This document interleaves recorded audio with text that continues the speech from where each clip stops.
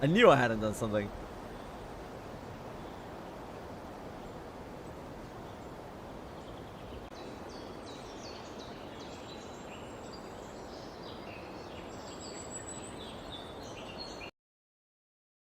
Hello, guys. We got Skyscope missions to do. Skyscope. Which I think is like M3s, dragons, and the Verboten, which I've never done before. We'll see. We'll see how those go. We are not doing that right now.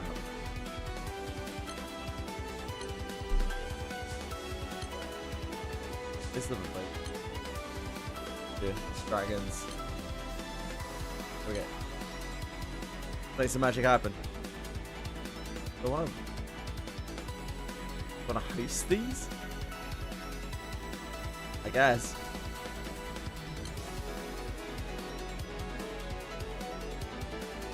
Beats me. Don't we need fire for this? Why do I have... Wait, no, I don't have it.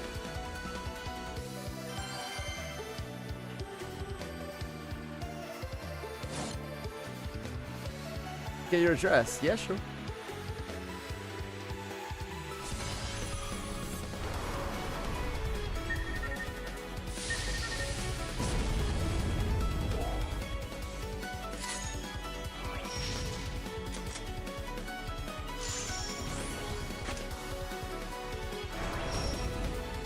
I did, for instance.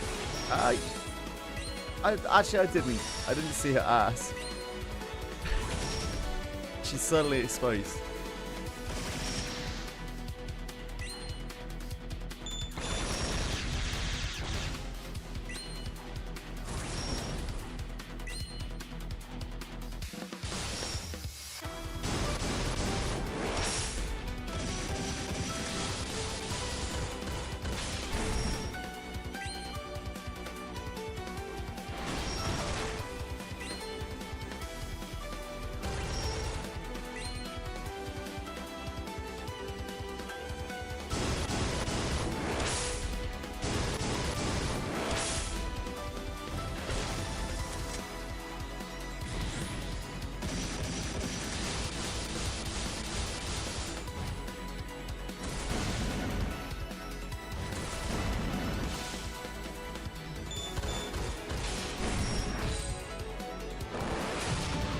Turn into a Guni game. I can.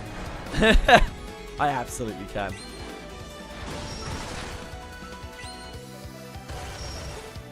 Hello, Asahi.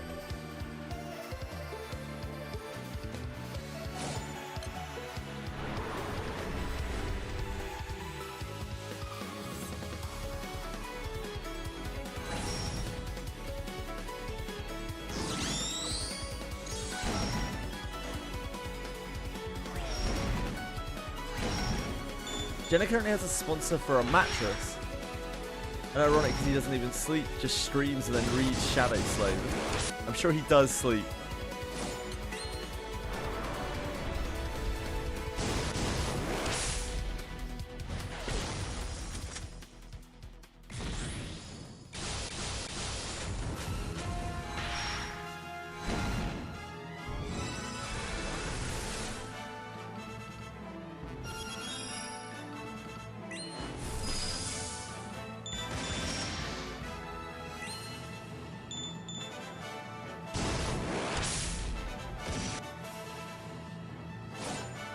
Are we doing well? I slept well. Not super well, to be honest. I slept a fine amount, but my sleep quality felt very low. I don't know what was going on last night. You know when you wake up and you got like sleepy, sticky stuff all over your eyes, right? That's how I usually know that I didn't sleep very well.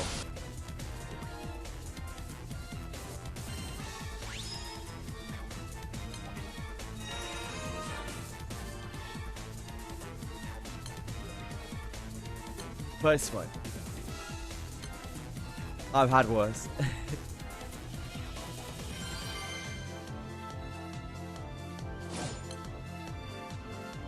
That's true, sir. How was Clock Tower? Yeah, it was really fun last night. We had a great time.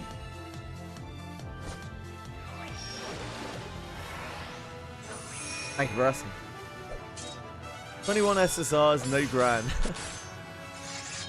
Just the way it goes. The way she fucking goes.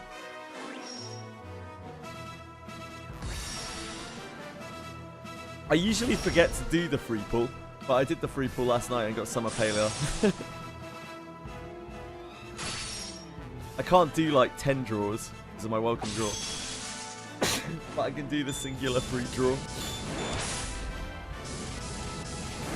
But yeah, I usually forget it exists. Thank you.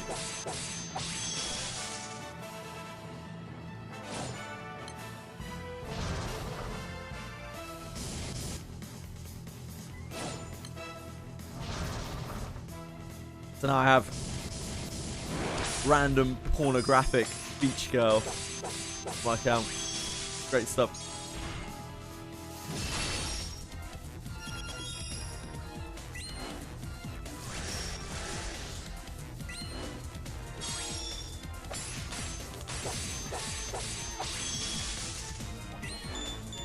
Yeah, too many clothes. It's true.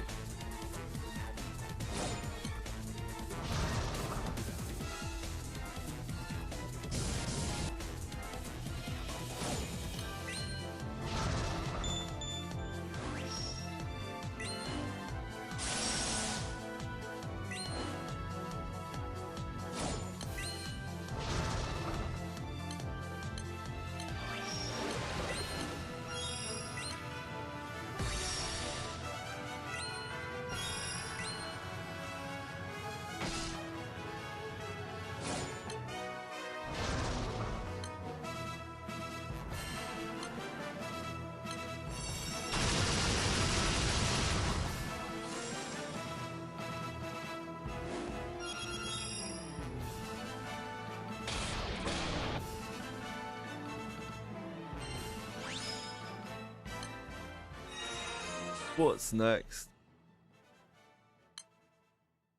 Leviathan Murray. Oh. You hate to see it. We don't talk about what's going to happen here. Oh shit, I should have put Lich in.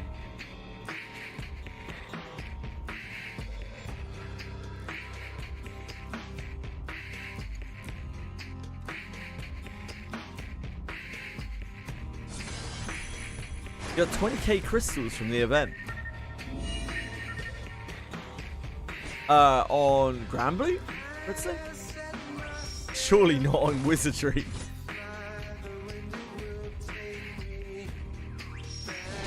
Do you even use the characters you get from free pools and such in this game? Do you as in do I? Or do you as in general?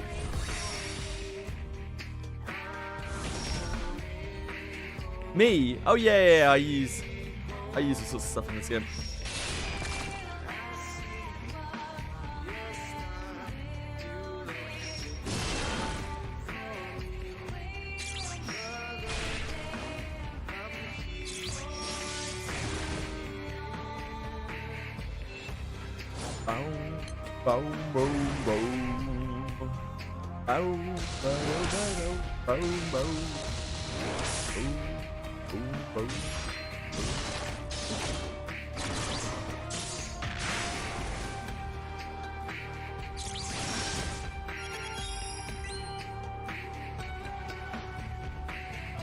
Yeah. My Earth, as shit as it is, as unbuilded as it is, literally does better than my light.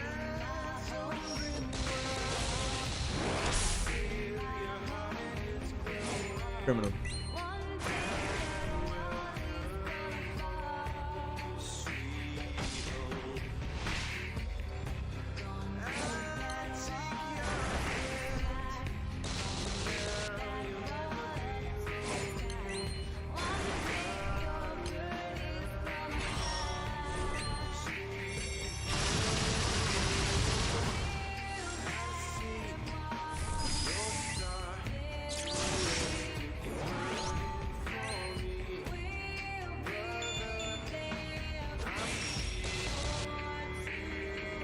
6% banner. The 6% banner is on right now, the Flash Gala. There are 2 galas in each month. There's the Flash Gala and the Premium Gala. The Flash Gala is always in the middle of the month. The Premium Gala is always at the end of the month. The galas are basically the base banner, but on top of the 3% for the base banner, you also have an additional 3%, which is going to be the grand characters that are related to that banner.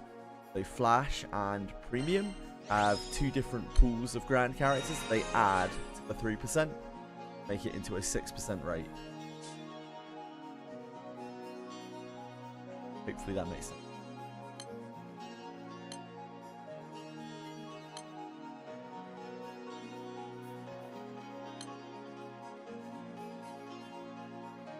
Got the Relic Katana and Daphne today. Congrats, Cyril.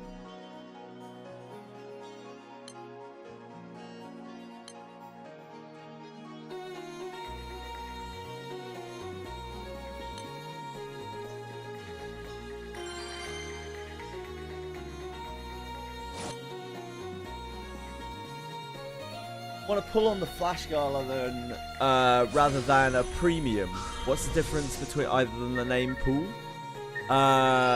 The other difference will be the time that it fires, because right now it's summer, so like it's summer period, so there are also summer characters on the banner. Other than that, yeah, they're all the same. Every Premium banner and every Flash Gala, sorry, every Premium Gala and every Flash Gala are always the same. Every Premium Gala has exactly the same pool. Every Flash Gala has exactly the same pool. They are different to one another. They have a different set of characters that they add to the pool. The thing that changes is whatever seasonals are running at the time. Right now it's summer.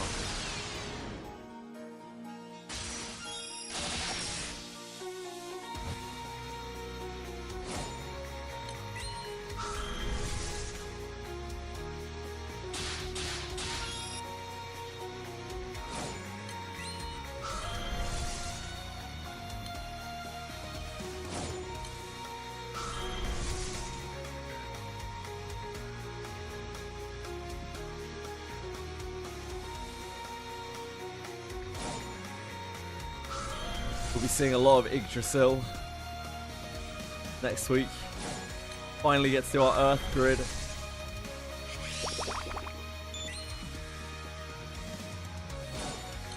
Oh yeah, we don't have buttons turned on Win, do we? Oops. Can we turn these back on now? Probably. Oh man, this is taking a while.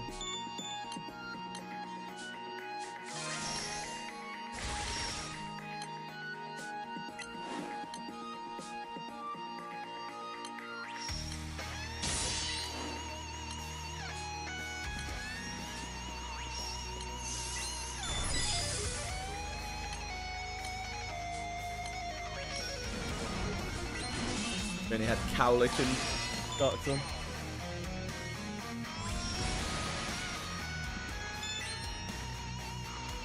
Shit stuck to my eyelashes. Damn it. Hi, Dick.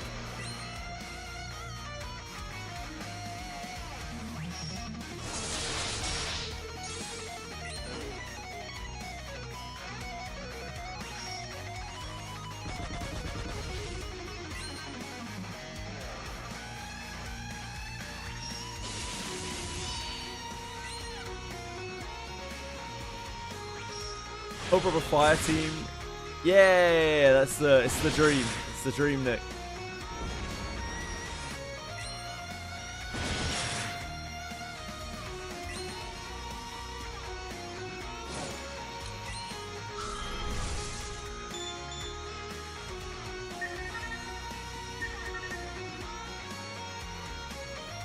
Congratulations.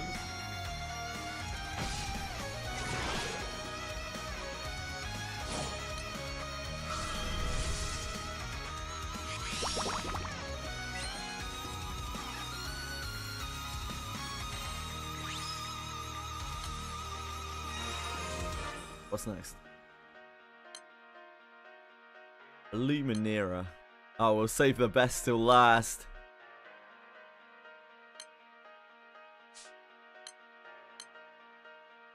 Can't wait to get my light into Celeste. Oh, baby.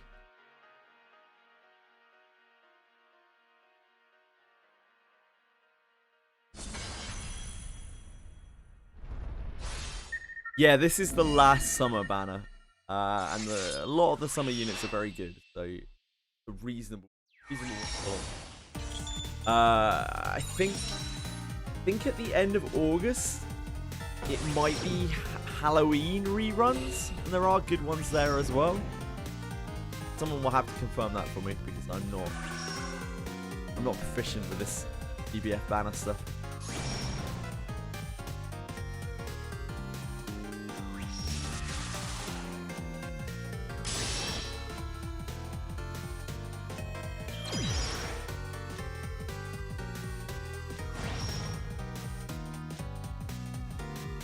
You need 300 pulls to spark. Hi, Elusen. How are you?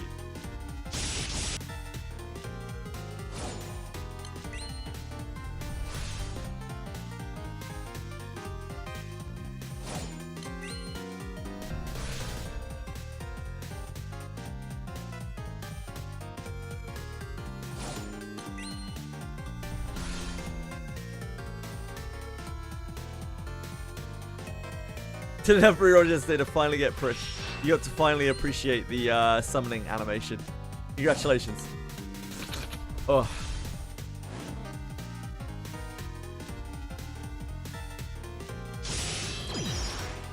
Yeah, particularly early on, you will accumulate quite a lot of crystals. Just from completing, like leveling up characters and completing things, doing fates and everything you do is just going to earn you loads of crystals.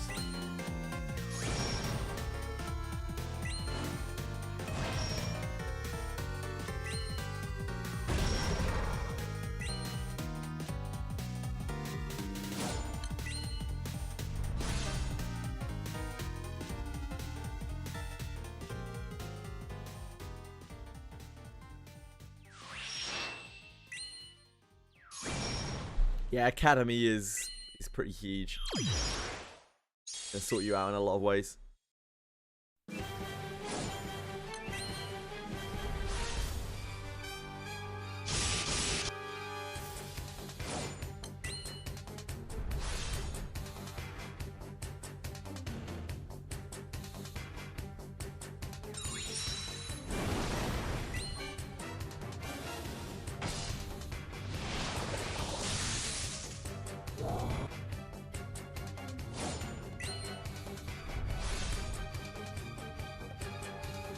So to play the game now for Prish and Larnavale.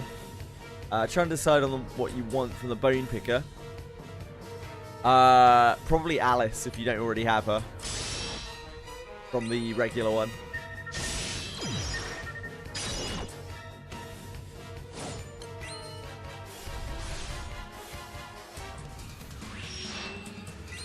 Oh.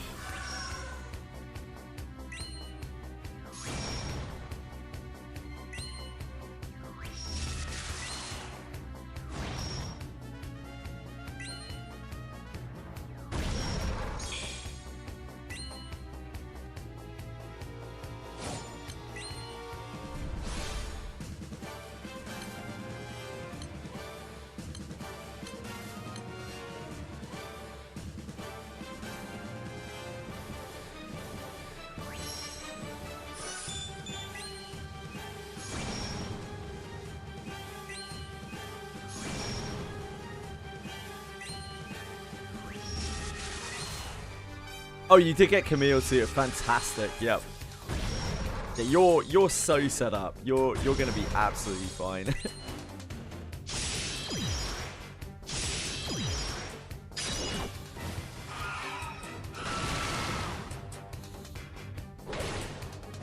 The game can be quite hard, like regardless, especially for someone who's not used to playing those games, and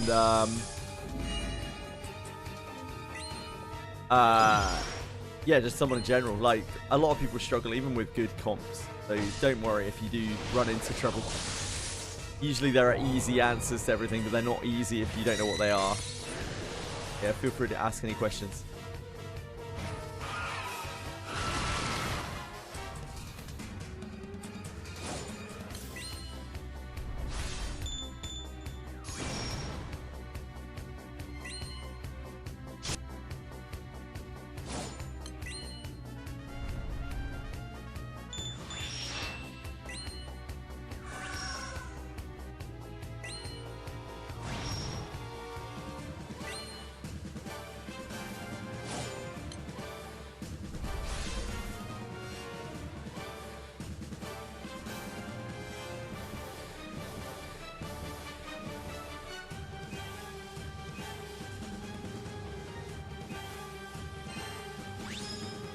Oh, baby.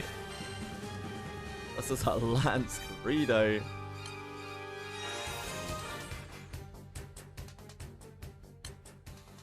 Oh, God, here we go. Maybe Summer Paler. Summer Paler will save our light. Something has to save our light. Maybe. Or not. Saying their stats, don't worry about it. Please, please, please don't worry about it. It's not a big deal. Generally, if they are physical damage dealers, you want attack. If they are support units, you want speed. You don't need to overcomplicate it more than that. And even if you get it wrong, it doesn't matter. Don't worry about it. Loads of people will tell you you're like about bricking characters. It's so ridiculous. Like, it's so ridiculous, man. You will be absolutely fine. Yes, I pulled once last night, Nick.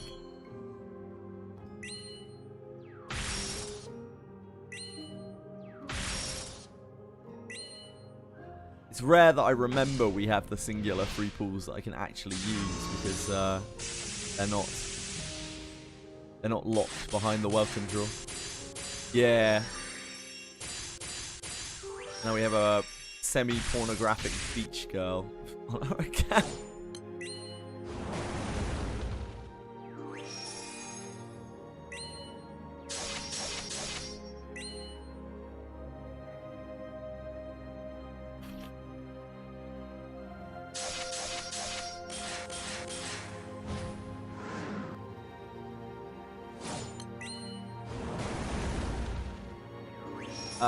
No, do not put it in Vitality.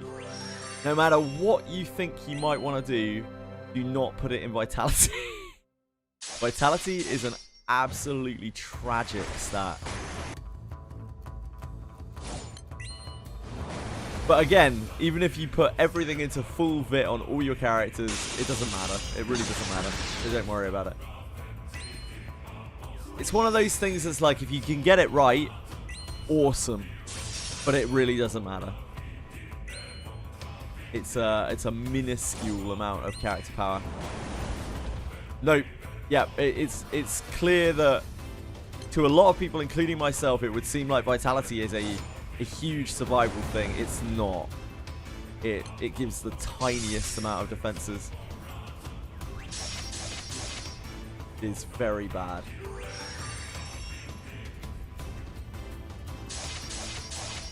It's really, really, really simple. Again, there's no need to overcomplicate it. You have a physical damage dealer. They get strength. You have a support unit, i.e. Alice, Camille, any mage. They get speed. That's it. It's genuinely as simple as that.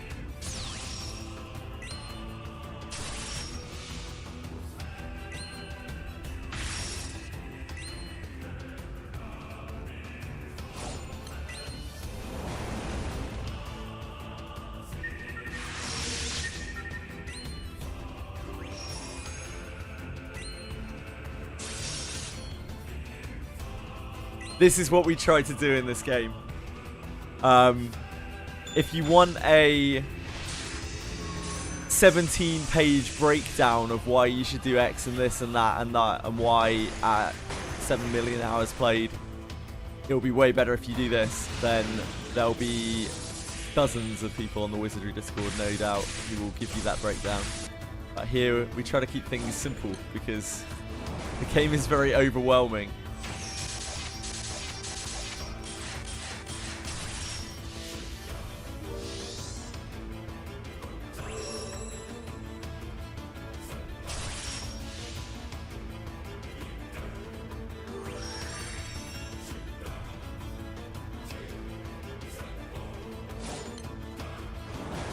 Yeah, I'm not surprised. It's ingrained into people who play gachas. A lot of people who play gachas. The idea of like bricking characters and that kind of thing.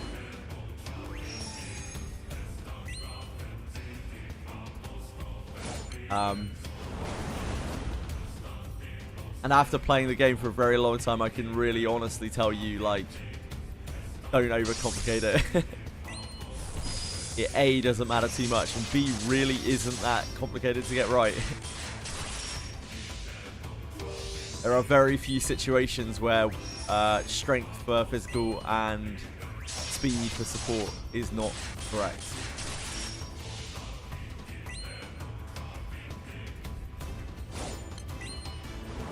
Bad luck, Senzi.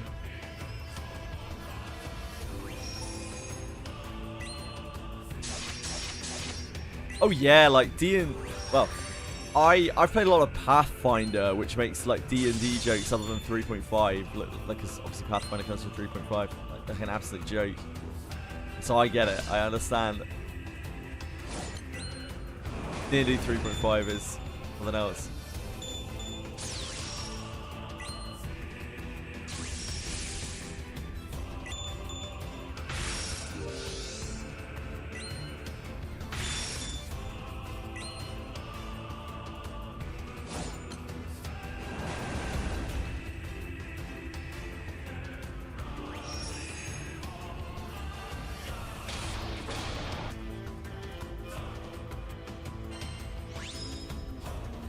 I'm not sure what I'm going to do with Paler. I don't know whether we just gut Europa because she's awkward as fuck, or whether we take out Aria and we just try to make use of Europa. Ariat's really good as well for triggering Europa, so I don't know how much better it will be with Paler.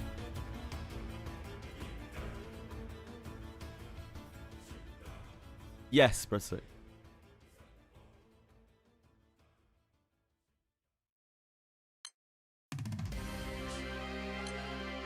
We have dragons.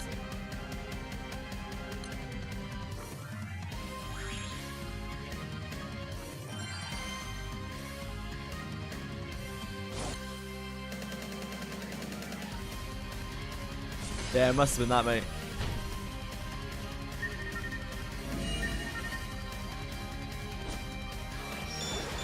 It is. It's a desire sensor. It genuinely is. I couldn't have wanted that unit less. From the way she looks, I couldn't have wanted that unit less. So here we are.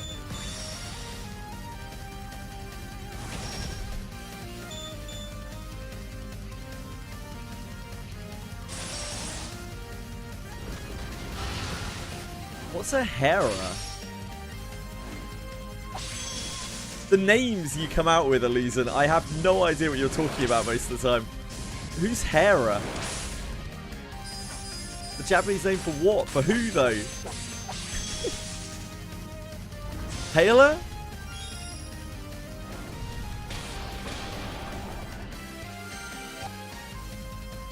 Ah, okay. Paler. Got you. It's very confusing as newer players when people use different names to things, because like we barely know the actual names, so we're just like, huh?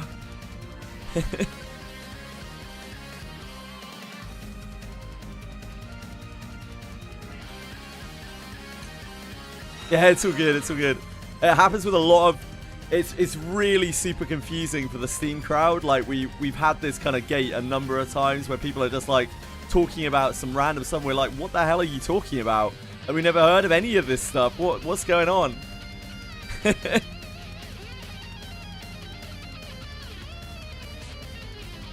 Feels like there's a real divide there.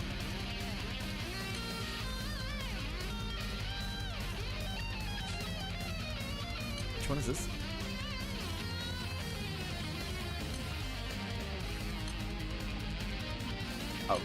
Oh, that's why we had that selected. Yep, that makes sense. Alright, Earth, it's your time to shine. Oh, fuck, why do we have a... just have a Colossus on? That's not gonna help. That's not gonna help. Yeah, it looks like it.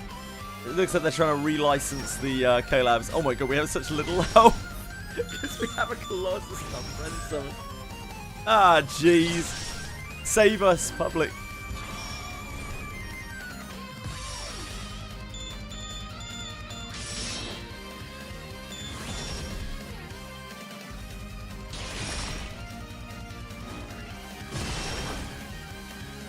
Were there any raids you need host of? No, I don't think so. Thanks though, Jam Man. Appreciate it.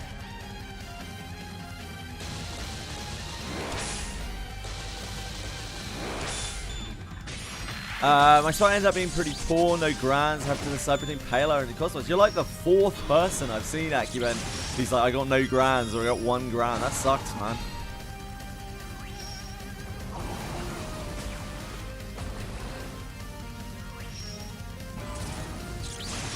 And yeah, I agree with Bite Me. You should, if the seasonal is good, you should certainly, and like a desirable seasonal, then you should probably take the seasonal and not the unit that you can get.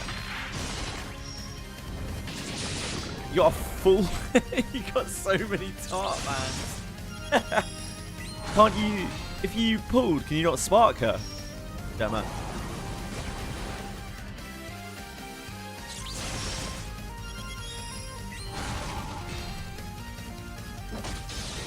So, what's the issue? Okay. But it doesn't sound like there's an issue there. You can just spark her. Like, when you're done. Sounds like you had a great session. It's great pulls.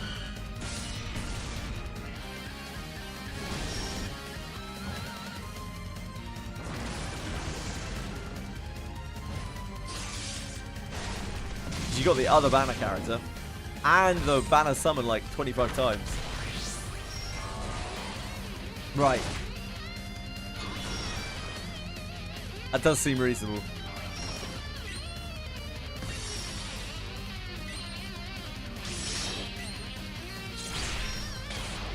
Love gacha luck and unluck.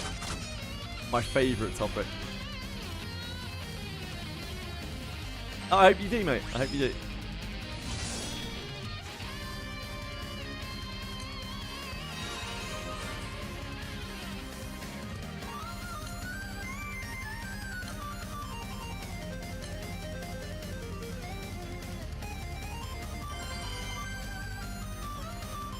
Basara. Isn't Basara really good?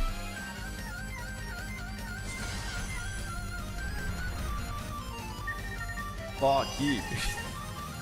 Is he?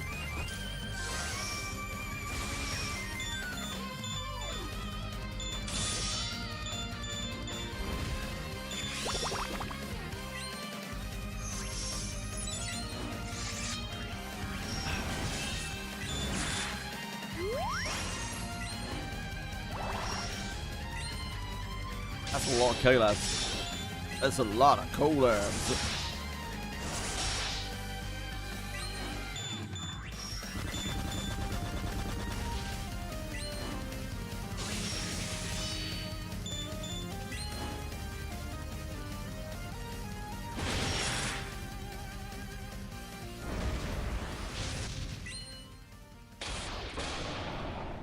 Whoa, that died super fast. Look at how squishy the dragons are.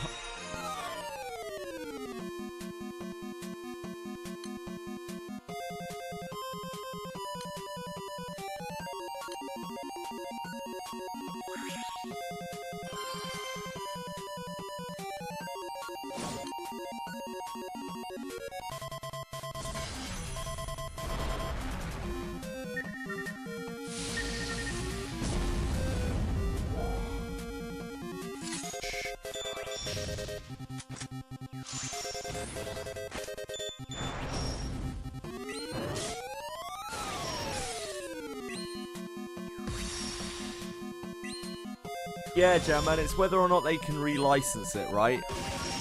For Steam. That's why they're doing the reruns, clearly. So, who knows?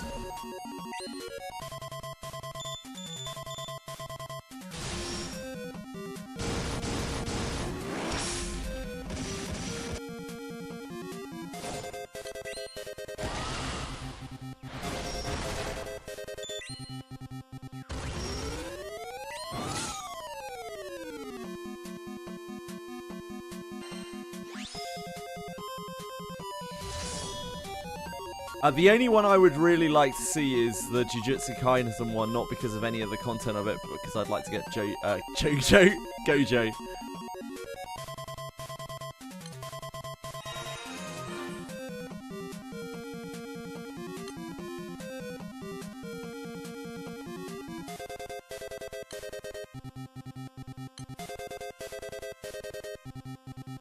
Let's actually change our... Shall we? Treat ourselves here.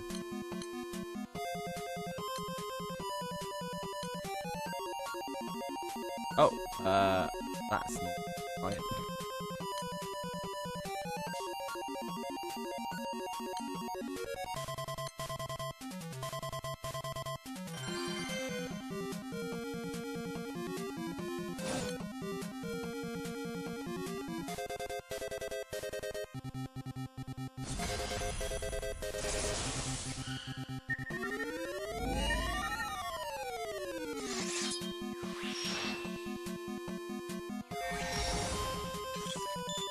Obviously the plot was ass, it was One Piece.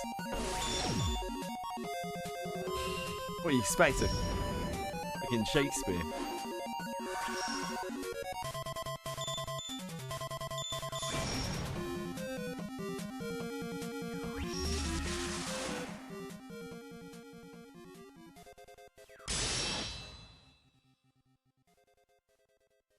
Shonen anime plus plot equals question mark.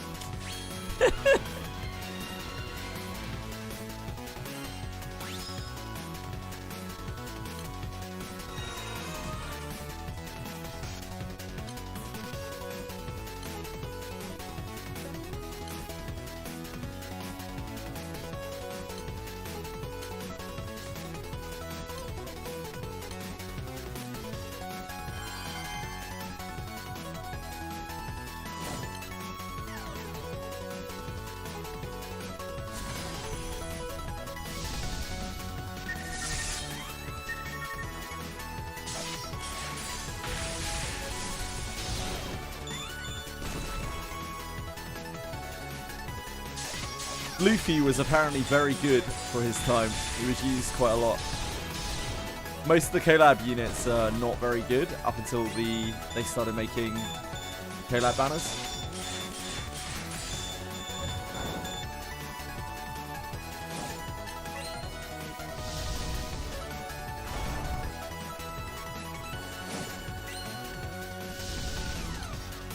Click G.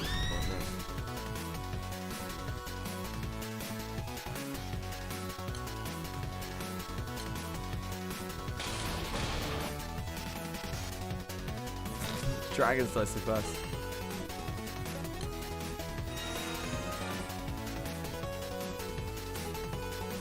Damascus crystal. Oh my word. Right. We need to do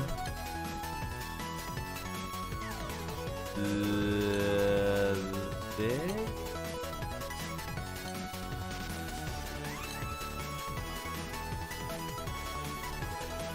I don't know which of these we need to do. I think we need to do these two. Maybe not Peacemaker's Wings. We have to do the like normal version of some of this shit.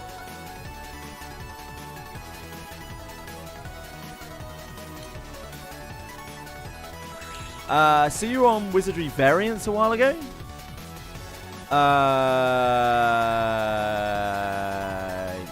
Yes, I play a lot of Wizardry Variants. Daphne. How's the game as a free-to-play player? So it's pretty fun JRPG a while ago. You know how it is with gacha? Power creep eventually get you spending, or does it give you enough rolls to be able to keep up with the dungeons? Okay, so it's a very difficult question to answer. The game is entirely playable as free to play. You can clear the game with any units, right? The lower rarity units are very strong, very, very, very strong. Even 2 years later, they are very strong. One of which is probably the best character in the game even. However, as a strictly free-to-play player, your gem income will be minuscule. So if you like pulling on things flashy shit, yeah, that's not the game for you. If you get the battle passes, your gem income is fantastically good. The battle passes are amazing in that game. But as a strictly free-to-play player, yeah, you're not getting shit. But yeah, you can play the whole game. You can enjoy the hell out of the game with as free-to-play. I know loads of people who do. The game has been cleared with no-name adventurers. That's the lowest rarity of adventurers. The game has been cleared at low levels. The game has been solo cleared. you can enjoy the whole game without, you know, ever spending a penny or whatever. Depends what you want out of a free-to-play game. If it's a game where you are going to feel bad because you want to pull all the time, yeah, you're going to feel bad because you're not going to get to pull all the time.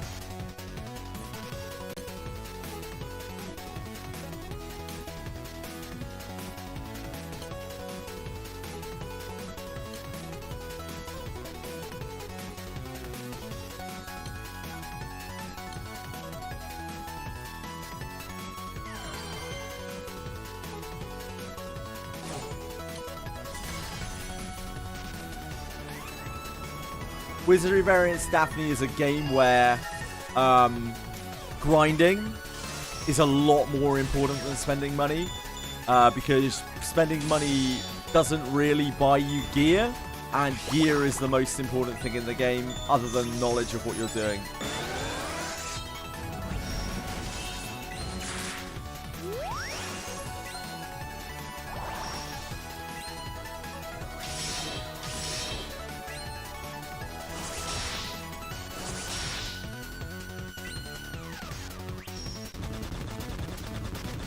No, I didn't.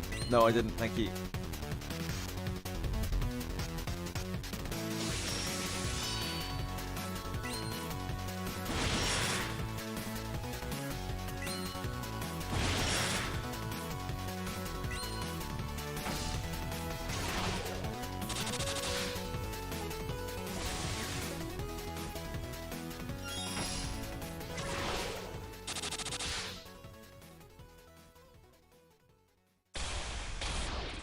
It wasn't too bad today. It just picks a random number. It's like, yeah, that's what I'm gonna set your mic to. When I beat up Clock Tower, it's like, great. Thanks. Yeah, thanks for that, Nick. I would have forgotten.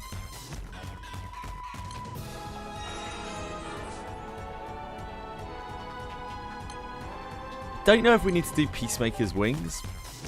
Don't think we do. I guess we could double check.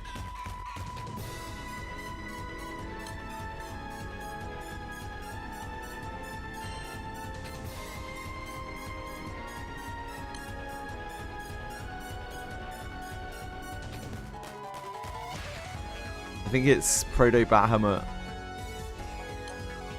We'll complete these tomorrow. Oh, there's more of these. For some reason I thought, because they only had 1 star, I thought like that was it for these. We just did it once.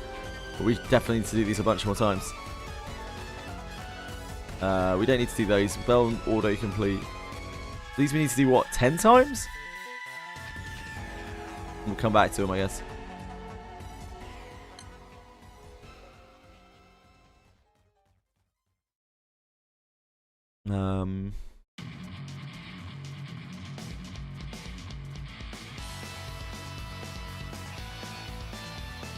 Ah, they're for the favorite system. That makes sense.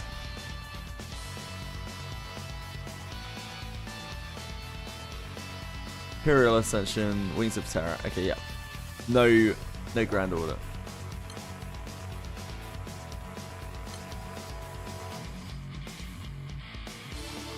I guess we'll start doing them on here then, because like I don't think I have host materials for most of this stuff.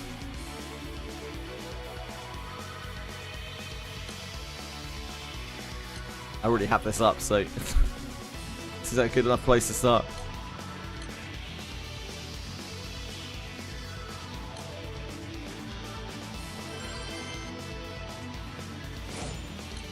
Play Granblue, so rolling is definitely not a desire to complete outside of specific needs. How much does that battle pass run you? I think they're like there are 2 battle passes. There are 3 that you could get in total. There's one that's $4. There's one that's $8. Those are the gem passes, and there's a mission pass which gets you some other stuff that's another like $8. You don't have to get any of those. You could just get like even the lowest one. They're very, very, very good for gem income. They like more than double your gem income.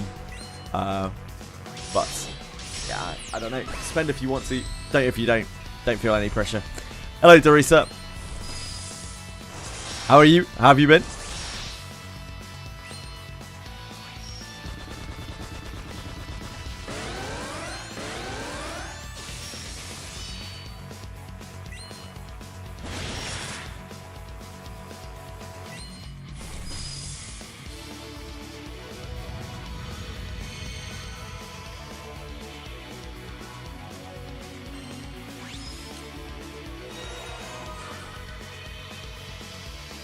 I'm great, thanks, Teresa. Yeah, not too bad, thank you. Just getting on, you know. Thank you for lurking about. Yo, all these ultimate behemoths, huh? That.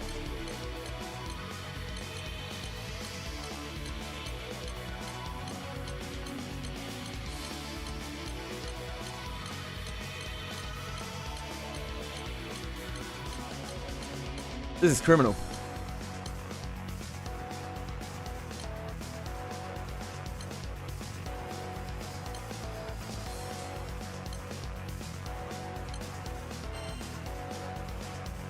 Did I just put that in the wrong slot?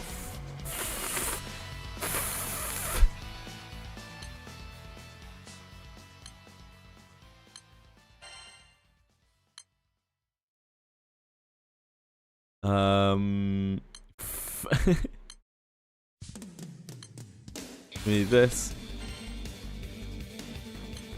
We need this.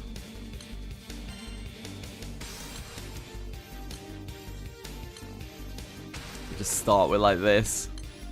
No, not that. They're actually hard. Work our way downwards.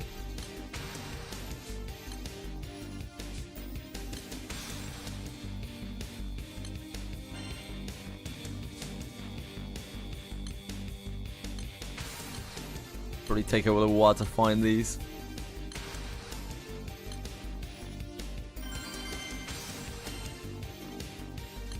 I'm so desperate to get into these, oh my word. Guys, I got some Gen Micha, which is green tea combined with brown rice. Cool. Enjoy it.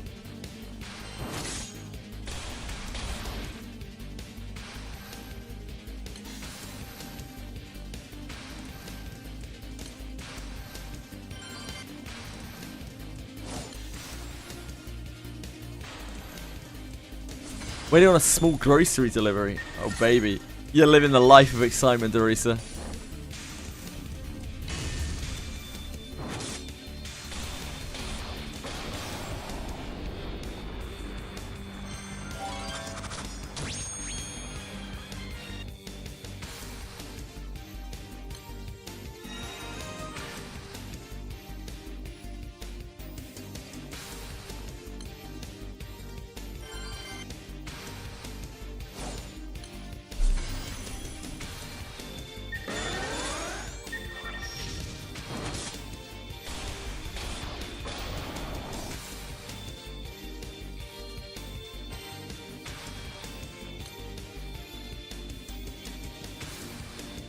That Baha is super squishy, just attack button it. I mean, I'm not trying to do anything to it. But thanks, Epsilon. I just want to tag it. It doesn't really matter what I do, right?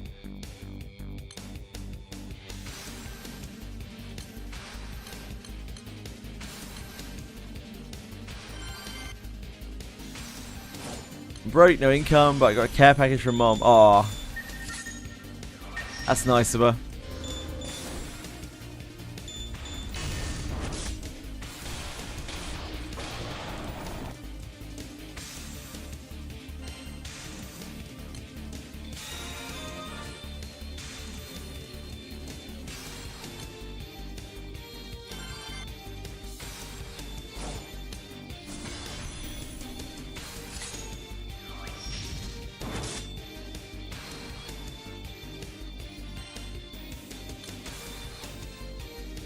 Some more rusted weapons, just what we want. We already did our proto Bahamut due diligence. Disability retirement was approved. Waiting a few months to get first pay. I'm really glad to hear that. Oh, that was the home button, not the reload button.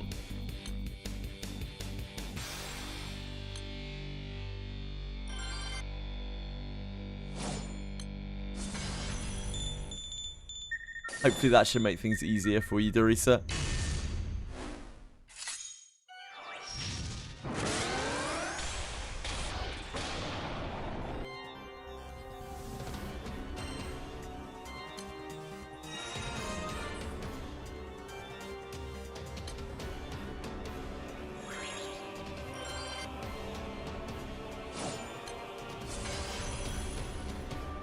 How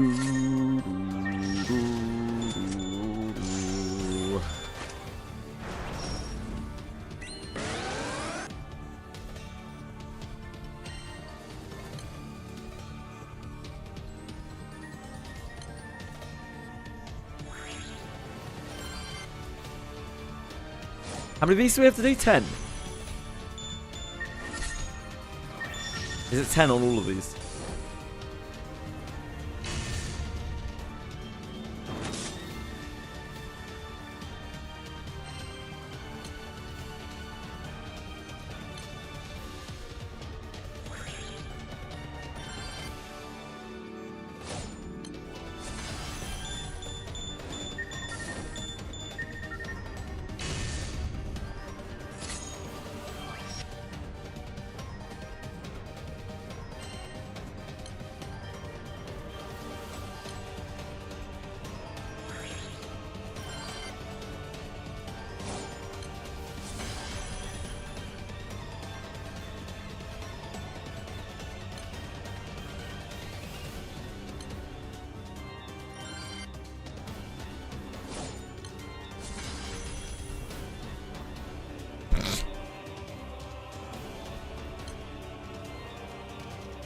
Proto Bahamut.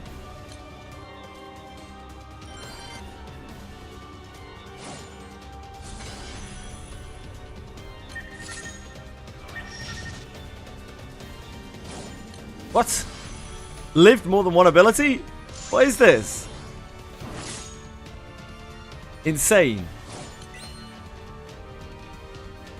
We have no damage because we have our full loot set up for this. We have mini mimic Manatura.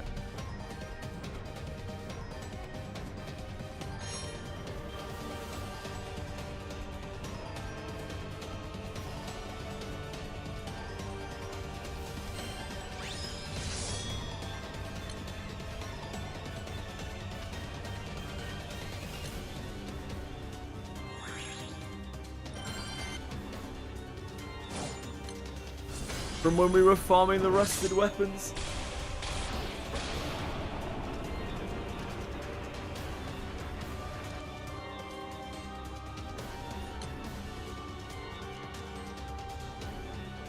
Rusted weapons. Great. I'm sure Fox is very excited about it.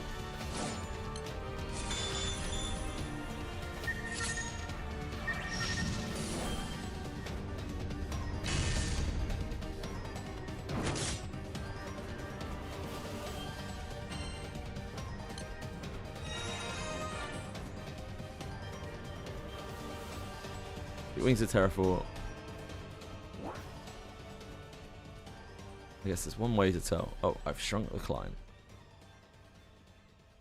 Missions. Skyscape. Summer missions.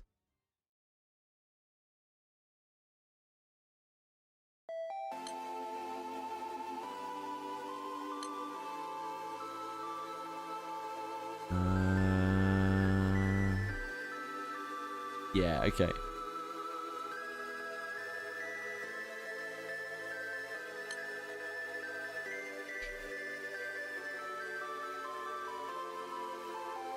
Yeah, it's 10 times each. Okay.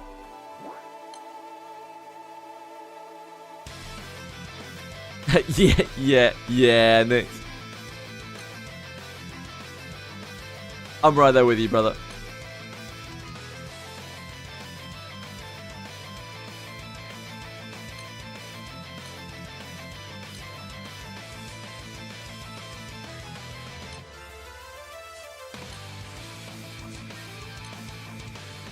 Best not to think about it.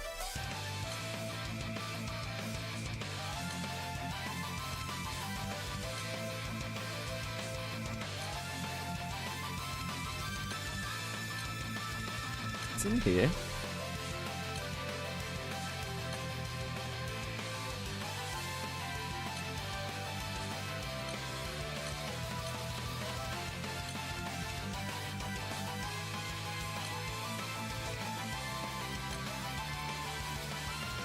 Ah, there it is.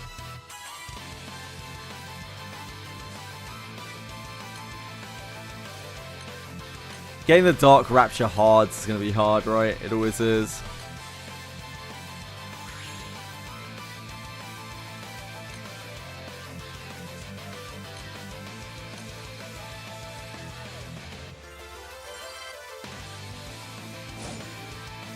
Should really have a Stariola on here, probably. That this dies that quickly.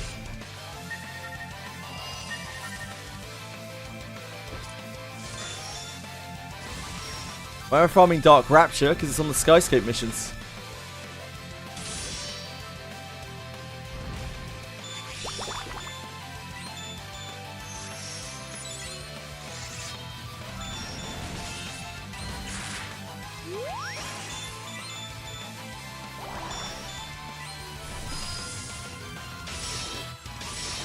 Oh, it does die quickly. Okay. Yeah, new unparalleled photos today.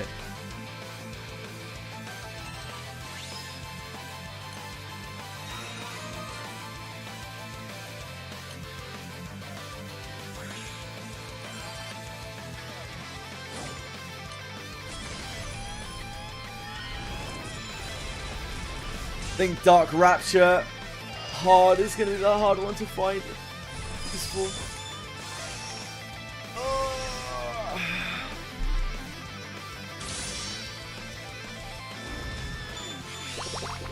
NBC came and killed it. Nice.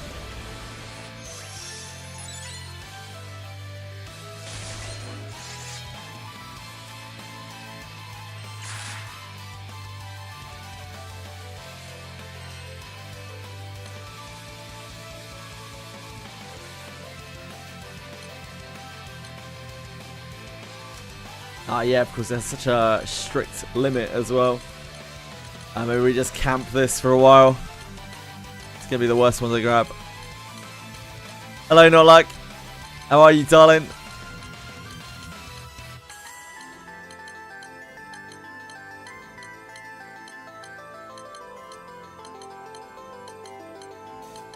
I'm alright, thank you. Yeah, not too bad. What are you up to today?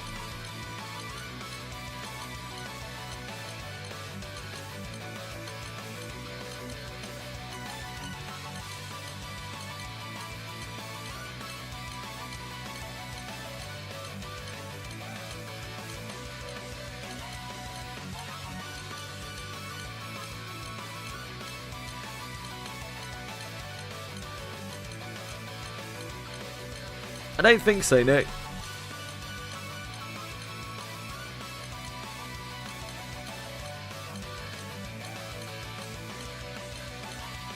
No games. It's a tough life, mate. Damn, we're gonna have to be fucking sharp for this.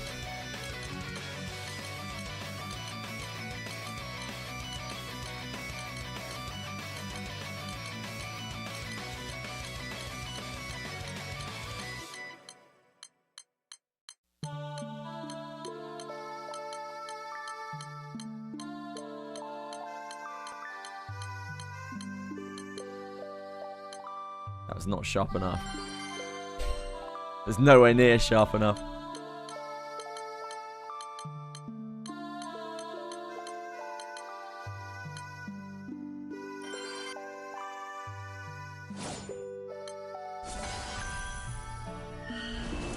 I don't know anything about Dark Rapture Hard. Or Dark Rapture Zero, in fact. I don't know how to do these fights. I have absolutely no idea.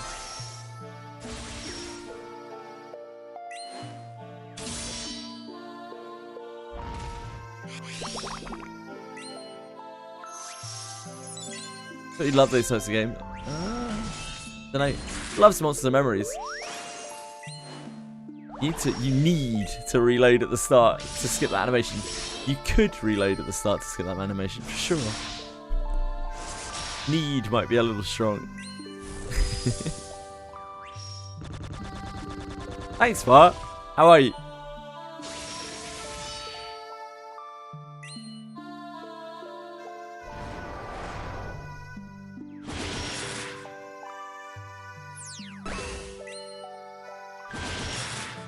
Late for tag. I doubt he'll die that fast.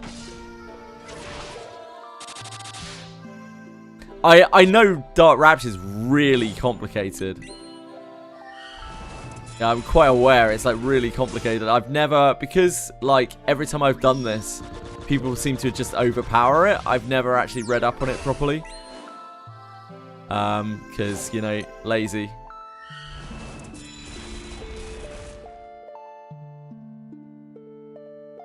I would like to know what's going on, but at the same time, I kind of can't be bothered.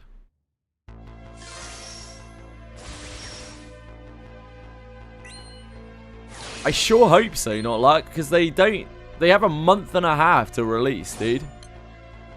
Took you a year and a half to find out how the raid actually worked. Wow. It's wild.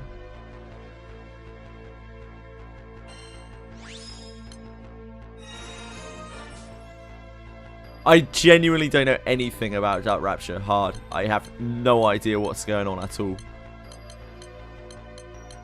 I just get my tag and people kill it. Like, people just blow it up. I don't think I've ever seen it fail. But, like, it's clear that the mechanics are brutal. So I guess it's just a damage thing. Like, people just deal too much damage. Compared to when it came out.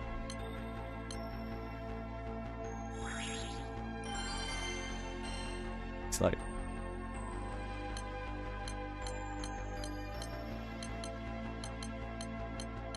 See, Elysian says that. I have no idea what he's talking about. Lose 18 characters. Actually clueless.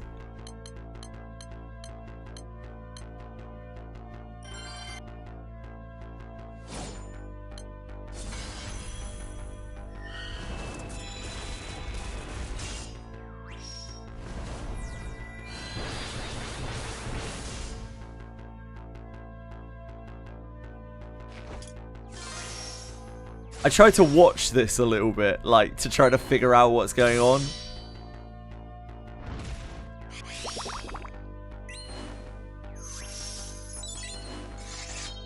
But it doesn't make any sense to me. Maybe one day I'll figure it out. We only had up to Magna 2, and our summons only have 1 blue star.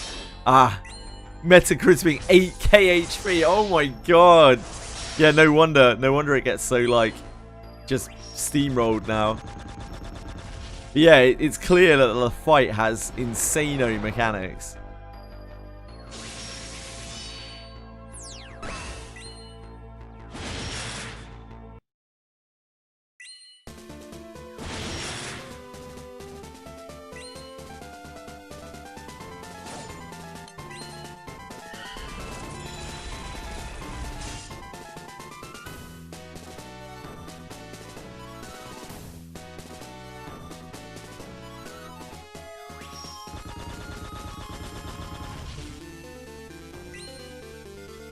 I imagine that took a little while for people to adjust to if they had 8k HP, yeah, and you're zoning into it and just instantly getting nuked for 4 times your life total.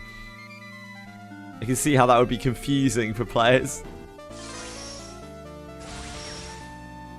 You're like summon blocked for the whole of it as well, right? Or for a large part of it.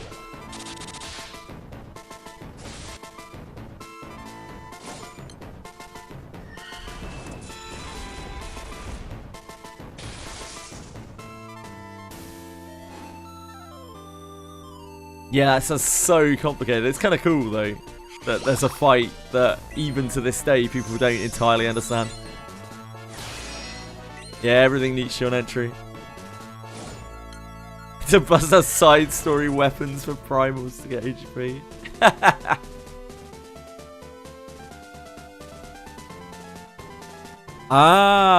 Of course, yeah, this introduced Dark Opus, because obviously you need all the mats for Dark Opus.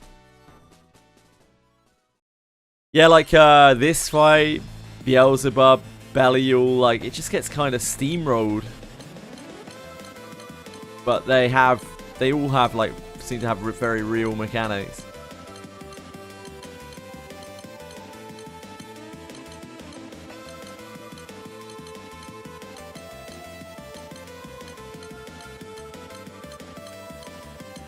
He used to heal with each character. Very interesting.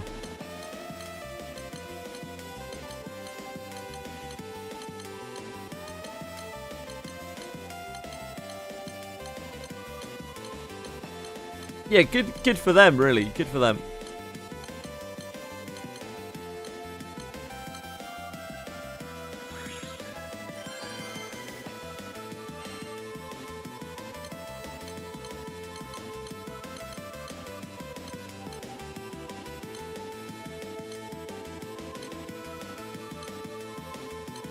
Yeah, it makes sense.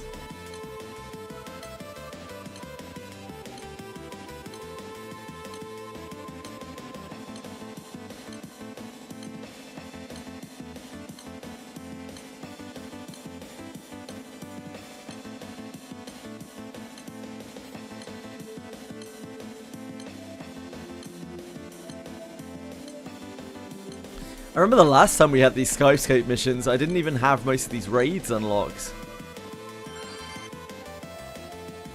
I had to like beg for clears of things because I literally couldn't even access the raids. We were still on like story chapter 50 or something.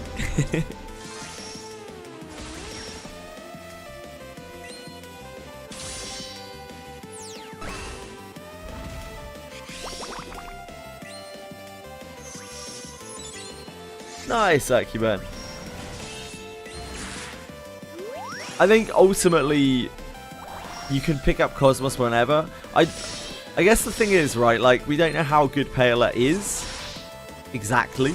She seems pretty good, but we don't know really exactly, you know, like how good she is.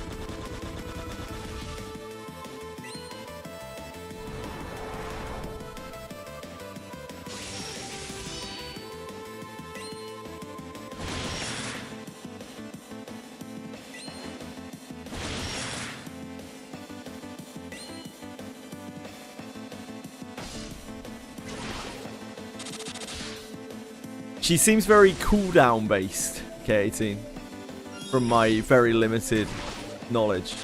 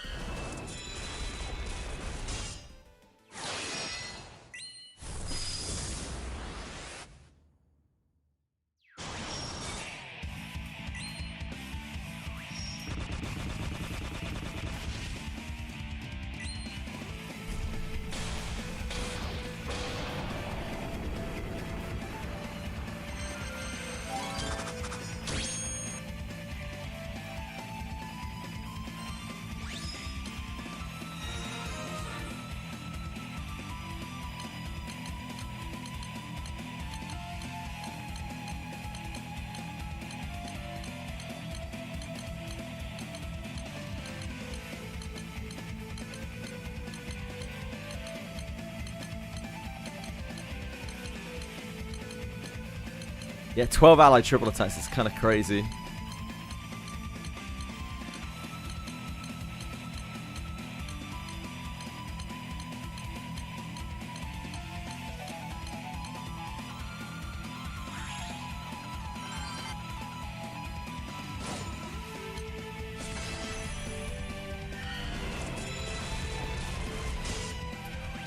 It feels like she has kind of bad synergy with Yoruichi.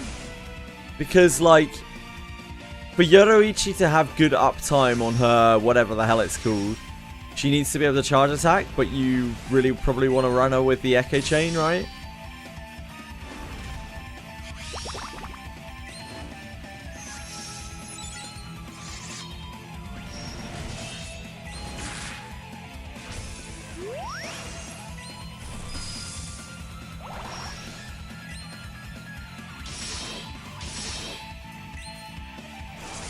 Yoruichi feels a little bit weird to play with. They actually have like kind of anti-synergy with each other, even though she provides Thunderstruck, which is kind of useful.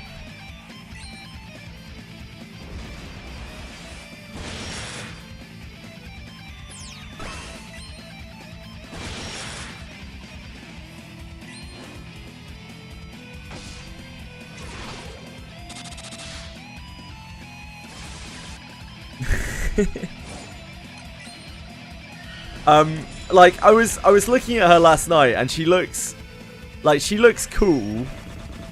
But yeah, like it's another unit that seems to have. I don't think she's like as niche as formal Europa, but like she's another unit that seems a little bit niche. She doesn't seem like she meshes super well with every unit.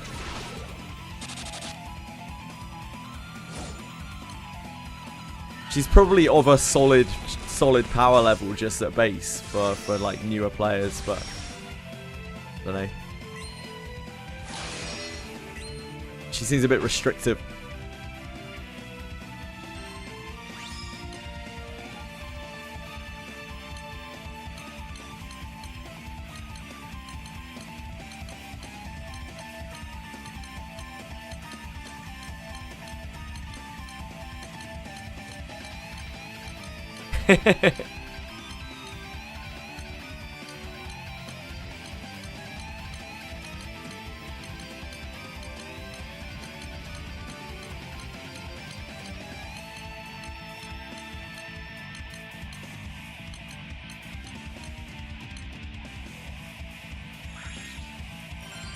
As we were talking about yesterday, when you make like 60 characters a year, it's very likely that one or two are going to slip through the cracks and be way too good for way too long due to the way their mechanics interact.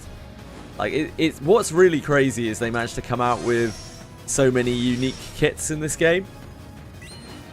But they must have a lot of work going into their like kit creation team.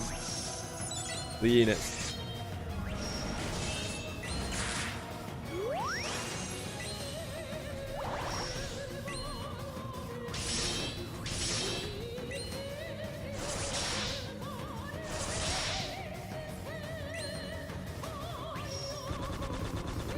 I love Osiris. I absolutely adore Osiris.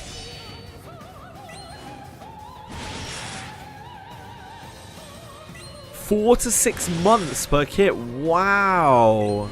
That's wild, dude. Considering how many they make. That's absolutely insane. But yeah, it shows. Like, the kits in this game are... I haven't seen a single unit's kit that feels like a cop-out, that feels just like they've taken another unit and like copy and pasted it and just made it better. Like every kit in this game feels unique, and that is an oddity like in gachas, especially for a game that releases so many units.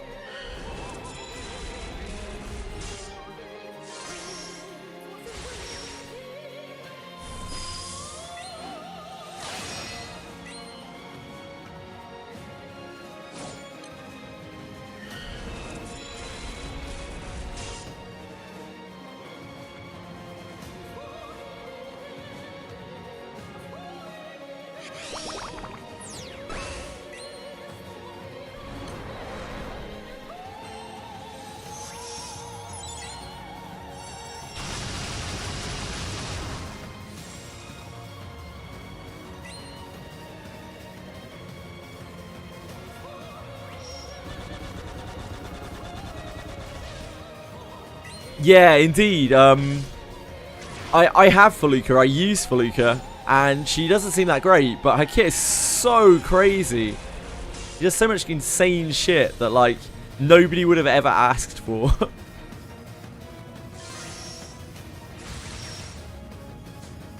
So the amount of time, and she's not even a grand unit, right? Like the amount of time and care they take over each character to design kits is pretty unparalleled, I would say, across any gacha game I've ever played. The only game I have seen kits as intensively worked on is probably Langrisser, because they really did do a great job with the kits in Langrisser. Made every character feel extremely unique, but they made nowhere near as many characters in a year as Granblue does.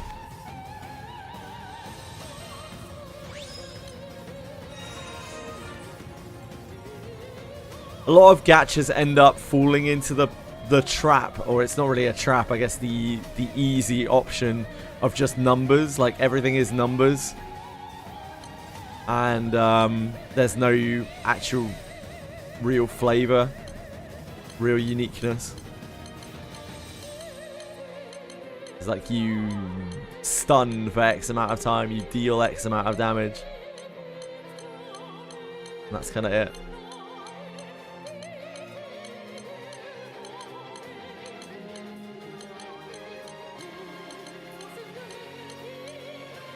It's probably the first time that I've been excited for units in a game since Langrisser.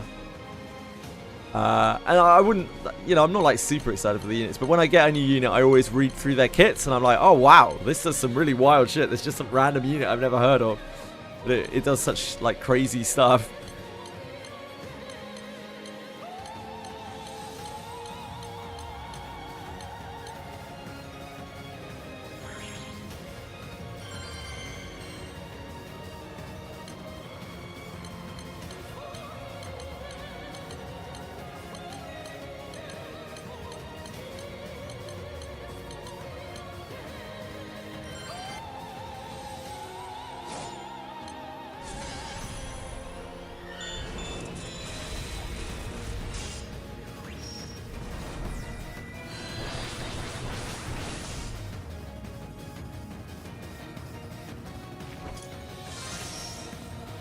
I've seen units that are like 10 years old in this game where I'm looking at their kit and I'm like, wow, this is so intensive.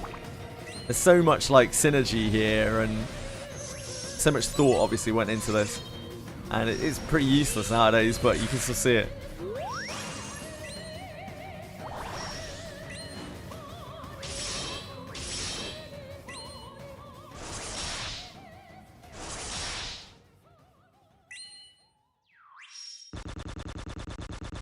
Yeah, it means there are a lot more units that are kind of niche and have specific synergies and interactions. More often than not, as I say, it's how they play with other characters, I would say.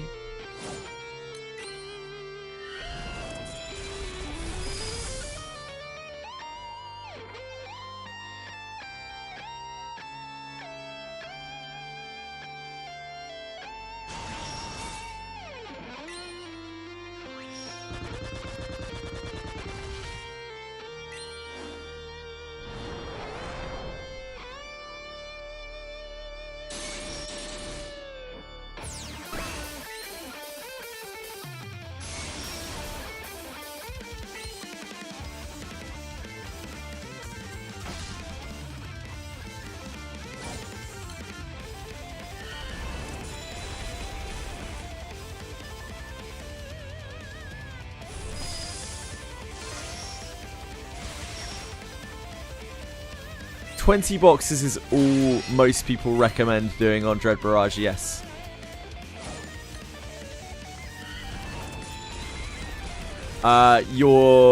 That's about 5 point something million personal honor, individual honor, which means it's not too hard for a semi-active crew to get like 9 people doing that to get your 45 million crew.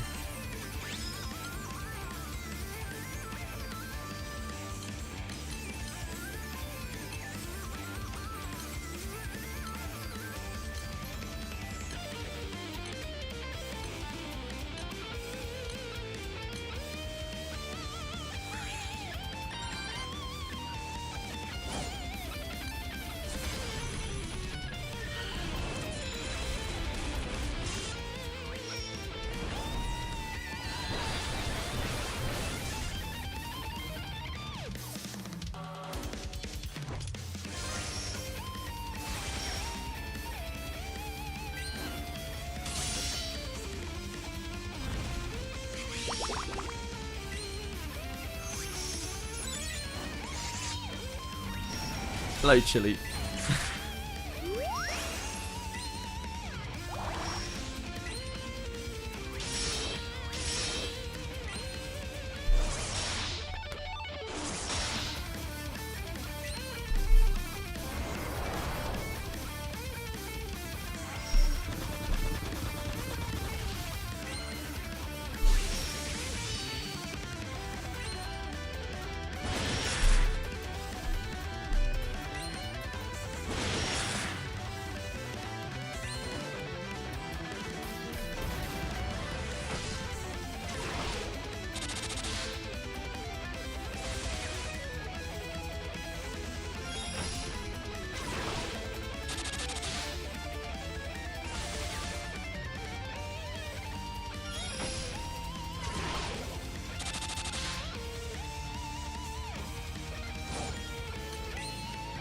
I feel like I'm really going to want a Saucer for Zuzia, which is very awkward. There are so many grids that I have seen and I would want to use that you use for Zuzia as a main summon, even in a lot of cases.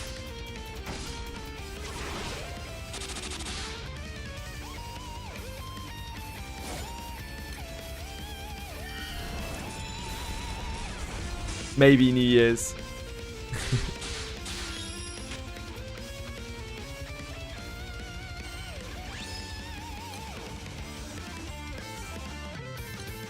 Bullet Dance, yeah. Bullet Dance 2, I think, to be specific. Bullet Dance 2.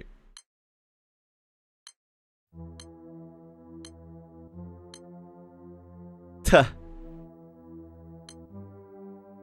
Hello, Shuggy.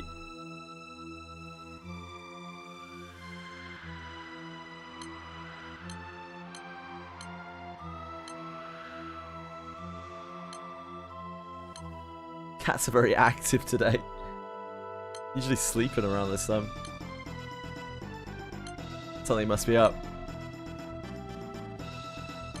Shit, I waited way too long on that.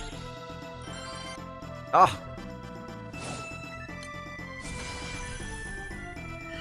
Too many people out there with even more old man reflexes than me.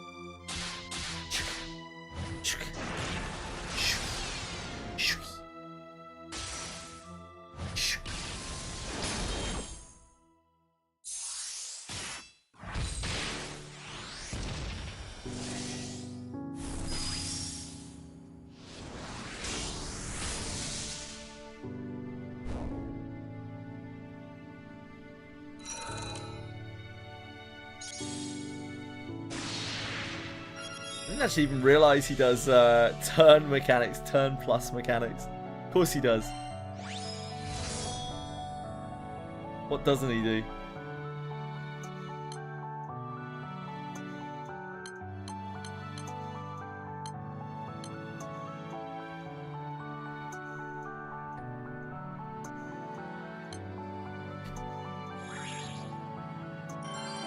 Made me miss the Lucilius. Okay. Definitely not my own ineptitude.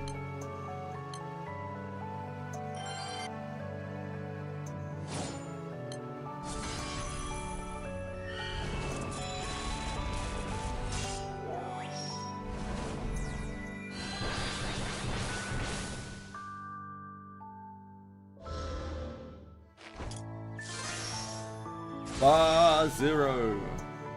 Bar Zero.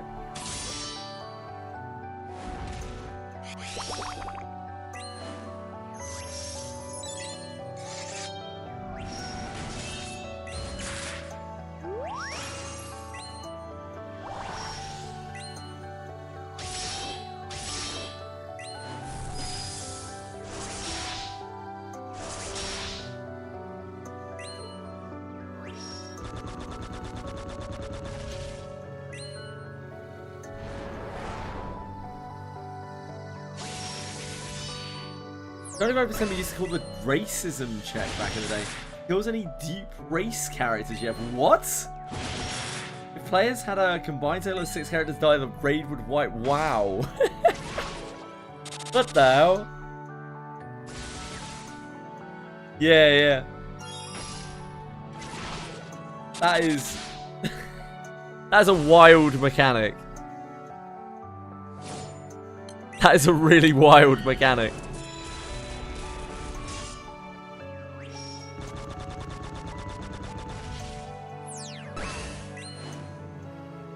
Two of your characters would die. Yeah, I'm guessing so.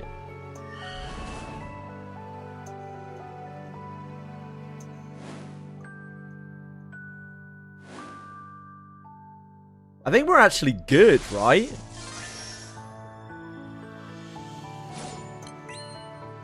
Like, we're good on that. We have Draft Human, a rune. Primal something.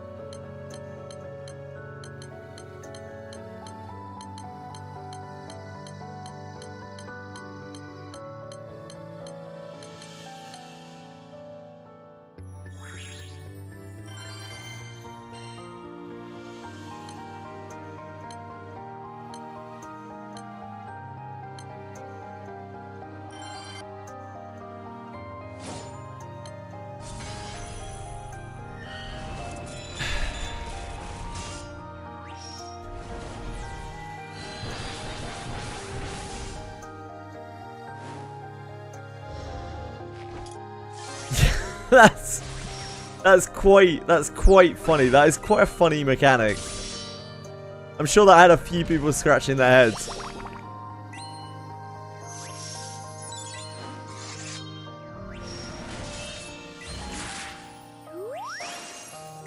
Bad luck, Emily.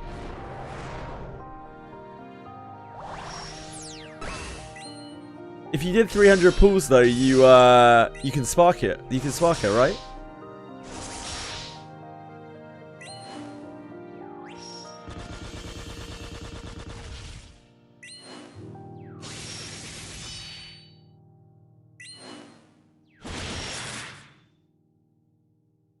Done any hard raids? What do you mean by hard raids, Sage?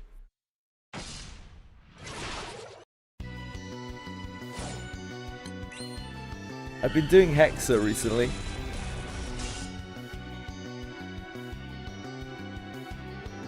Yeah, I've been doing Hexa recently. I still don't have a full grid for it, and I'm missing Alexiel. But I've been chipping away at it. We have some amount of success rate.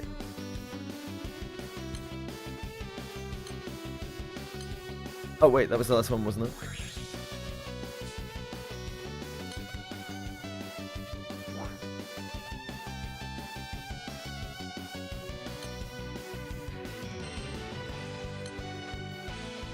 I'm pretty sure that was the last one.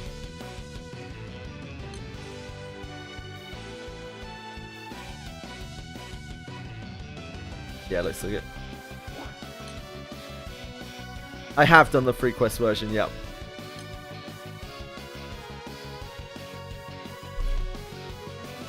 Your Sierra cast is fully complete. Nice! That's huge. I guess we'll just like start chipping our way through these. I'll leave the Verbodens till last because I actually have no idea what I'm doing with them whatsoever. I have never even done them once.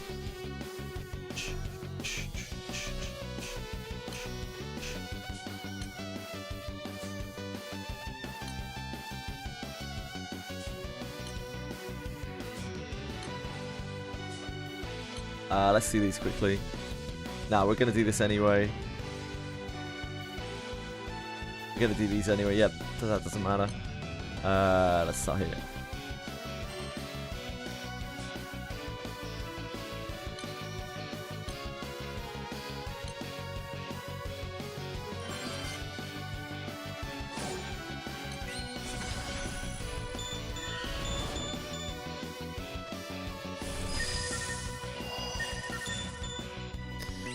Need to do Hexo, thinking you're gated by not having certain character grids completed. That is, yeah, it's pretty much why I went into Wind to start with, because I knew that if I completed the X grinds, it almost didn't really matter what other units I had. I would always be able to make a team.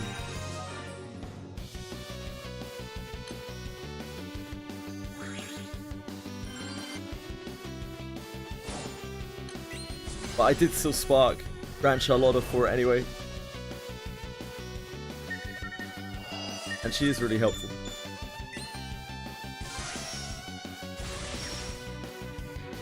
Yeah, Katera was in the selection.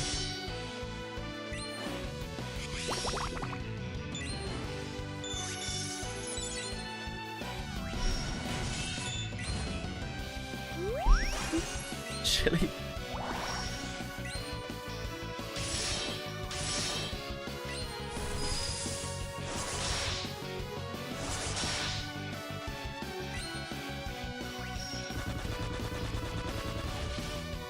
Yeah, it's kind of rough to source old characters, especially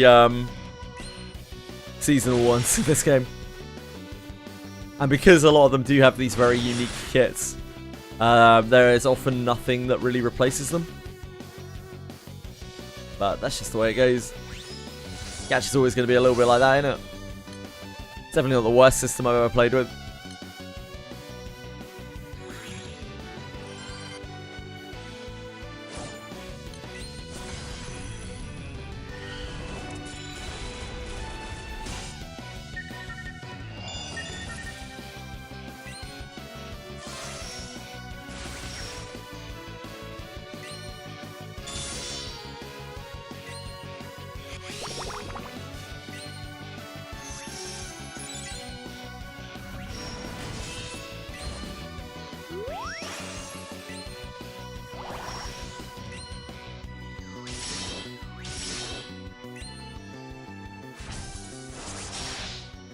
Yeah, I can see that, KT. Unfortunately, like, for someone breaking into those things, you lack knowledge of how to do them. And most of the knowledge that's out there to teach yourself is using very specific setups. So, like, while I'm sure that is true, it doesn't actually really help that much. You would need someone to specifically kind of coach you and tell you, like, oh, you can use this to help mitigate this. Probably. Very, very hard to, like, come up with that stuff as a new player. You lack understanding of the system, like broad understanding of the systems.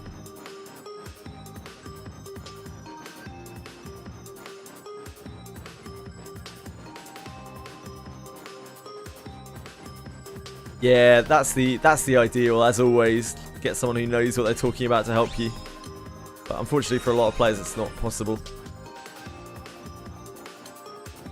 Which I think is probably why I see a lot of, like, oh, I need this unit, I need this unit, I can't skip this unit. Because if you don't get those specific units, you literally can't, like, you can't find a way to figure out how to do an encounter.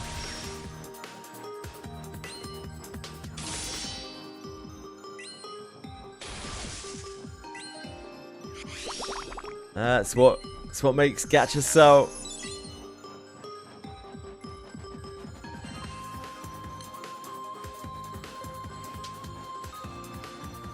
when everything's so complicated, yeah, Bonky Donkey. And I'm not criticizing the game for that really, even because I think it's fun that the fights are that complicated.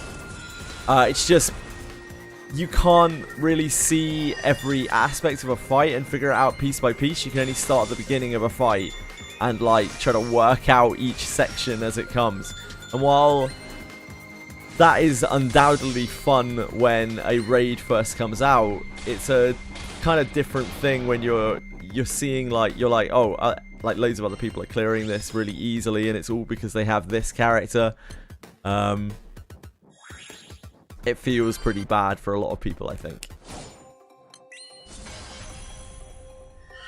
I personally made the choice to do wind because I knew that it would be the most reliable way to get like HL clears, because I had both the foresight and also the advice to be able to do those things, but a lot of people don't have that. Yeah, indeed, K18. And like, I think there's lots to enjoy in Granblue without it, but yeah, I think a lot of people fall into the trap of just like, it's the same thing in a lot of gachas, right? A lot of people fall into the trap of, I must compare myself to other people. I'm like, if I'm doing worse than other people, then I can't possibly have a good time.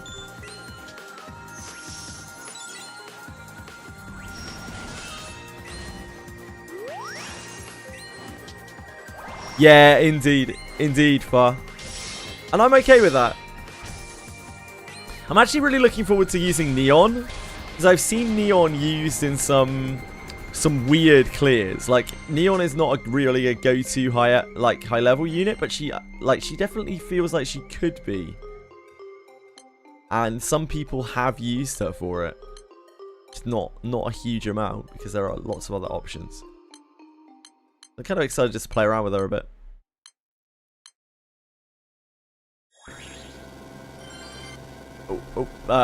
What team do we have for this? Yeah, I know that Captain Zero, but I've also seen Neon used in some slightly oddball high-level setups. I think it's kind of cool.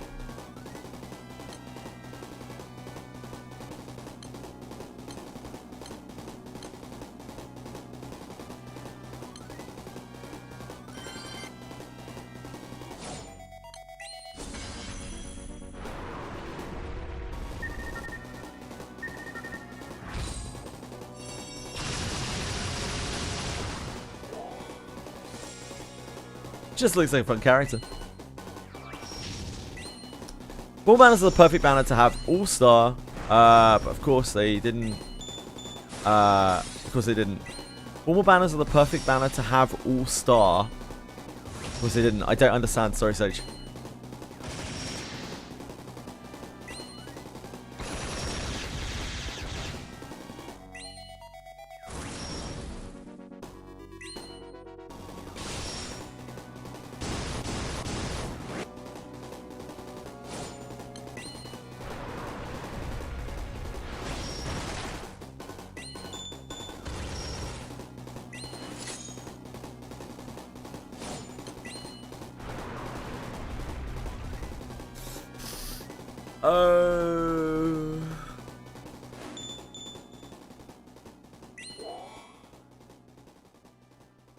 I mean, a long time ago they used to have all the seasonal characters sparkable at the end of the month, like Halloween.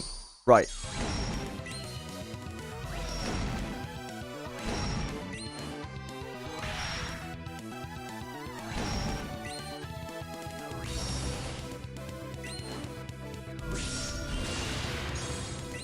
So, like, I kind of, in a weird way, I kind of like it. I kind of like how a lot of the characters in the game are kind of exclusive, because it means that a lot of people have different teams, and you don't just see exactly the same units used by every single person in the entire game. I think that's kind of cool, but obviously it's also awkward when people feel like they need very specific units to do things. So it's a weird one for me.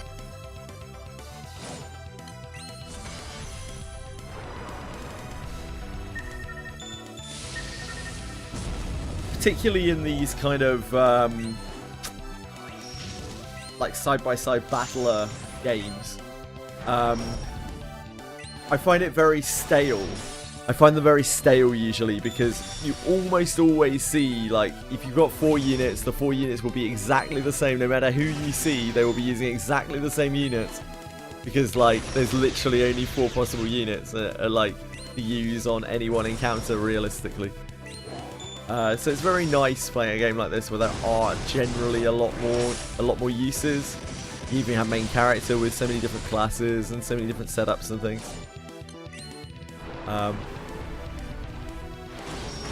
That's definitely one of the more exciting things about the game for me.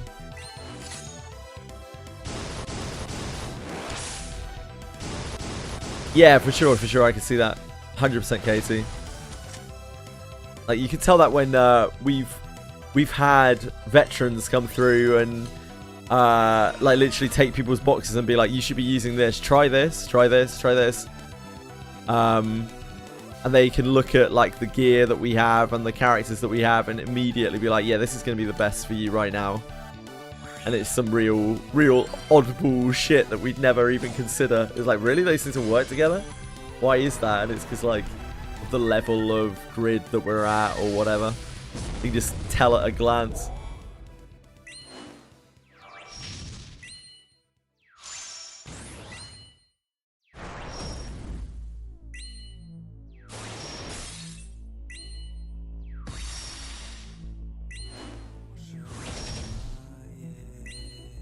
In the past, 28th of August would have been Legend Gala where all summer units from that year were sparkable.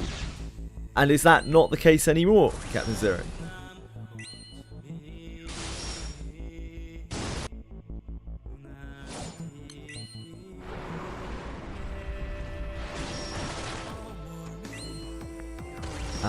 They got rid of that 2 years ago. Interesting. Someone was saying apparently there's a Halloween rerun banner at the end of August. Someone said that yesterday. It seemed a bit weird because obviously Halloween isn't for a while, but I think it might have been Acumen.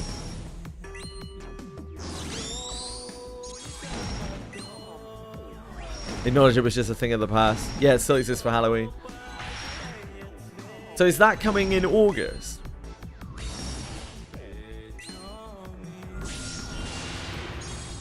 Who is... Oh. Halloween. Let's see. All Hallows Eve. It is October. Okay. Someone yesterday said it was the end of August, and I was like, really? Seems a little odd.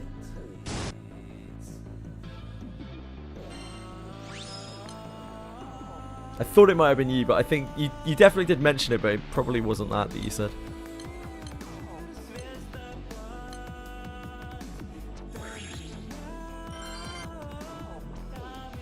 Flash Gala with the new units for this year. Then, until further notice, a legend at the end with all previous Halloween. Cool. Thanks, Captain Zero. I'm still such a noob in this game, man. I have no idea what's going on. Why do I keep bringing this team? I need to... because it doesn't really matter. To swap this out for, like, a team that is not this. It's not, for some reason, Tien, Fifth, and Twain. Don't know what is going on there.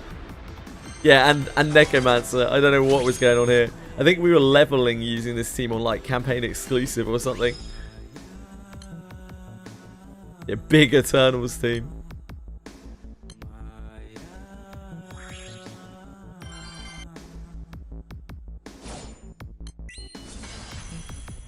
Best thing we get now for end of August is a 3% banner with all summer sparkable.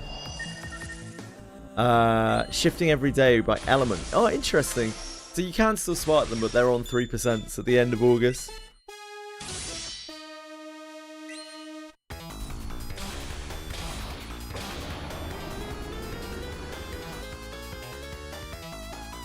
Yeah, the reduced costs or the treasure-free costs are gone, I'm afraid.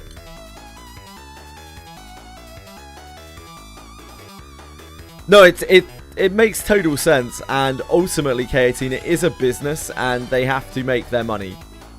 Like, they have people to please, and they have targets to meet, you know? Like, it is what it is. We get it. It's gacha. Cygames is not the worst company out there. Yep, I totally understand. I get it. It's very easy to look at it as like greediness, but like at the same time they have to do what they have to do. And it sounds like they were quite forward with it as well, with the idea of why they were changing it.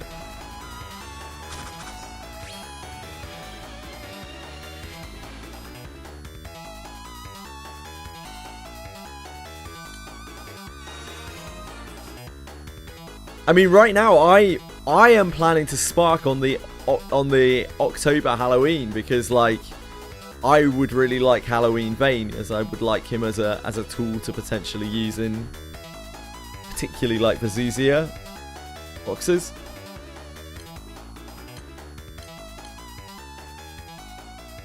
So yeah, I'm already kind of there. I can already see why people would be just saving for summer stuff if they know there's a guaranteed 6% spark banner. Yeah, I'm with you, Bite Me. I'm with you.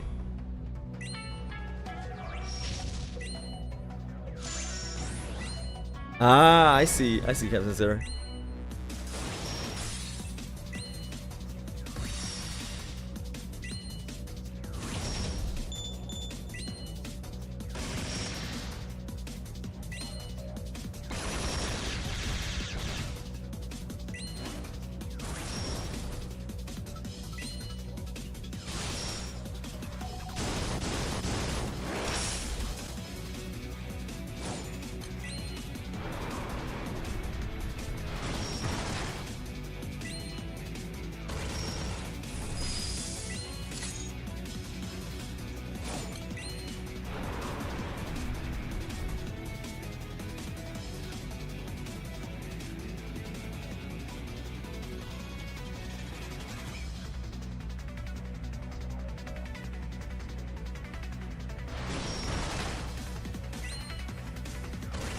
I think when you're playing gacha, you have to accept that you're gonna get shafted. Like, the question is how much lube is getting used, right? And I think Cygames is pretty liberal with their lube. I don't think, like, I've seen so much worse. I've seen so much worse, and I haven't seen a lot that's better, to be honest. When you consider how many units they release a year, all with very unique kits, that are not generic, the amount of work they put into their development, the amount of care and passion they put into the game, I think that they have to make their money.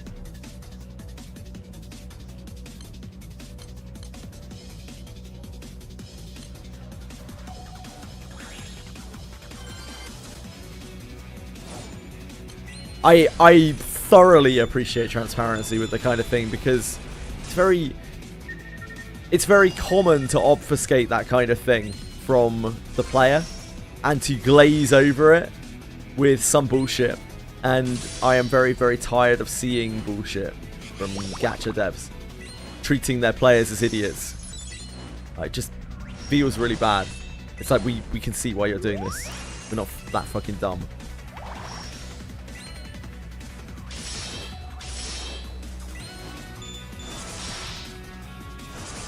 You can't be honest with everything in business, but there is a point where if you are not being honest about a change that's very obvious, then it's very alienating to players.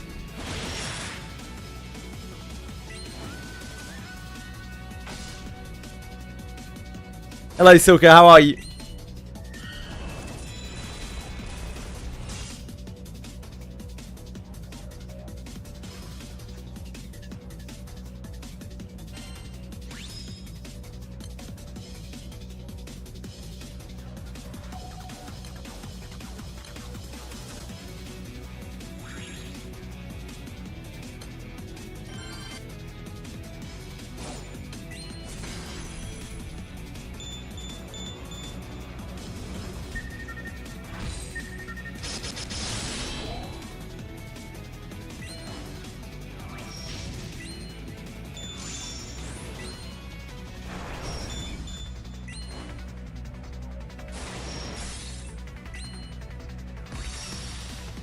God, do I ever wish that more games would use Granblue's system than Hoyo's system.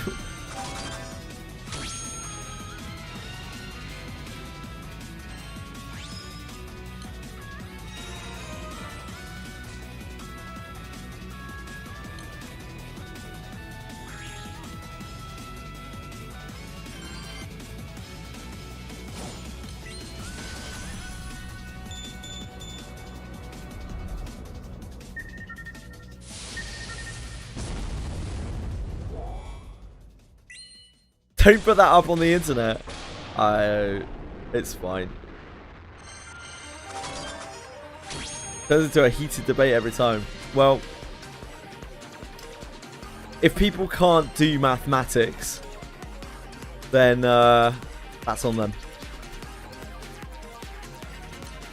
Hello, Alex. How are you, sexy?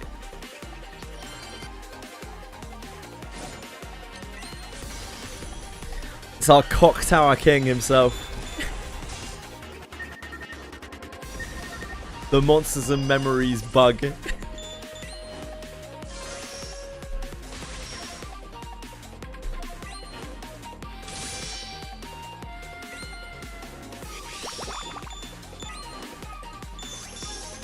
Dude, I know. I've done this for long enough now, Katie. Like, there are numbers. People don't understand numbers, right? People see 50-50 and automatically think that it's bad. Like, automatically, instantly think it's bad. People will see a 300 spark, they will automatically, instantly think it's bad. And there's just so much more at play than that number or that thing that's in the game. Like, no matter what gacha system you play with, the gacha is going to be shit. Gacha is shit. Like, reality check. Gacha is fucking shit. It is absolutely terrible.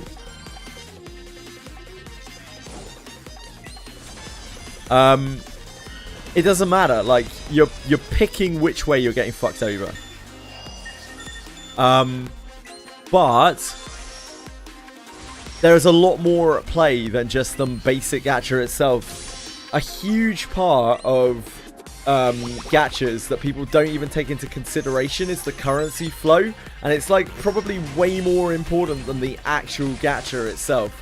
Yeah, it's something that is just skipped over in the minds of everyone. All they look at is the gacha pull rate and how many free pulls they're being given, like, by the game dev at the start of the game, and they don't put any thought whatsoever into the amount of flowing currency that comes through.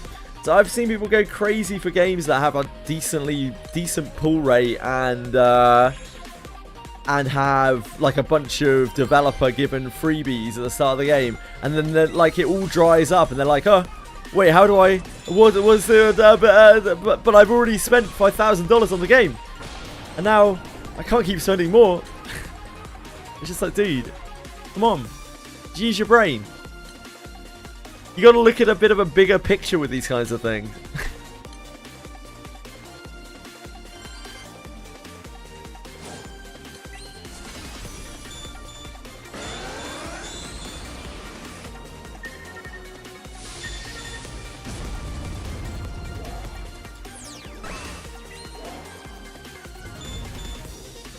Oh, Blaster, definitely, I'd love to hear that, mate. You're pretty far, but first stealth. Gonna take a break since Prish went down to 34 to Yeah, you'll die a lot. Don't worry about it. It's totally normal. Alex, what are you up to today?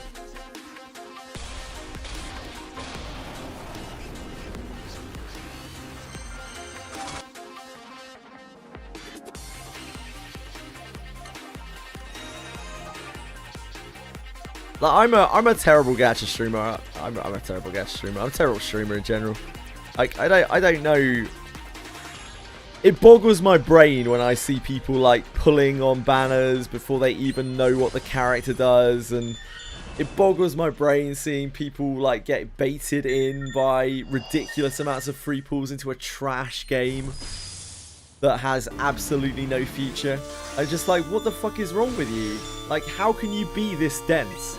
How is it even possible? Like, how can you be so blind and delusional that you think this is a good idea?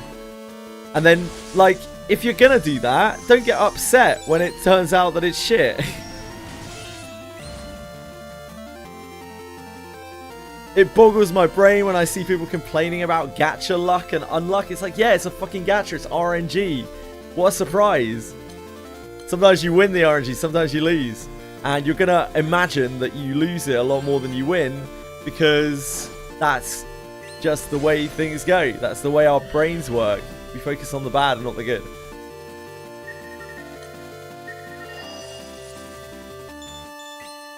Yeah, terrible streamer. Terrible gacha streamer.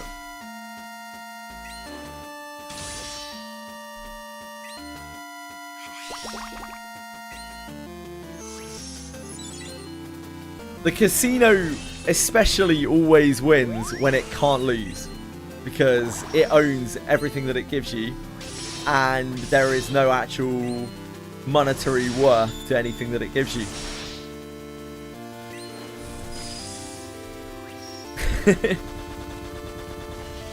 In that respect, gachas are much worse than casinos, but I don't think gachas are actually much worse than casinos.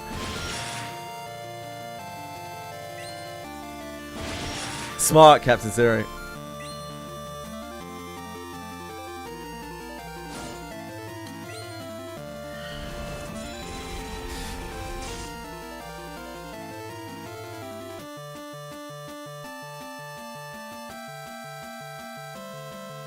The reactions I get from people when I tell them they don't own anything that's on their gacha account, they're like, no, but I do, but... Like, no, you don't. No, you don't. You don't own anything. You don't own any of the pixels on your gacha account. At best, they're on loan to you, and that's probably being optimistic.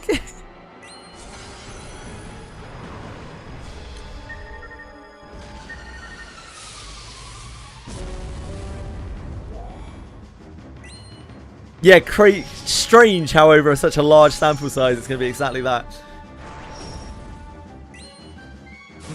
Well, Akiben, there have been times in history where gacha devs have lied about their rates.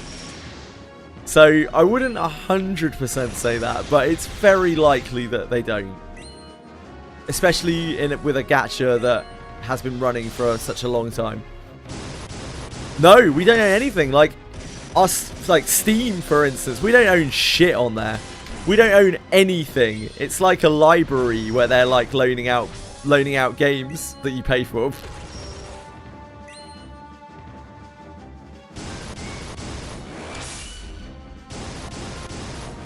I have not heard about the Project Sakai. I don't even know what Project Sakai is. I'd be very interested in here.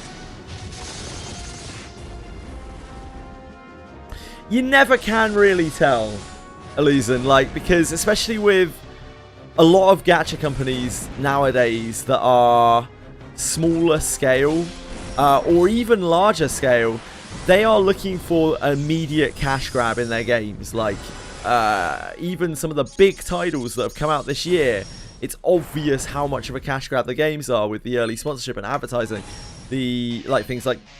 Things like Arc Knight's Enfield, things like Neverness to Everness. It's like they are trying to cash in immediately.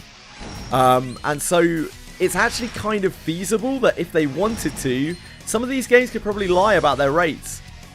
And it would never really actually get noticed because the game loses all of its traction quite quickly, or loses a large amount of its traction very quickly, and it loses all of its content creator coverage, and so there's never any real attention that's drawn to it. You never really know 100% for sure.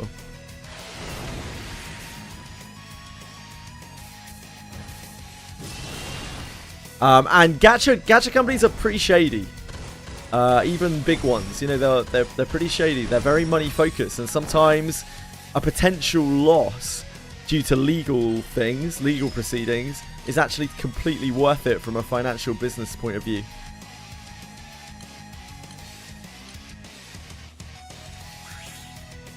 Again, young Lex, that's what I'm talking about. I know you can't legally lie about rates. I'm very aware of that. I'm saying that it's something that some companies may take into consideration, the legal implications of it. Yep. But it doesn't matter, because it's hard to prosecute, and even if it does, it's worth the loss in some cases. So you never actually really know 100% for sure. It's only due to people being like tracking rates that you can ever 100% be sure. Exactly, yeah, Dokkan is the perfect example. Like, Dokkan's a huge game. It's been running for an ancient time, and they've literally lied about their rates. So you never be 100%, you can never be 100% certain, but it's probably the case that the rates are true.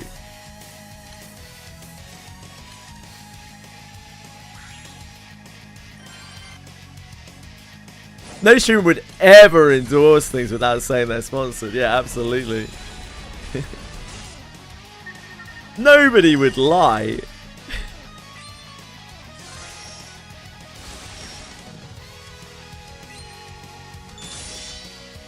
Sometimes lying is calculated in business. That's just the way it is. The thing that always comes to mind for me, because it's just so disgustingly brazen in recent memory, is Hasbro, right? Hasbro saying, "We will protect our artists. Do not worry. Our artists' jobs, all of their creation is totally safe. We would never prioritize AI art over our artists' safety and welfare." And immediately the next week, they got caught using AI art in all of their D&D books. In their latest D&D supplement, and like really, really brazenly. And then the week after, a load of their artists lost their jobs. Like, you never can tell.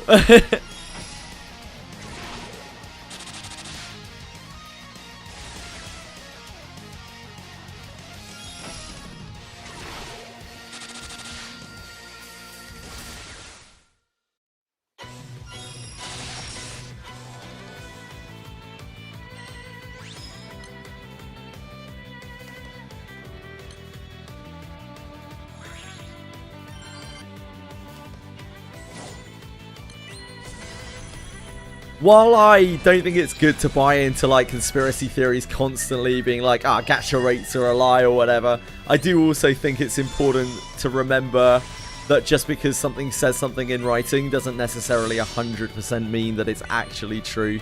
Legality aside, you know, sometimes legality doesn't actually matter.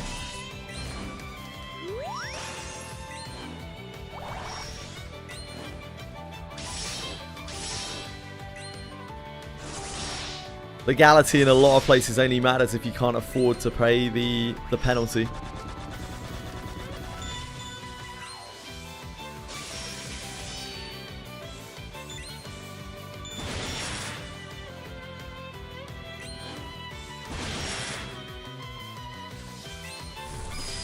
It's very hard. If you look at like a history of gacha cases, right? Like legal cases, there are very few that have even made it to any kind of trial or anything like that, and almost all of them have been dismissed, and they're mostly like fraud, and it's a real grey area with fraud in gachas. It's very, very hard to prosecute.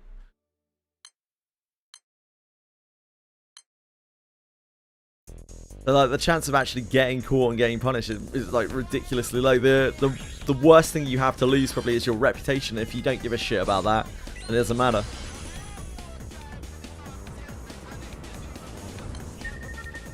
Gacha players tend to, all game players, probably just people in general, to be honest, they tend to think they have very selective memories and very short-term memories with this kind of thing, by and large, as well.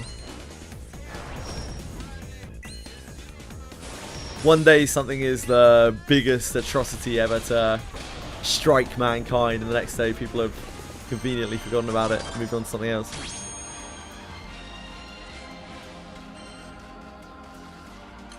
I think I've done all of these, haven't I? Kind of caught up in the moment.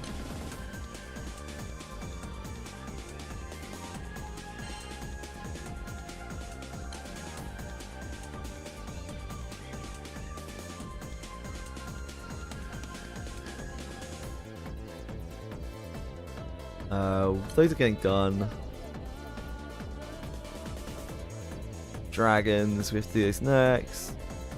But Bodens, we're leaving those till last, because I don't know how to do them.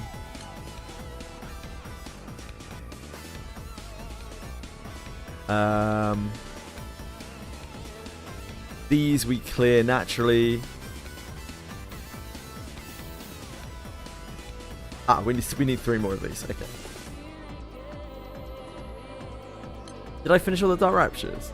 I think I did, right? Yeah, it looks like it. I was not paying attention, as per usual. How does Amelia inherit work? You want to inherit her evenly across your entire team as she stacks. She will turn encounters into initiative encounters where you have advantage.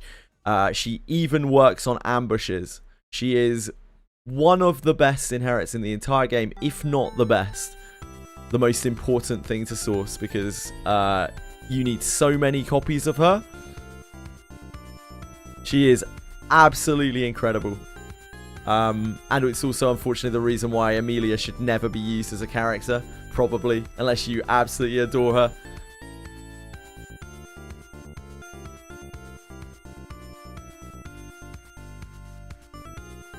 It's sad, because she's got kind of cool design. But she's, yeah, just way too good as an inherit.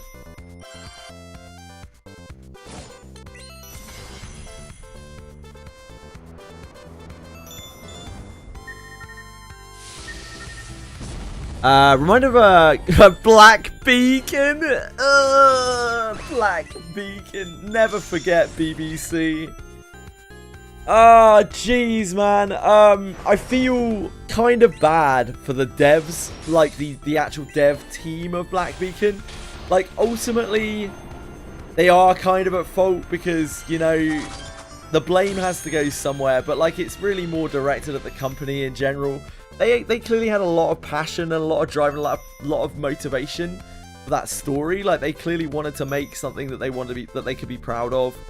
And at some point, it got turned into a gacha, and at some point, like, it just got, for lack of a better word, it was just stillborn. It was just, unfortunately, it was literally DOA due to the choices that were made. It's so sad. I genuinely felt bad for the devs because they seemed so passionate about the game. PC client wouldn't have saved it, but, like, I pretty much don't play a game without a PC client.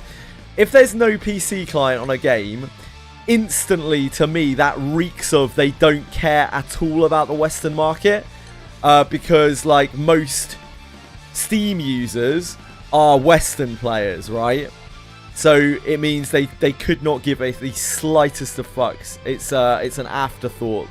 The Western community is an absolute afterthought. It is a bare minimum that they can do to release a PC client. And really, I'm looking for a Steam client over a PC client. Because Steam client means that they have certain things that they have to meet if they have separate global servers. It means that they can't just, like, EOS the game and then give you nothing. Because it's due to Steam's regulations. So seeing a Steam client for a global server definitely fills me with some kind of assurance that the game won't, like, immediately EOS. And the further you get away detached from that, be it a standalone client and then no client at all, I'm like, yikes. Absolute yikes. Oh, I'm not meant to be doing Lucilius anymore. Whoops.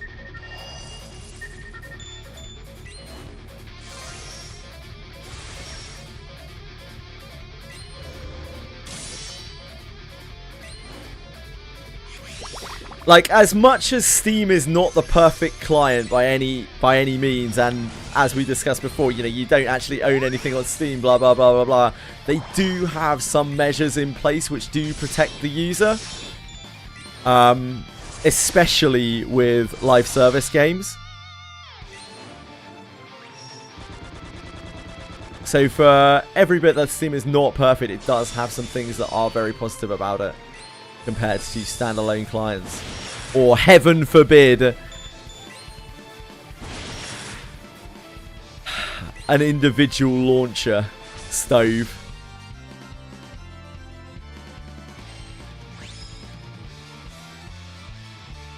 So that with Ashes of Creation, yeah, indeed it was. Like, there was There was a level of something there. It could have been worse. It could have been worse.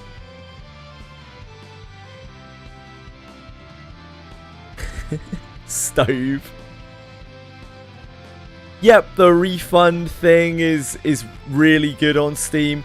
That it's actually like basically, although they can't say it because it would reduce their profits massively. It is essentially a try before you buy process, or like buy and then try, and then you don't actually have to buy if you don't want to kind of process. It's very beneficial for the consumer. And the refund policy really is no questions asked. Like, if you've played it for less than 2 hours, you can refund anything.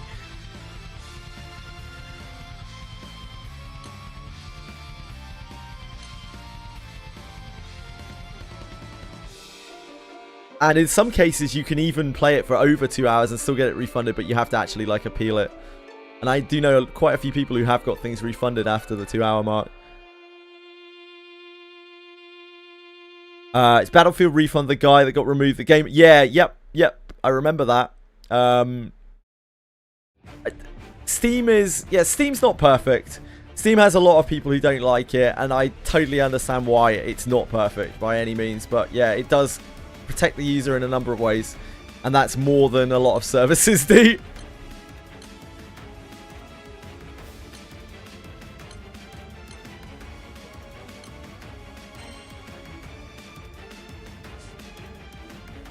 Game was lagging, really. Ugh.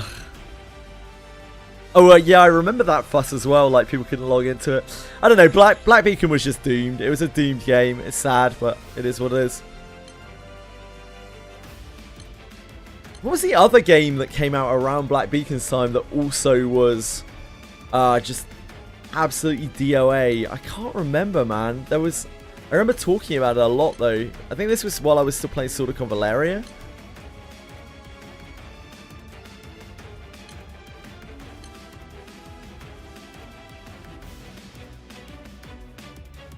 It's because Steam doesn't have to. It's already got the trust. It's the Games Workshop or Hasbro or Blizzard effect, where like after you've established a fan base, it's practically impossible to do anything wrong enough that people hate you. And we've seen this repeatedly from companies that have been like first on the scene with their products, where they do all sorts of horrible shit. And, like, people forget all about it in, like, 3 months. If that. Rememento was around that time, but it was very DOA. I don't think that was the one I was thinking of. The gachas all kind of blend. Oh, Tribe 9! Yeah, Tribe 9! That was the one, Twishry. That came out around the same time and was absolutely DOA. There was a really bad series, like really bad series of gachas. Last year was not a good year for gachas. It was really terrible. This year is even worse, but last year was terrible as well. Yeah, like Tribe 9 was kind of fun. Black Beacon was kind of fun as well. But like they just killed their own games. Rememento for me was not fun at all. The game looked like absolute slop.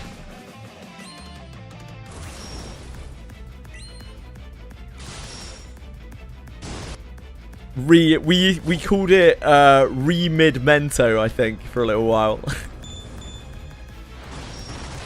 Because it was just genuinely like the most mid-looking game I think I'd seen all year. It did nothing new. It had nothing special going on. It just like basically copy-paste random action RPG slop.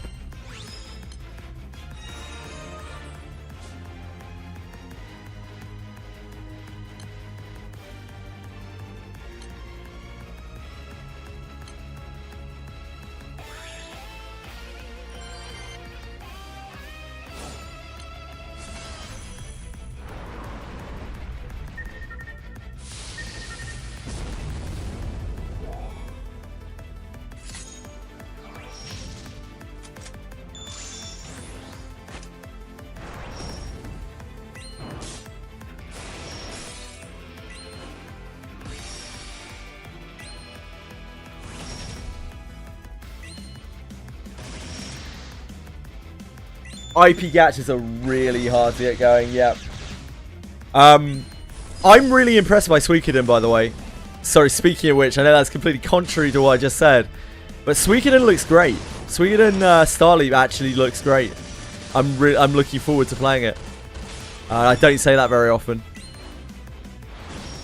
All of my fears of that game have basically been abated, and while I still, you know, have the concern that it's going to be a global-only server, and because of that in my EOS, I actually don't really care. Like, if I can just play it for the story, and EOS, it's whatever. It just is what it is.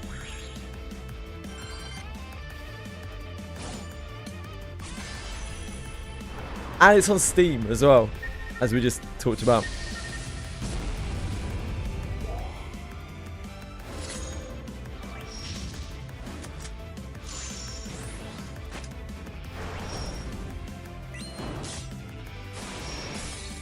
Yeah, Tribe 9 was a weird game, but it was kind of fun. It was different. Yeah, it was a baseball gacha, that's right. Or it wasn't really a baseball gacha, but it was like baseball themed. Which I know is a weird thing to say, but yeah, that was Tribe 9, Elisen. Yeah, it seems that way, Jakero. I've been trying to find reviews for it and details about it without massive amounts of spoilers, because obviously it's very story based. So I really don't want to spoil the game for myself. But it seems even from release, it's like 50 plus hours of story, which is like an entire game by itself. Like an entire Suikoden game by itself, with all of the gacha bells and whistles attached, which are like side modes. The story is not stamina gated. There's no stamina in the story whatsoever. It has its own cast of characters, all story characters that have nothing to do with the gacha. And everything gacha is like it's like extra modes, mini games, like seasonal events, you know, usual gacha shit, with banners of characters that you can use in the story if you want to, but you don't have to because you have a full set of story characters. So it looks pretty great. The soundtrack for it is amazing. It's so good. It actually blew my mind when I started listening to it. I try not to listen to it too much. I only listen to a few tracks. They have put a lot of work into that game, gacha or no. So yeah, I think that one might be a decent play.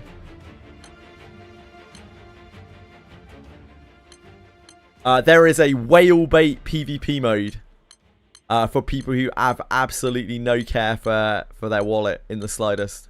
It's like, if anyone knows Suikoden, it's the army battles in Suikoden. You get to use your units in that, and that is the PvP mode.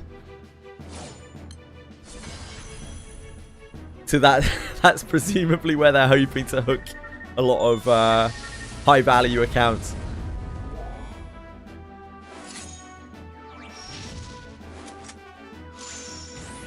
There's a sharding system in that game as well, which I always love to see.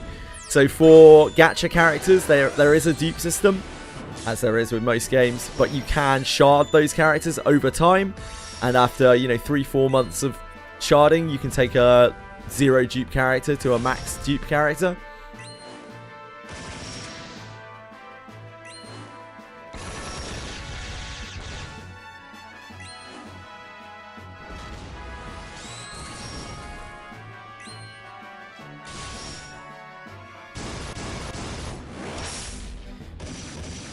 Yeah, it seems they really want to reignite the Suikoden series at the moment.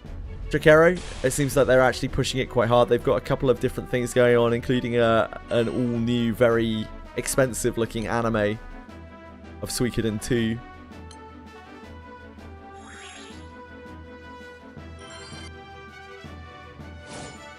Yeah, it's definitely not that, Jamman. Suikoden is a JRPG series from the late 1990s, early 2000s. Suikoden 2 is often considered to be one of the all-time greats of JRPGs. One of the best ever made.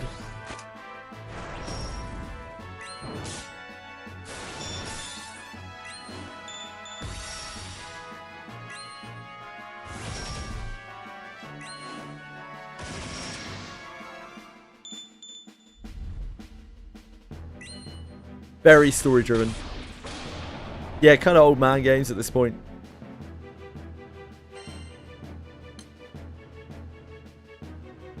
They kept making Suikoden's up until Suikoden 5, and they had some spin-offs. And Suikoden 5 was pretty good. Suikoden 4 was very, very questionable. They haven't made a mainline Suikoden game for a very long time. And this one uses the world, like uses the Suikoden 1 and 2 particularly well. It's definitely trying to cash in on nostalgia without a doubt, but it seems like it does that in quite a good way. Quite a fun way.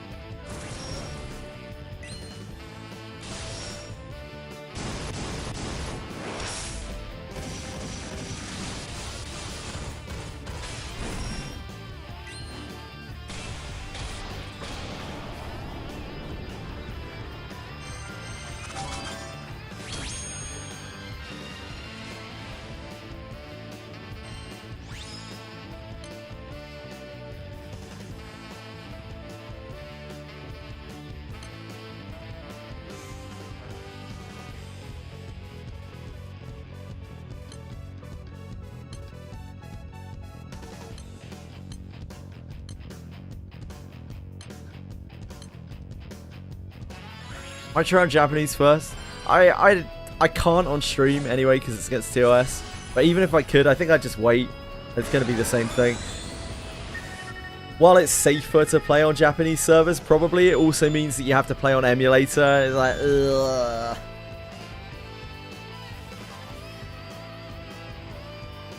Oh shit, I didn't actually attack.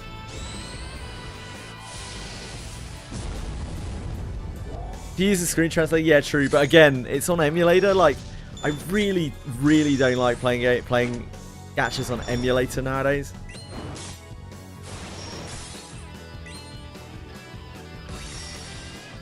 When I know there's going to be... Like, the English translation is already in the game. I'd say it's extremely likely that we get a global version. And I've seen the gameplay with emulator, like little bits of the gameplay. And it, you know, it's laggy. It's what you would expect from an emulator. That stuff never changes. I don't want my JRPG experience to be laggy, you know?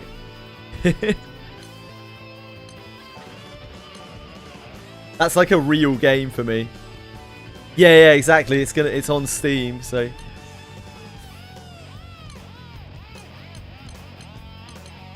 the question is, you know, like if and when it will actually come out, and it's probably not an if. Yeah, like Virus is weirdo, but you never really know for sure until it actually comes out. So we'll see.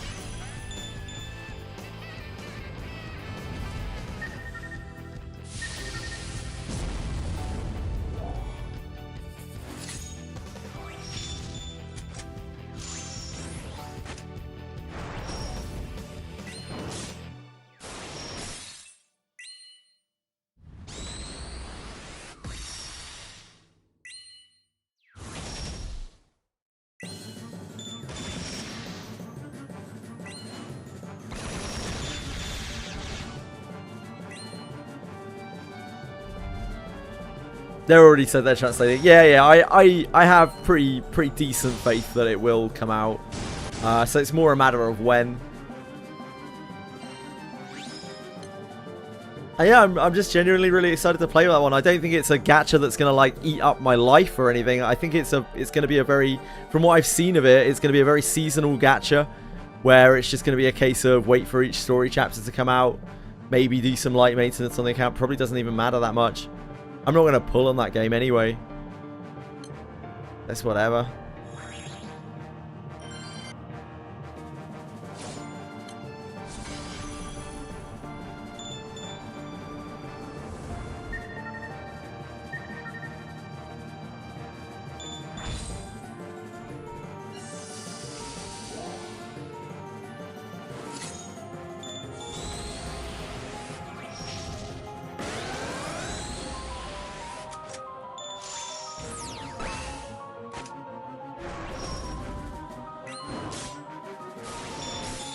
Yeah, maybe to a street.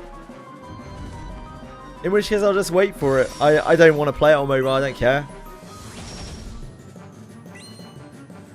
I won't be able to collect all those sweet viewers at game launch, but I mean, like, whatever, man. It doesn't matter.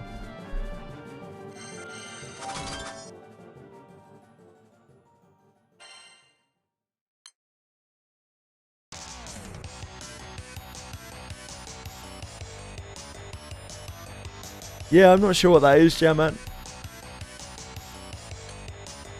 Did I finish all of these? I must have, right? I've just been checked out.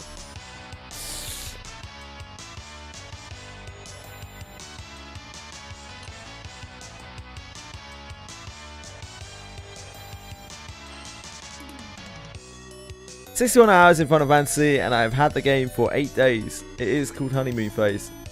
I hope you're having fun, though."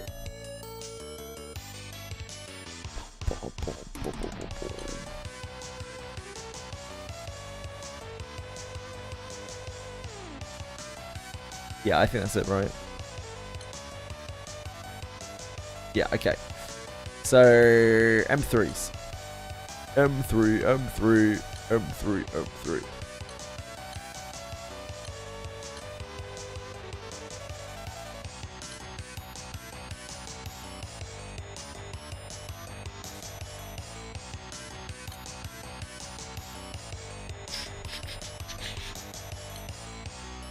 Why have I clicked that? Why do I do the things I do?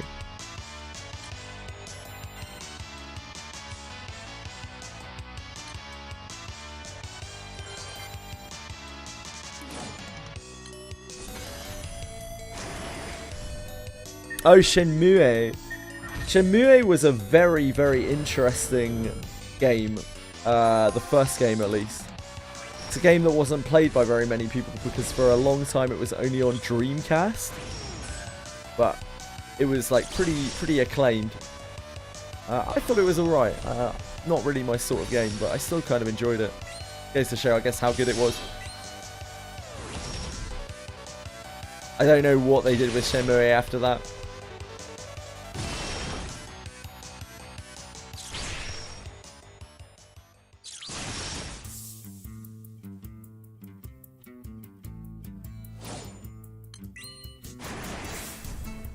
It was genuinely ahead of its time, yeah. The Dreamcast, just in general, in fact, was ahead of its time. A lot of its games and that kind of thing, they were all just a bit ahead of its time. It cost too much, and people weren't really ready.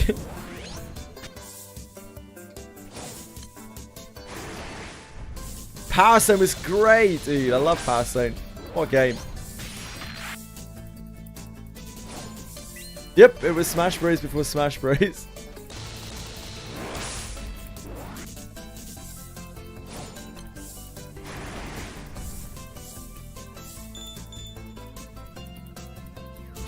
The Dreamcast was Sega's dying breath in the console market. It's a shame. Like, yeah, it's a shame.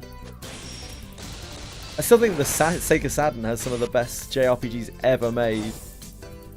Panzer Dragoon Saga. Shining the Holy Ark. Absolute, incredible games that are still, like, the top of their genre. And I don't even know what Panzer Dragoon Saga's genre is. It's its own thing.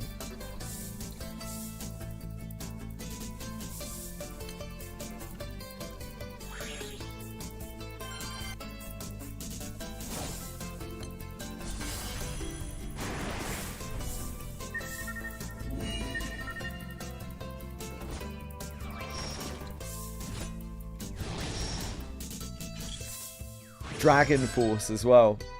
Game that never I don't know if that's even been on other things now. The Sega Saturn. Nobody's ever made another game that's really like Dragon Force. Such a fun RPG. Guardian Heroes is another absolutely banging RPG. Like a side-scrolling action game that had really cool JRPG elements in it.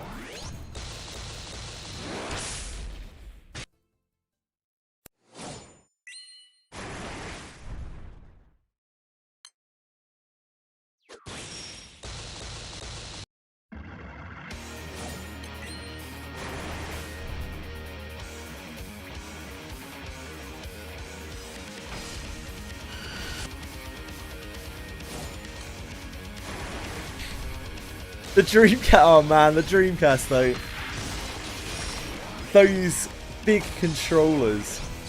Nobody's gonna even probably remember this, but these huge controllers, and you had like a memory card essentially, which plugged into your controller with a visual display, and that was like one of the Dreamcast's big things. These things were super expensive as well, and it gave you like visual feedback from the game that you were playing. Yeah, the screens. That was the whole thing with the Dreamcast. People hated it. People really didn't care for it.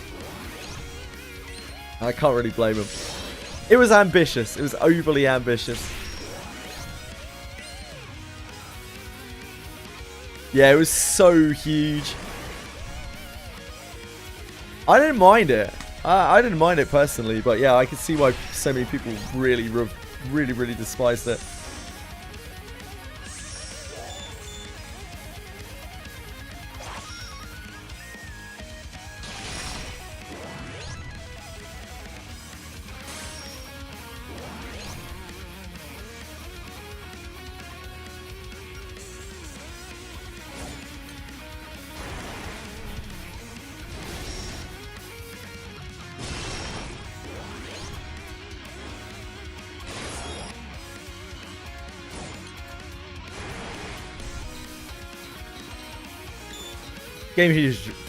GameCube controller was pretty sweet.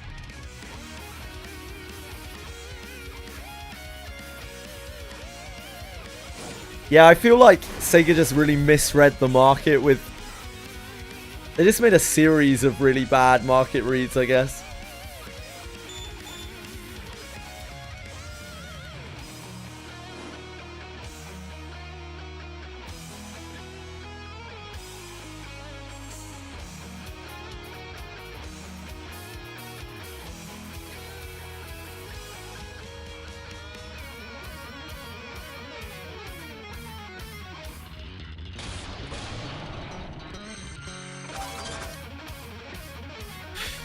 Like the Sega Saturn, I think was like $100 more than the PlayStation. The PlayStation came out and just undercut them by $100, and they were, if I remember correctly, like Sony was making losses on their consoles, but it absolutely paid off for them. Like, paid such massive dividends.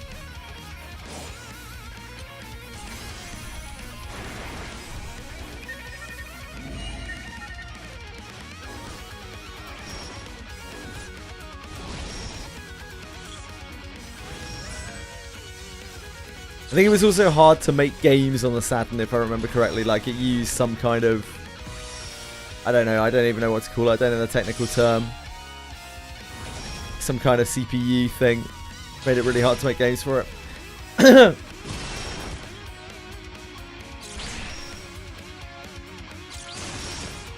then the Dreamcast had all of these crazy features in it. Like, with like the controller and all of that stuff. But then the PlayStation 2 just had a DVD player in it, and people were like, yeah, I mean, it's a game console and a DVD player. What more could I want? Just such an easy slam dunk. I guess Sega just have a history of overcomplicating their products. Even back in like the 16-bit era, they churned out all these weird and wonderful products that nobody ever asked for and nobody cared about.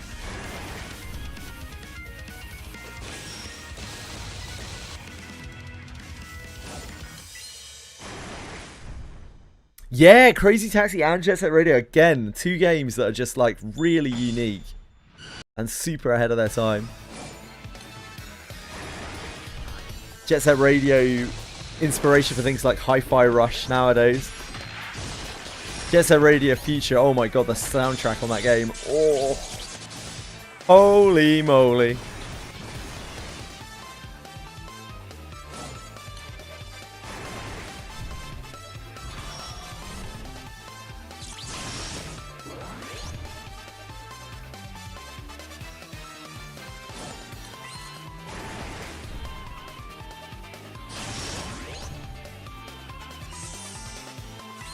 Do you know Bruce Wayne?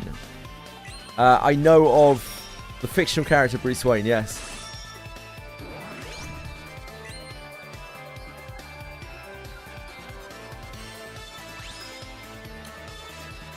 We got Katana.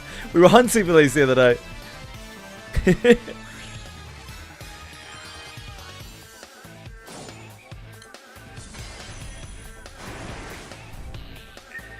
What's the name of the game that's a spiritual successor to Jet Set? Bomb Rush Cyberpunk.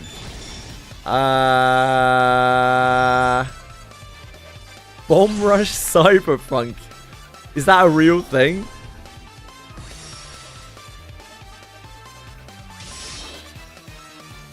Let me have a look. Yeah, Bomb Rush Cyberpunk. I've never heard of this game. Bomb Rush Cyberpunk.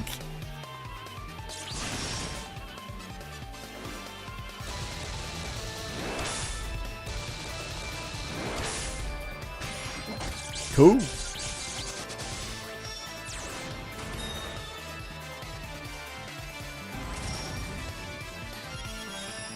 Released August 2023.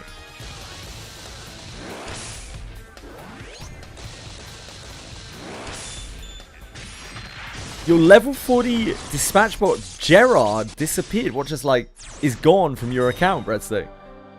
That's weird. Yeah, I didn't know that they made that. That's not good, Breadstick. I guess contact support.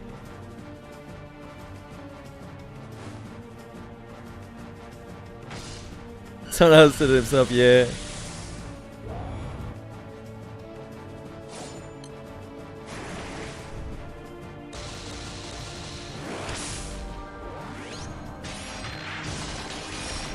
What the hell, Breadstick? That's so strange.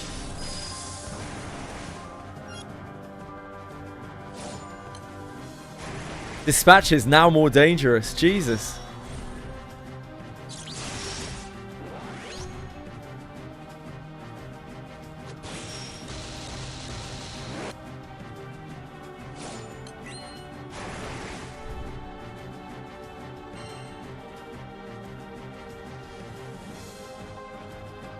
It's alright, Concert. Don't worry, mate. I hope you feel better.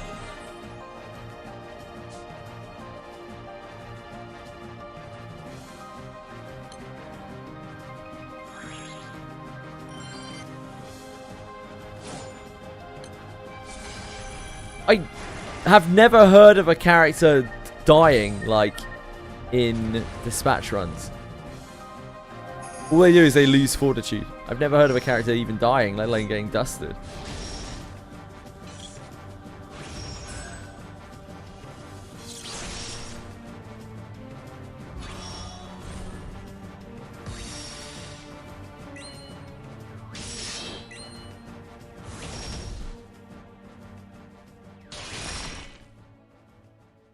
I don't think that's in the game mechanics. I don't know, but then I can't offer an explanation as to what happened to your Gerard.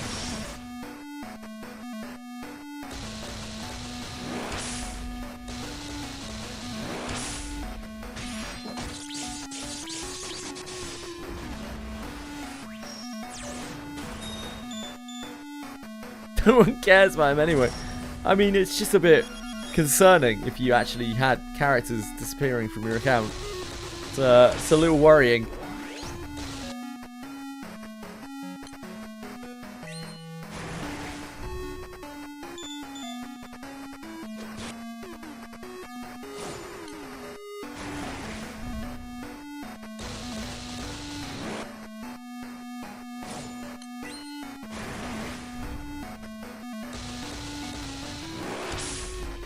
Did you really put Lich in this team?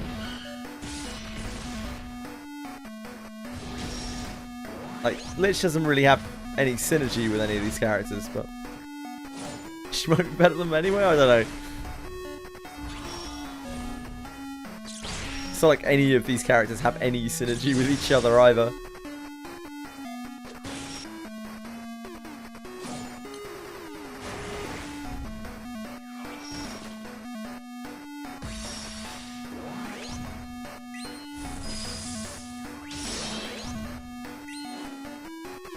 I don't know, Silka. Could be anyone.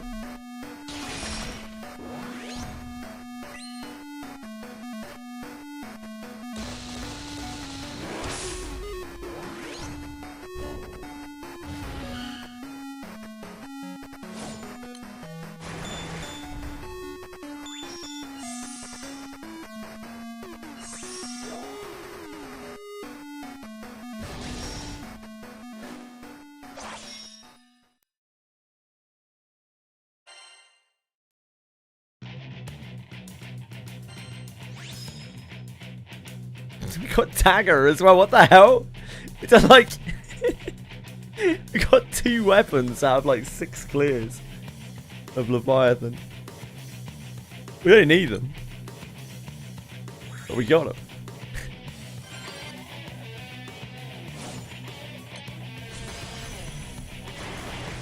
There's another new campaign exclusive quest. Holy moly! It's free real estate. When are they running another campaign exclusive quest with an alchemy event on top though? That's the real question.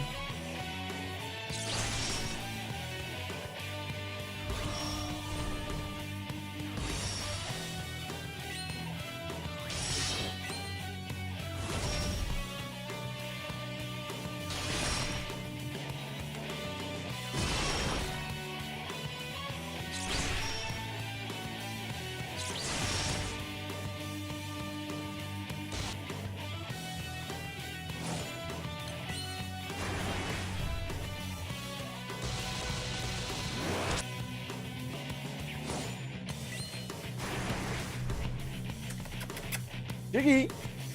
Hello! Shh. Shh.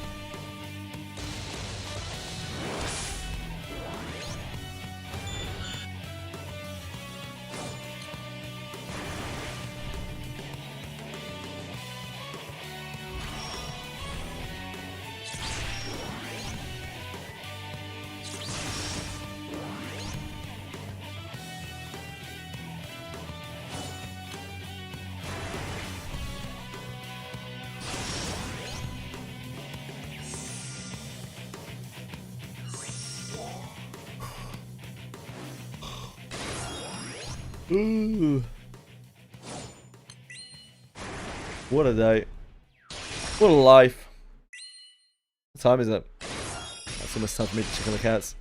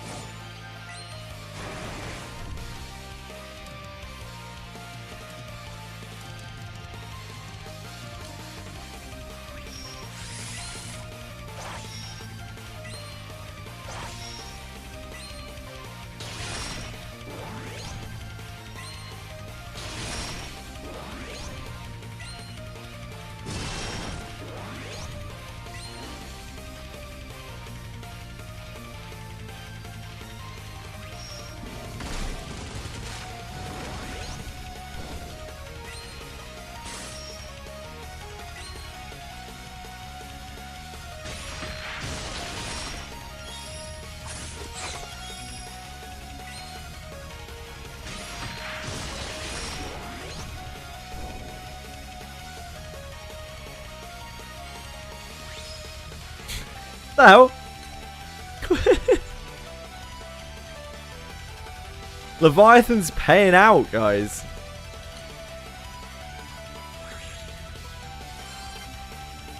There's some real desire sensor nonsense going on here.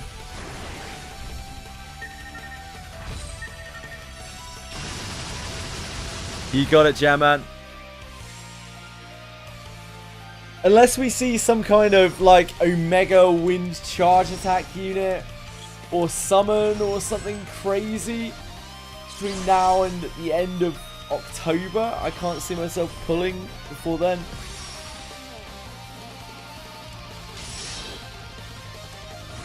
Oh, Dark Rapture bricks. Oh shit, Nick.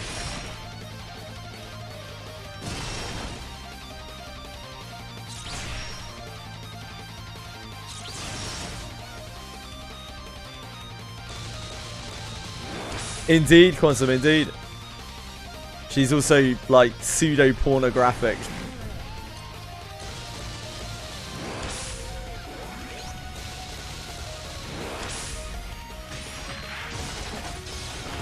I think the designer's got a little dust in her eye. Maybe brown.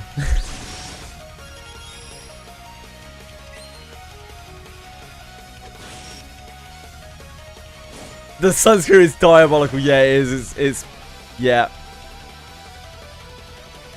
It's only a little, dude. Yeah, because if you haven't seen Brown Dust 2 recently, you might need a little refresher on exactly how bad Brown Dust 2 is.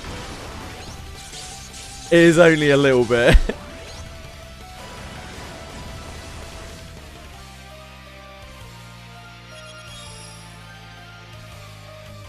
Yeah, what's up, better? Brown Dust 2, yeah, dude. Like, I haven't looked at Brown Dust 2 in the last, I don't know, 6 months since the last time we brought it up. And the last time we saw it,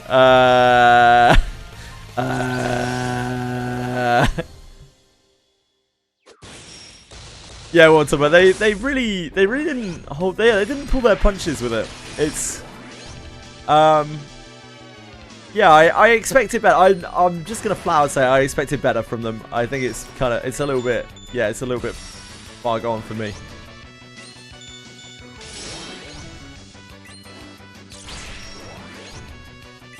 But positives, Paler is 25 in the lore, which is more than can be said for, you know, poor Summer Lily. Gwyn as well is like 15, right? It's like, is this necessary?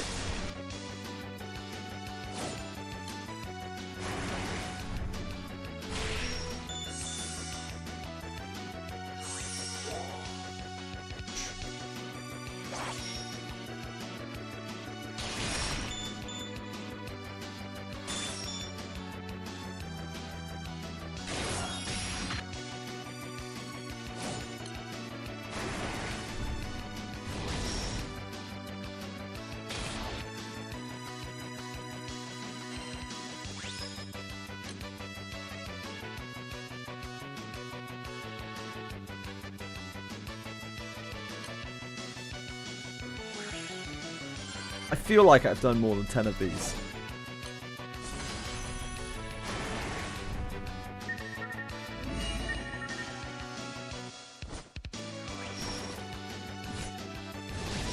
I might have just missed the missed the completion again.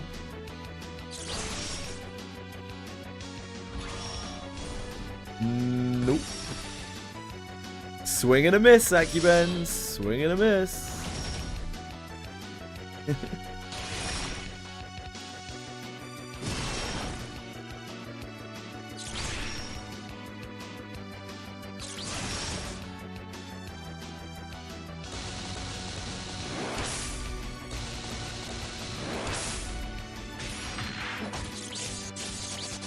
Cheetah is officially listed as 15-year-old.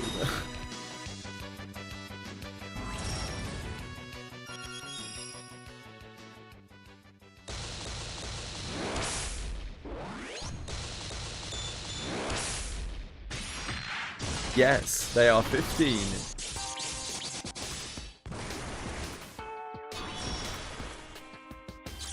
There is a lot of art where they look different, and that art is generally somewhat sexualized. They look like they've been aged up in them, but I don't really know if that makes it better or if that makes it worse.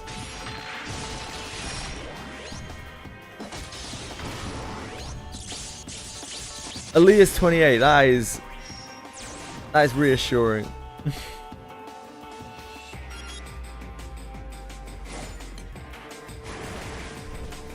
Wait, no, that's fucking weird, dude. Why is she 28? We're fucking 15. What's she doing? She's a cradle robber. Hold on a second. Wait a second. No. No. Oh my god, dude.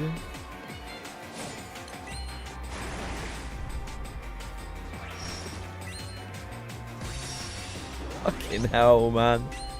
What am I doing? What am I doing in this game?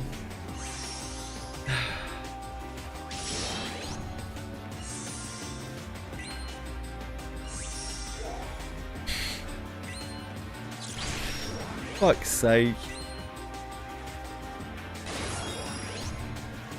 Yeah, the realization, I was like, hold on a second. The cogs turned into place. I was like, oh no. Oh god, no. Why? Main character's literally half her age. Oh, it's so weird. What's wrong with her? What's wrong with Sunstone? Why do they do this? Oh.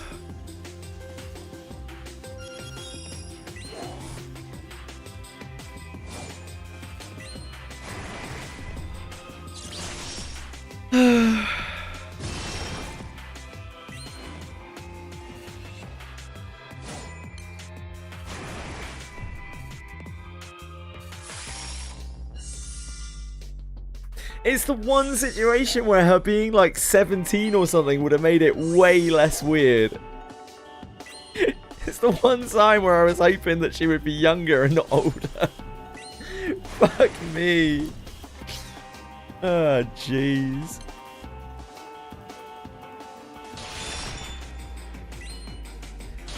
This is where someone turns around and is like, with Stan and Elisa's, Stan is like 25 years older than Elisa or something.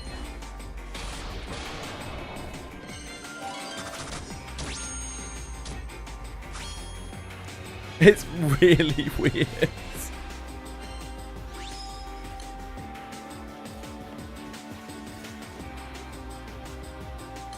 Like, we must have done 10. I must have just missed the message. Ain't no way.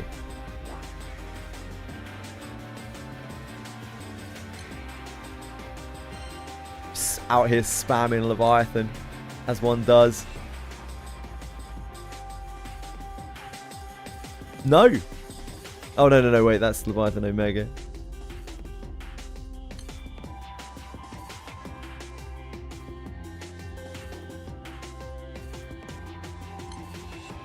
I think when you're messing around with age, it is that deep. I think it always is that deep. It should be, because it should be a very respectful topic, as there are, like, child abuse is a very real thing, and age of consent is a very important thing, and it's not something that should be undermined, and it's not something that should be kind of glazed over. It's just creepy.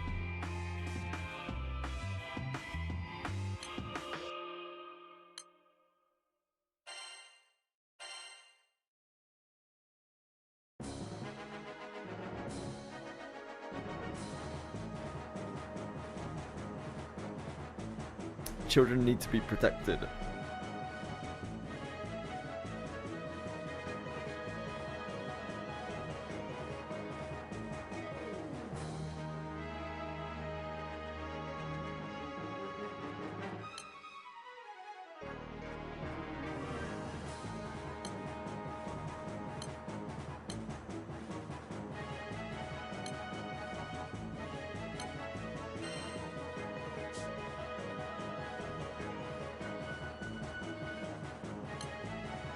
Hot take, I know. My nephew watches those Minecraft and Roblox YouTubers. I get the same weird feeling from them because they're targeting 6-year-olds. Yeah, it's... There have been... I don't know about the Roblox community, but I certainly know in the Minecraft community there have been a number of incidents. And it's not really surprising. But just the idea of... I guess particularly in Roblox, where there are all the microtransactions and stuff. Just appealing to such young kids. In a way that kind of incentivizes them to go and get mother's credit card.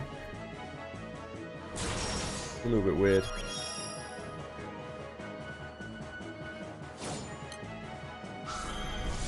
There's adults hunting in Roblox. What does that mean, Twitchery?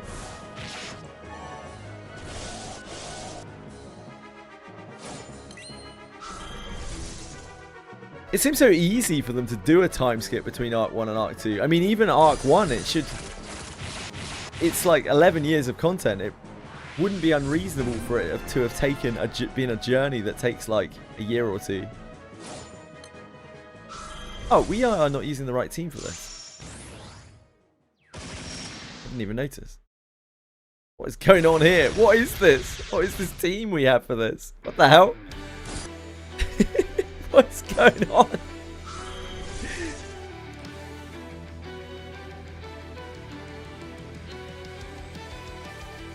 We were using our regular win team only a second ago.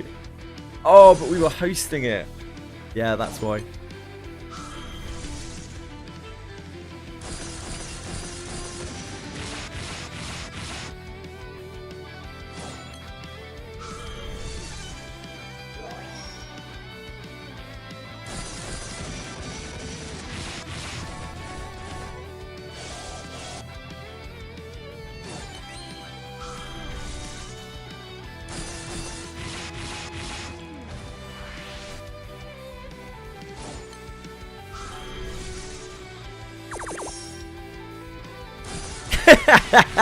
Yeah, you're not wrong. You're not wrong about me.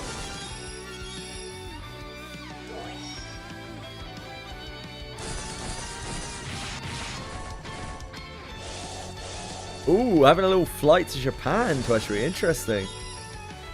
It's always on a Sunday, mate. It's weird.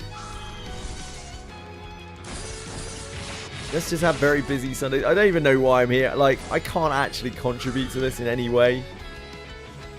Unfortunately, mistakes were made.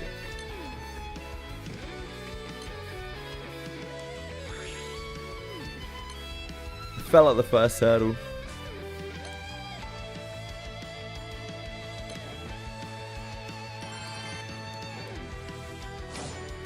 Land of the Rising Sunday, true.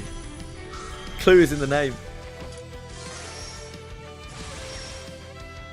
Oh! I need to check on the cats. Sorry folks, I will be right back.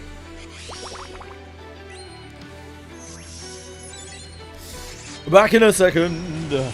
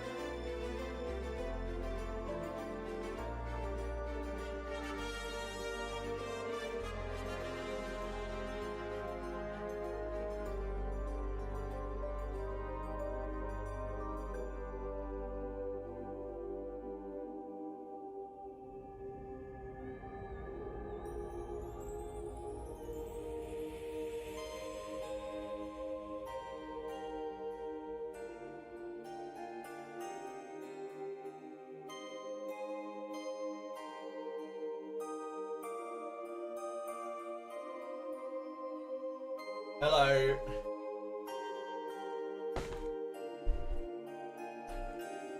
Yeah, I'm gone.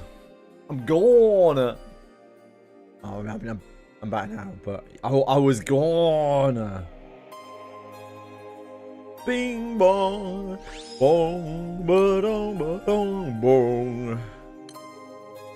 Monster Memories. Big launch. October. Maybe. Probably. Sugar! Hello? Hello?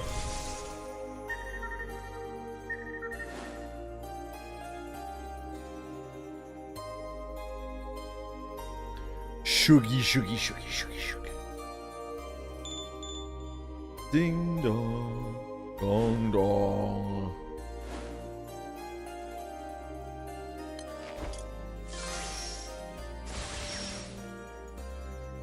Cape hard enough, it'll happen. Yeah, true. Coming to a screen near you at some point in time.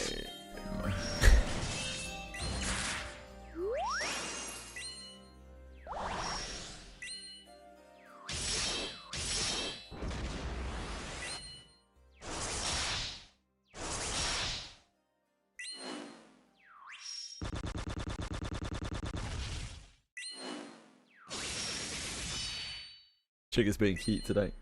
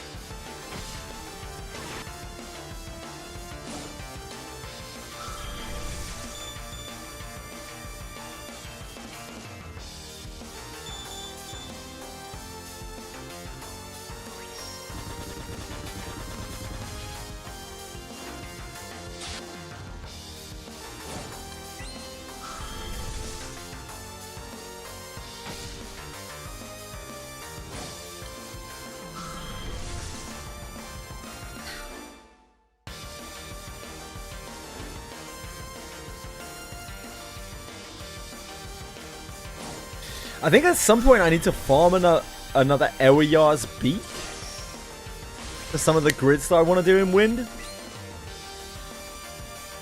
Which is kind of annoying. The dragon weapons are annoying to farm. I guess I could buy them from the shop. That might be easier. That might save me some hassle. Ah, look at this. We're already getting our Yggdrasil shit. Event hasn't even started yet. We're already in there.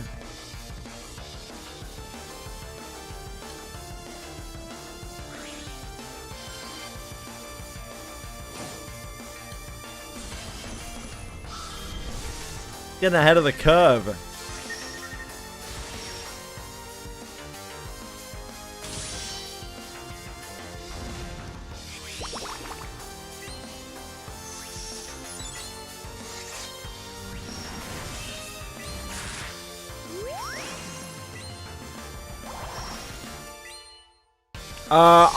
I have quite a bit of Magna Boost in Wind. Yeah. I have 280 in Wind right now, but ultimately I probably will not, because I'll be on like a 6 sword grid for most content. Most of what I'll use Wind for.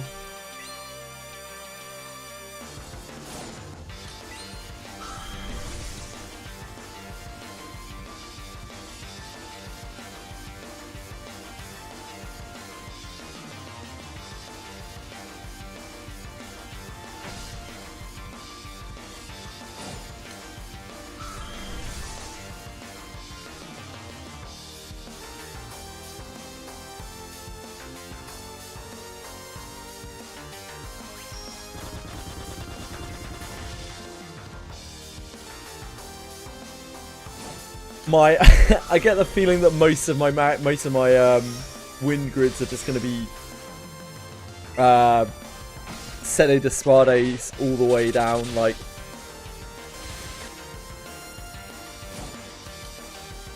I will probably run a lot of like 5 and 6 Sede grids.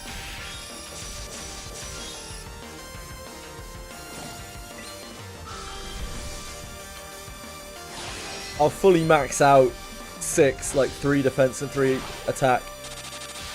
But I might even end up doing 3 more attack because there are some grids that really want you to have 6 attack setes, which is a lot of setes.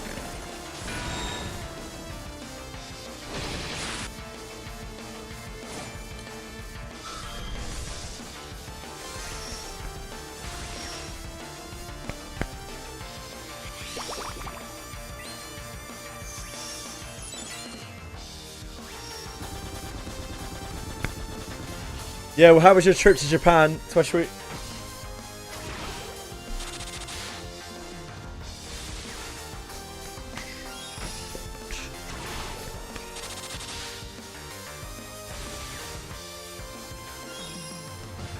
And yeah, wind grids are very stupid by me. Wind grids are really, really silly.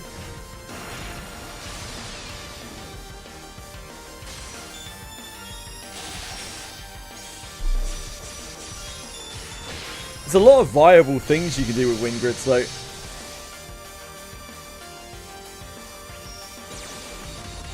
think that there's a lot of versatility in what you can do in wind with grids.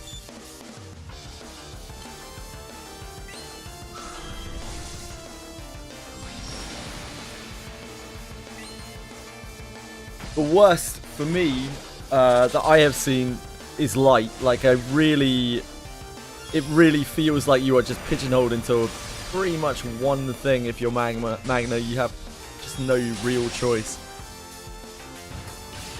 Very little like customization that's possible for it.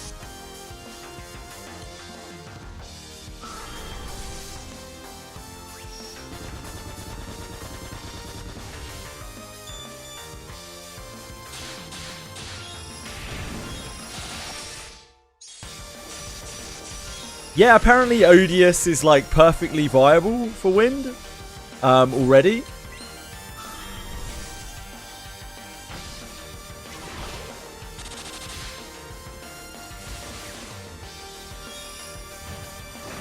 Yep. Like apparently Odious is like already kind of viable for wind. There are things you can do with Odious already, which I mean it's really cool. I don't know if I'll ever bother farming Odious, but if I do, then you know, it'll obviously be in wind. I'm not going to do it for any other element. But as always, I'll just take things as they come. One thing at a time. You can do Magna, you can do Primal, you can do Sete, you can do Odious. You can do some really weird mingled grids as well that I've seen on wind that all seem to work quite well. Wind seems like a decent gridded element. It has a couple of like premium weapons that can also be pretty decent in like Magna grids or Odious grids. Seems like there's a lot of different things you can do with it.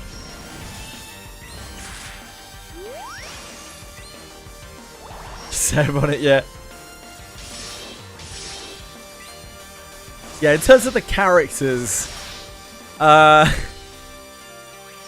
there aren't really that many viable options in the wind grids. They are accessible. They are accessible options if you count like Eternals as being accessible, and Evokers as being accessible. But like,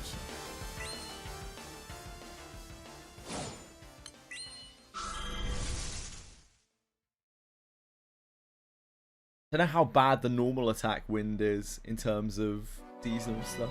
The fact that Lamorak is so good and is not even grand, that probably helps. No, Galleon Summer is like really big. Yeah, the wind evokers are so good. Like Cats is an absolute beast. He's like a real like even at 100, you know, he's a real soloer for a lot of things. He absolutely dominates. And Estariola is an incredible backline support. Like, it's just free buffs constantly. For charge attack, at least. Yggdrasil Battlefield is a great place for a wedding. True. How are you, Shaky Shaky? Shaky Chike. Can't speak.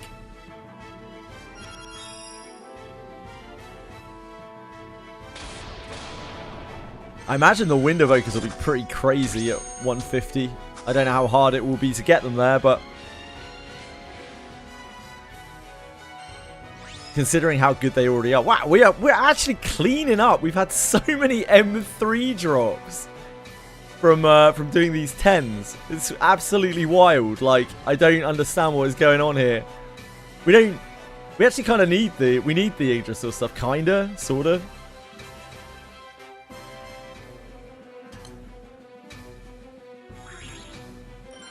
We had 2 water daggers.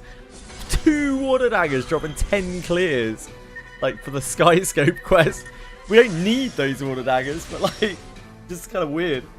Again, it's Desire Sensor, man. It's Desire Sensor.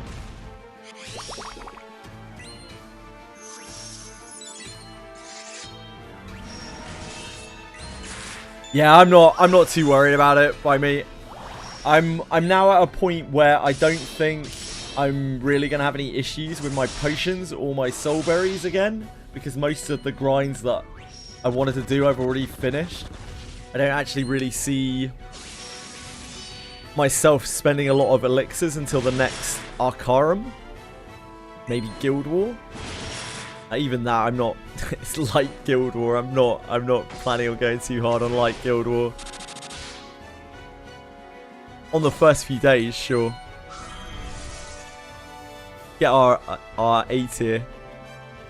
But Gerard disappeared. It's so weird, Redstone. I don't understand how that's possible.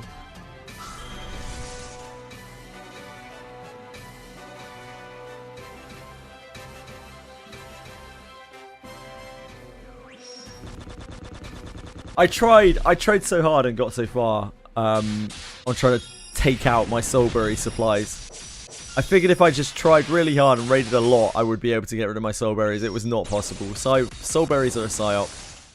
100% guaranteed. I don't know how people get rid of them all. I have absolutely no idea. I don't know if they're like purposely avoiding like half EP fights and that kind of thing. No idea.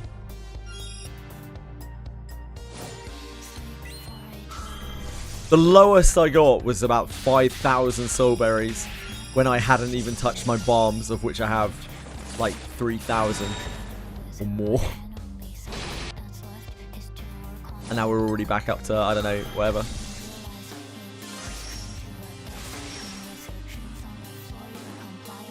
Go so hard on Guild War because on Guild War I use soul berries though, by me.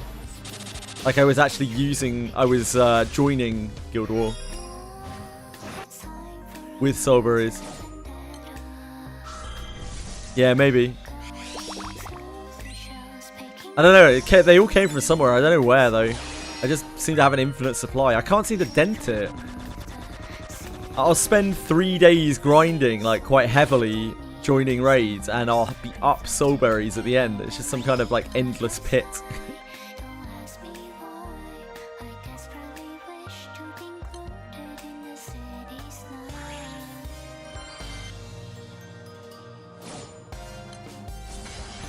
So I don't know, I'm just not grinding hard enough or not grinding the right things.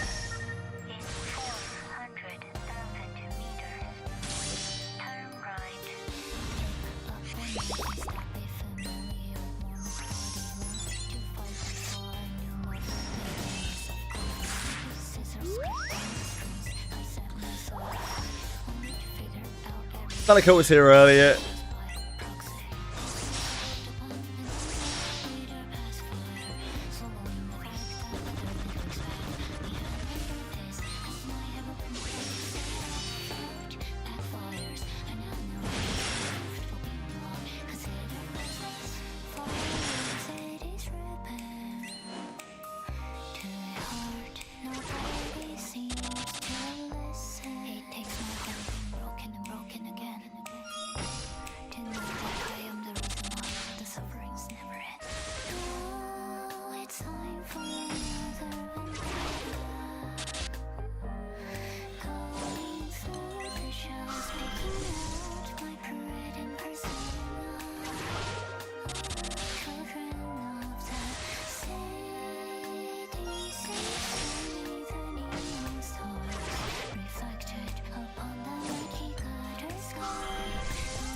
nice to look forward to a gacha for the first time in 2 years.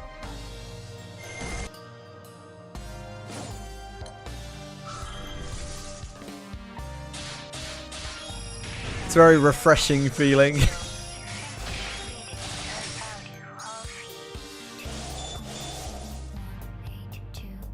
I mean, we kind of have like Langris's Sea of Sword there as well, but I don't know about that. Maybe we'll think about that a little closer to the time.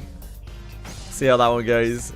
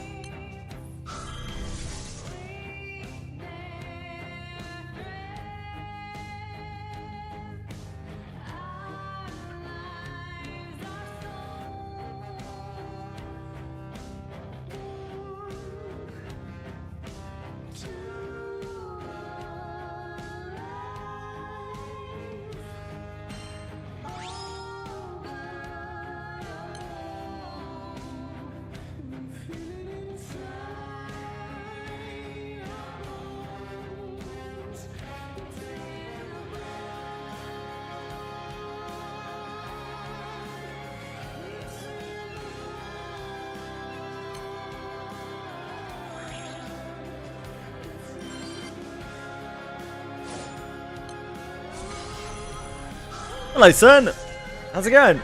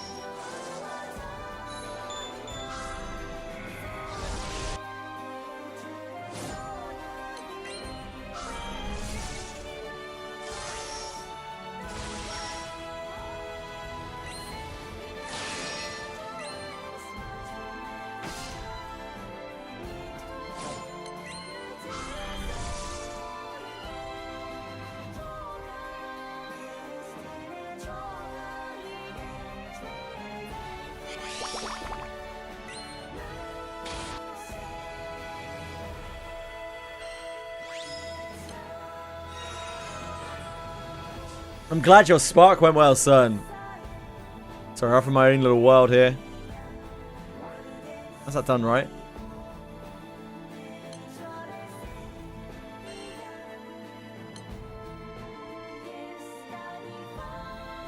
Really need to pay more attention to this. I can't be jumping back into here every 5 seconds.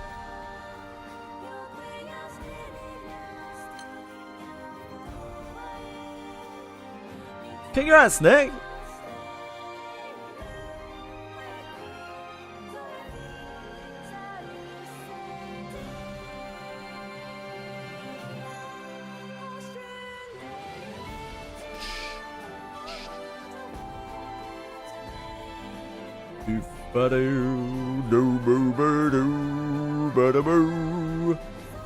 Ah, one more Leviathan. We hadn't actually finished them. I thought I just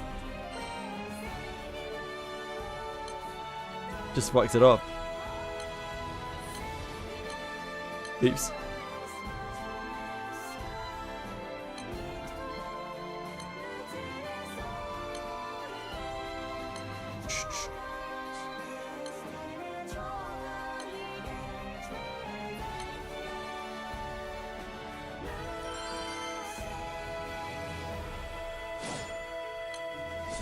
You wanted to spark Cosmos, but you hit every ray up in at 110 pulls. Wow, congrats, man. Nice job.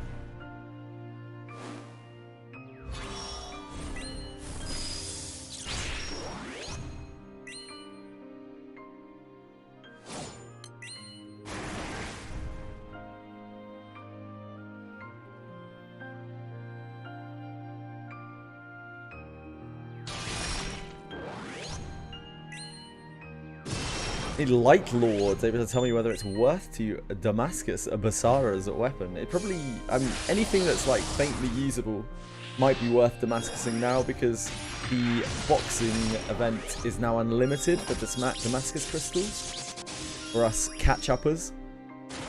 So you can actually just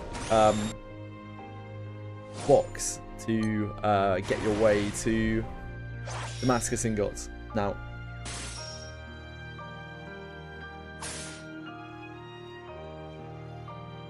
As that amount of Damascus crystals is probably, it's like an insurmountable amount for newer players. It's just an absolutely unreal amount of crystals. So if you have the time to box, oh, I think we didn't do it. Need to do another one. I don't know why I did that.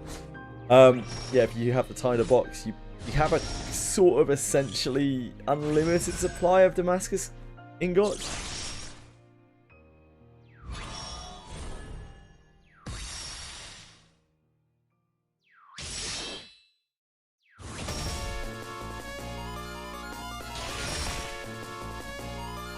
Unless you got like 1,000,000 weapons to make, you're probably going to be fine with having enough crystals and having enough ingots.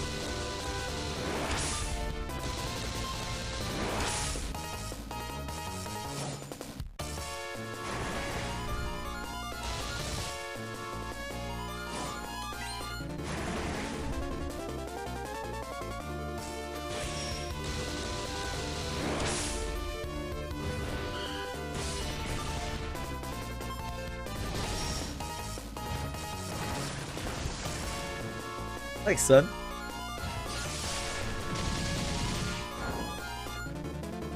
Probably for the best, Lisa.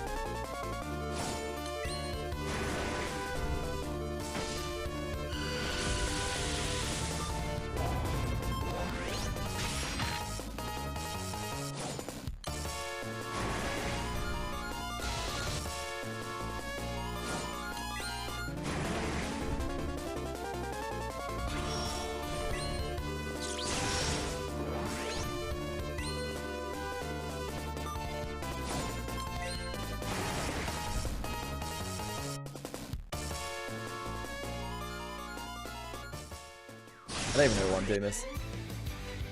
You don't really need to be doing that. Hopefully someone will join that and finish it.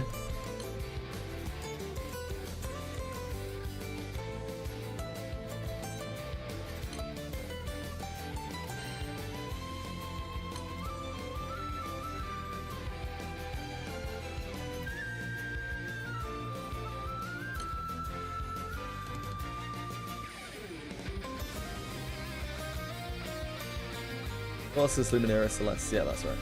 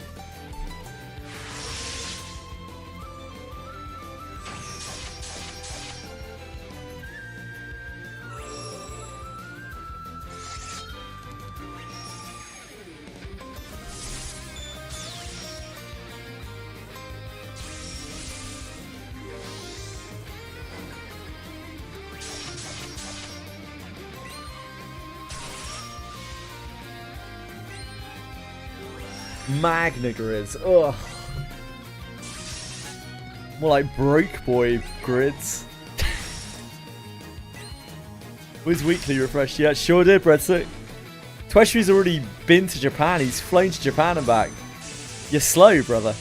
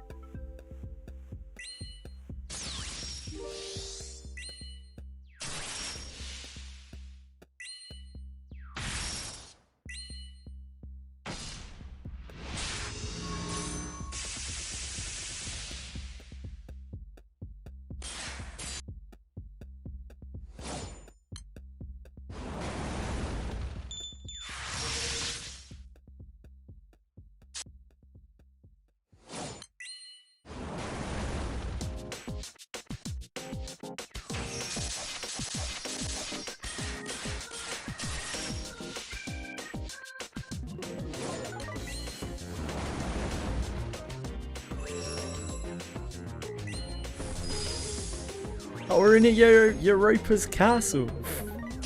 The rare Europa's castle. This is it. This is peak performance.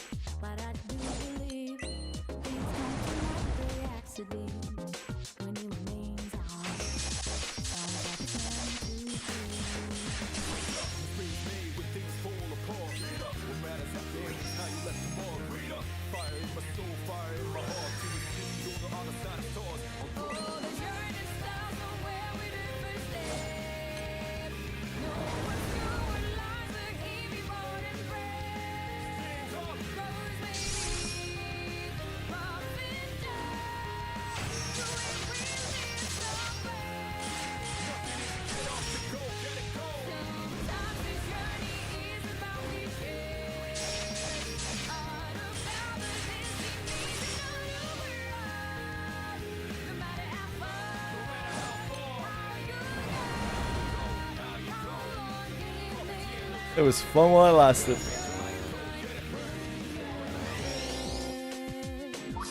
Yaroichi dodged that last attack. What a beast. Yaroichi AP.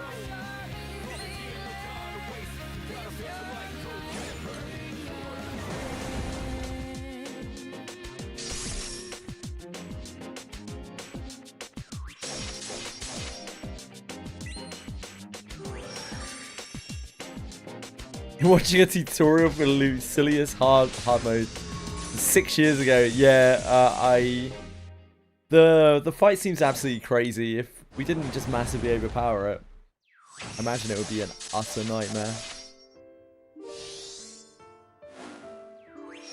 It's so complicated.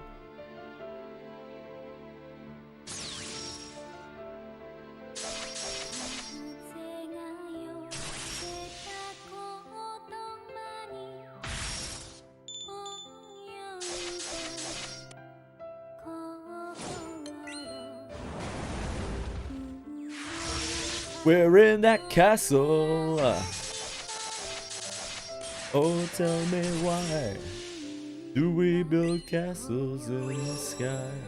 Oh, tell me why.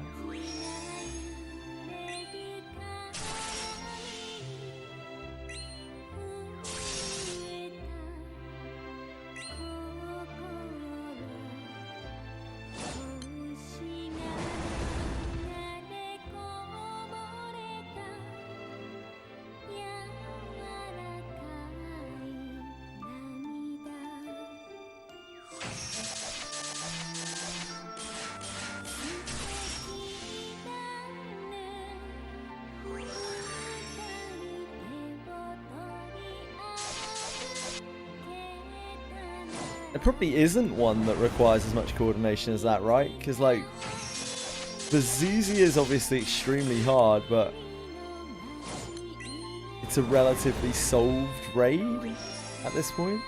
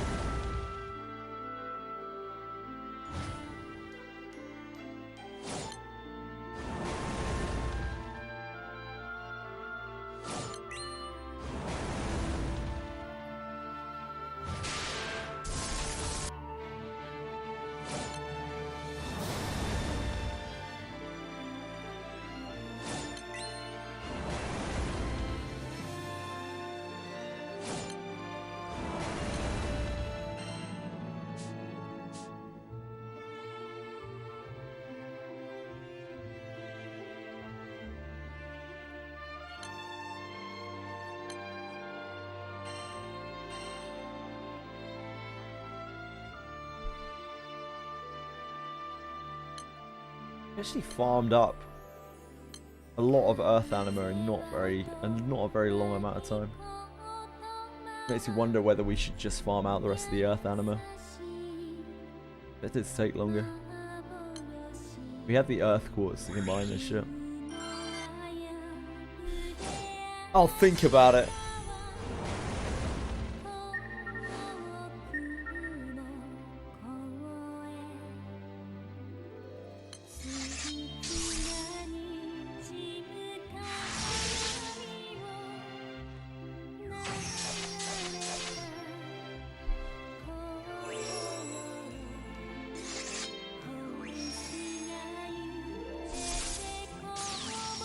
We had to wait until like Wednesday anyway, Wednesday evening.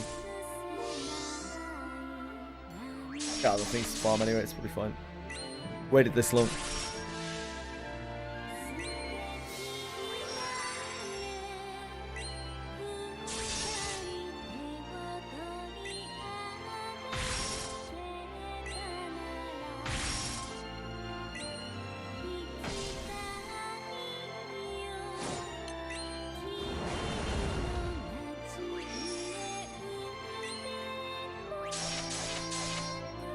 So the problem with that sort of design is it is aimed at a very small percentage of the player base. There's not necessarily anything wrong with that, but of course it is a lot of development time for, you know, just one singular part of the player base. I feel like a lot of that design is kind of in the past for a lot of games, and they focus a lot more on, you know, making pornographic artwork of their characters. And making K-Lab banners. It just makes more money. Oh, who knows?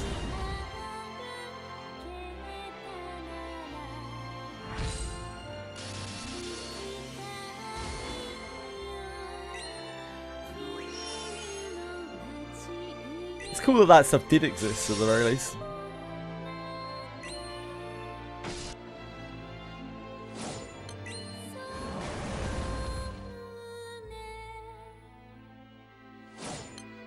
Indeed. Indeed, Shaky.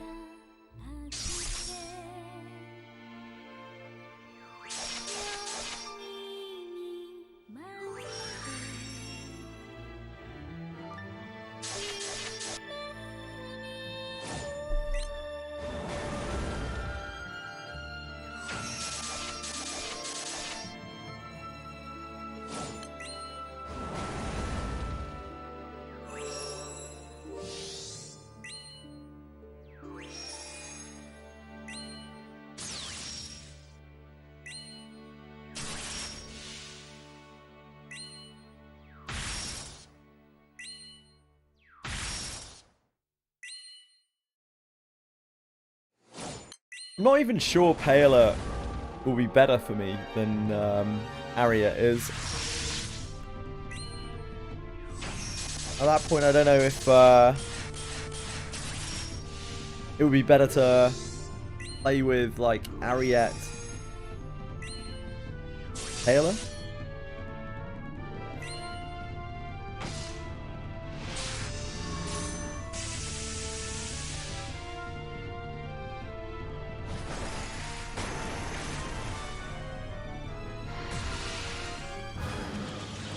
And just cut Europa out. Put her on ice, where she deserves to be.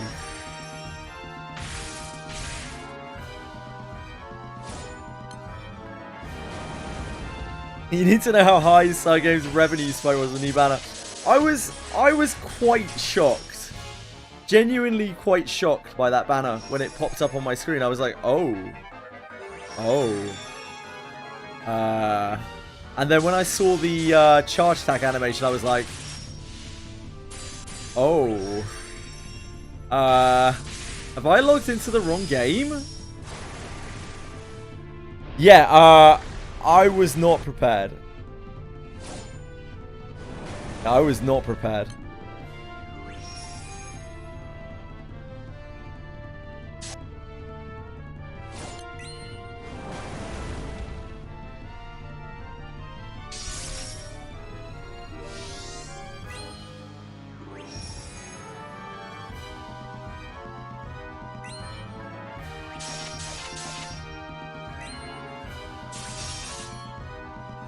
Yep, so last night, Miani Flakes, I usually forget that I've even got these or that I can use them.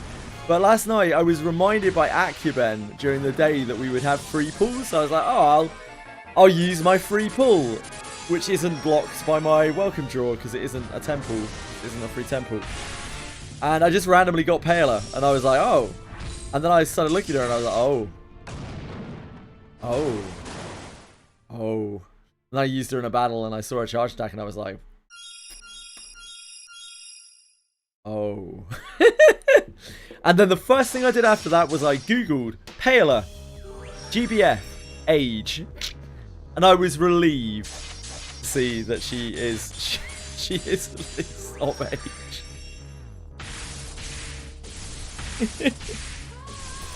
So, double W, I guess. Dub Cygames. Well, like, look at the way Gwyn looks, dude, and Gwyn's fucking 15.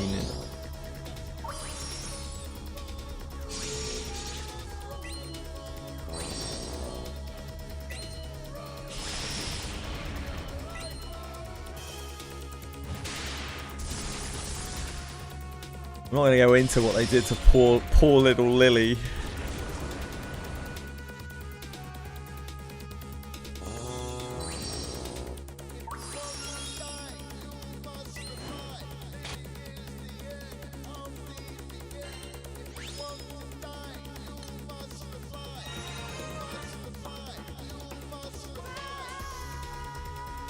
Yep, Gwyn is 15. Please choke your chicken responsibly.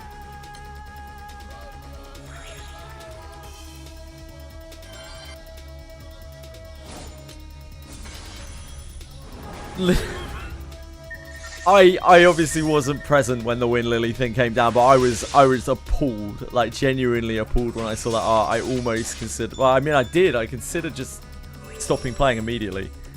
I was genuinely freaked out by it. I was like, what the fuck? What kind of game just allows this? It doesn't make any sense.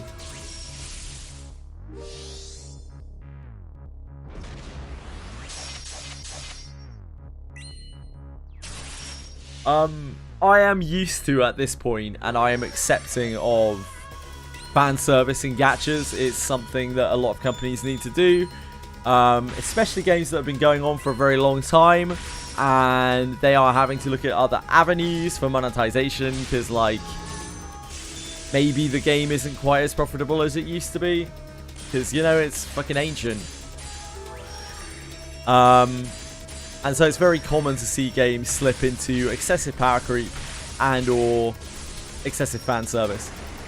It just is what it is. That's the way it is. That's the way it is. But, like, as soon as you start mixing underage characters into the mix, it gives me the heebie-jeebies. I really don't care for it at all. Because even if you take the mindset of, like, oh, they're only drawings, they're only video game characters, it like, it facilitates that kind of thinking, like when you sexualize underage characters. It's a gateway drug, essentially. It's anything but harmless. It's a very, very, very sketchy thing to be doing in any game.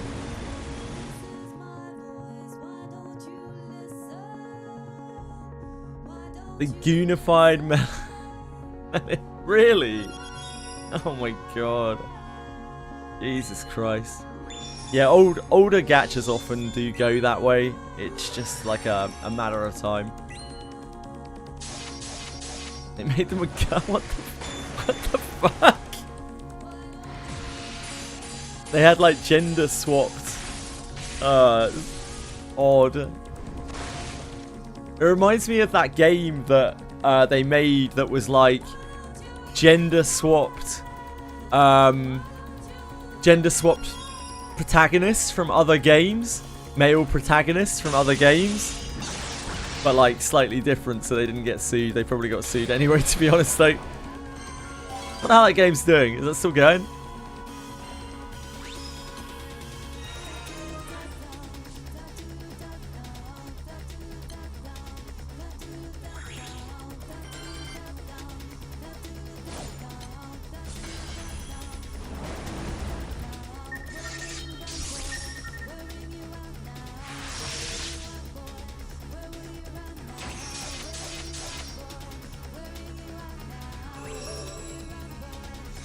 Enigma of Sepia. Yeah, Enigma. I should always be able to remember it because they titled it EOS. Because it's very, very, very tongue-in-cheek. NTE, I don't know, man. Anyone who looked at NTE's launch and looked at the quality of what they released and looked at the quality of their game engine and couldn't see past the fact that most of the budget for the game had been put into sponsorship and advertising. Anyone who is delusional enough to think that that game was good, I have no sympathy for them. Like, you need to look past the base level of things. I don't know, man. It's not the worst game I've seen, but it's still fucking slop.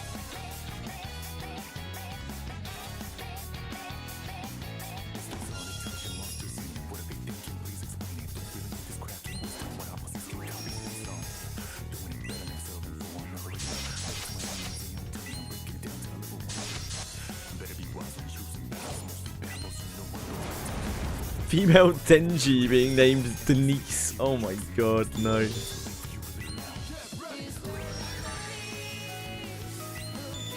Oh my god, what is that, dude? I'll put this on screen, hold on. Meliatus, holy moly, what is that?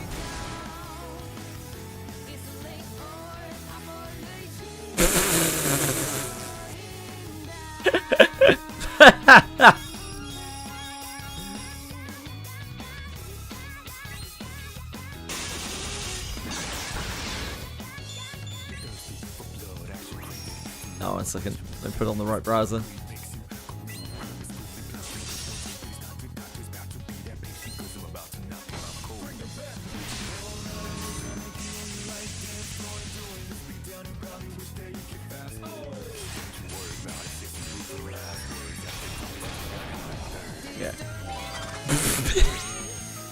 What on earth is that? It's unnerving. I don't like it. Look at this. Oh man. You get them in your ads. It says a lot. It says a lot. What? Analytics don't lie, mate. Analytics don't lie. Yeah, it looks super weird. This looks so strange, particularly. Yeah. Yeah, the band doesn't look so bad. This, I don't really know what to make of it. Like, these are 7 Deadly Sins Grand Cross gender-swapped characters. You can see here, I've googled, by the way, cheetah age. You know, earlier discussions.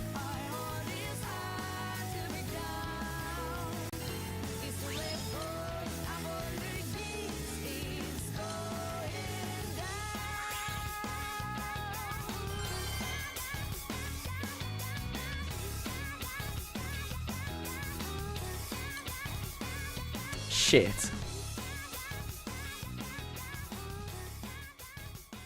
Oh, we've got caps lock on, that's why. Pfft. I didn't even notice. I can maybe forgive somewhat sexy teens with a teen MC. It's when the MC is a full adult. Viewers more context sus. Yeah, kind of. The freakiest thing I've heard today, and this one really blew my mind. When the cogs clicked together, I was like, "What the fuck?" Was when someone said Aaliyah's like 27 or 28 or something, and I was like, "Ah, thank God she's legal." And then I was like, ... Wait a second, main character's fucking 15. What the hell is she doing? What the fuck's going on? Oh my god. That doesn't even bear thinking about.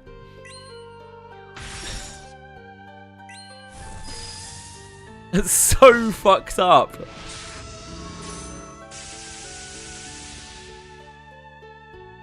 It's arranged, it's fine. Yeah, okay.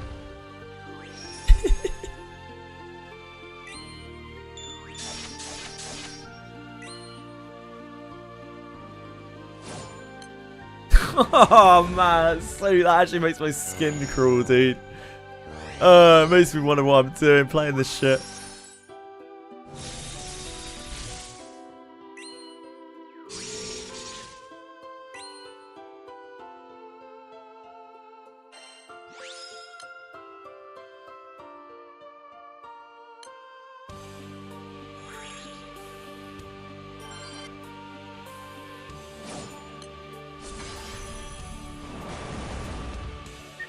Yeah, I don't know, Miani Flakes. I don't know, mate.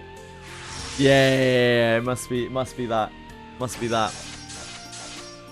Their artwork for Gran and Jita is all over the place. It's weird. Some of it, they're clearly aged up. Some of it, they're not.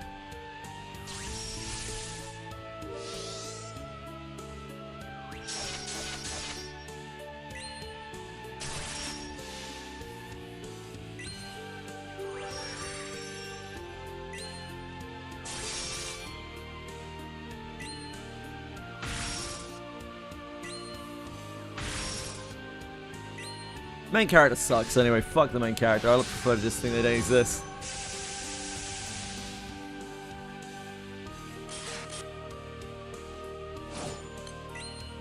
Yeah, there's clearly like time. A lot of the side stories don't really make sense canonically. I don't think they.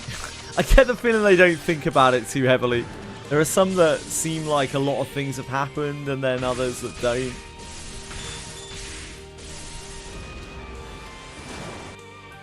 Congrats, Silka.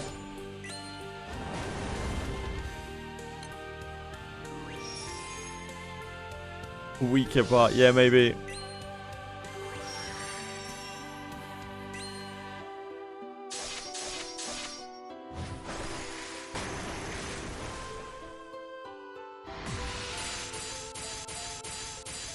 So interestingly, when they made the anime version of Granblue, from what I'm reading here, the anime version was canonically 17.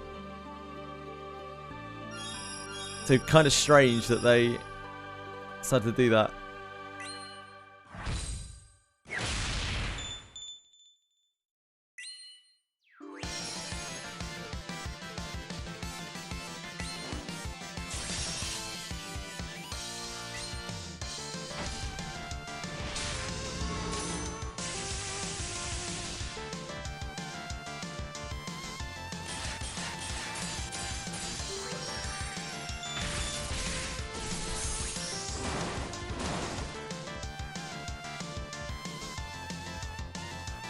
That's for Gran, Shoki.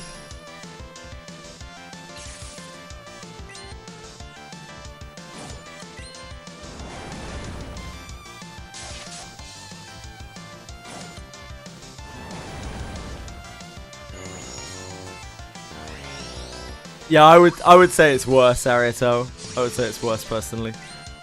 But I think both are pretty bad. I see so many similarities between Granblue Fantasy stories and Final Fantasy XIV stories. I don't know if one is inspired by the other or they're both inspired by the other. I don't really know. But they are so similar. I would not be shocked at all if someone told me that they were the same writers. I would not be shocked in the slightest. Yeah, maybe it's just Japanese writing, although there are lots of properties that are not like that.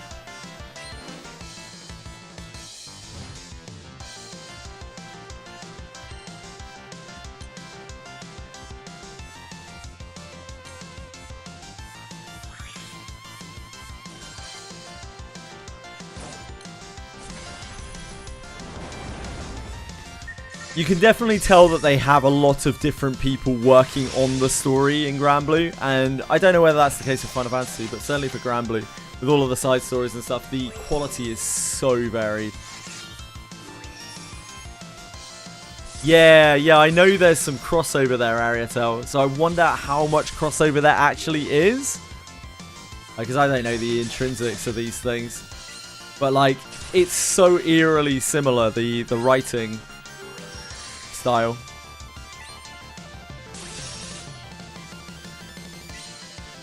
No, Granblue Fantasy is definitely more awkward, I would say. But I think they're both kind of in a similar vein. Kill Slime's first mission. You are excited to kill God. Add hot women. Add hot women and questionably aged characters, yep.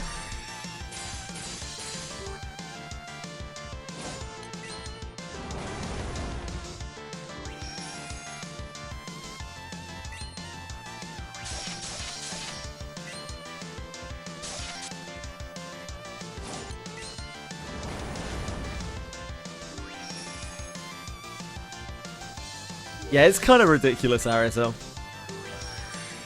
But I don't think it's quite as ridiculous as Granblue's, right? Like, Granblue's so silly. I have a feeling that with Granblue, because it's lasted for so long and there have been so many shake-ups with writers and whatnot, those are just the ones that I've learned about as I've been playing through the side stories and people have been telling me about it.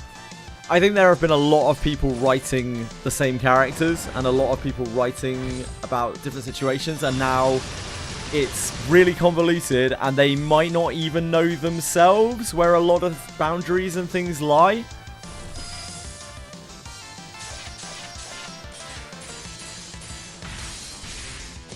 Like, I'm sure they know where the story is heading, and I'm sure they know, like, the current characters and what they're doing and what they have planned for them. But I would imagine a whole bunch of the older stuff, like, it doesn't fit and won't ever be made to fit because it was written by someone else and it was like part of someone else's vision that is now kind of defunct.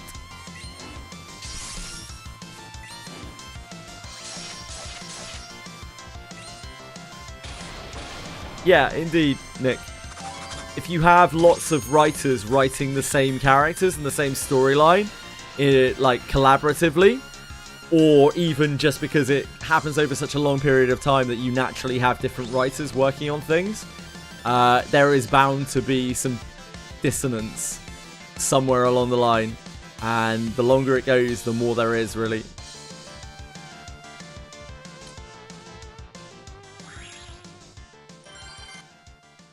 It's a real big problem in Dungeons and Dragons as well. Like the Dungeons and Dragons source books, they have made so many, all written by different people, all sorts of different takes on like the gods and the places and the classes and history, and it's all like mangled to a point where like Forgotten Realms lore, which is like the main setting, it doesn't make any fucking sense to anyone. It's been rewritten about 1 million times, and everything is written in a different way depending on where you look at it.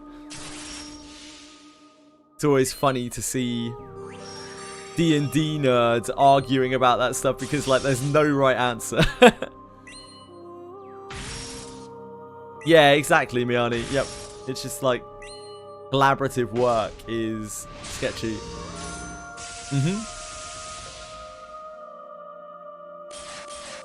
Yeah, that's the issue, right? Like it's very unlikely for a very long spanning series to actually get finished. Yeah, 40k is terrible for it. Warhammer lore is absolutely terrible for it. Like ridiculously bad. Because it's had so many writers working on the lore that it's just an absolute mess, both fantasy and 40k. So many, yeah, so many. Games Workshop has an umbrella approach to its IP. They seem to truly believe that if you just hand out your IP to literally everyone who wants to do anything with it at all, then some of those things will be absolute bangers and take off. Most of them will be utter dog shit and be completely worthless and sour the name of your property, but it doesn't matter if you have a few that take off. And that's always been the way that they have done things. And I mean, it's worked very well for them.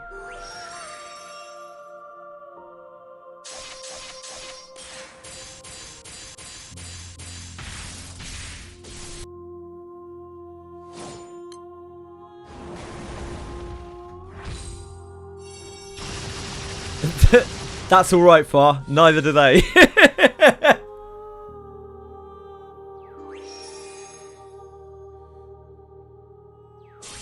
Yeah, Grimdark often doesn't come to any kind of meaningful fruition. It's true. Yeah, Game of Thrones will probably never be finished, right? And when a lot of these stories do get finished after a long amount of time, often they are not satisfactory. Like the endings aren't actually good because the writer, when there's just one writer, like it's hard for them to get a real good grasp of where their story should end because they get really, really lost in the source. They got no one to talk to about it, and they tend to make even very, very experienced writers, like professional writers, tend to, over the course of like a lot of books or whatever, tend to make their world too big, and then it's impossible to bring it to a meaningful conclusion because nobody will ever be happy. There'll always be things missing and plot holes that can't be looped in, and I think that is a big problem with Game of Thrones and why it's very unlikely that is ever going to finish. Like the world just grew, it just got away from him. It got away from Mr. Martin, and he doesn't know how to put it together. Like anything that he puts out at this point is going to be an absolute like shit show, right? It's never going to live up to the hype.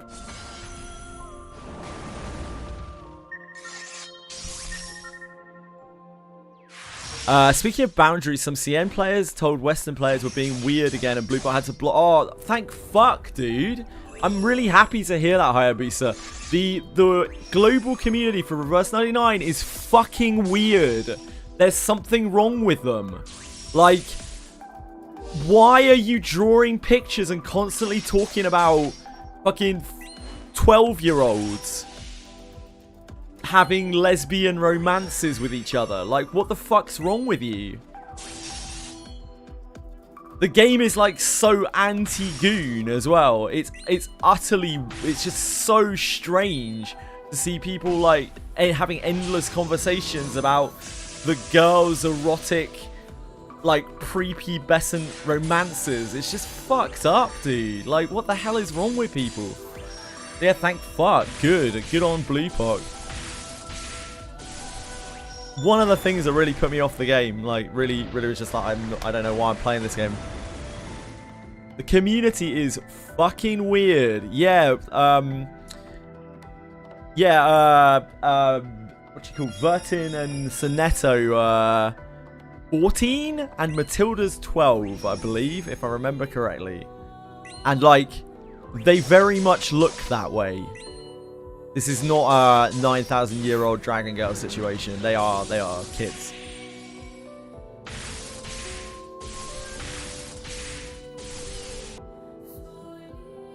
The game does absolutely nothing, by the way, to promote anything between these characters. Like, it's only weird people reading into things that they want to read into. Like, there is a rivalry between Matilda and Sonetto that these people are just like, oh yeah, they... I wish I was paraphrasing when I say they want each other's cookies. Like... Jesus Christ, man.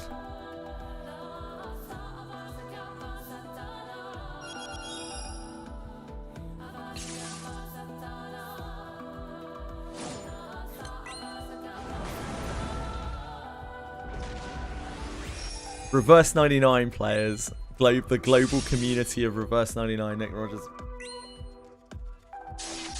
Like, I kind of get it in other gacha games because, like, games are basically pornographic.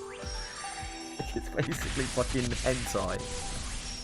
But in Reverse 99, where they...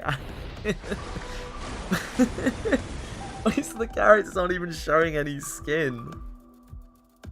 Like, why... Oh, Jesus, man. What am I doing playing gacha games?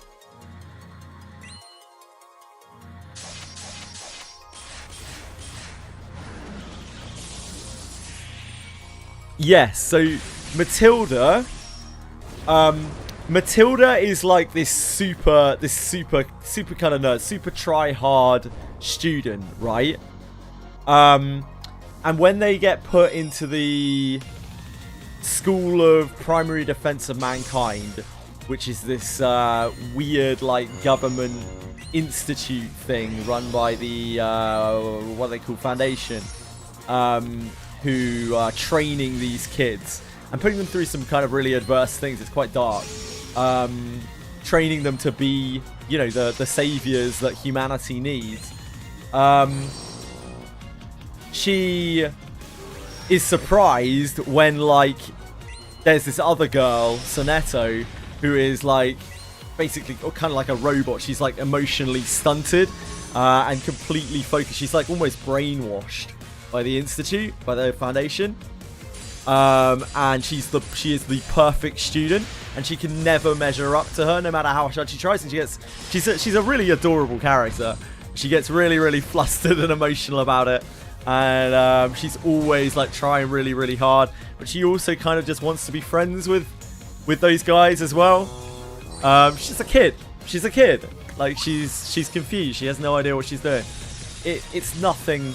It's just nothing romantic at all. It's just not there.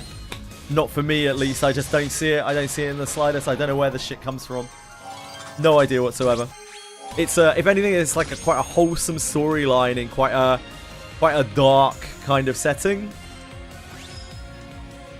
which is just raining M3 weapons. Like, why am I getting so many M3 weapons? What is going on? I don't need these anymore.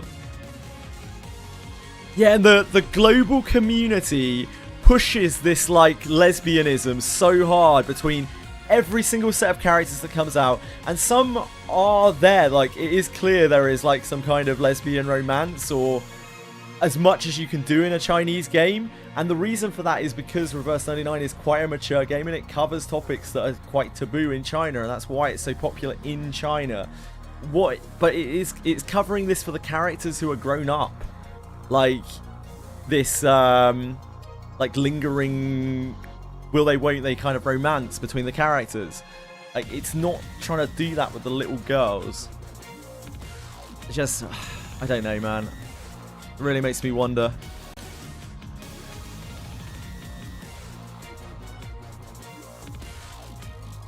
Desire says it working as intended. Yeah, I've been getting this all day.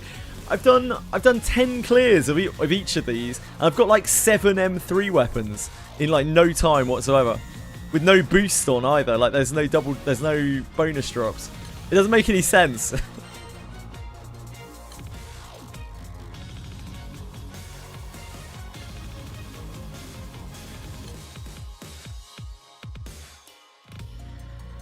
Oh, deep breaths, deep breaths. We're not playing Reverse 99 anymore. It's okay. All we have to concern ourselves with is whatever the fuck Summer Paler is. Ooh.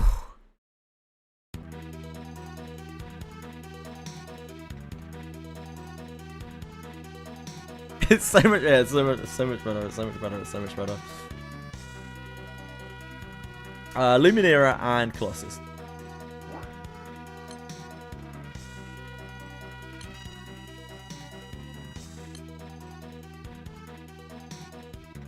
We'll do Luminera first. That's to be our treat. Love Colossus.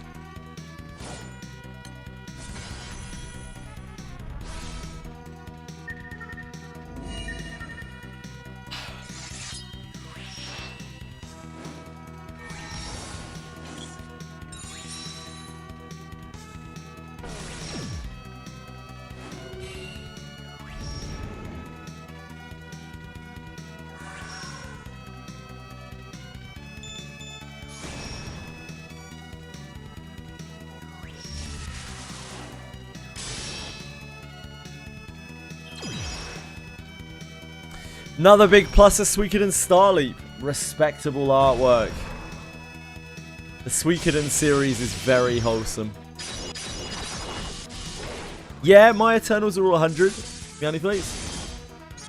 I'm working on the final bits of all of the Transcendence mats. Basically, we just need relic shards for Tien and Neon.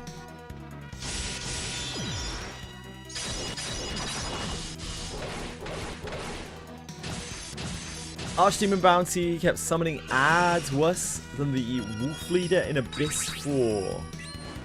Archdemon Bounty. The Abyss 1 one? Oh no! Abyss 3 Archdemon. Yeah, he's one of the most awkward. So he's a bit of a gimmick fight, right? You can either just blow him up if you deal enough damage, just focus him. Or you can not kill the ads in front of him, and then you can ranged attack him to death. Because he won't do any of his bullshit until he's front row. Been gated by light dragon scales. Realizing that I never spent 3 business weeks farming purely back to back. Hell yeah. Yeah, man. I have not had any issues for true dragon scales whatsoever. I haven't had to touch Lindworm. I haven't even looked at Lindworm because of all of those true dragon scales.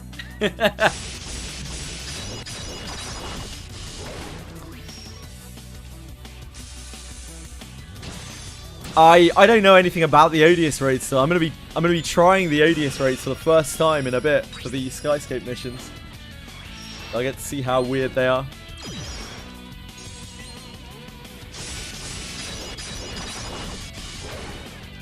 Yep, so used ranged attacks to kill him. Notably, the Archdemon, you cannot insta-kill. He is immune to criticals. There aren't that many bounties that are immune to criticals, but he is one of them.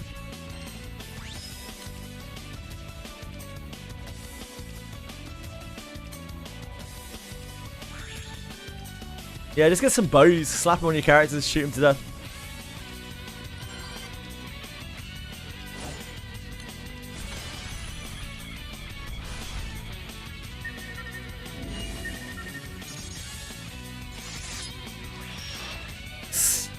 slap on your relic bow. Come on, step to it, brother.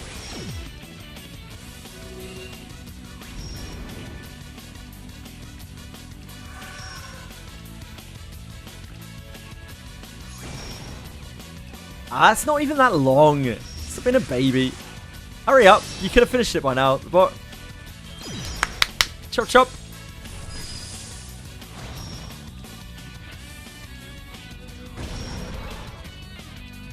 I spent a whole day here. Yeah. Absolutely, dude. 650 damage a shot with your bow. How many shots is that? It does seem like a day's worth to do 30k damage. Yeah, you're right.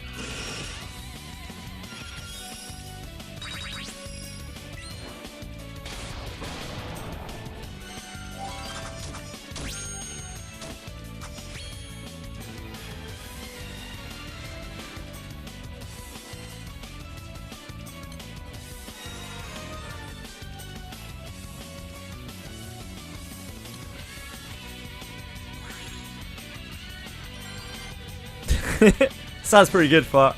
I look forward to it. Looking forward to it, mate.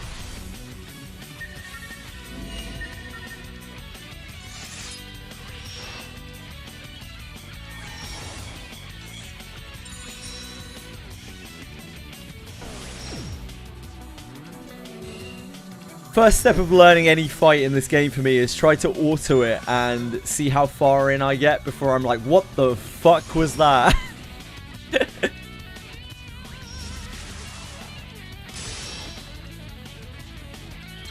Depending on how bullshit the fight is, it can be anywhere from, you know, like a couple of minutes to 5 seconds.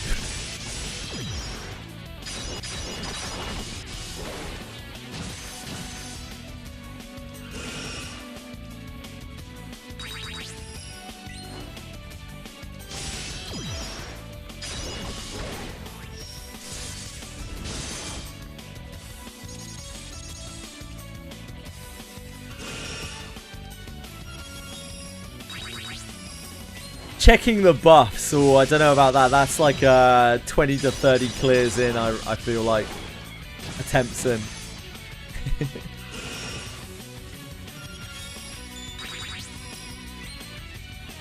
I usually look at the wiki first.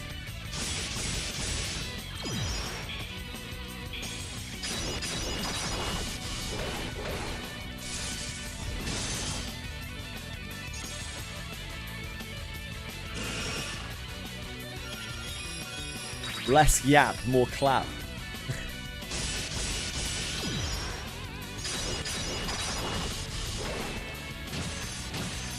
I'm meant to be skipping these animations, aren't I? Meant to not be lazy. Shit.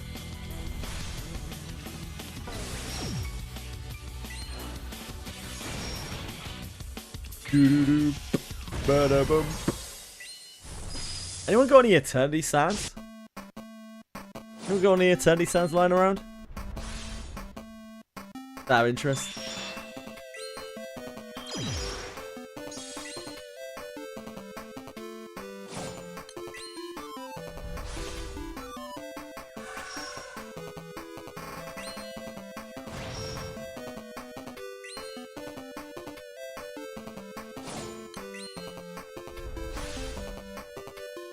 I ignored all of the conditional chests on M3.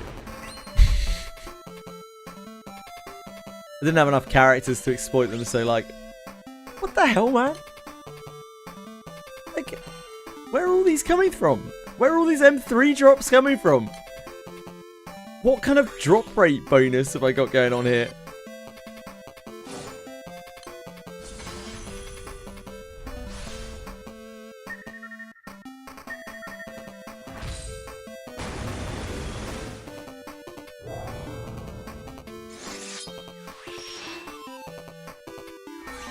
They come when you need them the most. Yeah, absolutely. Absolutely. Oh, wait. Oh, hold on.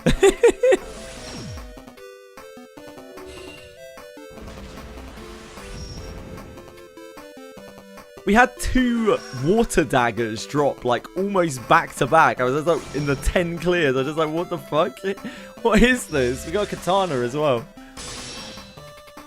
Who turned on the M3 drop button?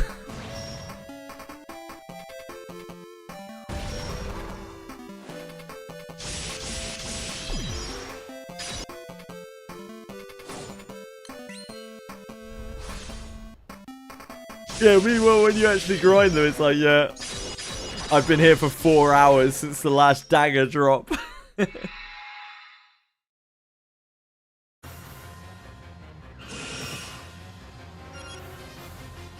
It's a desire sensor.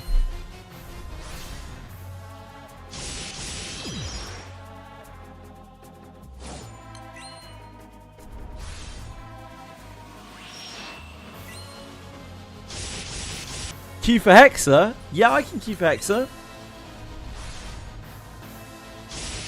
Oh. Do you mean something else? You must mean something else. What do you mean Q for Hexa, Tenzi?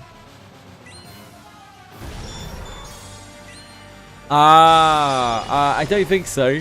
I've just been doing random hexes.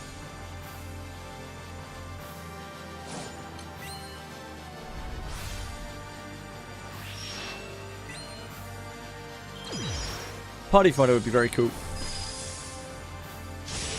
Yeah, I'll find Hexa Room easier. I mean, that's nice.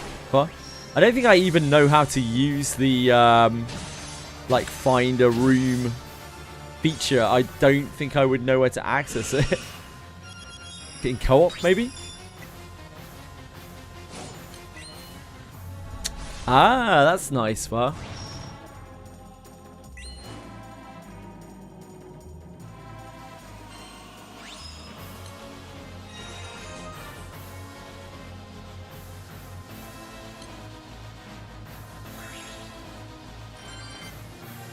Yeah, I've been doing that too, Senzine.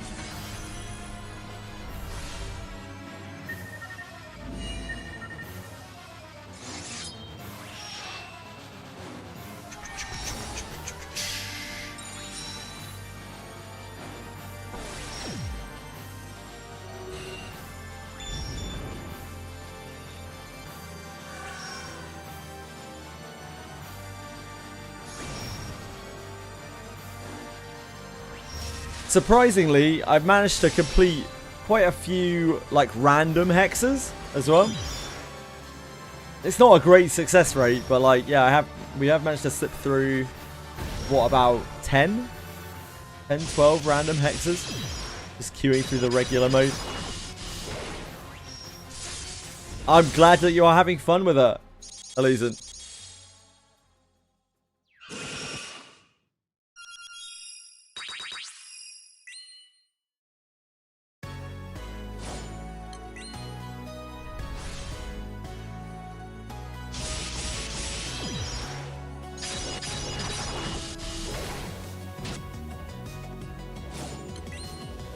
Yeah, Luzin re-rolled for Prish. And I think you got, what, a Prish Lana Veil start? Which is pretty good.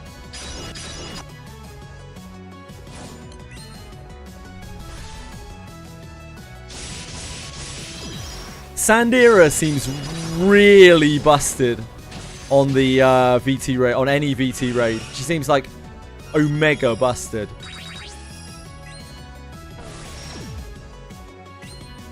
He's got a selector, Britzik.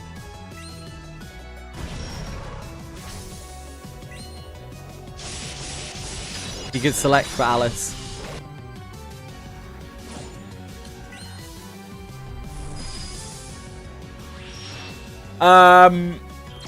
My advice to all new Wizardry players is think of your MC as your trap opener. Your MC is going to want to end up being Thief for a very long amount of time. Unless you really, really, really don't want to. In which case, it's very complicated in terms of Thief. It makes your Thief very, very, very difficult to work out. As all of the general adventurer thieves kind of suck. All of the easily accessible legendary adventurer thieves aren't that great either.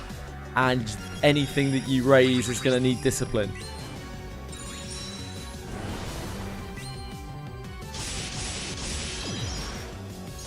Yeah, wizardry reroll process is pretty horrible.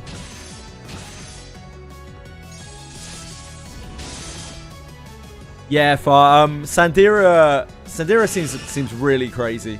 Like really crazy. A high level.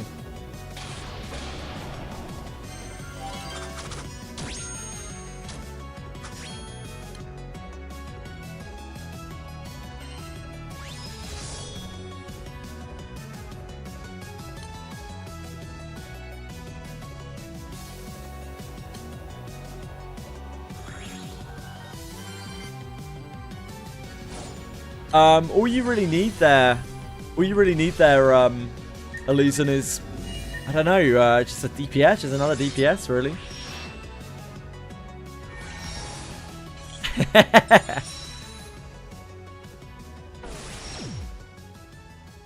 It sounds like you're doing great already.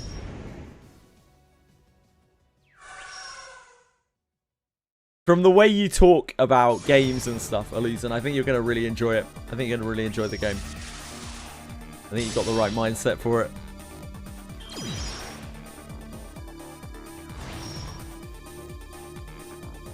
Yes, absolutely. Iroha will be absolutely fine. No, Iroha will be absolutely fine.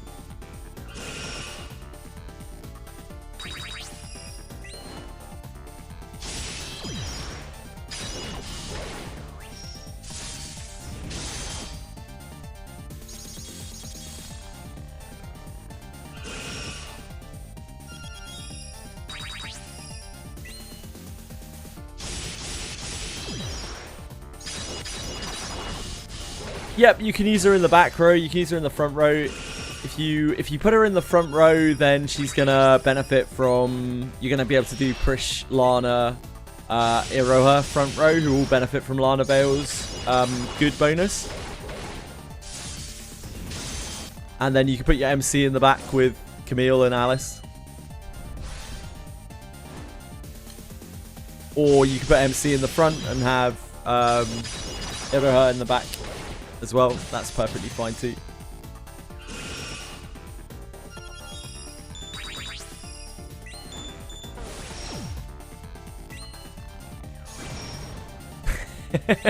The game will certainly do that. Do you, Elisa? Yeah, it's very much like Shin Megami Tensei.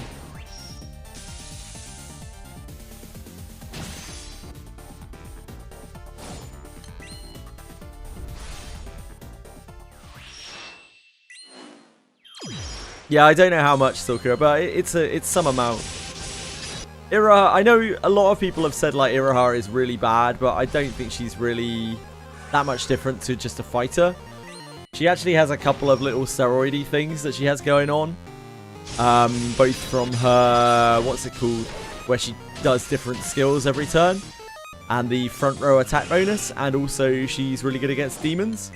So I don't think it's that she is really unacceptably bad. I think it's that she's just kind of a fighter, a slightly different fighter, and that's maybe not the most exciting thing in the whole world, but if you like her, you can definitely use her, and she's not going to be a problem for your party anyway. Oh my god, what the hell?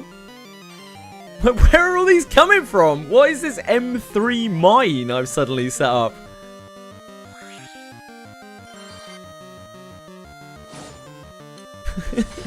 I've never seen so many M3 weapons. Yeah, a fighter is a fighter. Indeed.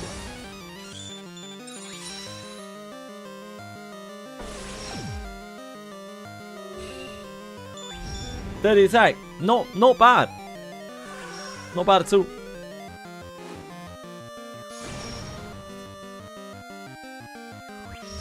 So the Phoenix thing she has is a bit gimmicky, right? When she's at maximum fortitude, if she dies in combat, she will revive with full HP. It's awkward.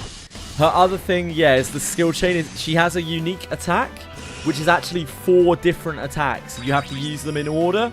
Each time you use one, it changes to a different attack. It's like an entire skill chain thing. That is... It's very flashy, but it's not actually that good. Mainly because you can't control which attack you're using. Yeah, that's right. It looks very cool, and you probably can use it a bit. Unfortunately, it seems that if you're playing her, the kind of like optimal way to play her is really just as a fighter. She gets two abilities called Earth Splitting Strike and Poised All-Out Attack, and you just kind of alternate between using those two attacks.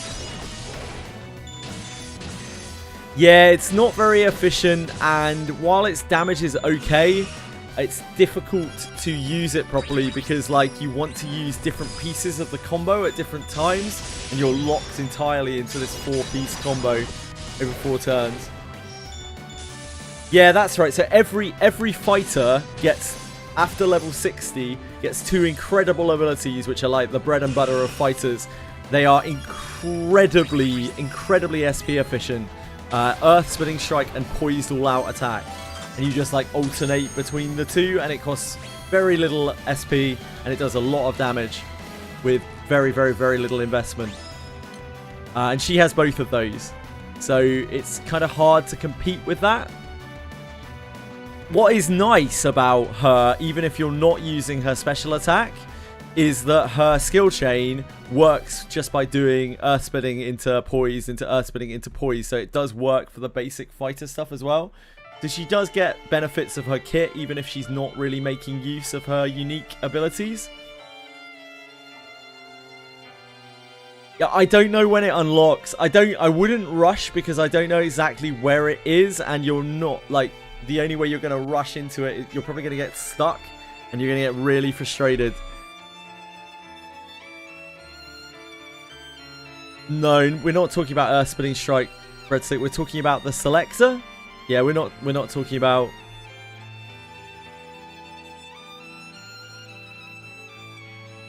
FPS is 55-ish, I think. Yeah, we're talking about the collab selector. I don't know when it unlocks. I'm gonna guess it's probably after you unlock the wheel, maybe? No, I think someone said it wasn't. It's okay, Brett, so don't worry. Maybe Abyss 2? I don't know. You'll get there, though. You'll have plenty of time. You just need to unlock the event. So you have to unlock the wheel. Thanks, Dude Name Guy. So after you unlock the wheel, you should be able to get the event to find the selector. Nice, Breadstick. You'll love to hear it, mate. No, Abyss 1 is the beginner Abyss.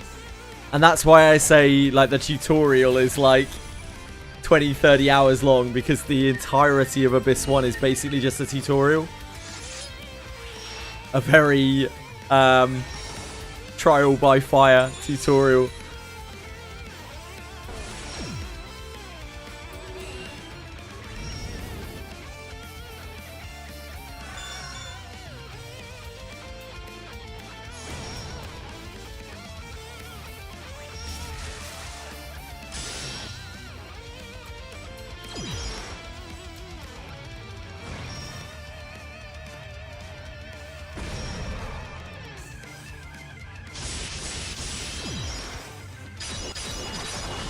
Yeah, use the XP books if you want to.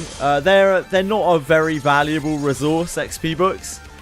You will eventually have so many XP books. It's not really a big deal.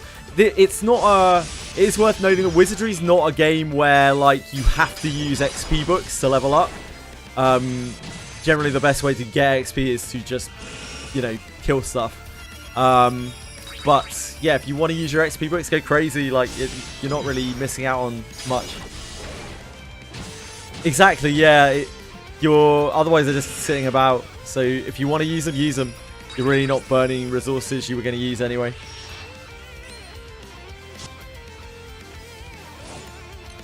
Yep, that's probably the best thing to do with XP books when a new when a new Abyss comes and the level cap raises, to be able to immediately power level some of MC's classes, so you don't have to worry about leveling them up, as it really sucks to level up MC Mage, particularly MC Mage. Priest is, like, not quite so bad, but it can be quite shit as well, depending on your team.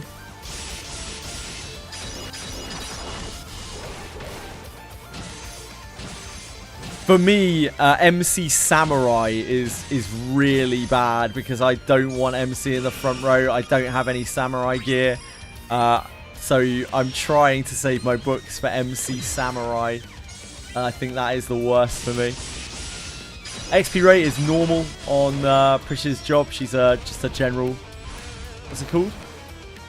Basic class?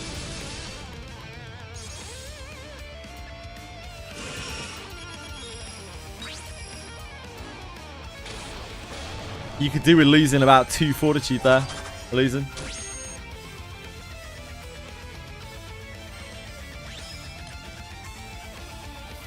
Why can't Samurai use bow? It's criminal that Samurai can use neither bow nor spear. I have no idea. It's criminal. Wizardry Samurais have always been able to use bow and spear as well. Because, like, spear is not really spear. It's like Naginata and shit, right?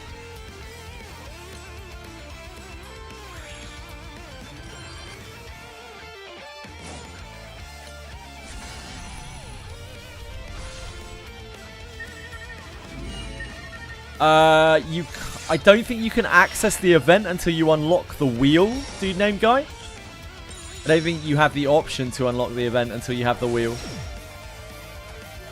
Unless you know otherwise. You can. Where do you do it?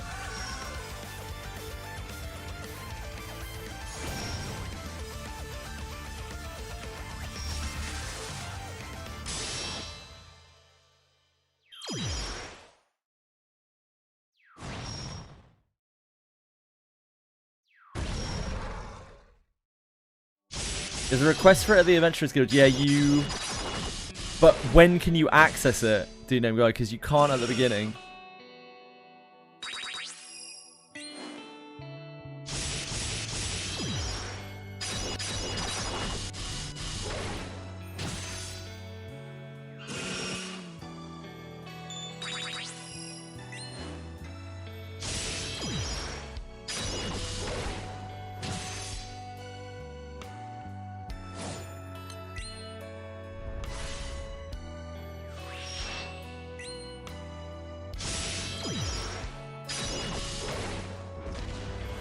I assumed it was the wheel since you need the wheel for the event, but maybe not.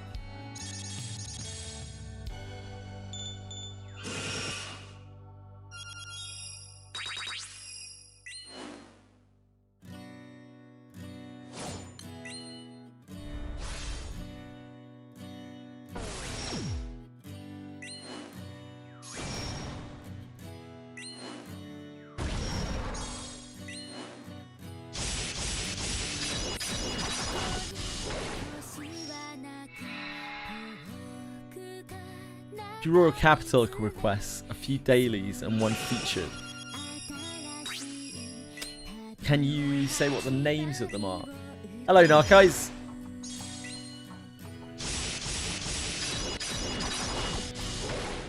Just started a new account again. I had the event unlocked for my first clear. Went through the first part of the event getting killed before I unlocked the wheel. Interesting. I wonder what it's locked behind.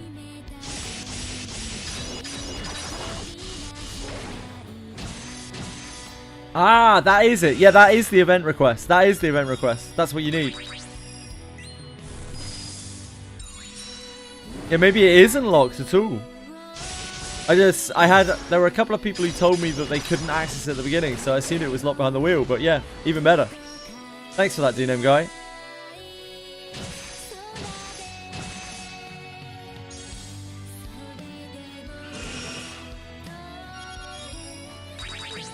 How do you go into it? You should, after you accept it, you should get an event outside, and I think you should get a map location to go and visit it, which you may not have used before.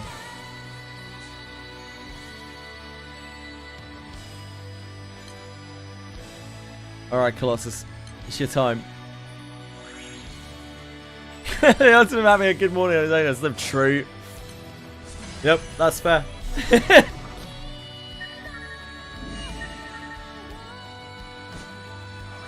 I can't disagree with you.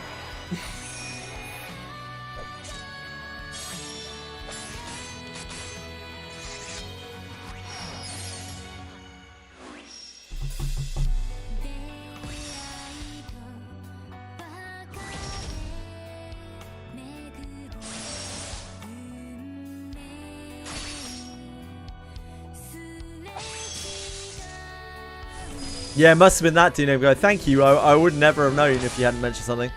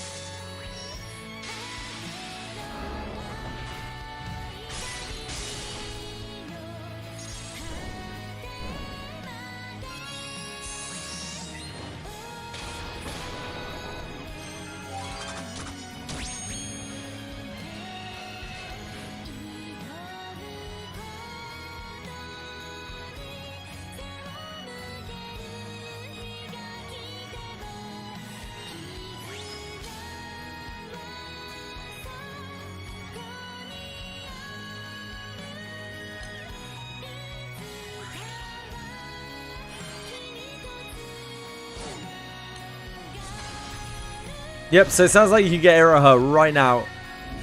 It's even better.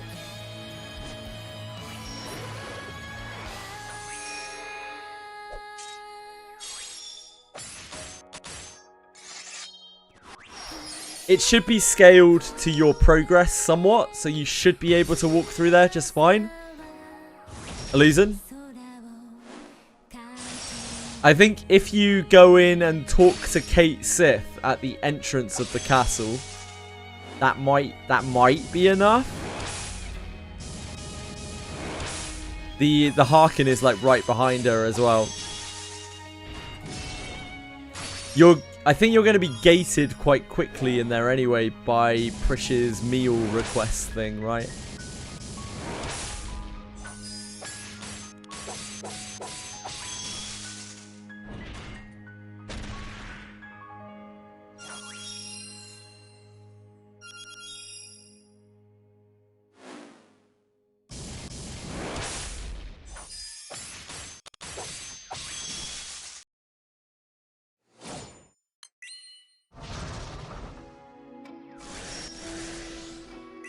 Yeah, maybe avoid the notorious monsters.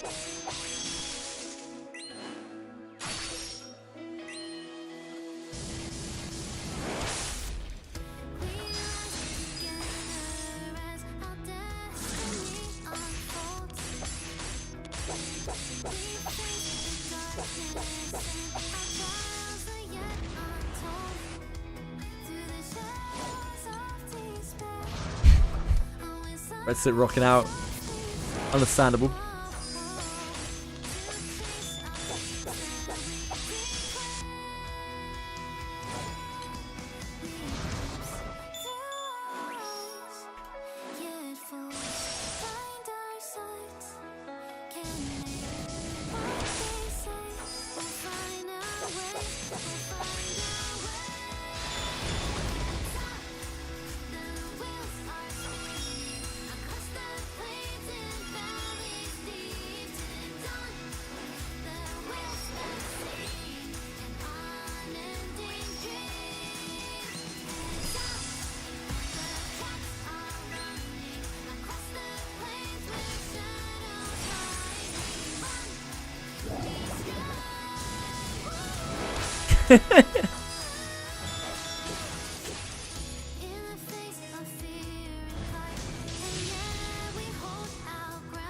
Some of the notorious monsters are very easy and some of them are extremely annoying.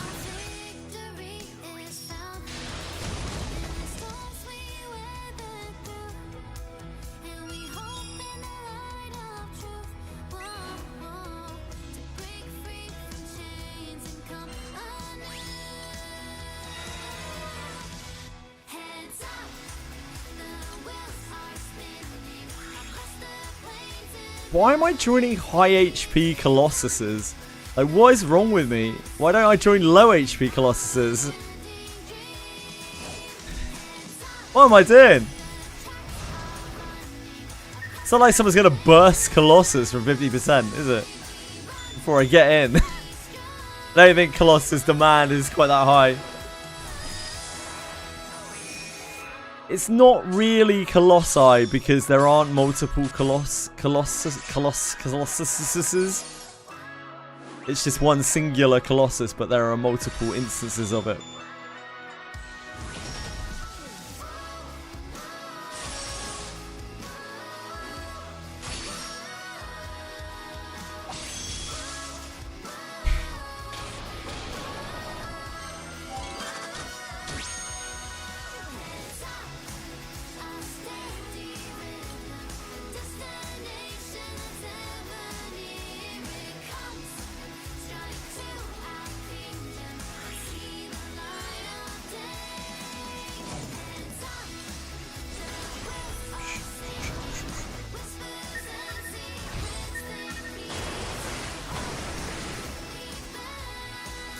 I don't want to hear you bitching about it, the bot. Get back in the fucking mines and stop pinging that demon.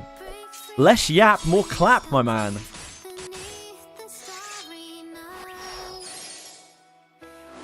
A group of Colossus is a Colosseum. Yeah,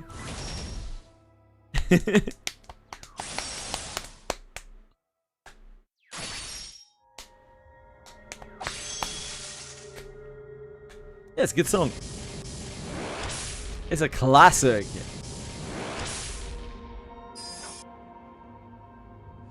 Stop being mean. Get back to it. Now you're bitching about bitching. Come back once the demon's dead. Jesus Christ. Oh wait, it's dead. There you go. You fucking dildo.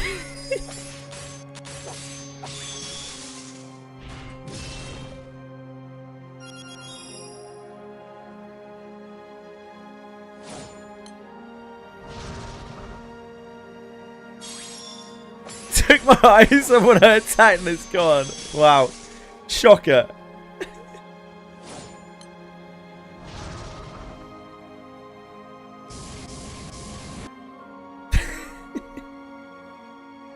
Oh boy.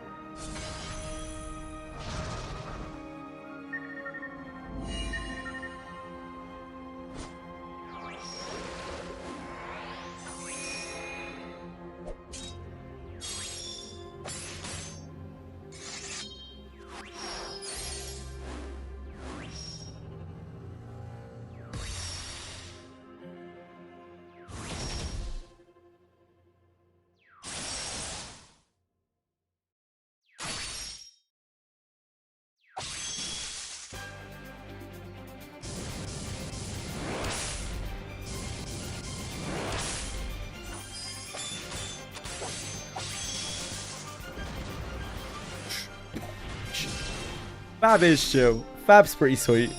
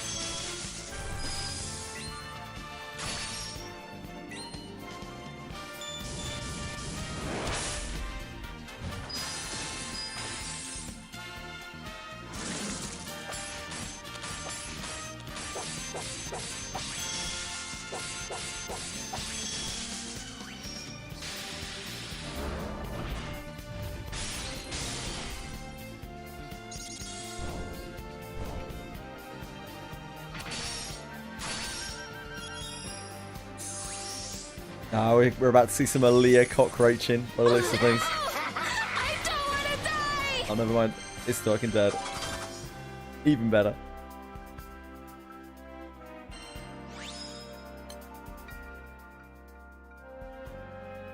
Got ambush and Lana got one shot. Yep.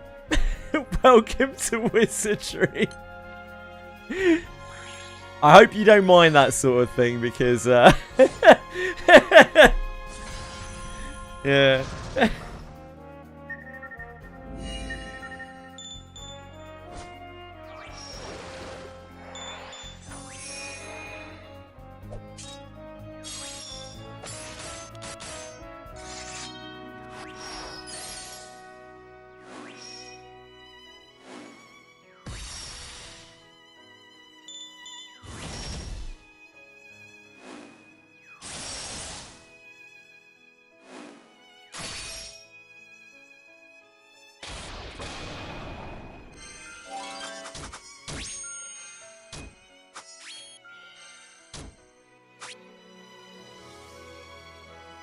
Fun with the bunnies. Oh, don't introduce him to the bunnies before he gets there. Crikey.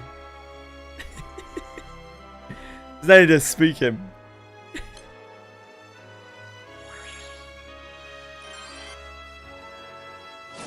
Shadow Lord rotation. It did seem quite lame. Oh, you got bunnied. Yeah, Bunnies are quite fast, they're quite evasive, and they have a mechanic called critical hitting. Critical hitting is not what you really expect it to be. Critical hitting is a instant kill. In Wizardry, surety and sure hitting is what you would expect from critical hitting in other games. Critical hitting is you have struck their weak point and they are dead.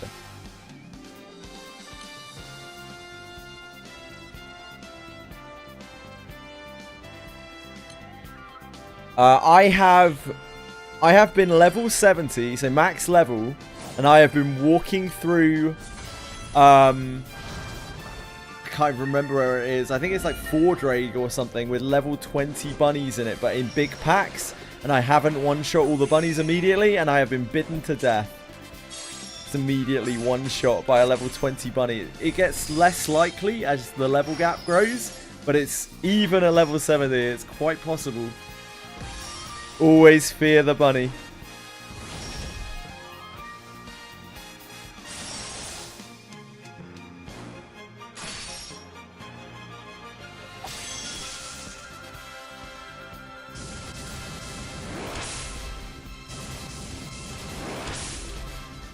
Yeah, it gets really complicated with critical, as Narcos is saying, because there's also an insta-kill, which is not technically a critical, though the end result is the same.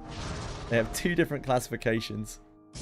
They are, like, critical is generally a physical insta-kill, and insta-kill is generally a magical insta-kill.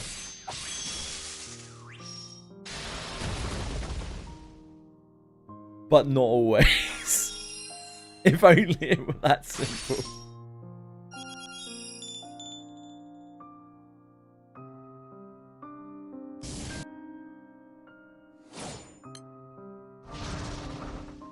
Yep, ambushes are like the scariest shit in the game. You might have heard me earlier talking about Amelia as being one of the best inheritors in the game. It's why I always incentivize people to, no matter how much they might like Amelia, they should never really build Amelia unless they are desperate. Her inherit not only helps you turn regular encounters into initiative encounters, but also it helps turn ambushes into initiative encounters. And you can inherit her to everyone.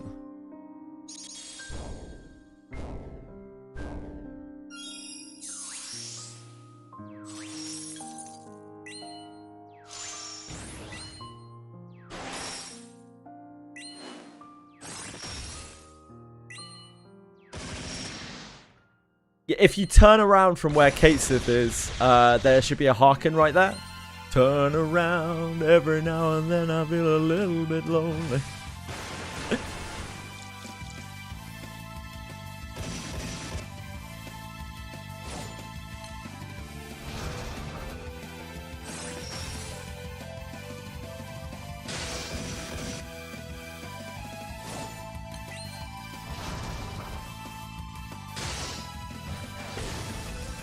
Cockroach Himalaya. Use that 28-year-old body.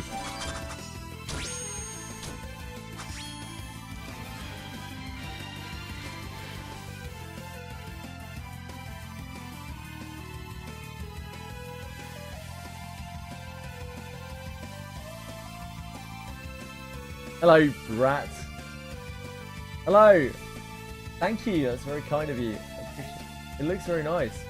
Edie made me food. It's homemade macaroni cheese.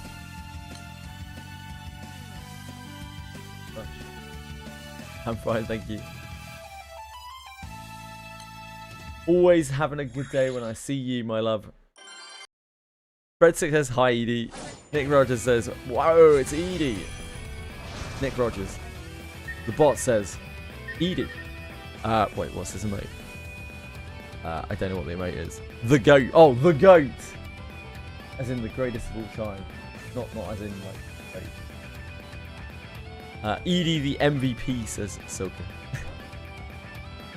you made me food. Yeah, you brought me food.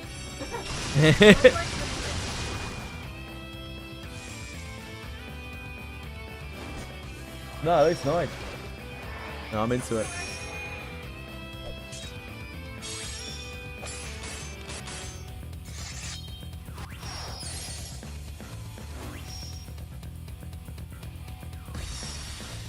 It looks good. Yeah, it looks really good.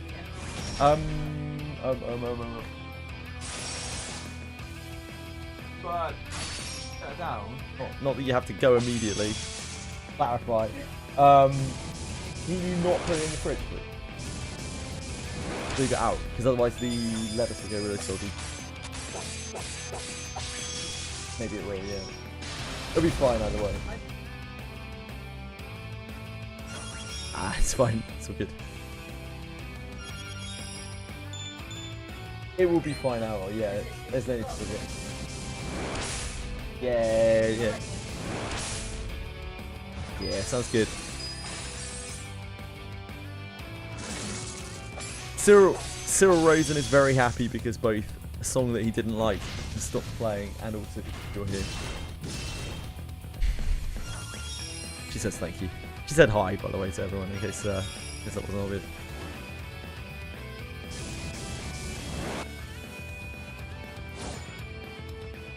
Doing?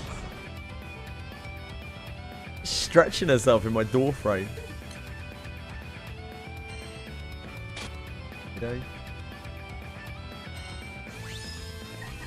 What's the matter with you?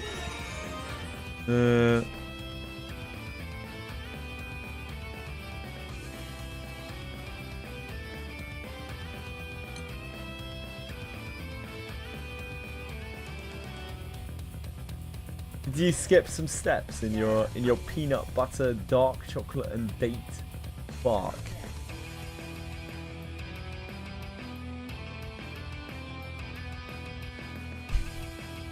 That sounds normal, Elysian. Sorry.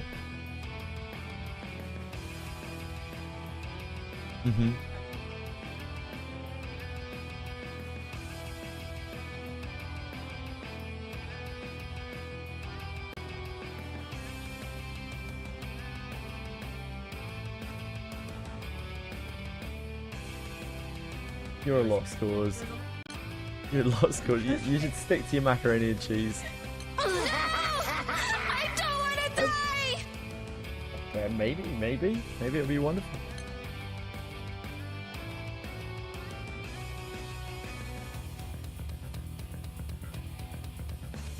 Delicious. Lovely. Yeah, she is.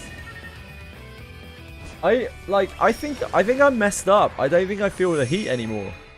I think the tropics ruined me. Like, I haven't since that week. I haven't felt the heat at all, in or out of the room. Yeah, I think I generally like. I think my body had to quickly adapt to an adverse environment. Yeah, it'll probably take a year for it to come back.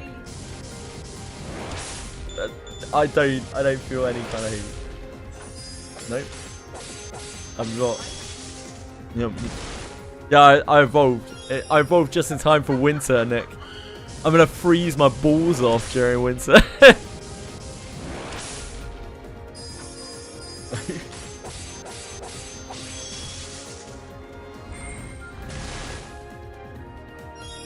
I didn't bother maxing it, Narcos. I didn't really see the point.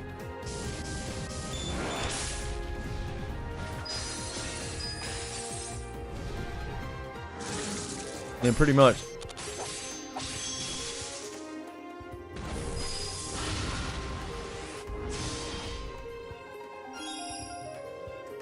You probably haven't showered in like a week, have you?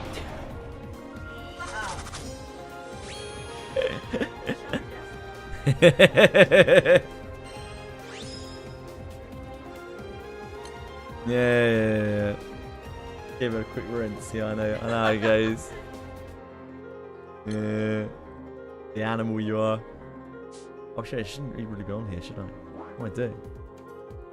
What am I doing? What am I doing? We can do area actually, we kind of need the beak. There's also bonus wind drops. Maybe we should farm where we are now. I kind of do need a second beak. I have one beak, so I need 3 beaks. Do I really want to farm where we are for 3 beaks? Yeah, that's something I really want to do to myself. These drops are extremely annoying.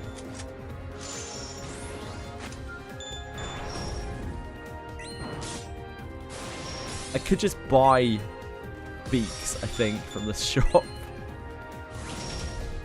Would that be so wrong?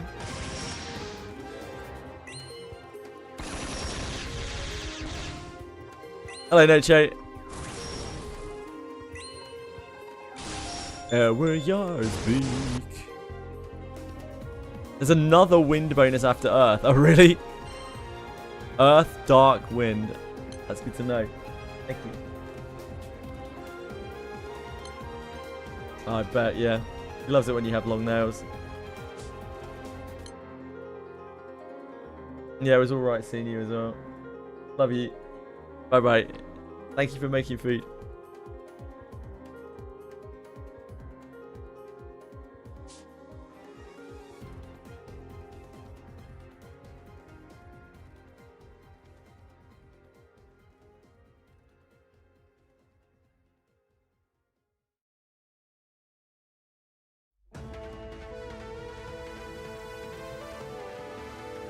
Yeah, the Shadow Lord seemed pretty boring. Pretty boring boss. Except when he bugged out repeatedly so that I couldn't actually kill him. I mean, that was kind of interesting.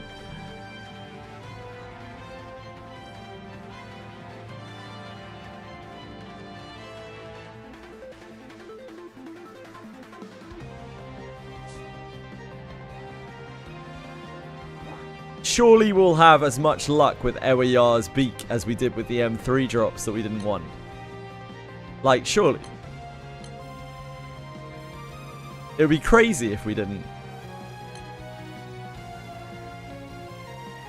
You had it too, Soka. Yeah, I was just like, what the fuck? How do we beat this guy?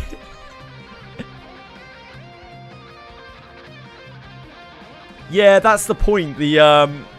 Most of the things in the collab are pretty faithful to the original content. It's one of the reasons why Final Fantasy XI fans and even the director of Final Fantasy XI were very impressed by the Wizardry collab. Obviously, it's not exactly one-to-one because they're different systems, but they really did their best to try to represent all of the different mechanics and things of Final Fantasy XI.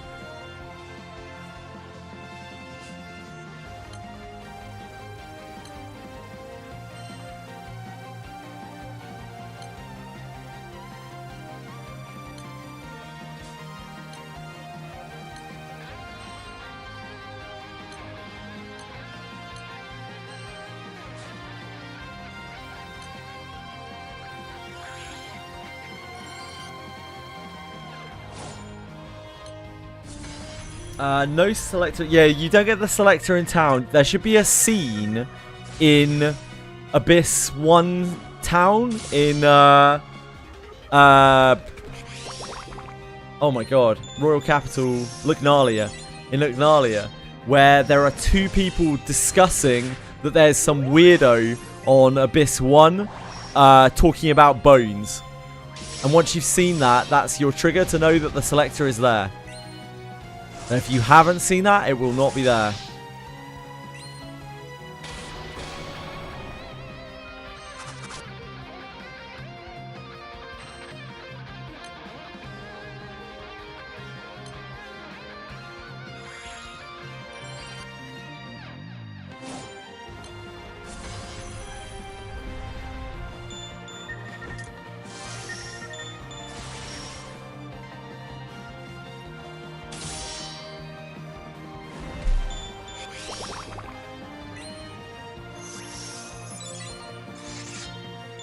Your cutscene wasn't in town, Do Name Guy, really? That's interesting. So yeah, you might want to try walking through the Abyss 1 entrance then. Like going to the entrance, the actual entrance of the Abyss and walking through it.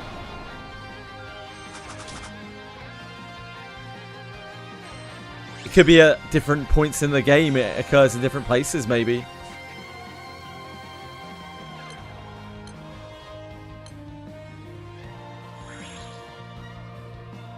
Oh, it's Earth time. Oh, we've got a Tiamat selected. Oops.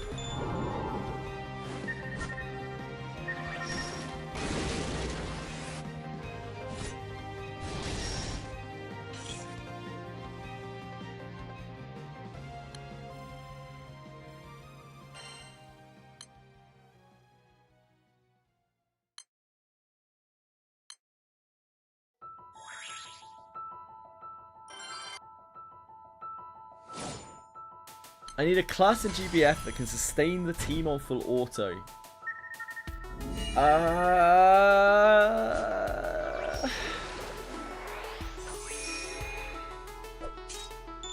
don't think that exists.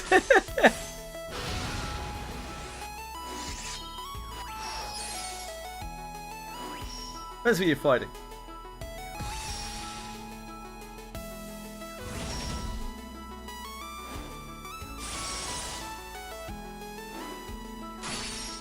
Oh, there you go. Lumberjack or Mana Ibercan. Thanks for Arctic Fox.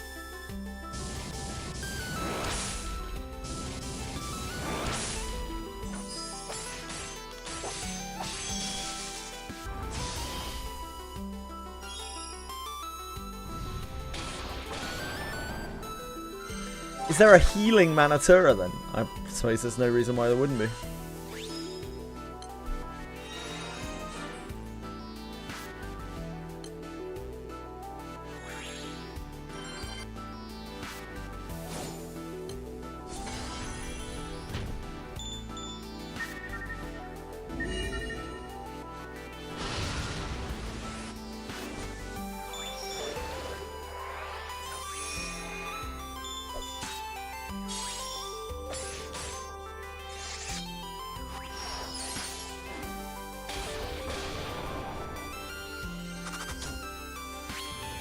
Luo Mino. Okay. Thank you. I definitely would not have known that. Yeah, very much appreciated. Thank you for the info. It's always good to learn new things. Also, I did not have my journey drops on, which is actually disgraceful behaviour. Remembered. Oh yeah, I'll rank up like that, are we? Jeez. Jeez Louise.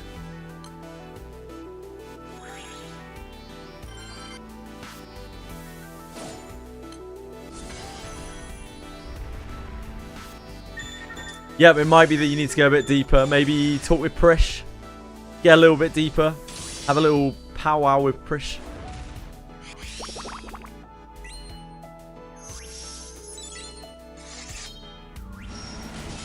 Oh god, no, oh no.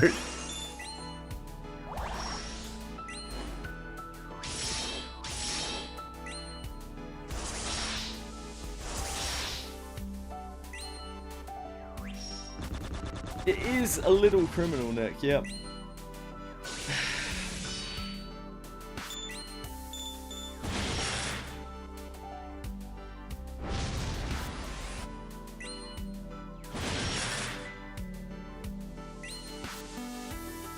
Where would one farm bounty medals? If one can. If one can take on the Cyclops, then one should probably do that. If not, you can try Necromancer. Some people like the Necromancer bounty in Abyss 3. I don't really like that one, but some people might.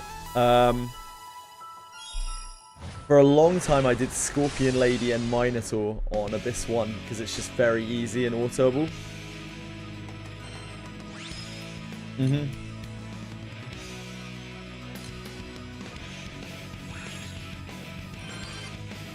But it is annoying how much you need to wheel. That's my major gripe with all bounty hunting. If you didn't have to wheel constantly, I'd be fine with it. It's just awkward.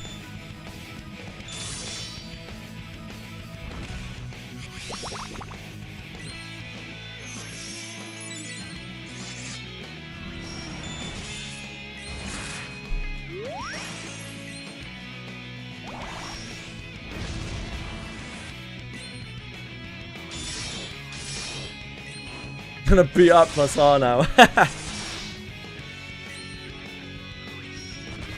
Yeah, gotta grind those Skyscape missions.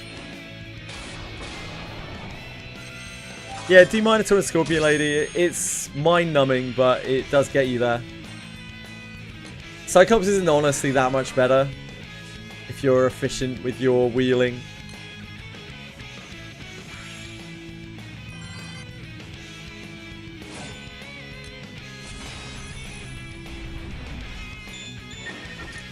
Minotaur is also a lot more annoying if you have to manual it.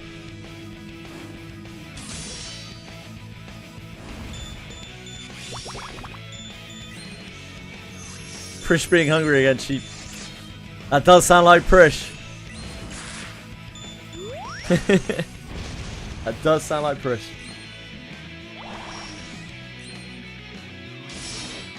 This was a nightmare. Yeah, welcome to Wizardry. At least you got the Harkin, right? I think you're going to have to go into the castle. And push a little further by the sounds of things. I'm sorry to tell you.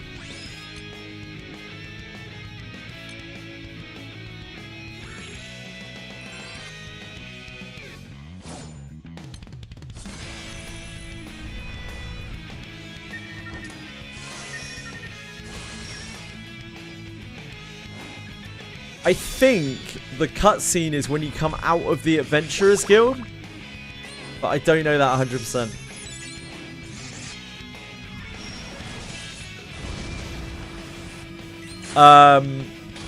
Do Name Guy said that he got it when he was in the beginning Abyss as well, in the entrance.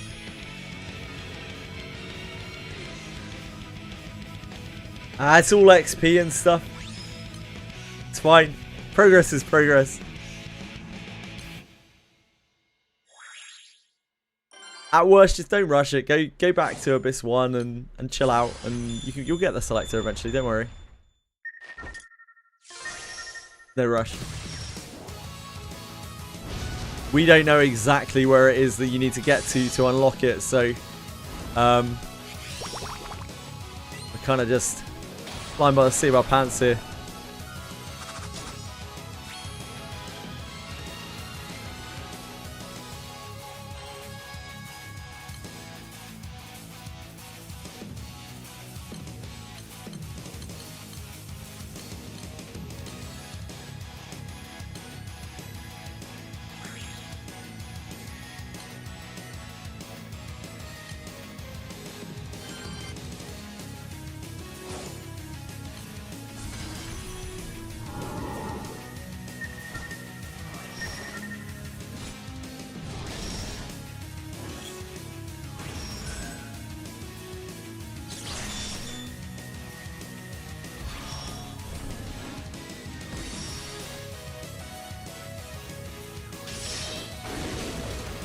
Yeah, feel free to try what Do Name Guy is saying. He made an account very recently and did it.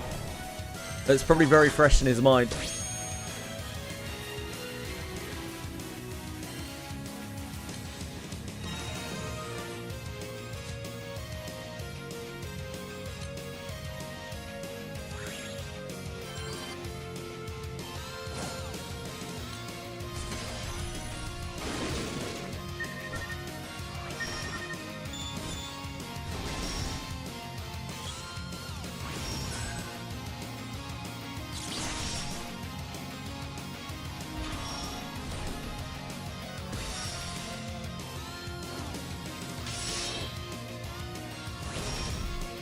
Yeah, that's what I'm wondering. I think you might need to get Prish food in the castle. But it's anyone's guess, really.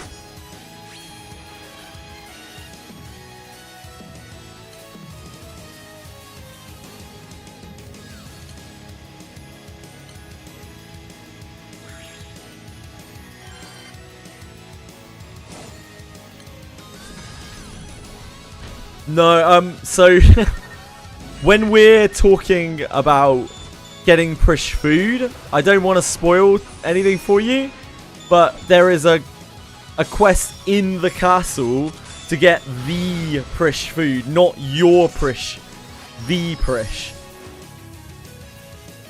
It's quite near the entrance.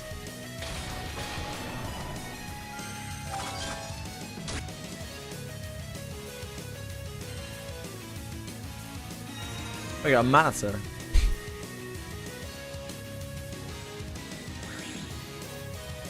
Oh, you didn't get the cutscene, but the guy's there. Ooh. You could just try going into the abyss then. Maybe.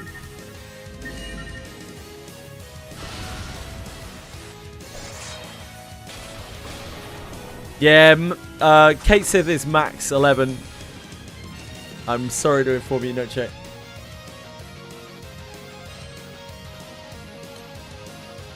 I'm sorry to say, sir. Okay, yep. So he definitely isn't there yet.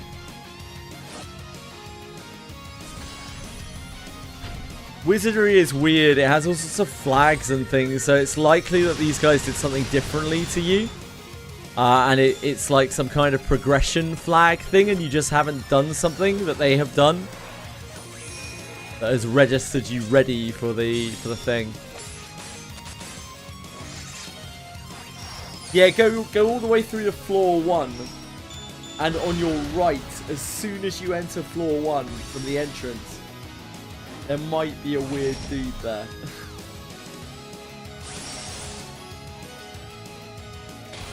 He is. He's just on your right as you zone in. Yeah, there you go. There's your selector. Thanks everyone for helping out.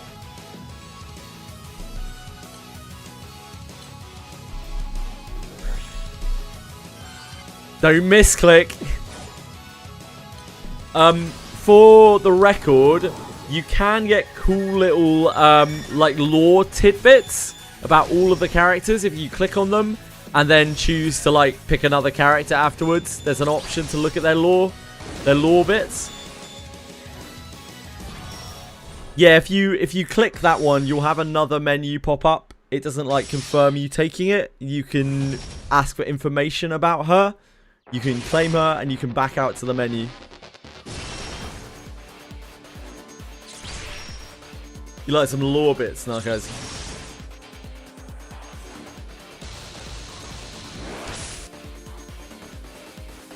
I'm sure as a Final Fantasy XI player, you'll probably appreciate the lore behind the characters that they took over for the game.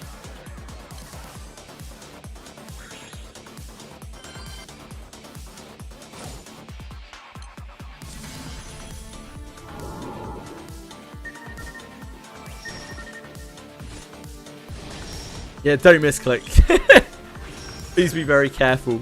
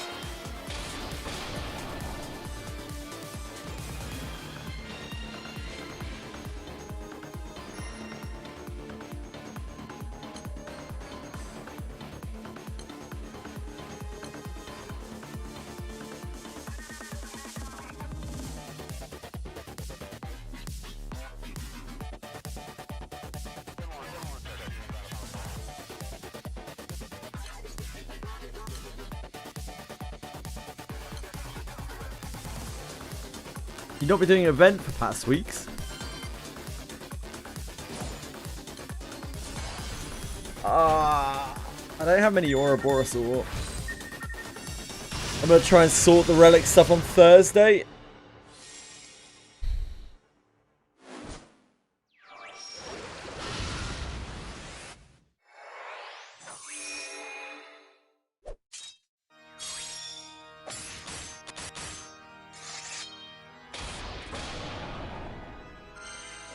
Yeah, it's just for remaking relics. The only relic I'm going to remake is the Great Sword.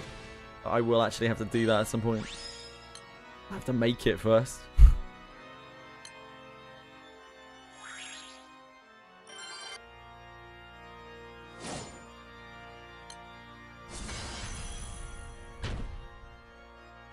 Alabaster Temptation is too strong.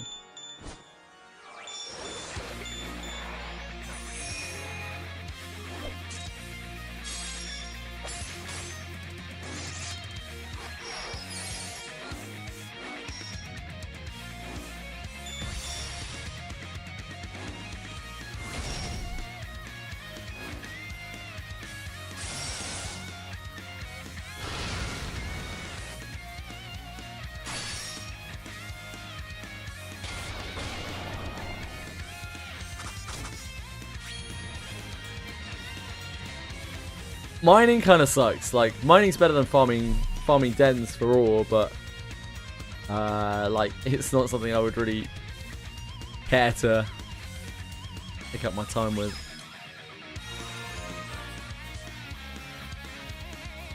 Yeah, we get a beak from these quests, I think. Might actually be good for beaks. Love a good beak. I don't know what the fuck I'm saying. Oh, Jesus.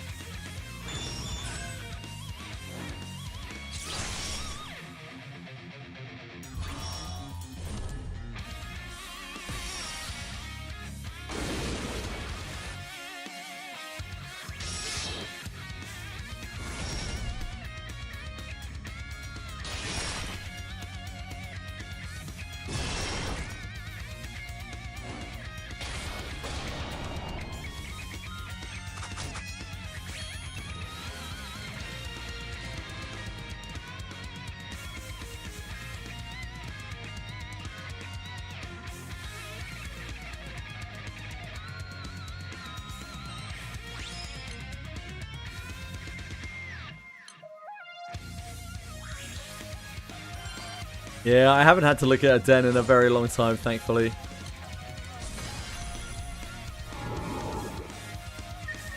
But I definitely did my D's in terms of den. I paid my D's.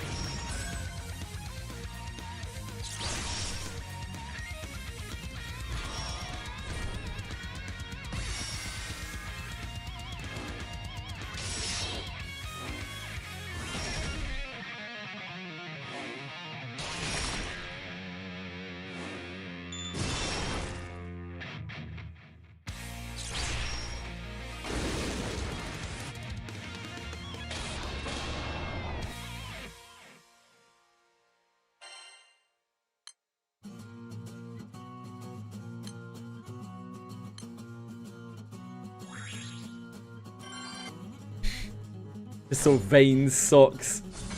It's a great name. Great character name. Veins Socks. Shit,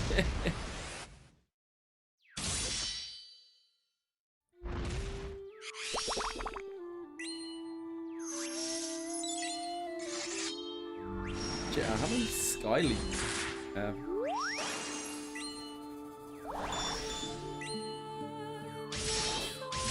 Safe. We're safe for now.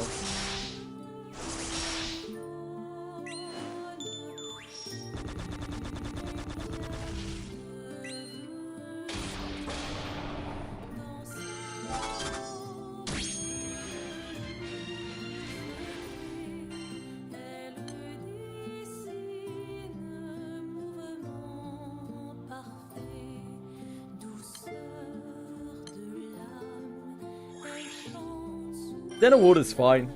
Den of Water is actually pretty chill compared to the other dens.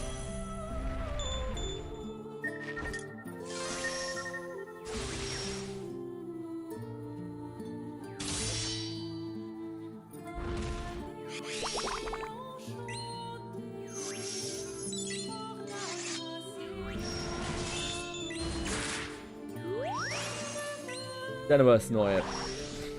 Deniverse is absolutely not it. Couldn't be less it.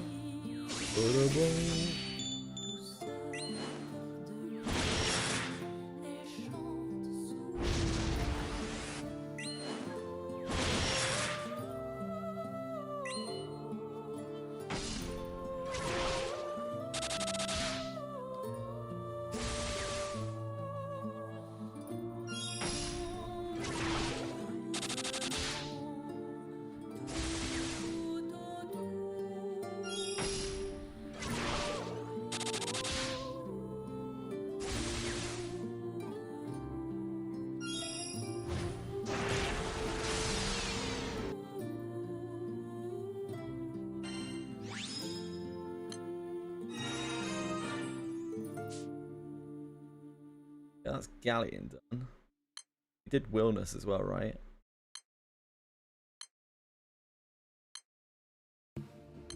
There we are.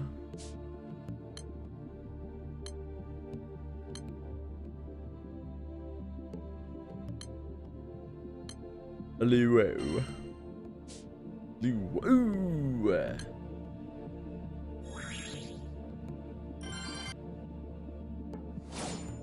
Dead before I get in.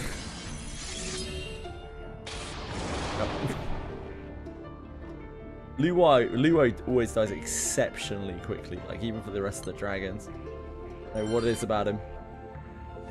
He just gets absolutely blasted into the stratosphere.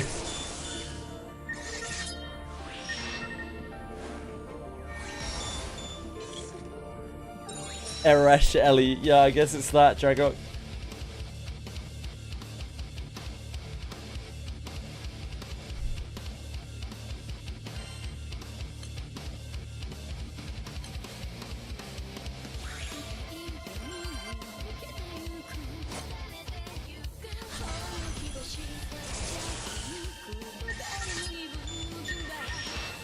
Let's get your blade swap in, mate. That's all we need.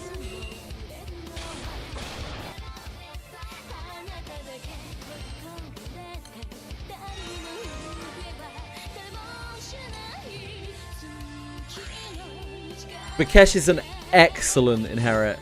An excellent inherit. A very important inherit. One of the most important in the entire game, I would go as far as to say.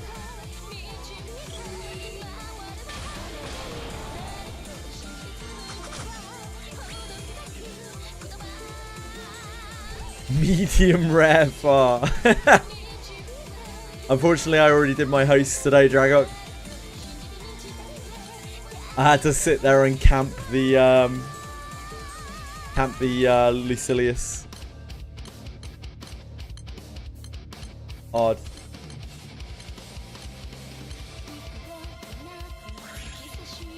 Just the way it is, Cyril. I always advise Philip or Viviana if you're going to use one of the thieves for whatever reason, as they are the ones without like incredible inherits. He looks well done, but he's actually medium rare, yeah.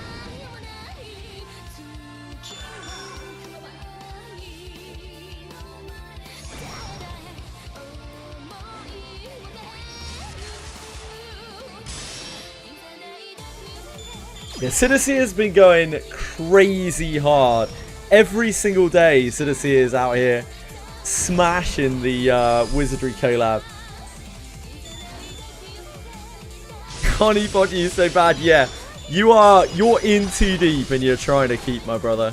Like you are lost in the Final Fantasy XI source.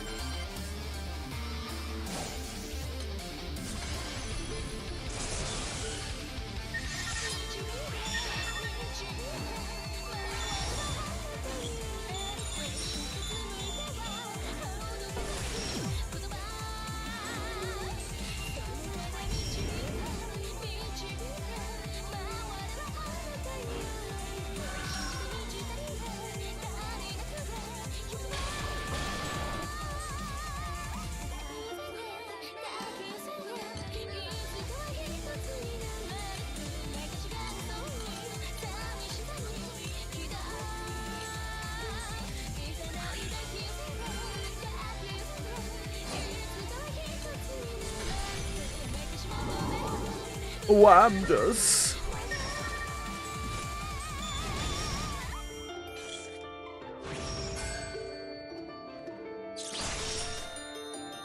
Whamdas being a dragon is a bit of a stretch, isn't it? If we're being honest.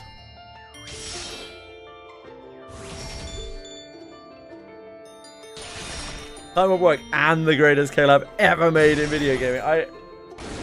Like, generally collabs do suck, so it's definitely up there. Yeah, the dragons and the tentacles. I get it. I can see it. It's just... I don't know, man.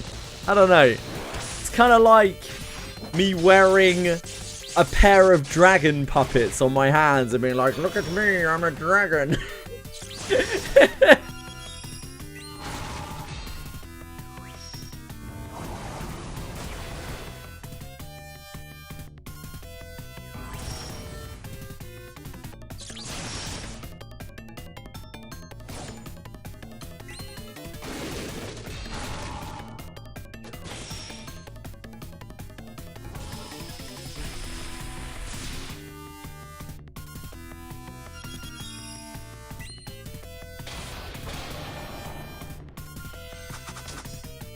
Exactly, the boy. Exactly. She's a jellyfish. Come on.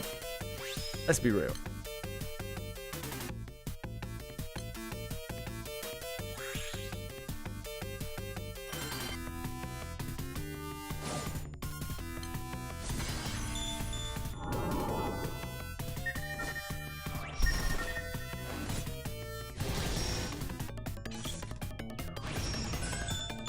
Dragons are six-limbed lizards.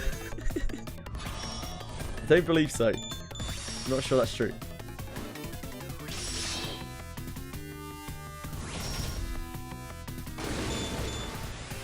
The tentacles are the main body. I'm just not buying it. I don't know what you guys are putting down here, but I'm not buying it. Look at this shit. She's a fucking jellyfish. These little spindly dragon arms. Come on. They're not dragons. It's like calling a kobold a dragon.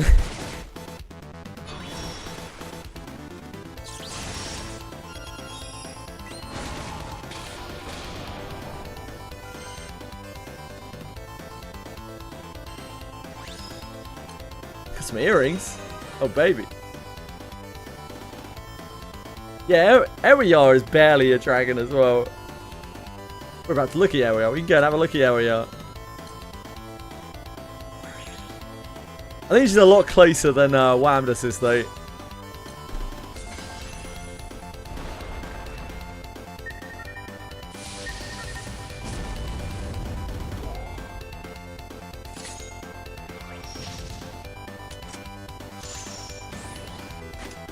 Yeah, Dragon's definitely a little bit tenuous for Ewiyar.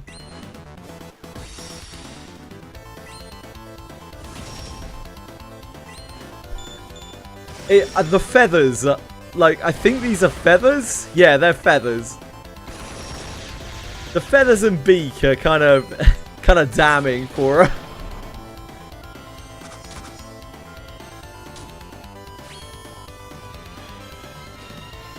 Right, you are. Good call on Ewiyar as well.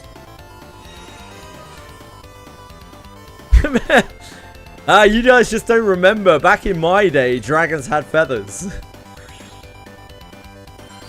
Yeah, they're all like interesting interpretations of dragons, I think.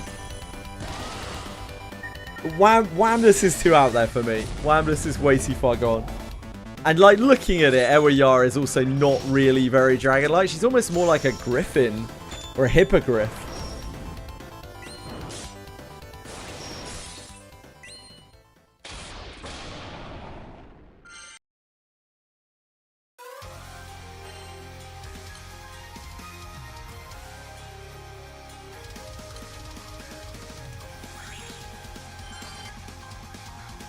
She has a fine beak, though.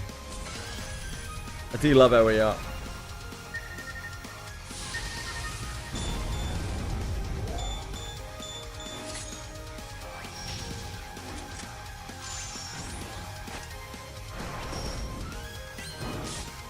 She's got 2 legs, 2 wings. She's also got feathers and a beak. and talons rather than claws.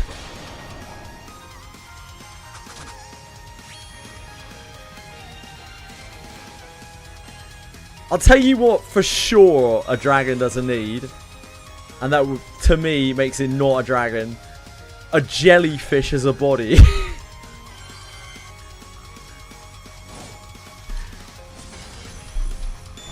Yeah, I guess she's kind of close to being a harpy, sort of weirdly.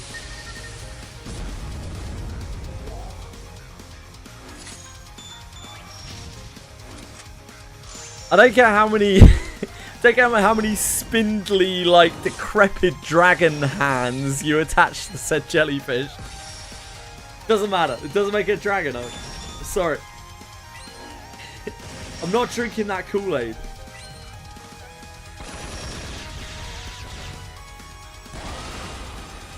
Yeah, true. Galleon. I don't know what Galleon is. Yeah. Which one's the most dragon-like? Is it Wilness? Wilness is probably the most, like, typical dragon, right?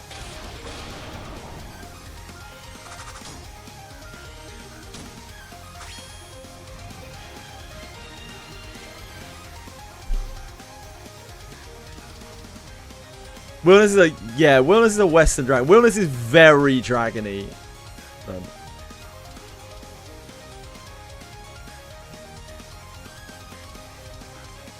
This is Wilness in his dragonous form. He is very Western dragony, as you say, and Luo.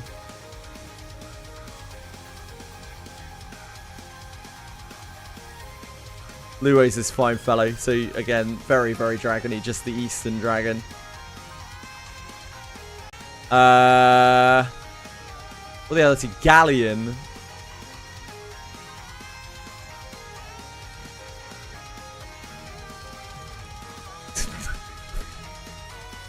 What is that? Right you are. What the hell is that?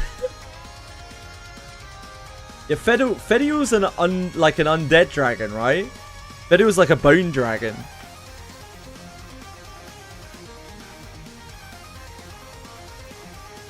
Like, Fediel is absolutely a dragon in my eyes. She's like a zombie dragon or an undead dragon. Fediel gets the thumbs up from me. She is very draconic. She's just dead. Yeah, she's basically like a Dracolish or a dragon zombie or whatever you want to call it. I really like Fediel's design as well. I think it's very dragony. It's just... Yeah. Ah, it's not really. She's got front limbs. Yeah, I suppose she's got 6 limbs, actually. Is that normal? Dragons don't have 6 limbs. Yeah, no, you're right. Yeah, she has front... Yeah, that's okay, that's a bit weird. Yeah, fair enough. Still very dragony, but yeah, has an extra pair of limbs.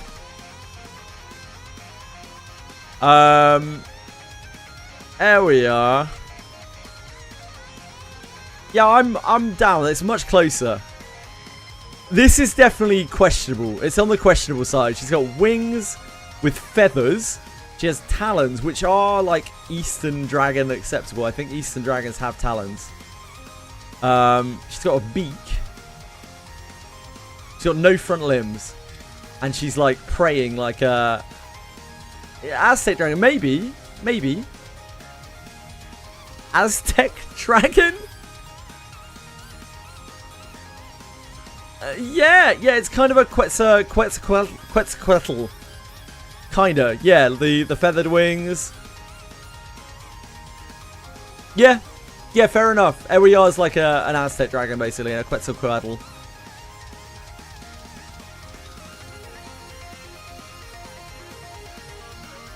No, she's all about wind and lightning, Narcos, so it kind of does actually fit. So I guess Every is quite dragony.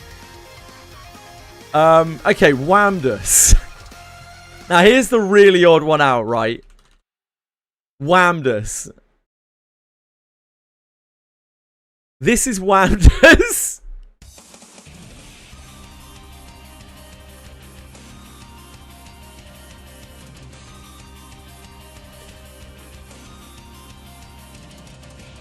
This is a dragon. This is a jellyfish. A drellyfish. A drunk kraken. So she has these two spindly, weird, like decrepit dragon hands that look like they wish they were dead. They look like they're in some kind of agony and need to be put out of their misery.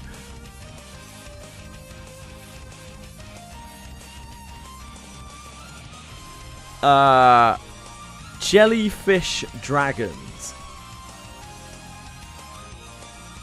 The dragon jellyfish is a mix-up of names for the blue dragon, a tiny bright blue sea slug, rather than a true jellyfish. Does this look like Wamdus? If so, maybe we give her a pass. Jellyfish dragon. Not that. This doesn't look much like Wamdus. I'm not sure I can get behind that. That is a cool animal, though.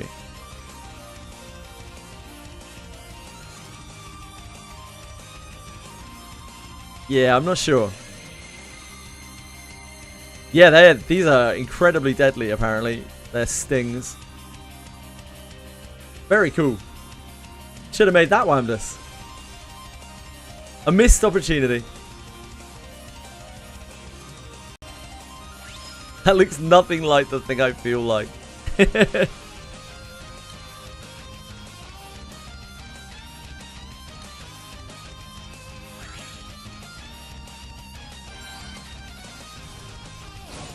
Digimon had a jellyfish dragon. Okay, I'll have a look in a second.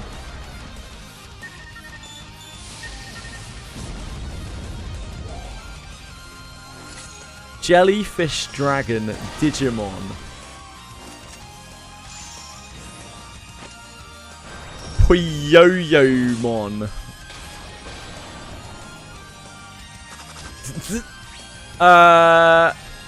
It's not quite Wamdus, is it? So, plus points of Wamdus, originality. I don't think anything has done Wamdus before. Downsides, she's not a fucking dragon. Take it as you will.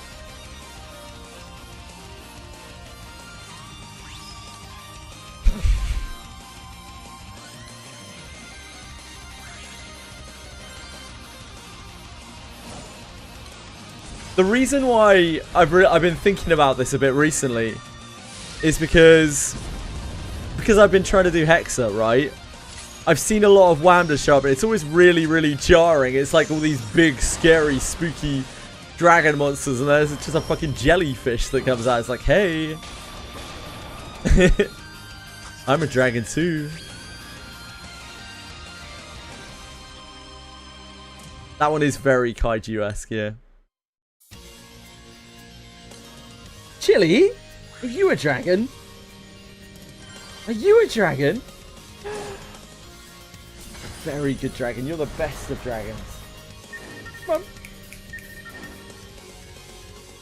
Come on. Oh shit. This is you. We're gonna miss our tag on. There we are. This is all your fault, Chili.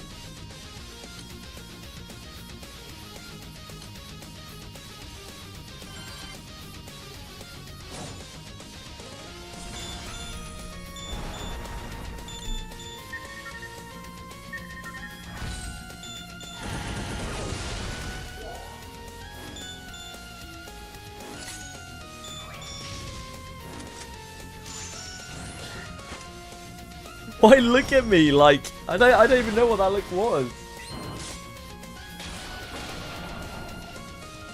Look at what's happening here. Look, I'm just rolling around on the bed.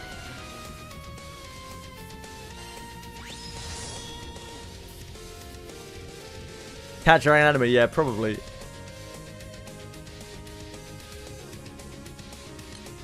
If anyone ever finds any oh, okay. Hold on 1 second. Illusion. The story was that a dragon god wanted to eat a monkey's liver, so it asked a jellyfish to get him a monkey. The monkey snuck away from the jellyfish by telling him it had put its liver in a jar in the forest, offered to go get it. The dragon god got so pissed off at the jellyfish, it beat it so bad that it lost all of its bones, which is why jellyfish no longer have bones. That's a Japanese story, yeah? Maybe. Yeah, maybe, if so.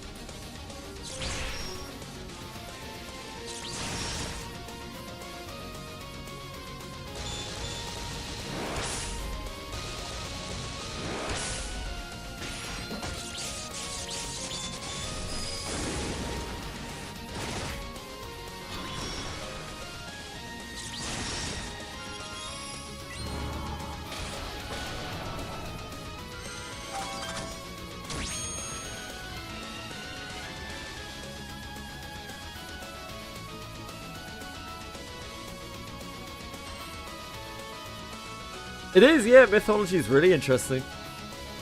When I was a kid, I was just super into mythology, like every kind of mythology. Whoops, that's not the right area. Oh well, maybe we'll get it. Maybe we'll get lucky. Oh, big wins.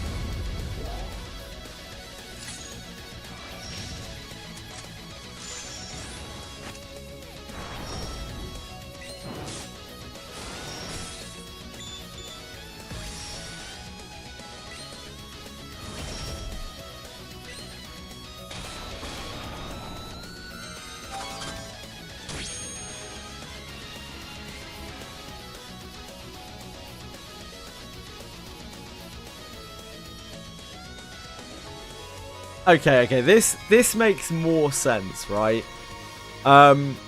Apparently, the translation of the Six Dragons explanation was that the Six Dragons are ancient elemental concepts rather than standard lizards. So they simply embody the nature of like elements. So they're not actually literally dragons. That's although some of them are.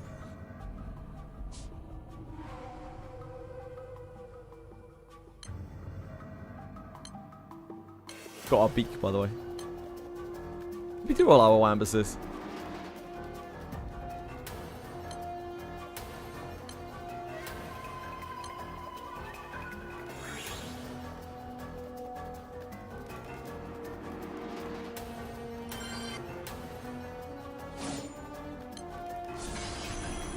I think it's just cool to call things dragons, right?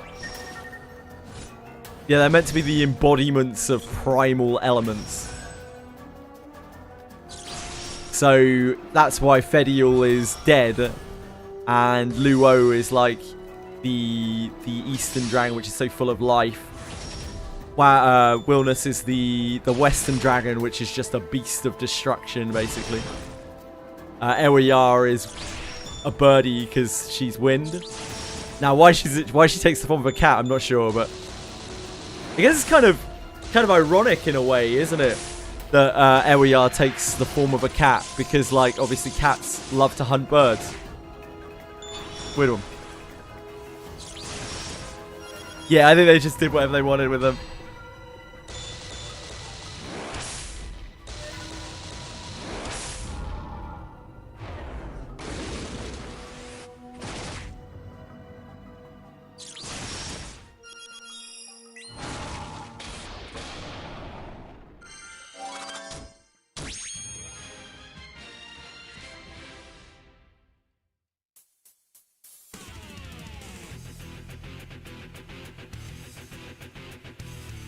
We need... Oh, I never finished Tiamat or Omega.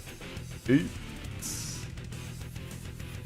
We need Luo. We need 4 Luos. We actually finished Wandus. We need 4 Luos and a bunch of Fedials.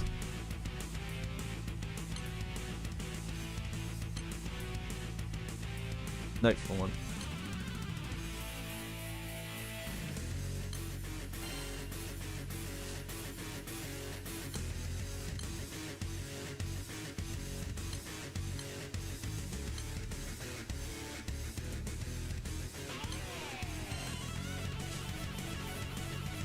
Write these out quickly.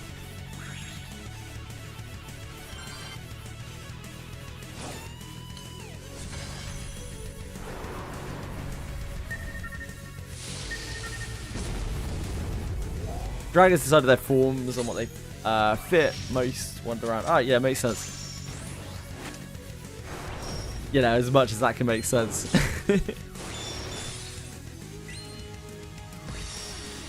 I don't think everything in Granblue Fantasy necessarily really needs to make total sense.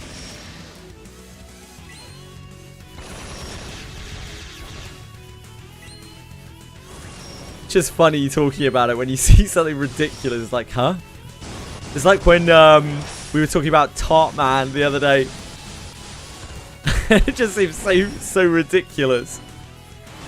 The idea that Tartman was just too tart to be found attractive, and thus for some reason inexplicably decided to take the form of a cute girl where he would be less tart.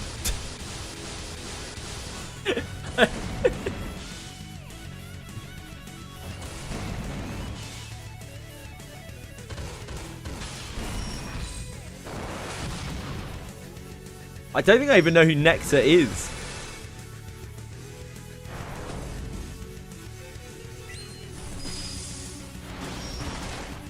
He was just too tart. It is a sad story. I think sometimes that's for the better. I think like overcomplicating things sometimes is just kind of lame. I kind of like Tartman's lore because it's just ridiculous.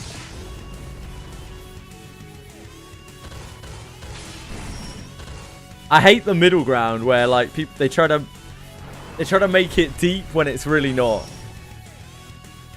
I have done side stories, yes. For some reason I don't remember Nectar, which leads me to think that I hated the side story. Or I just don't remember it because there's so many characters. Nectar.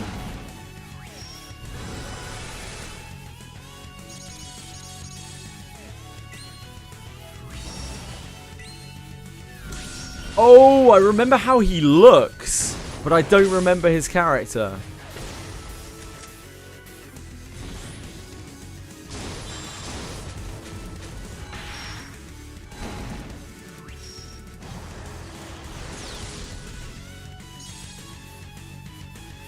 Kindled bonds.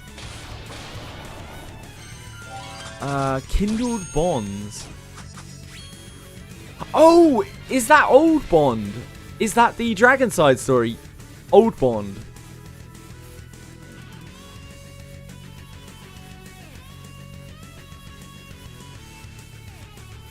Maybe Old Bond is the sequel to it. Maybe it's not in? Because obviously the side stories are missing stories. It might not be in. Yeah, if it's in the Wedges of the Sky series, it's not actually in the side stories yet. It hasn't been rerun.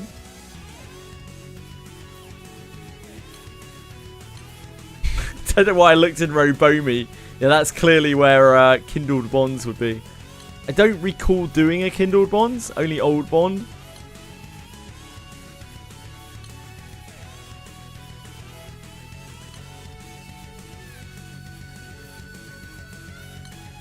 Yeah, I don't think I've done it. I don't think I've done Kindle Bonds. I don't think it's available for me to do.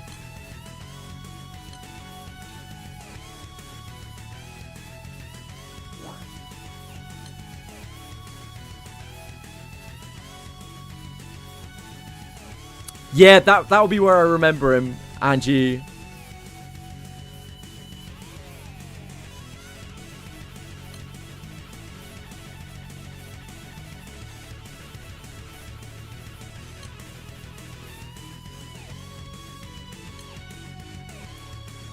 Angie was good. I quite liked Angie. I really liked Old Bond. Old Bond was actually one of my favourites. Top 10, for sure. Old Bond was just a good time. It was fun, like, learning about the dragons and their various different things.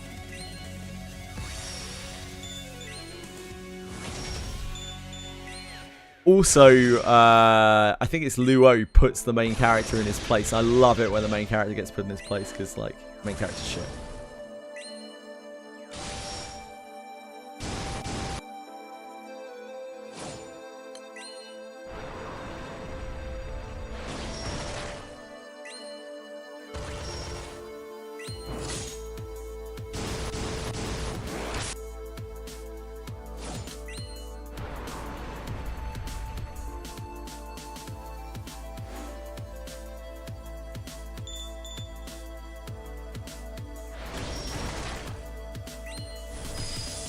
Gacha protagonist, never even once.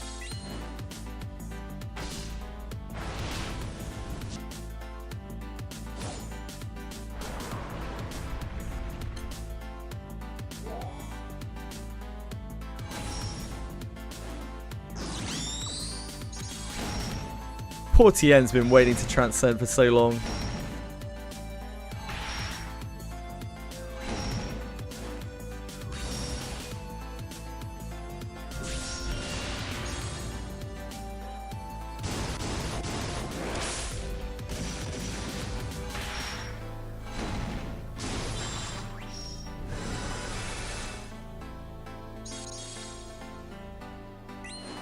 Since we're talking about dragons, what do you think a Leviathan is? Well, it's either the big long sea worm creature, powerful, like water thing, or it's in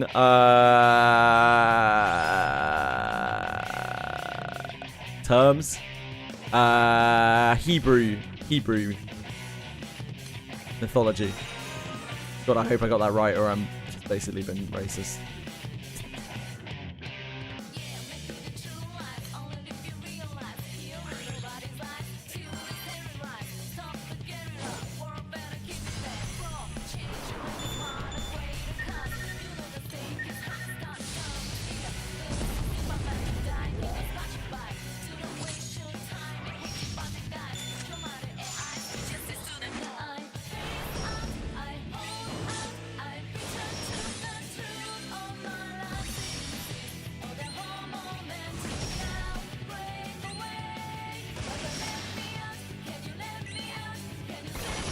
Well, like a Leviathan doesn't have to be a big long sea monster. It's just how it's often shown.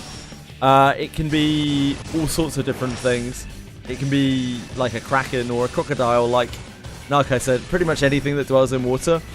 And some religious interpretations make them more akin to like demons than creatures.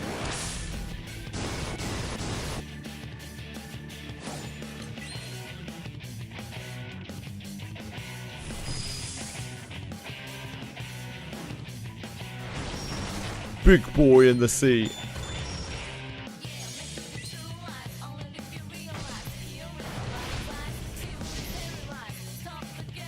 And to spend a lot of money on gachas.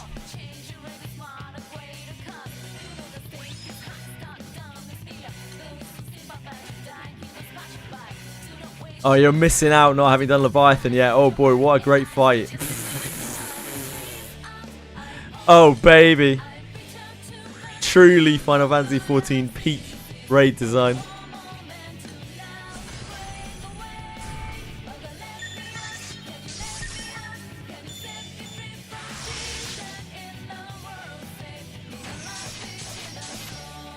Yeah, pretty much any kind of massive sea creature could probably be described as a Leviathan.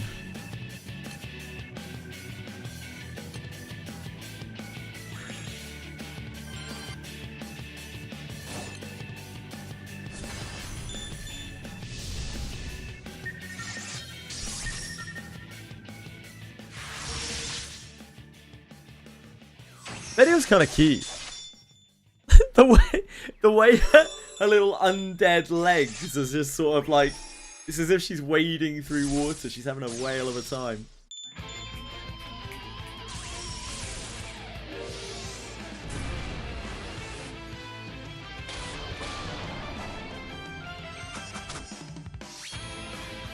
A massive wooden boat be a Leviathan?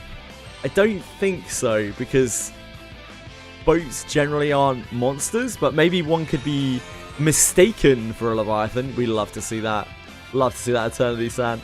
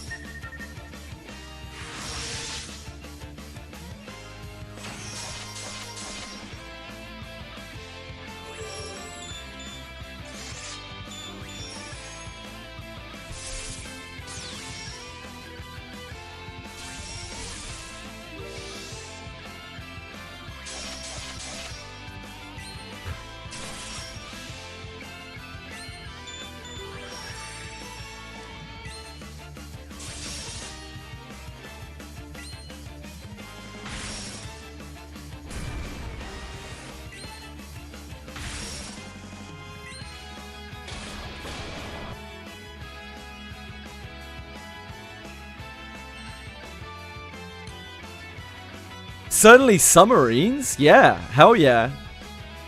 If they saw like a shadow of a submarine below the water or something, they would unmistakably think it was some kind of ocean terror like a Leviathan, I'm sure.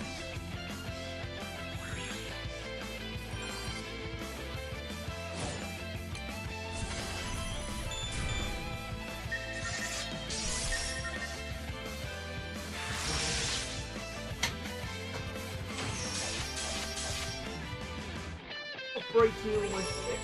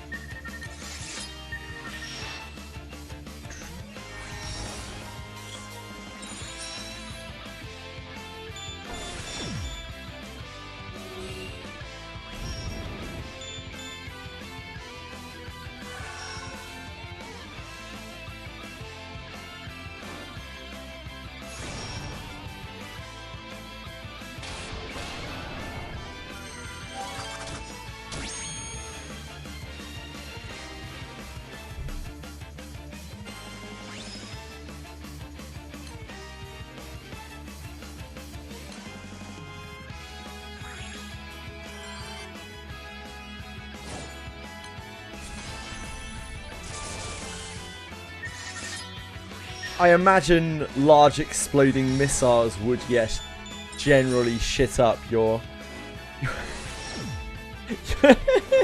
your average medieval peasant. I would guess so, yeah.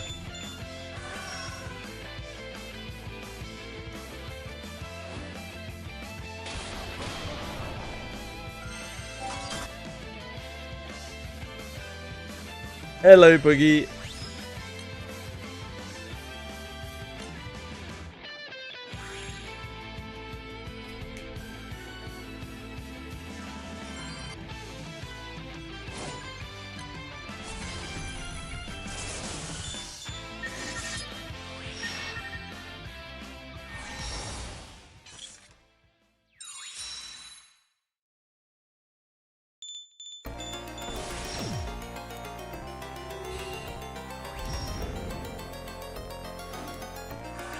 Chili.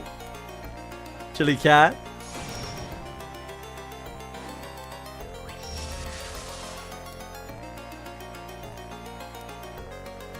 He's on one.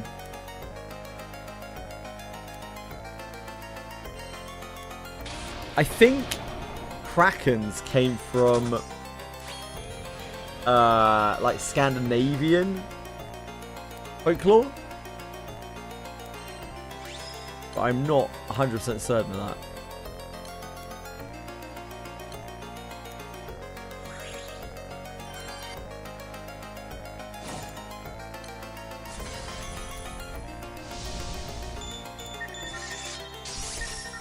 like Norse mythology, I think.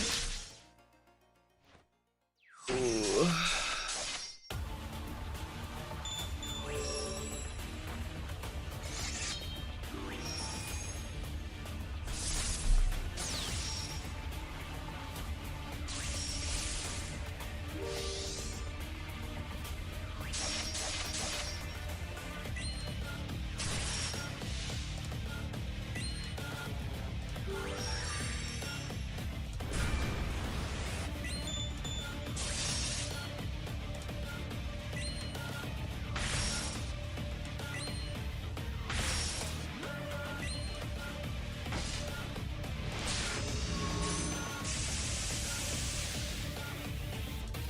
Krakens probably came from sightings of colossal squids. Yeah, most likely, I imagine. Probably just as an explanation of some really bad sea shit as well, like maelstroms or something. Whirlpools.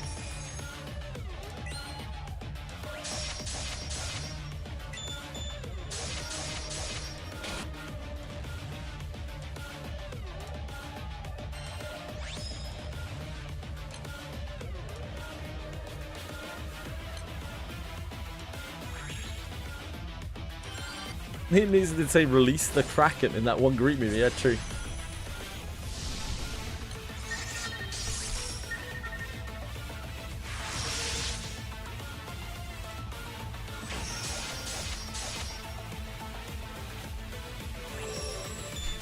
Yeah, indeed. The common belief that the Kraken is Greek comes from the films Clash of the Titans, where Hollywood substituted the Kraken in place of the original Greek sea monster, Cetus. Wow, that is some terrible movieing.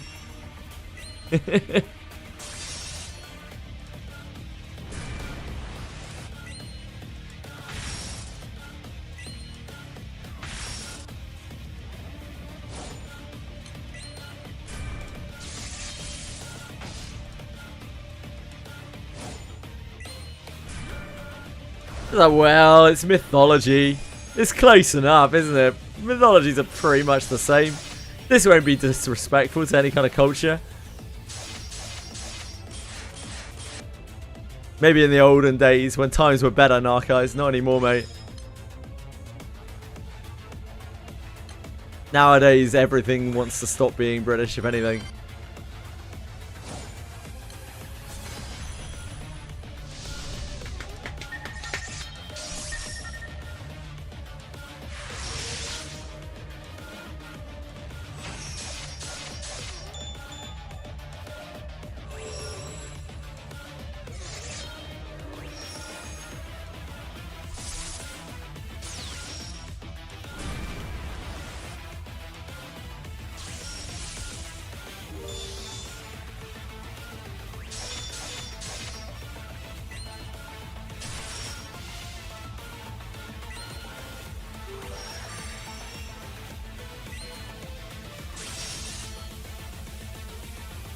Love misinformation.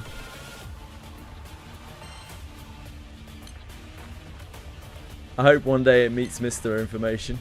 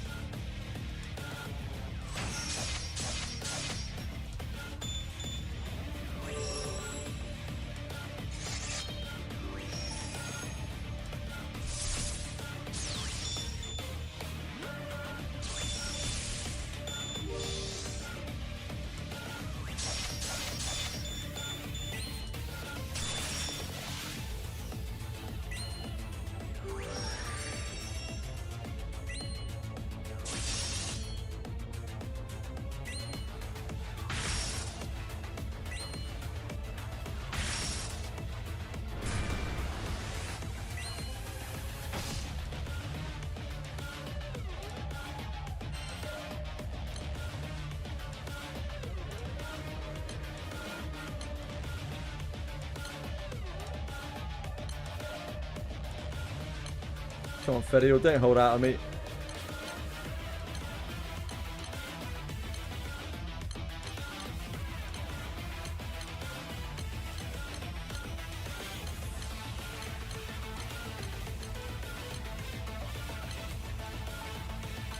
She's probably dead because there's some demon dude wearing a black cloak there. Oh, yeah.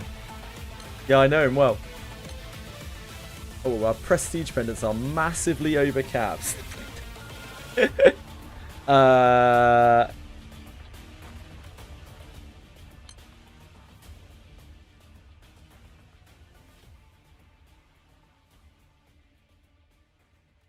Random prestige pendants earned from the Skyscope reward. Ah, because it's the Skyscope reward.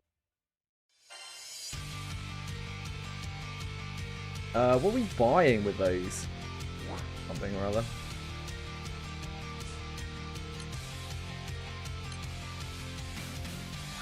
Count bin phase. There are a lot of people rooting for Count bin face.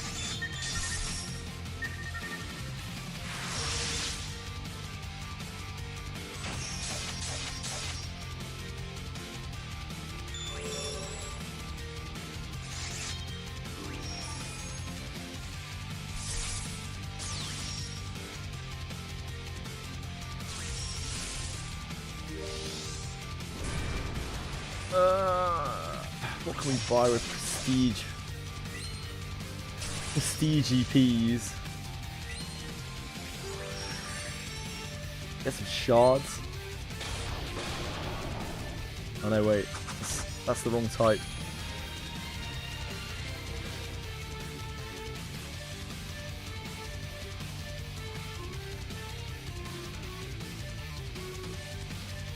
Is it true that according to British law, you have to train with your longbow every day?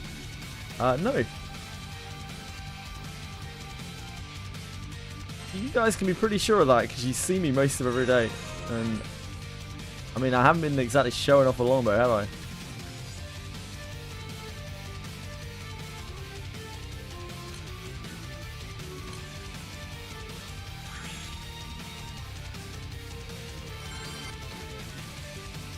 Yeah, maybe Scottish. I'm no expert on these things.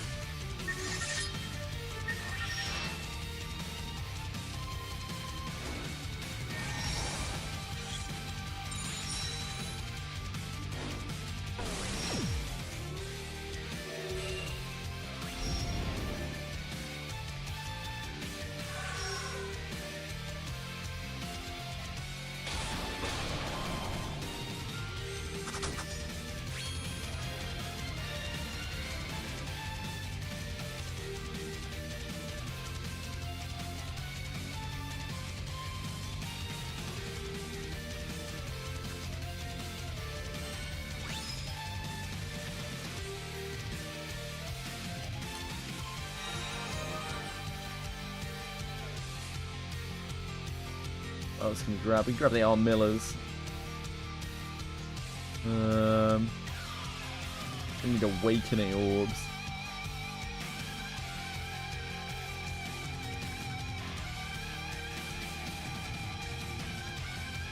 That's one wicked.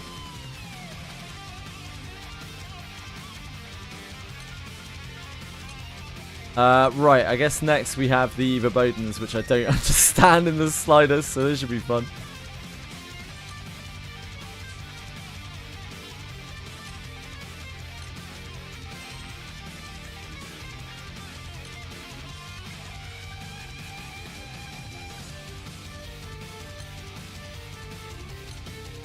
Only have to do 10 clears on them. You can suffer through that.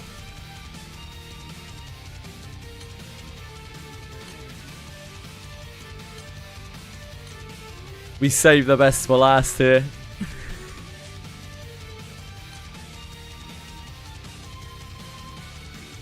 He's an 18-man host. This should be easy. Yeah, which one is the EP reduced one? How bad can that be? What element is this? I genuinely don't even know what element it is.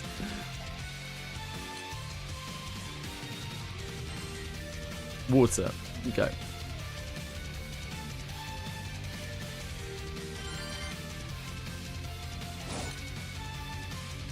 This is fire that we're doing, I guess. I like it's almost dead. It's gonna be easy. Need to actually tag it though.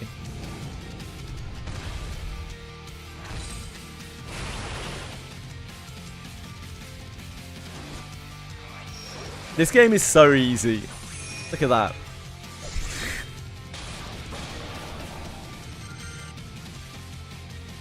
A fantastic clear. A top-notch clear. He does look cool. They have really cool designs.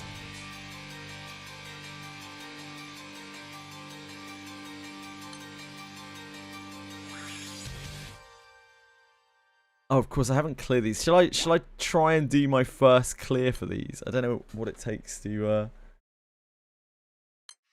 This should be really fun. Okay. Belma Volk. Oh, it takes true fire anima. Yeah, we can probably stretch to that.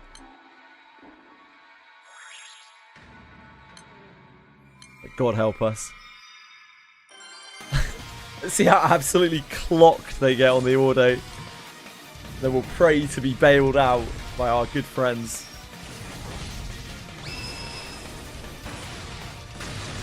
Yeah, I'm not too fussed about that kind of thing right now, Zenzu. We're gonna need backup on me.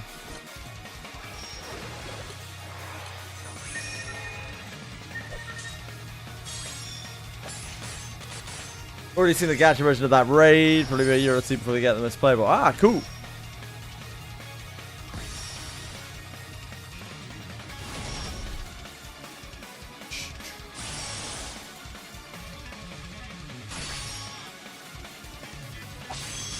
Yeah, I'm not too fussed about Odious at the moment. That's something for the future. If and when.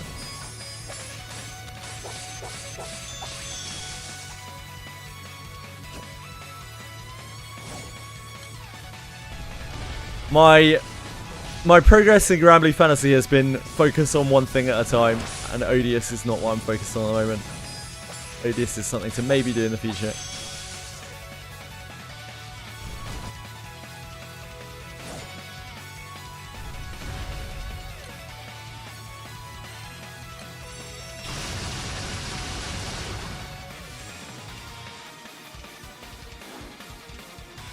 Good work. Thank you. Where's my thank you?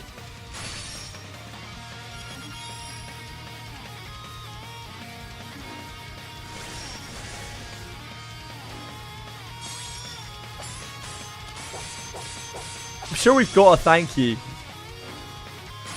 Probably need this sticker. Just have that one up front.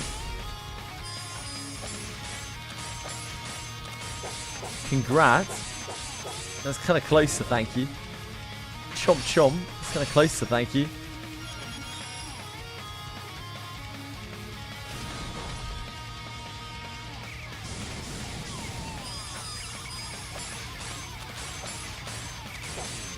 We got a sorry. I mean, that might be useful for me. Thanks. There we go. She's the Rackham one for every situation. Yeah, Rackham! That is a pretty safe bet.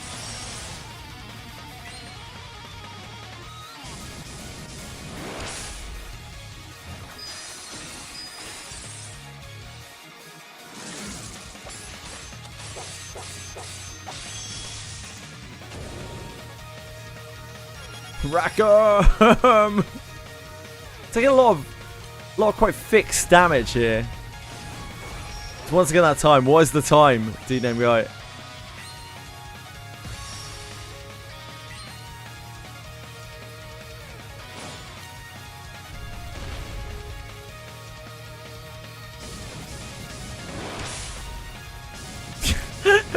D-name guy, surely not again.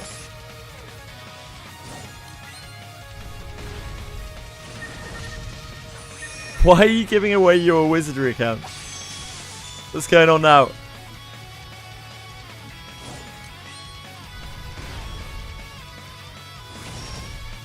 Totally British, but But why?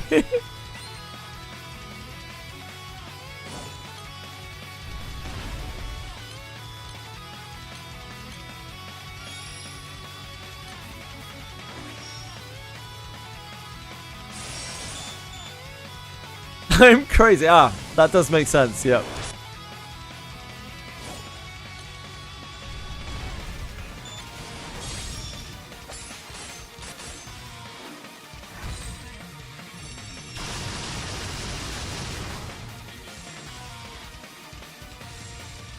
We have 2 debuff skills? No. Definitely don't.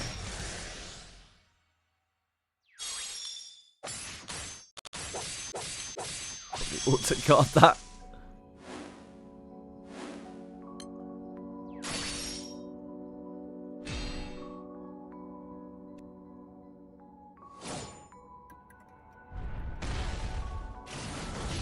Deal 110 million damage. Is there any chance that we can deal that much damage? No.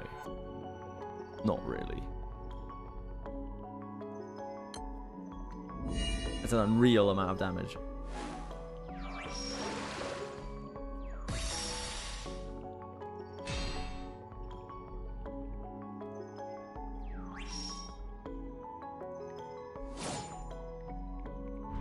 Oh dear. That is not something to easily guard against, it would seem.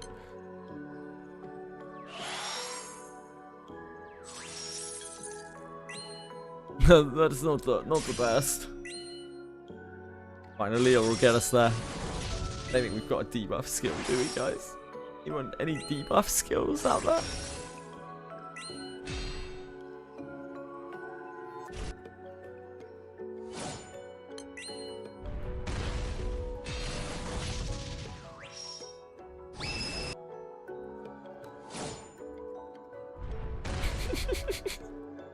Everything's gonna be fine.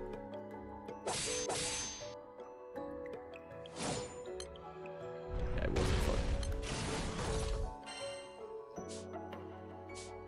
Come on, guys, bring it home.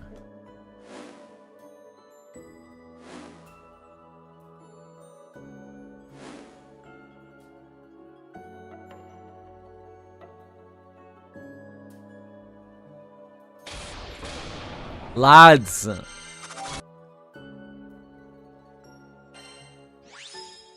Absolute lads. We got a... Oh no, we didn't get that. 6.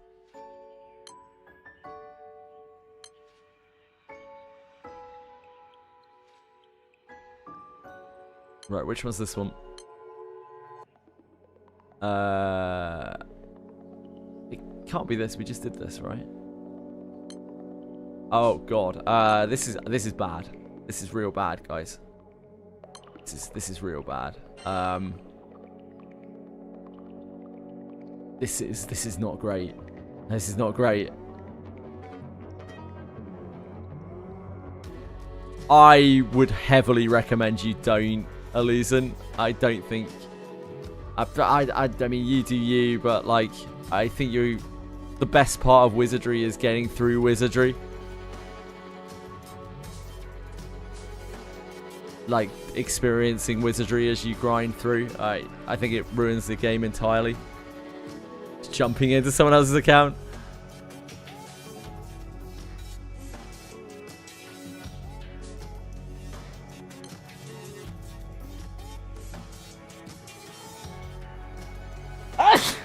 Excuse me. Fuck me. Oh boy, sorry. Ugh.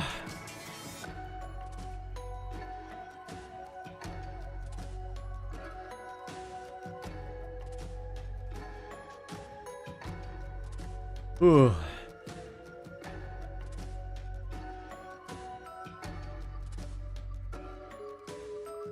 These guys will be fine. Can't be bothered to put Summer Lich in. Just let them have it. They'll be alright. They won't. They'll be absolutely fucked. Thank you, guys.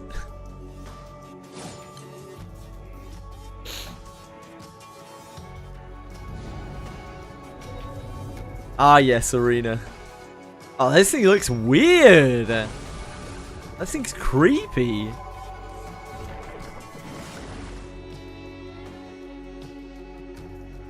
What a weirdo. Don't care for that.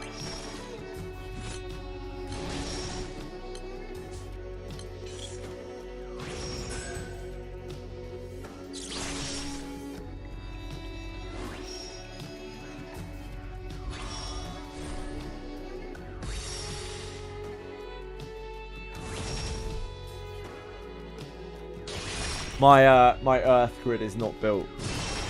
These characters have no anything in them. The grid is a complete mess.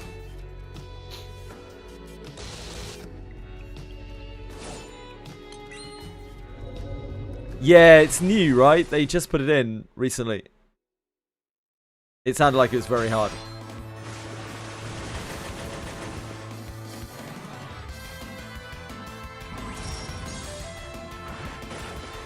Ow! That's a bit childish. Yeah, get rock fisted, you twat.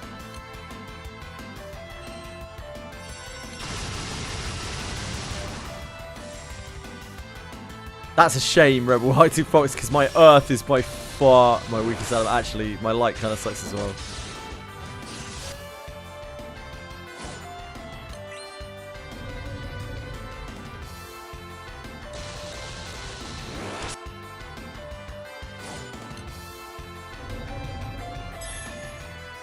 Hit with normal attacks 30 times. I don't think in our current state we're going to make it.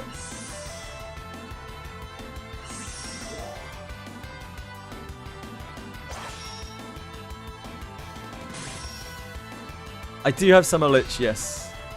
But I have nothing with any synergy and I haven't built her yet.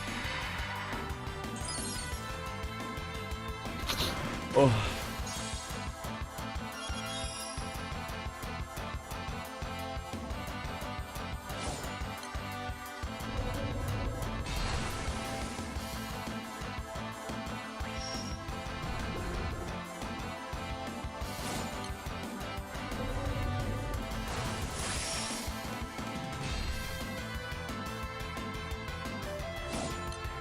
It was a good run, guys. It was a good run.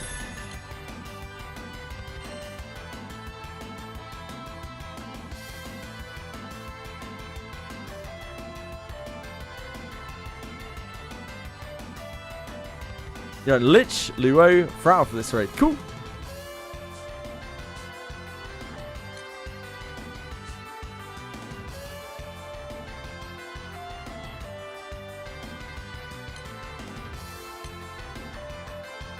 Oh, we did get a from the Skyscope quest. Are we capped on weapons? Yeah. I need to sort my inventory probably at some point. 1.5 mil, 9 mil honor. Cool.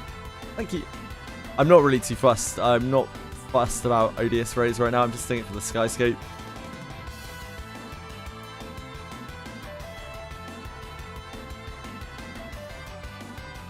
It's cool to see them though.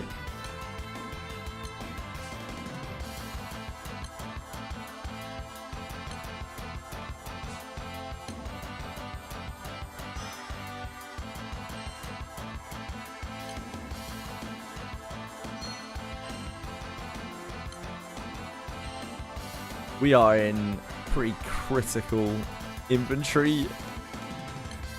I am going to have to sort my inventory at some point. I really don't want to do it right now. Just make a little bit of a space here.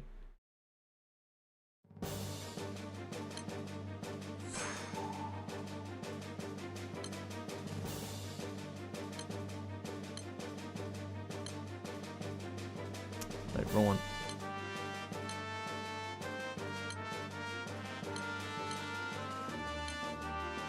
Stash just full of rusted weapons.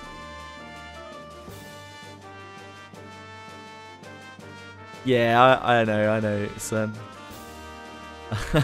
that one a lot.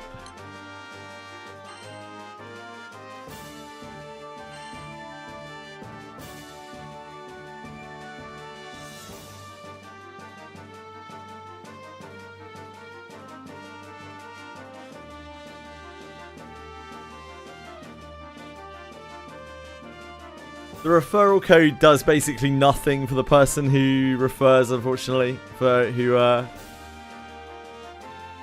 you get like a little bit of gold.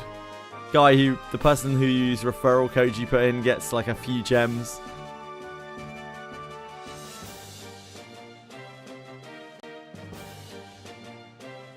Yeah, you'll get like a little bit of gold. It's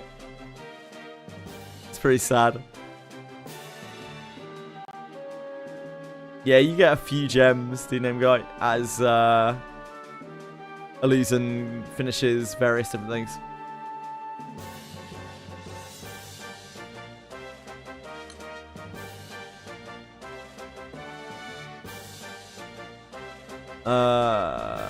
Right, raidless. Okay, which one's this one? Oh, we can't do this, can we? We've still got our thingy hosted. Let's do this, then we can just join some of these. Hopefully, some kind people will come and bail us out of water for boating.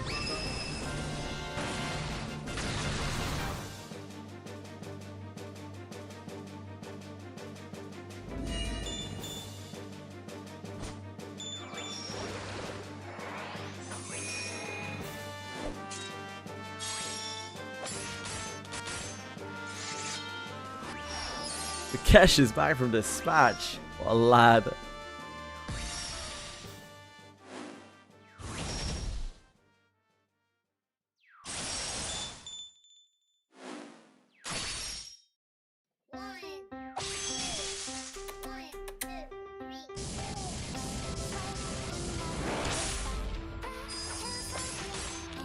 It's where he belongs. In the mines. What?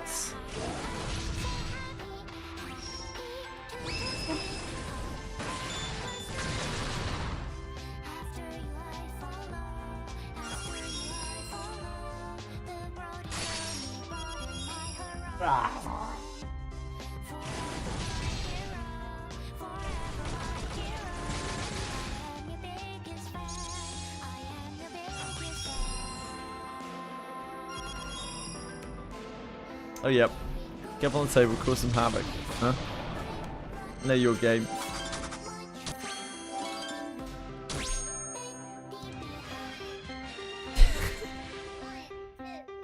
What are you doing?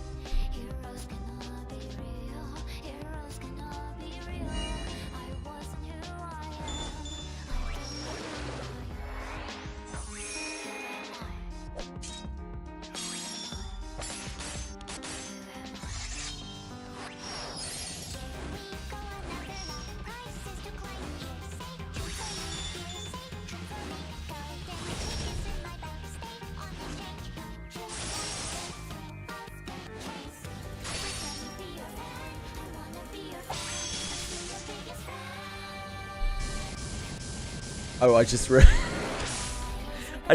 I hadn't requested backup on my water for base and it's been so long.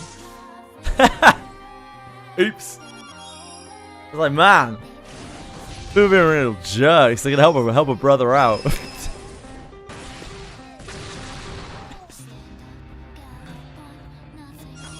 Is there any more reason to pay more for a room at the inn? Yeah, so stables. When you stay in the stables, you have a chance of being robbed for a percentage of your gold. So it's fine early on, but as you get more gold, it starts becoming a little bit scary. The basic room is the basic room. It's what you'd expect. The room up from that, I can't remember its name. You get fully cleaned when you use it. So if you're really dirty, it just cleans you in one go, which is pretty minor, to be honest, because you can just stay at the inn twice. Otherwise, for a cheaper amount of price. Yeah, private room. And then the final room, the Royal Suite, when you stay there, you get given a random potion. And that potion can be a mana elixir, which are honestly not really that necessary anymore, but they are very, very rare. There aren't many MP restoratives in the game.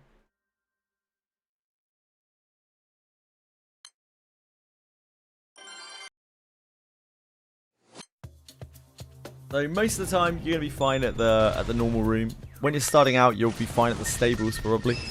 There's also an achievement for getting robbed at the stables, which gives you like 20 gems. But if you want those 20 gems, you should do it early. Don't miss out. Yeah, mana pots are obscenely rare. Don't miss out. Act today.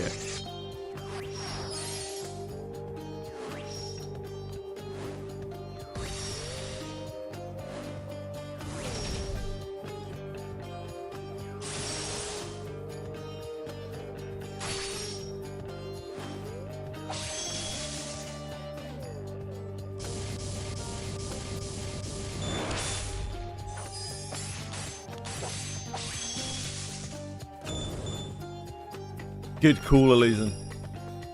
You can buy summon stashes and convert them to weapon stashes. Really? I have the summon stashes. You can convert them to like extra weapon stashes. That sounds great. How do I do that?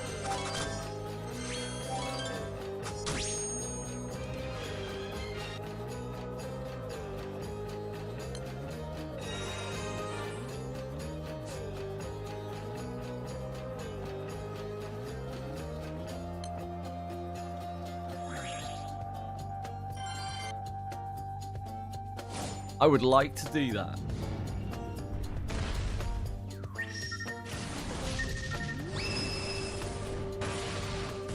There's a conversion button. That's hot. That's hot and I'm into it. I'll have a look later. Thank you. Thank you, son. I was not aware of that in the slightest. Yeah, because I do not need all that summon space. It's completely pointless.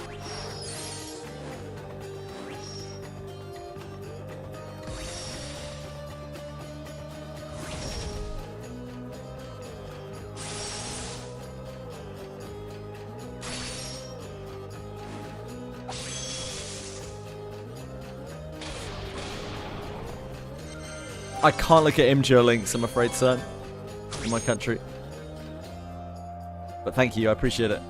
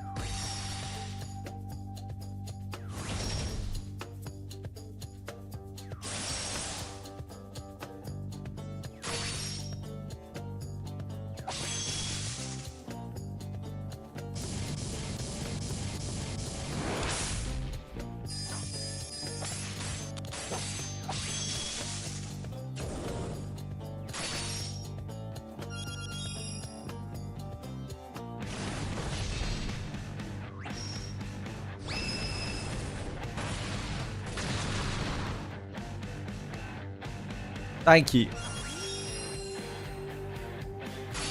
Yeah, awesome. So you have more than 6 weapon stashes. That's so useful. Yeah, thank you. Yeah, I will. I'm still waiting for kind souls to come and save me from water verbose limbo.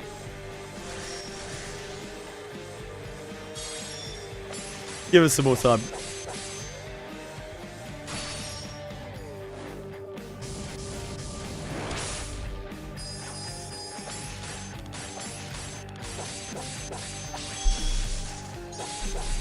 Ah, speak of the devil. Speak of the devil.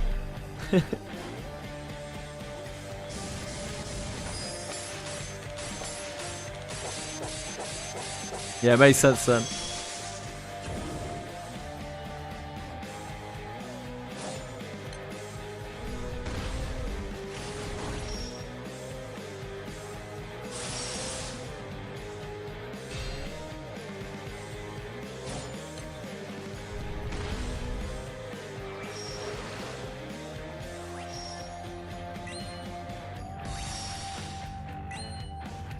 Yeah, you need loads of odious mats for Evoker Transcends, right? Bite Me was saying I'll need to farm the wind ones at some point to evoke the Transcender. To evoke the Transcenders. Yeah, I need to evoke the Transcenders. That's right.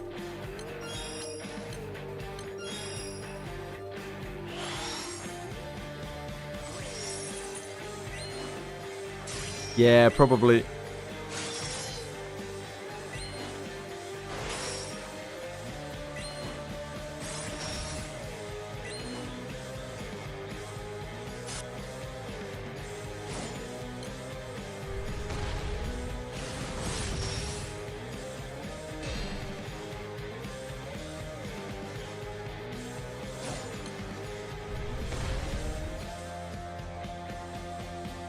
People seem to think the Saints, the Cardinal Saints, will be after they have finished Evoker Transcendence.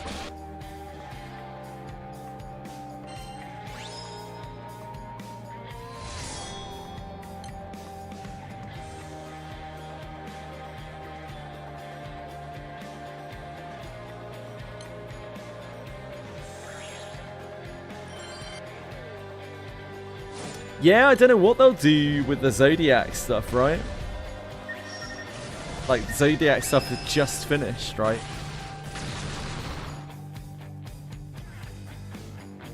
Who knows?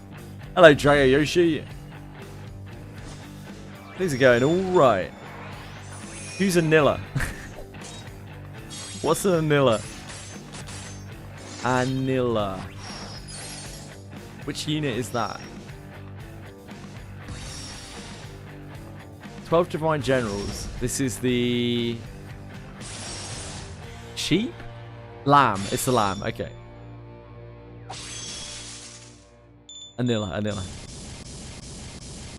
Very hazy with their names. It's the first Zodiac we got. I see.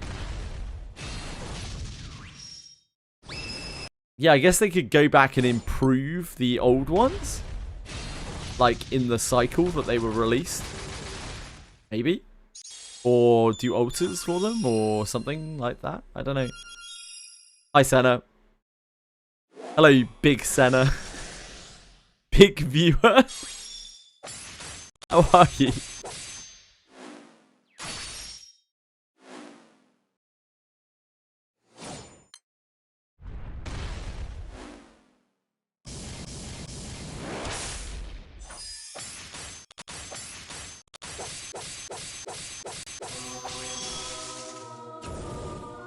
I'm alright. I didn't sleep too well. I don't know why. I think it was probably looking at that abomination of a character before I went to bed. Probably also thinking about Lubra exchanging his merits for crystals. I think it's just don't sit well with me. If any of you were responsible for helping me get out of the verboten limbo, I appreciate it, by the way. Very kind of you.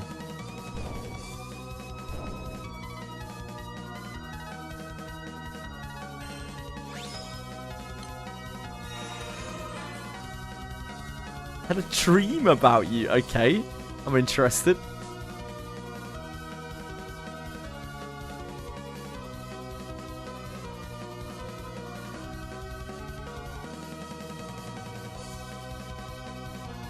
Literally nobody in our entire crew is an Earth main. Not a single person. Zilcho, 0.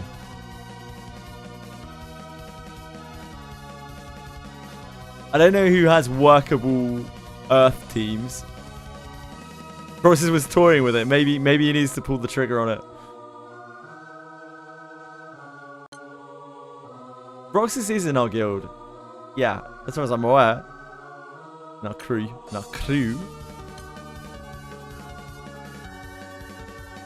Okay, this one can't be possibly be worse.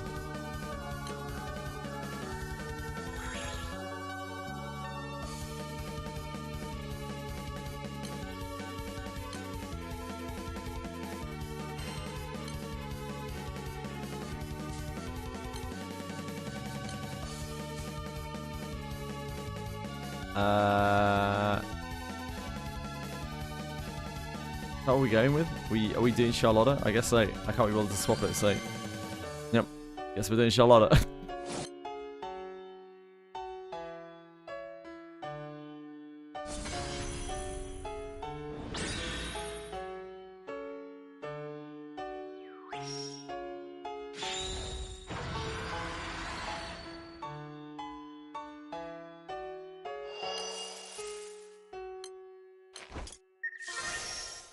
You did 20 last night. Wasn't in the right mind to make choice. I wonder why that was, Senna. That's so strange. What could have happened to you? Yeah, I have Murcielago. So.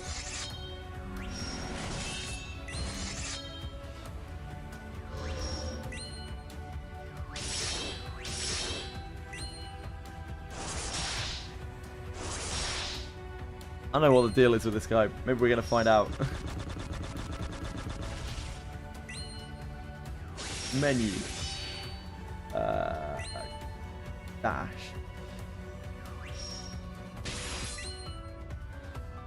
Thanks, son. Just 1 second. I need to have a look at. Oh yeah, the little rotate icon on the summon stashes. Oh my word, this is actually revolutionary. Holy moly! You can swap your summon stashes to. I can finally put all of my rusted weapons in like a place where they belong rather than in the elements.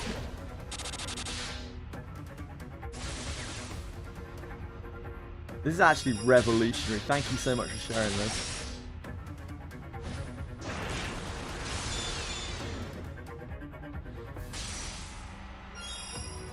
My precious items.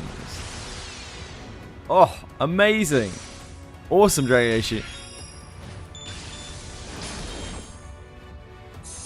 High on life, yeah, must have been that. Certainly high on something.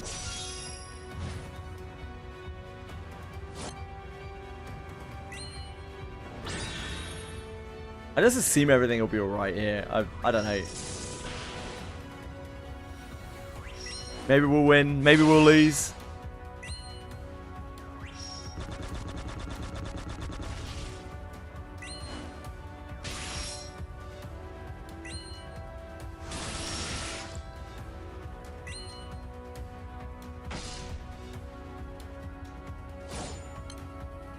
Spent next year's luck on those. Oh well.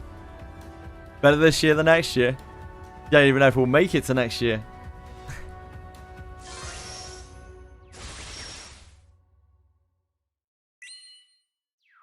All of the verbodens are so weird, their designs. So odd.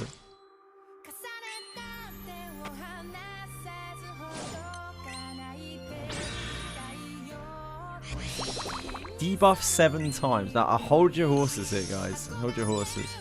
I don't believe we can do that. We do not have Faded Chain up.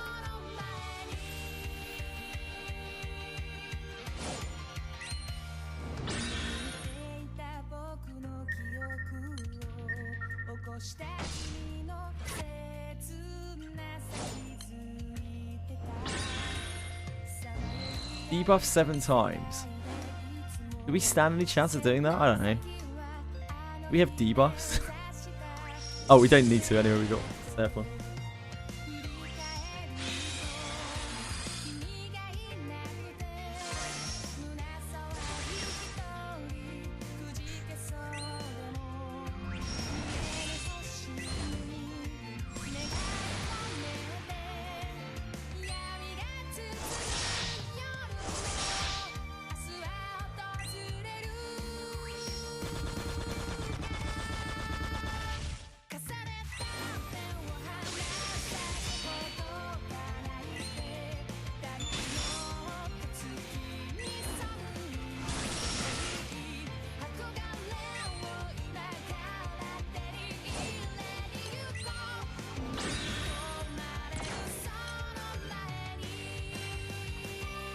Triple attack 4 times. That's not fucking happening. That's 0 out of 10. That's an absolute 0.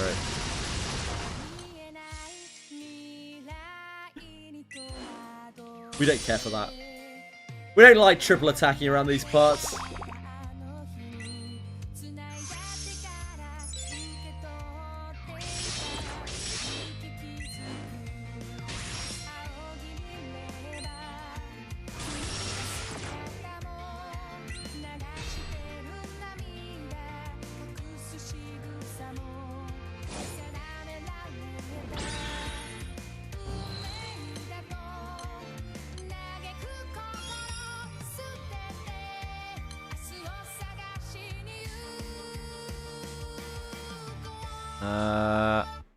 Anyway, we can get to that many debuff. No. No, no, no. No, no, no, no, no, no, no, no, no.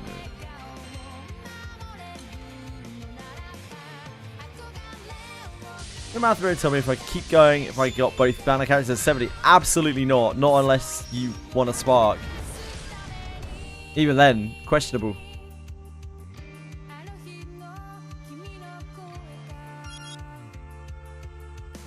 If you got both at 70, that's so good.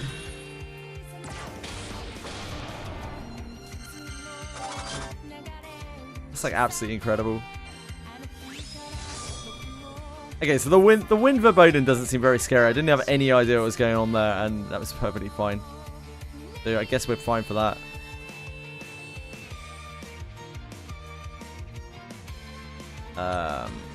What's next? Desire is forbidden, but I love Desire.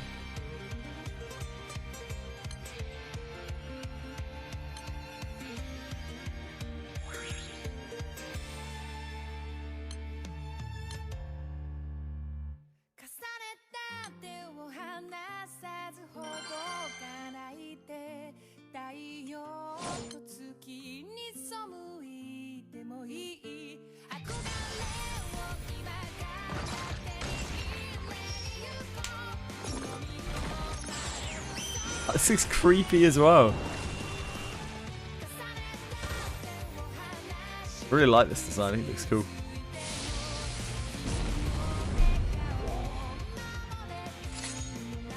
He's giving us a lot of groin though. Jesus Christ, man. Talk about man spreading. Yeah, it looks really cool, right?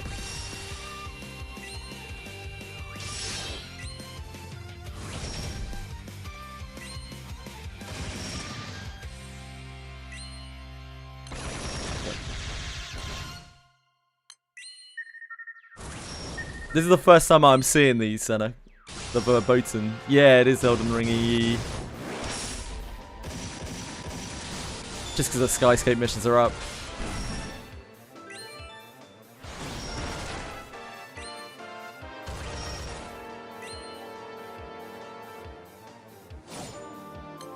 It's going to be so sweet when we can actually use Fighter Origin. Sick of looking at this pansy ass mana diver. This one might be rough. It won't be as rough as Earth, that's for sure.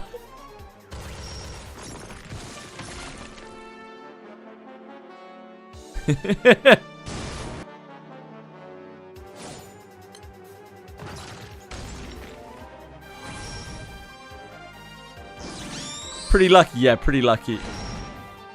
You even got Tart Man and a gold mean. Holy moly.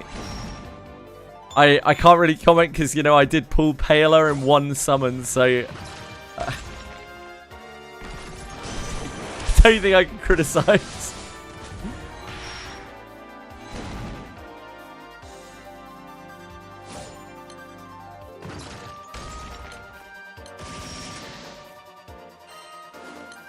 I got the dream other than the fact that she's like for some reason incredibly pornographic. Other than that, yeah, the dream.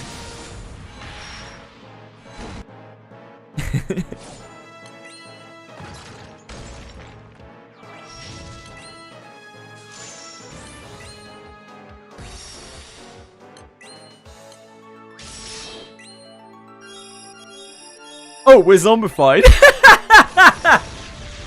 didn't catch that. Oops-a-daisy. Whoops-a-daisy. Just fucking murdered my team with a blue potion.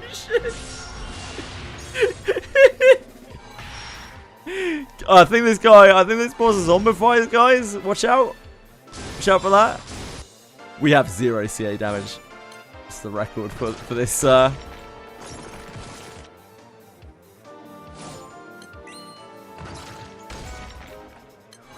Wow, we couldn't possibly zombified still, could we? That'd be ridiculous. Frau, like, 2 out of 3 is not bad. 2 out of 3, that's net positive.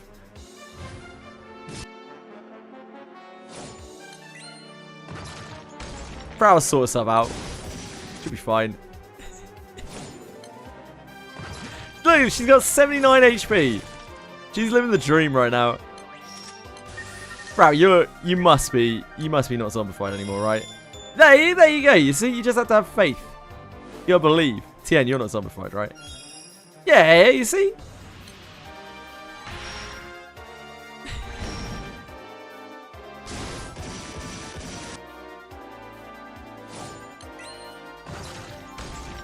They're having a great time.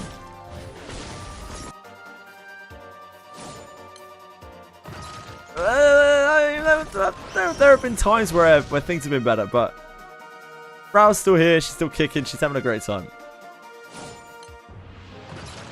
She's having a great time. Okay, she's dead.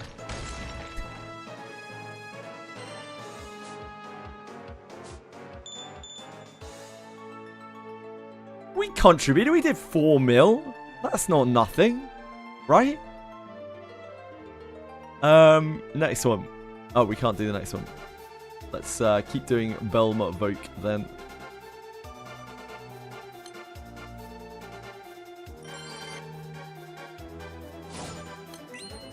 I kind of want to do the water one to get it out of the way because like our Earth is so fucked. I'm just praying that our light will be able to do anything to this, whichever the dark one is.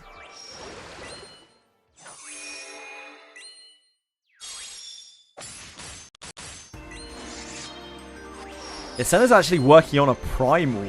Big dog Senna. Primal grid.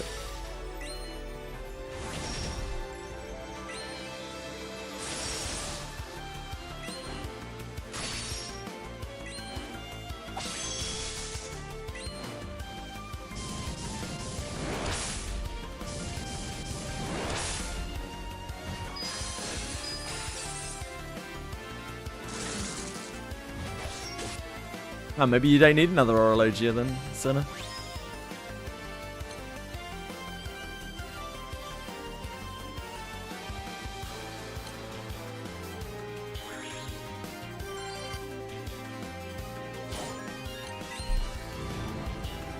Do dark grids not go to 280 primal?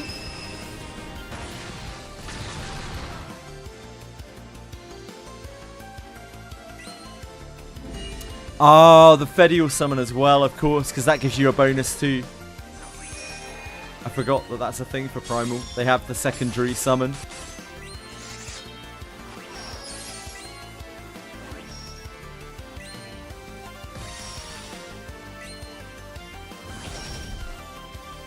Yeah, all of the for Primal grids, they all have a second, like they have a dragon summon. Yeah, it's basically wedges, but dragony.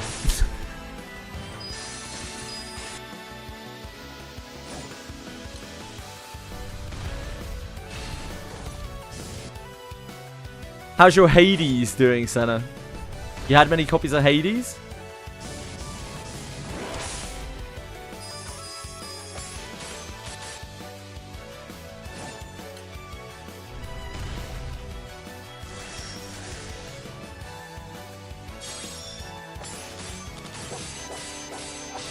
Ah, you're taking Hades as a friend summon. I see, I see.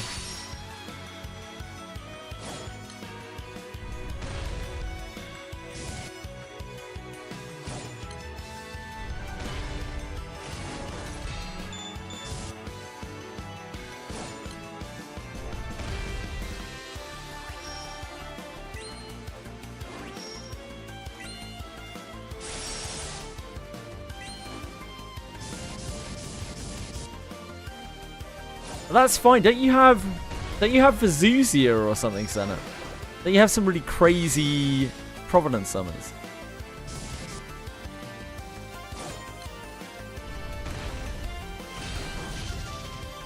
You don't? Okay. Must have just imagined that.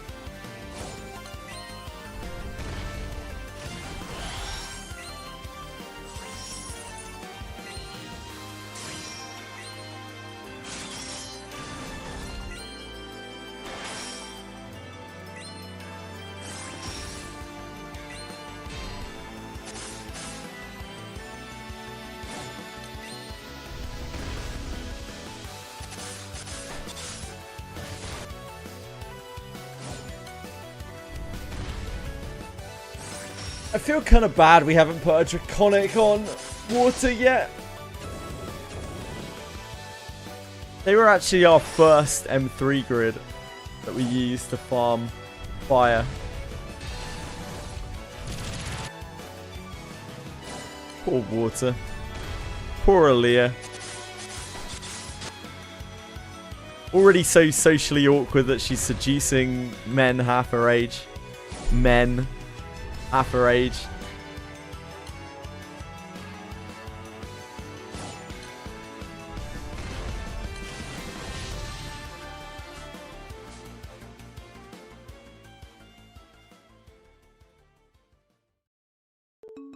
Can't even be given a Draconic weapon to perk her up.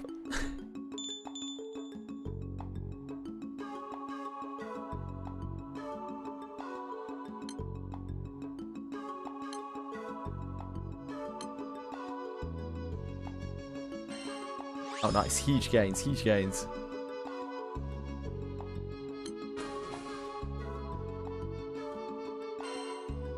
The old King forced her into marriage against her will. Yeah, if only. If only it were that. If only it were that.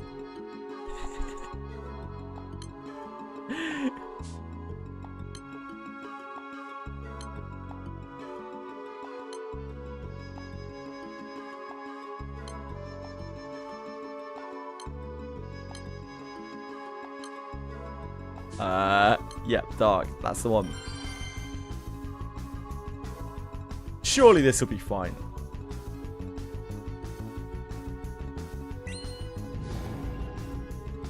Knowledge. No.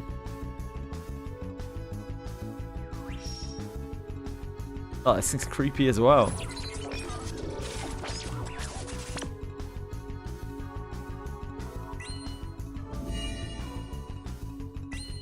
They're all creepy. Oral Edge is very cool.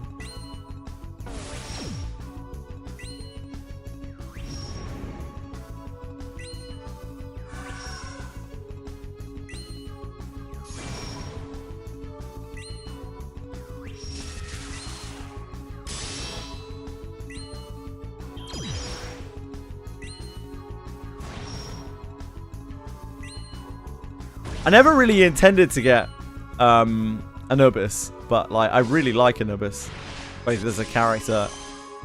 In fact, like, character and also design. I love the dogs she has; they're so sweet. And also just mechanically, I think she's really fun. I love a good cockroach character. Oh yeah, Cyrus, not Anubis. Sorry, my bad. There's all the talk of mythology earlier. It frazzled my brain.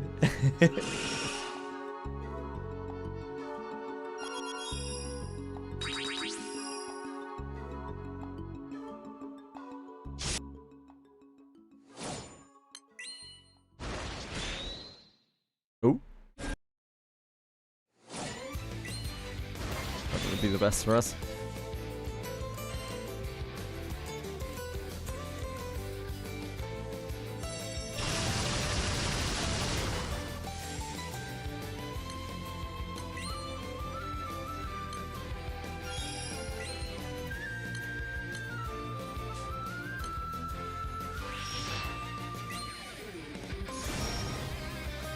Oh dear. Shenanigans! I hate shenanigans.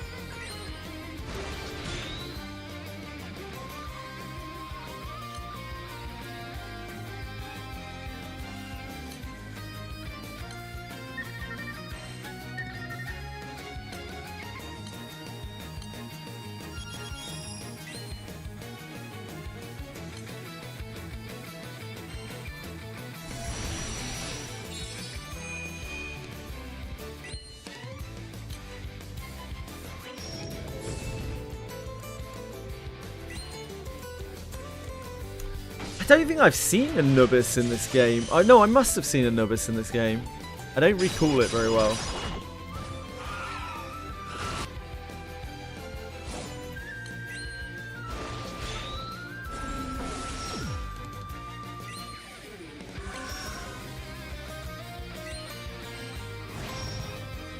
Ah, summon. Ah.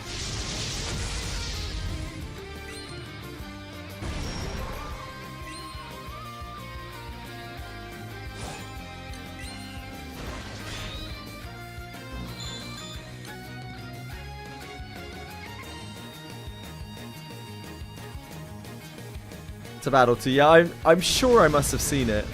I'm sure I've done it. I just can't picture it for some reason.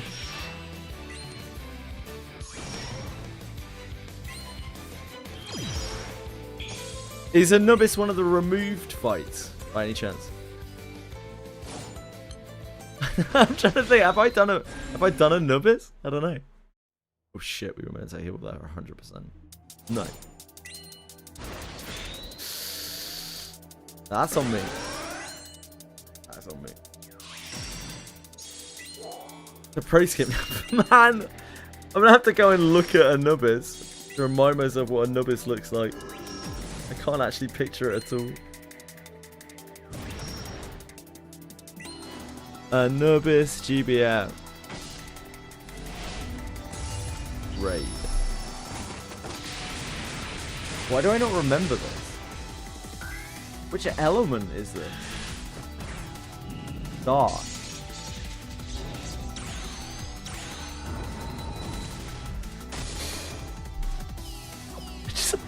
I don't know.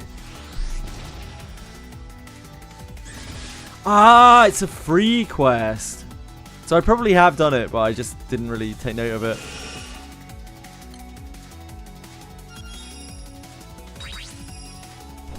Idiot.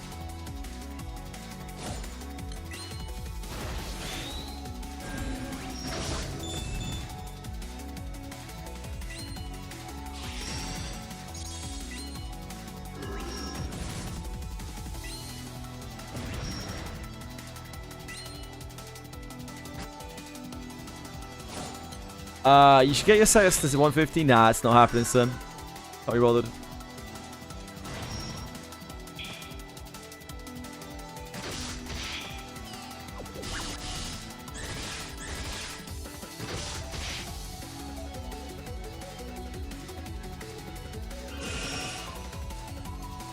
It's the anima you get often when you leech your Gastias. What is, sorry?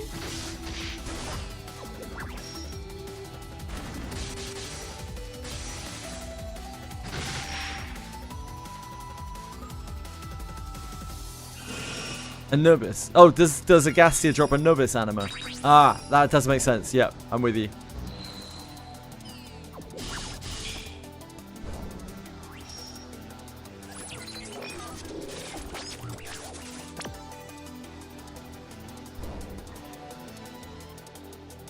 Only 3 Eternals are getting 150'd on here.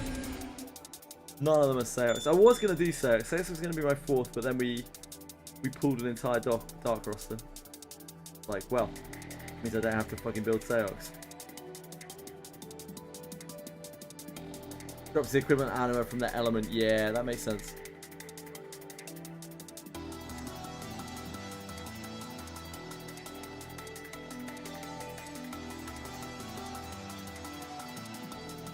And, you know, just because I'm not blue chesting those Agastias, I'm putting out somewhere between 1 and 2 million on it.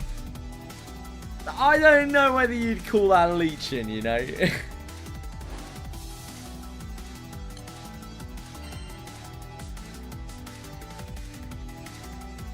Maybe Summer Paler will save me.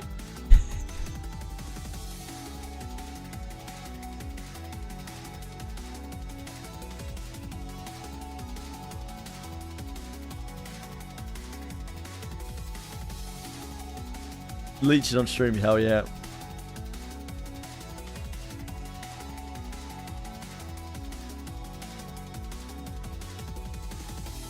No, my light is terrible into Agastia. I have no way of dealing with Agastia with my light. It's absolutely shocking. So if Ella does the opposite of saving people, yeah, you're right.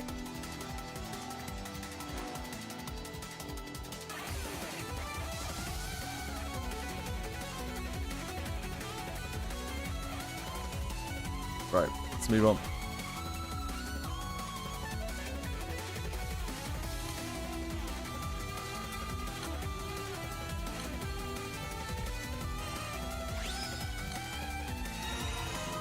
Okay, we finished Realm of Oak. Oh, you actually get a copy of the summon from this. Pretty big deal, is it not?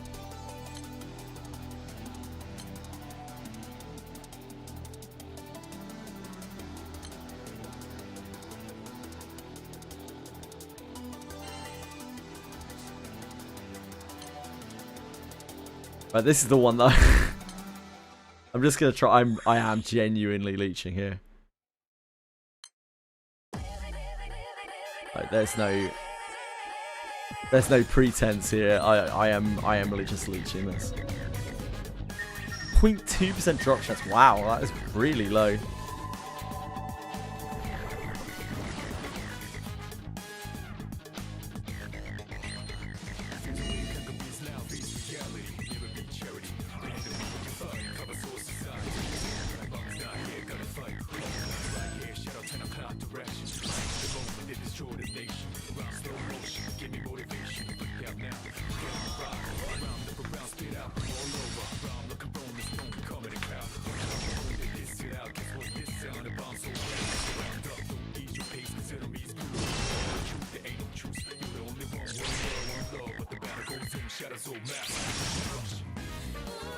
Yeah, you need so many of them because obviously they can roll badly.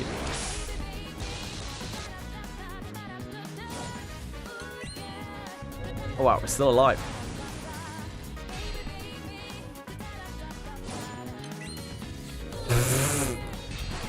Is that not guardable?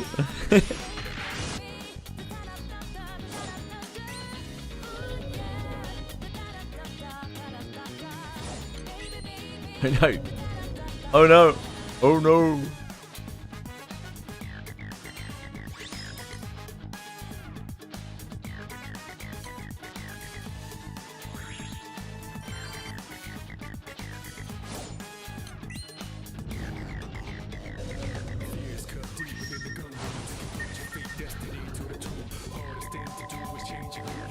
This one is so creepy. It's so creepy and weird.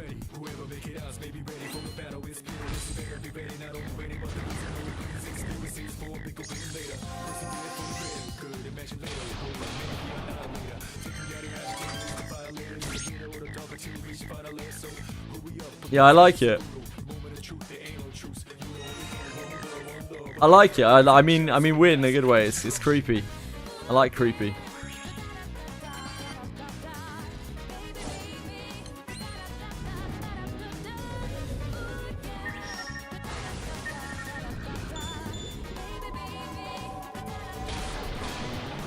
Oh. It just got absolutely fucking blasted.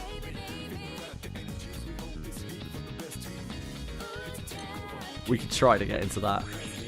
I'm not sure about it though.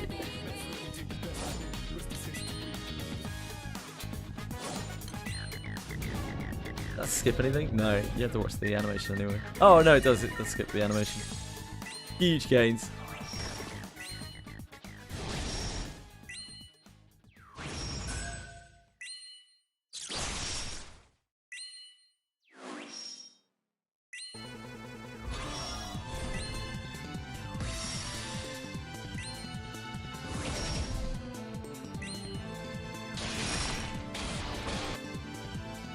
See that? I killed it myself.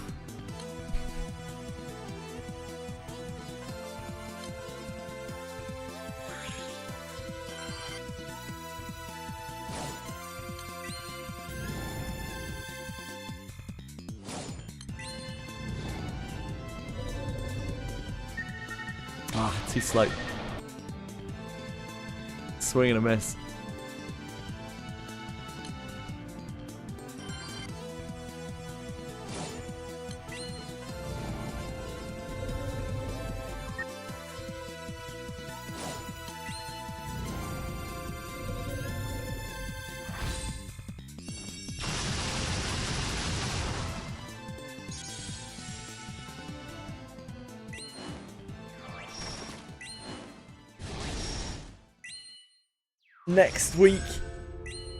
Next week we'll have an Earth grid. Finally farm our Earth grid. Be able to unlock Origin classes at last as well. We'll all be coming together.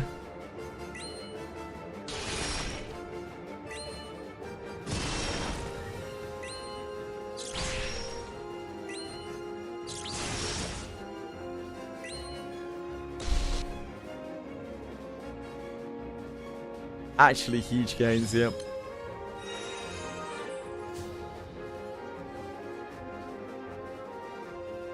None of these are dead enough.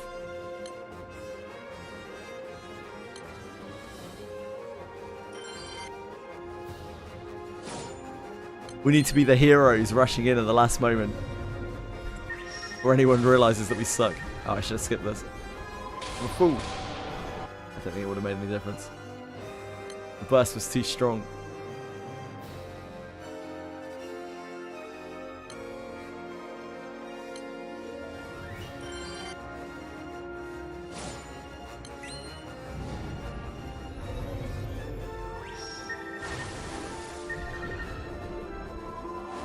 One guy has done 13 mil in this.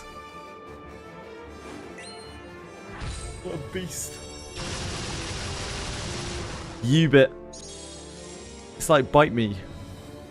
But like the other way around.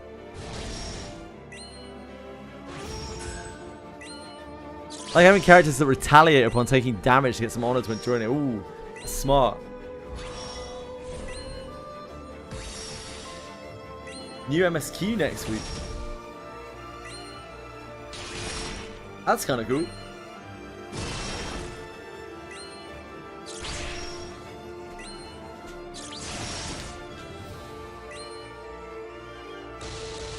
August the 19th.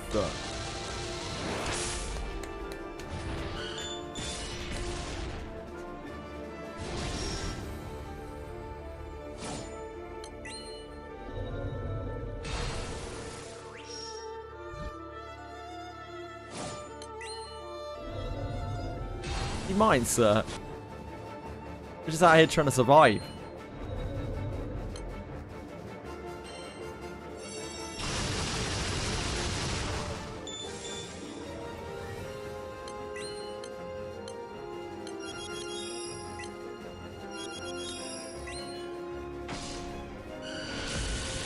The rage.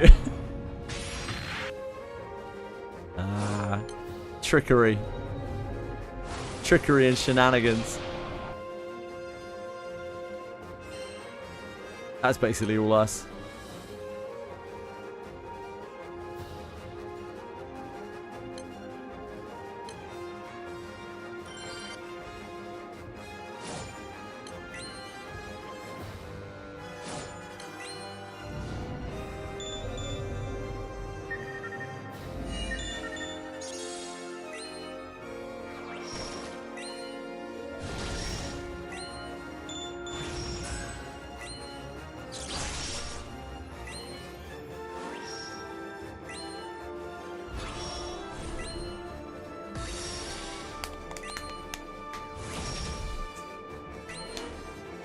I need to figure out what I can run with Summer Lich in Earth.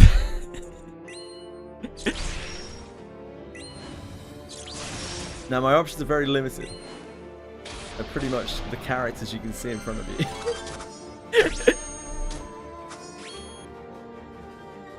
Yeah, I could run Illyria. Yeah, good point, good point.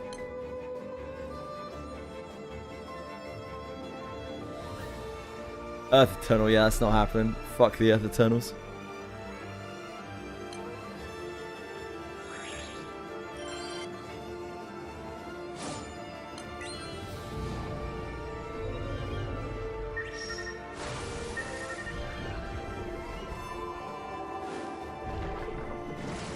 I'd rather eat my own dick than run Aether. I actually hate that character so much.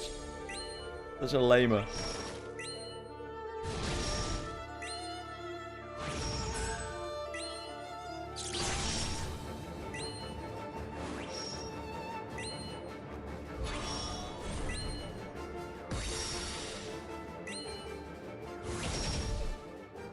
It's pretty much just Lyria. I think that's all I have.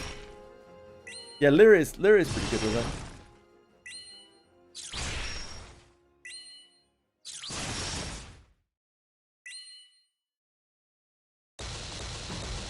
I guess you just run like Edward Elric with her. It doesn't. They don't really have any synergy, but like Edward Elric is just like kind of supportive.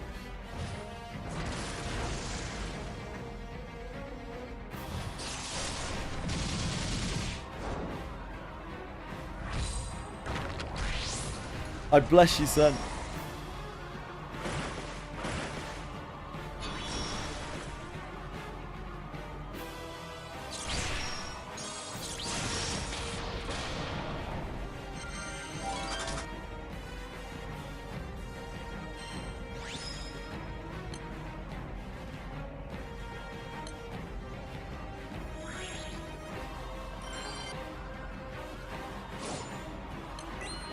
I guess I could just run Siegfried, but again, doesn't really have a great amount of synergy. Benefits from charge attacking. There's the synergy.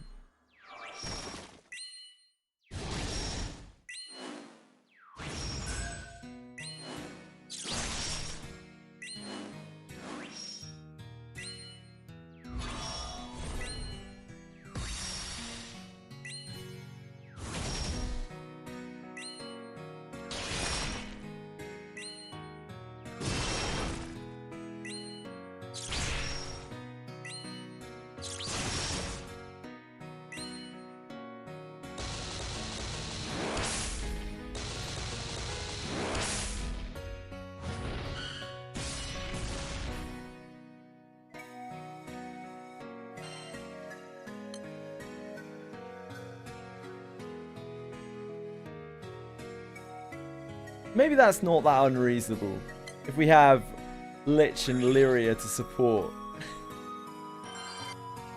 I don't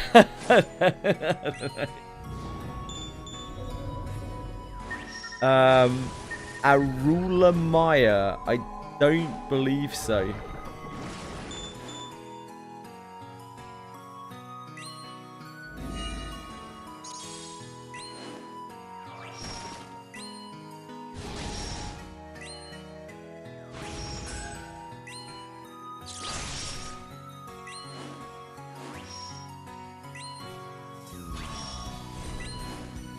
Earth characters I have.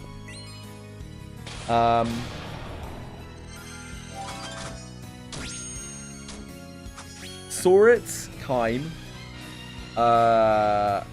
Eugen,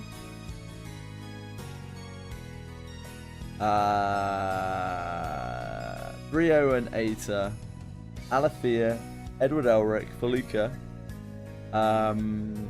Filkis, Lyria, McCoy, Lich, Grand Siegfried, Shashuku, who is the Cardinal Saint, right? I think. Beatrix, and what's his face? Eustace. Those are all my Earth SSRs.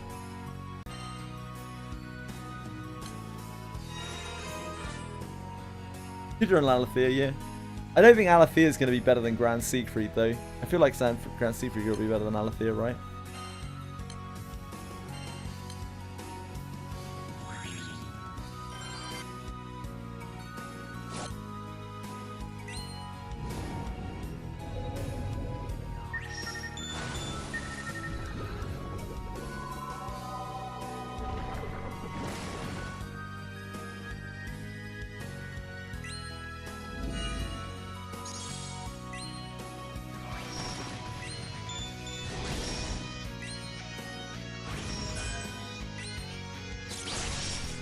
Dispel with CA teams. Helps dispel. Oh, that's true. Yeah, he does dispel. Yeah, good point. Good point. I forgot that Alethea dispelled. Alethea's really good. I like Alethea a lot. He's like probably the best of the free unit cycle.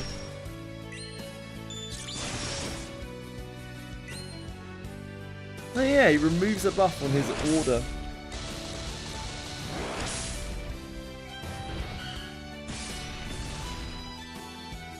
So he does.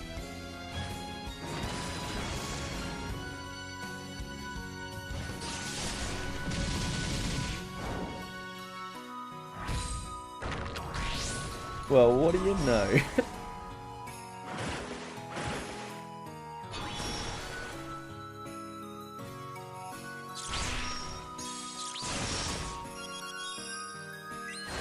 Yeah, Alethea is probably pretty decent.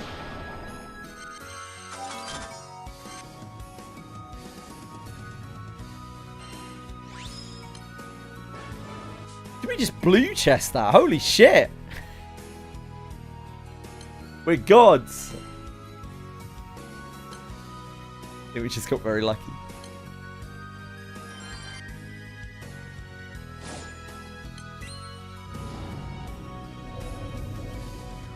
Our sub M1 grid Earth dominating out here.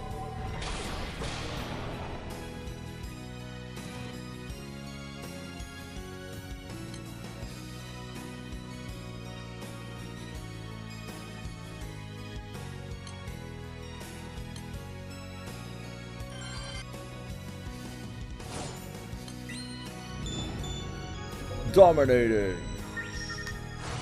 I could just honestly run Elric, Edward Elric as well. He does do a lot of very good supporty things. But maybe we would just lack too much damage, I don't know.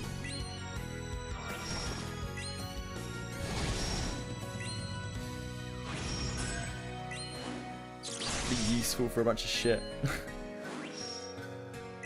He has a lot of debuffs and dispels and shit. Yeah, Lyria does do a lot of damage, it's true.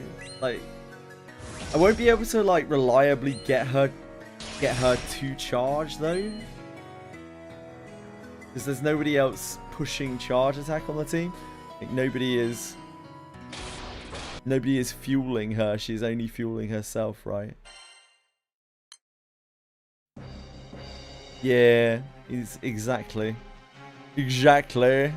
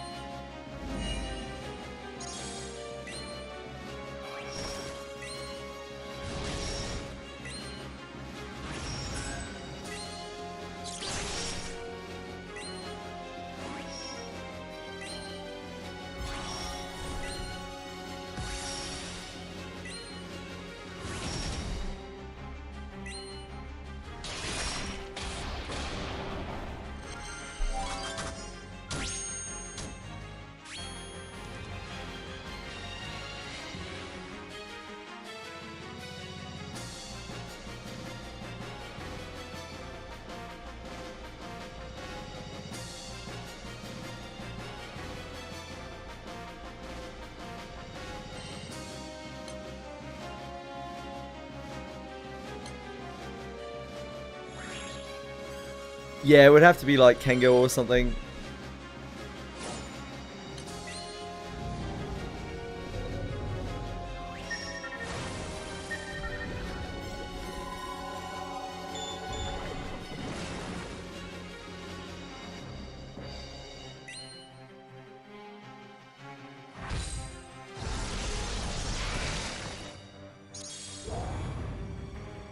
Yeah, Lich does give charge bar to team, right? What's the trigger? I can't remember. Is it when people are debuffed, she gives charge bar to team?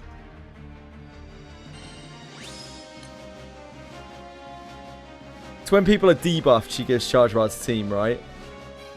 And it's when you chain burst, she gets a turn off her cooldowns. So you need to be reliably chain bursting in order to keep her cooldowns with 100% uptime. Because otherwise your debuffs on yourself drop, and so does your charge bonus.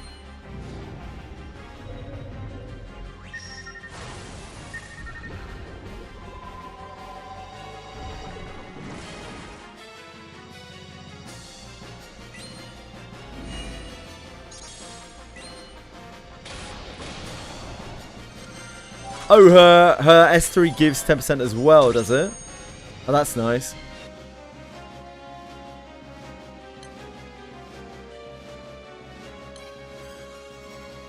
Yeah, I guess that does kind of have synergy. I mean, there is definitely some synergy there.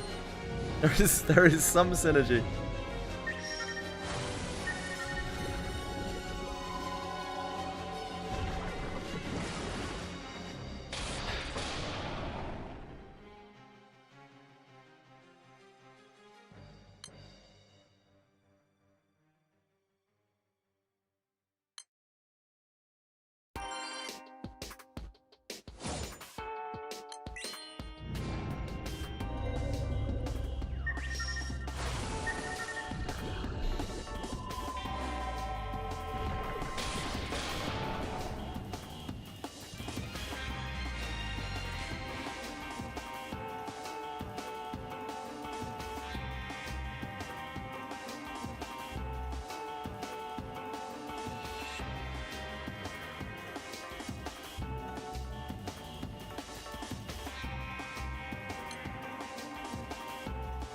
Yeah, S3. Lyria has a bunch of charge attack bonuses.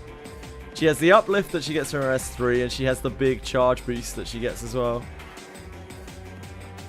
And yeah, every time you use a summon, like my summons will suck. That's a big problem for Earth. My summons will be awful, so Lyria won't really get much out of that. My summons are going to be something tragic. Oh, jeez. Just hit that.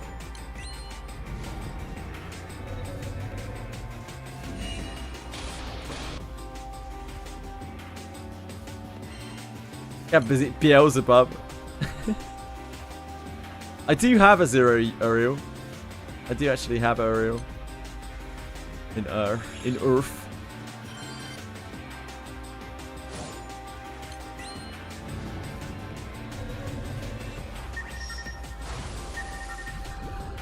Entire team.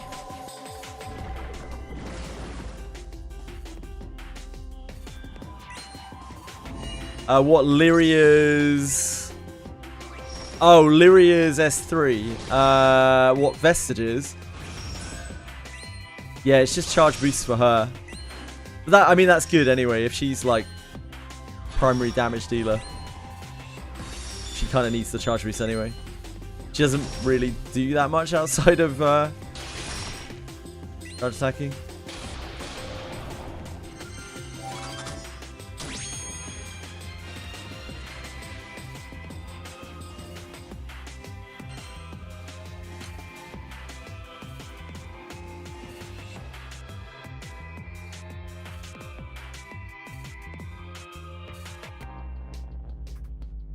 I would be mostly concerned with just her getting main character killed in basically every scenario. Unfortunately, while I used Lyria a lot when I was starting out, I very quickly kind of got to a point where, like, every time I ran her, main character would just die.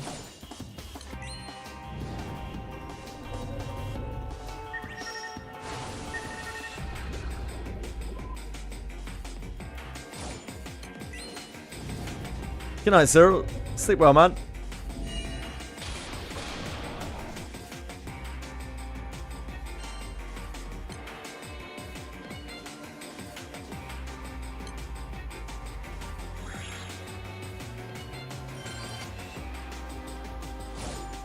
He's just played a lot of Final Fantasy VII and he's really teepered.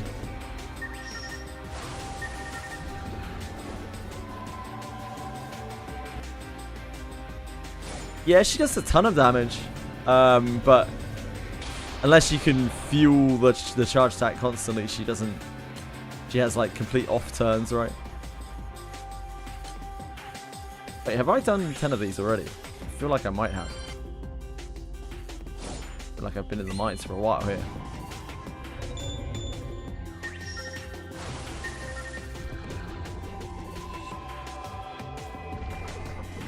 Feels good to be able to actually do these. You know, like the last one of these past things that came out, the Skyscape missions. I couldn't do shit.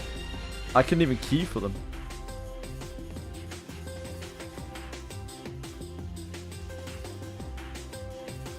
I think I've finished this, right? Desire, liberation, knowledge. Thanks to, yeah, I have. I don't know why I've overdone these. Who knows? Who can tell?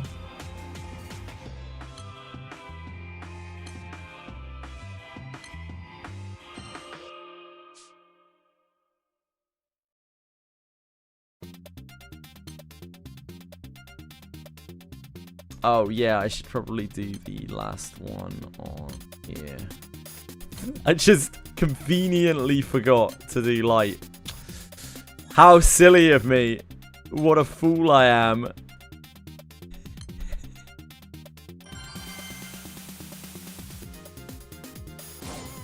Whoopsie.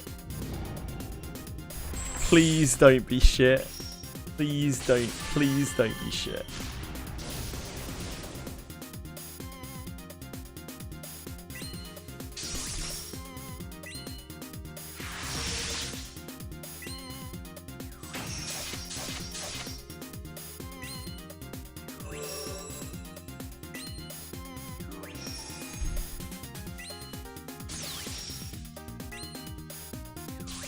Yeah, I think they all are. I love the designs on the Odious. Una Paler would have carried, yeah, probably. I don't have her even leveled up yet. I'll get her with skips.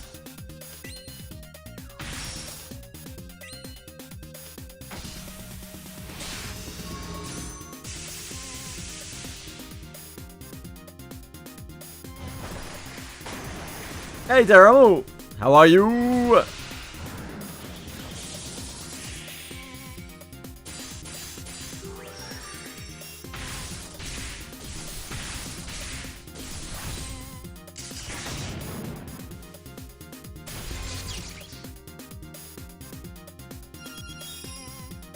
Maybe I'll order. Maybe I'll light or dominate. Maybe it's going to be perfectly suited into this. It's going to be the best matchup of its life.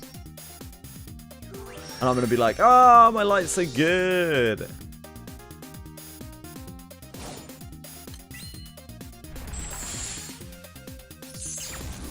I use 2 buff skills. Yeah,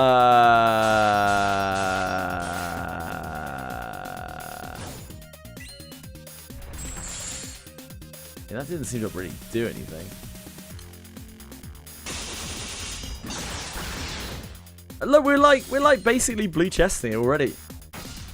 I like it's dominating out here. I should probably open it up. Gonna need some backup here. Oh Jesus! Hit with normal attacks 30 times. Surely we can do that, guys. Oh Jesus! Oh, sweet fucking Mary Mercy.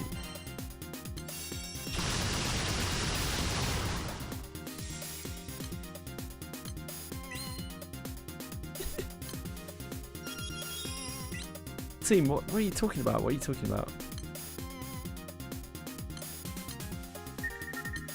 We're dominating out here. You see buff skills. I think we went into God.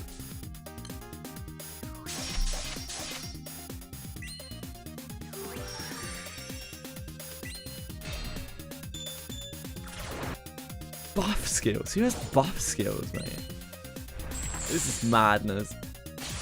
Hit with normal attacks 30 times. We should surely do that. Attack 5 times. Wait, do we have double strikeout?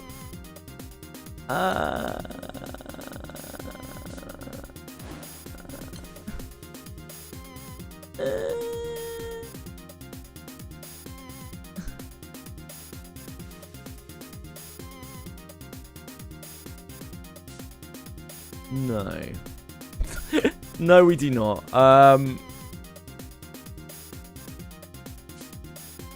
fucked, isn't it?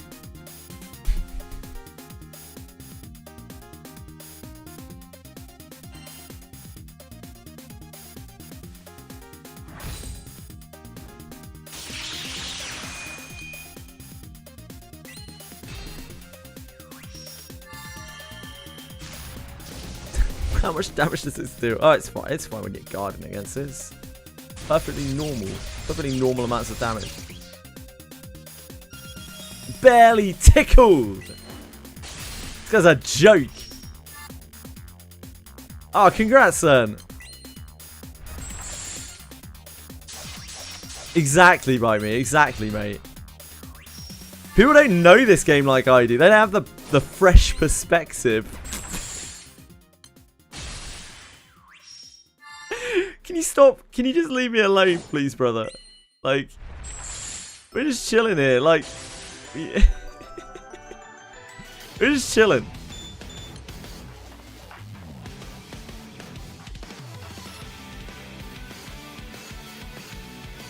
That's so bad. That's stacking up. Yeah, we need to get her to double attack. So that we can attack 5 times, I think. Oh, we could have done it off of Europa, actually.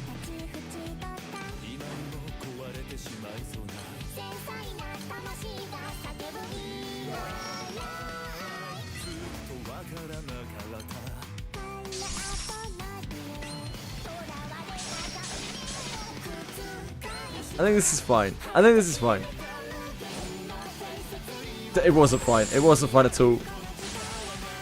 We whiffed it. I took that guard off. Does he?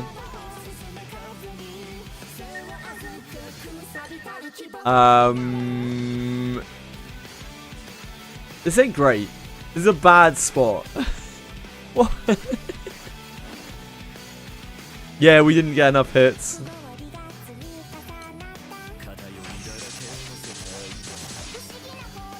It's because it's doing some kind of miss shenanigans, which are my worst nightmare. Like actual terror. So we're not hitting with most of our hits.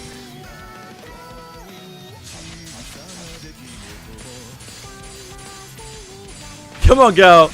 Do it!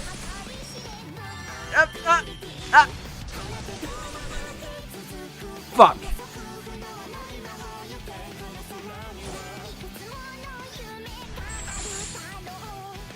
Yeah, it's gonna be like blind or something, isn't it? I'm not... Yeah, accuracy for normal attacks, skill damage, and charge attack slow. I just assumed it was like blind or something. I mean, now we just have to use 2 buff skill. Shit.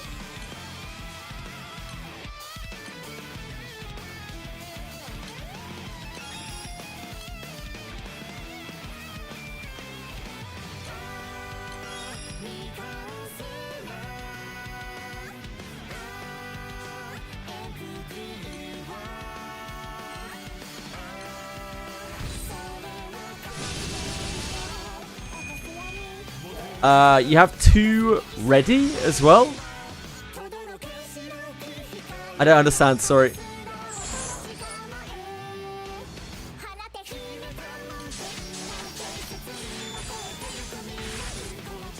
Buff skills. Did we have 2 buff skills already? We did? Which 2 did we have ready? Which are buff skills? We had this ready. Oh, I didn't have this ready last time. Do we have this ready? It's yellow all buffs, okay. I didn't even notice that we had that ready. I was so focused on like attacking 5 times. Oh boy. I don't actually think we can even attack 5 times this turn. No, we can attack 5 times technically. Everything is gonna be fine. Everything is gonna be so fine. We're gonna be great. We're gonna be so good.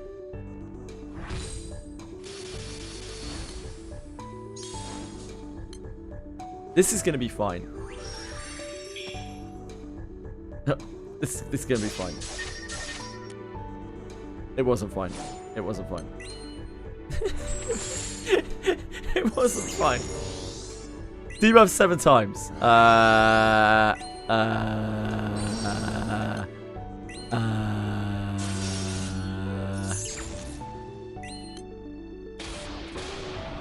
Yeah, look, we won. We won. We won. Great job. Great job, team. A perfectly executed. Look at that. And that's our reward for an excellent clear. And I think that's deserved. I think we can both agree. We can all agree that that is deserved. Like...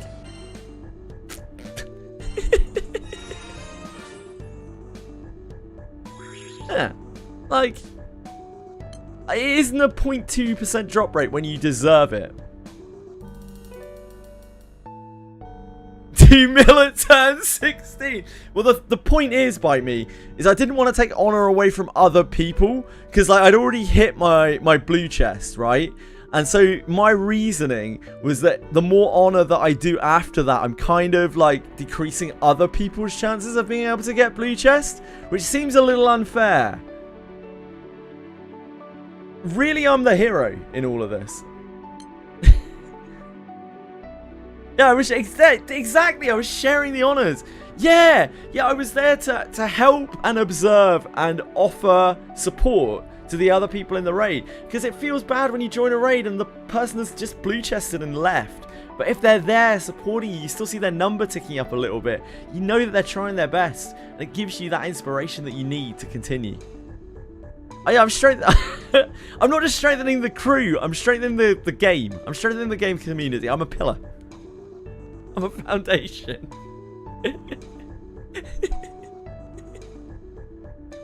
That's what I'm here for, guys. That's what I'm here for.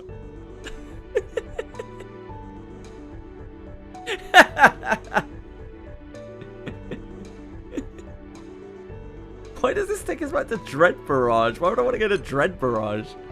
Jeez. Right, what else do we have to do here? We actually did all of our hosts. That's great. Let's leave this one to last because that's the one we can actually kill. Right. Come on. Wait, is this wind? Shit, this is the wind one. Never mind. We'll leave that one to last. No, this is the wind one. That's right up. This is the weird 3-head guy.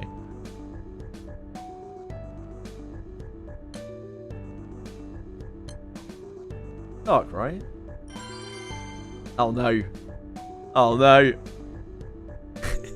After that performance, it now has to check whether I'm a bot or not, which apparently I am. Understandable. Oh, our caps lock's on. How does our caps lock keep getting on? What is this madness? Oh, I know how our caps lock keeps going on. It's because of Chili. When Chili jumps on the desk, she often steps on my caps lock key.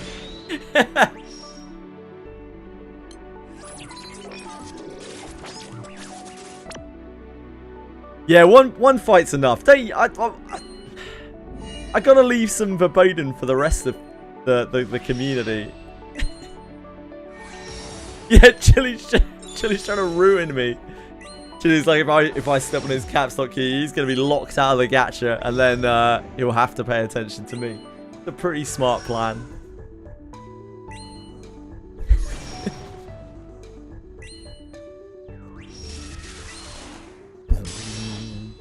Bow, bow. Bow, bow.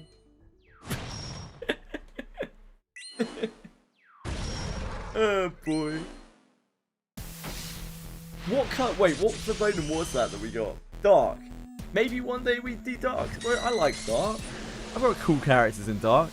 Yeah, maybe one day we'd make Dark stuff. If it was light, I'd be like, ooh. Useless.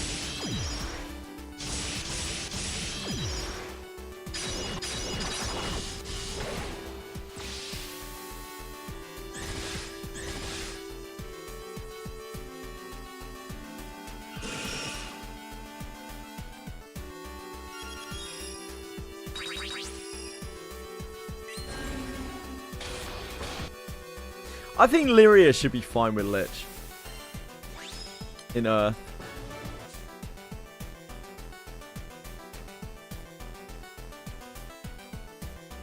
I don't know exactly how we're dealing damage though.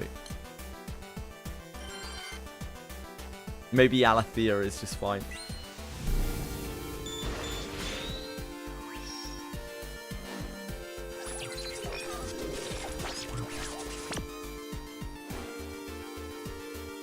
Because I don't think Lyria is getting enough charge between those two characters. And I don't have any other characters.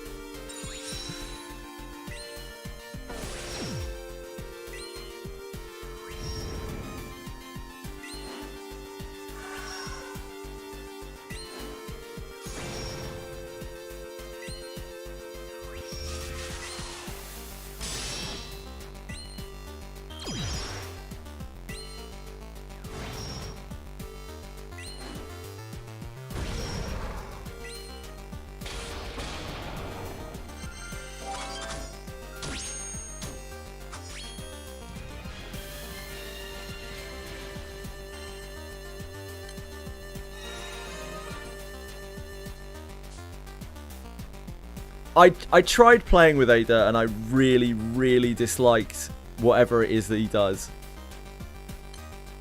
I think I might be biased against Ada.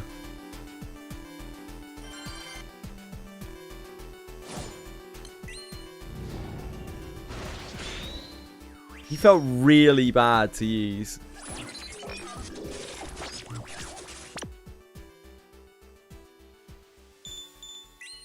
I mean, yeah, he's basically thingy. Kengo.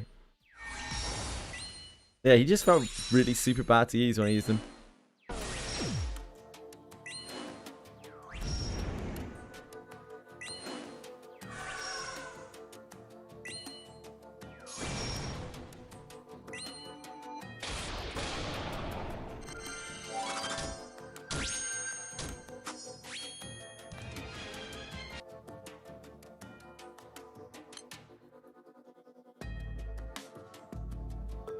I'll give him another gate.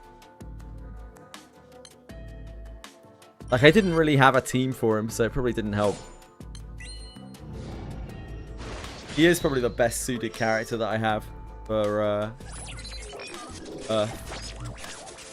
charge attacks to my best knowledge.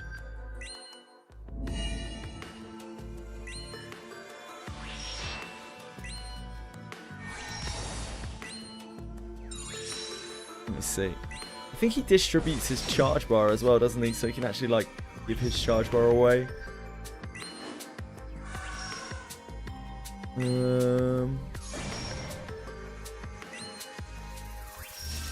Distribute caster's charge bar to all other allies.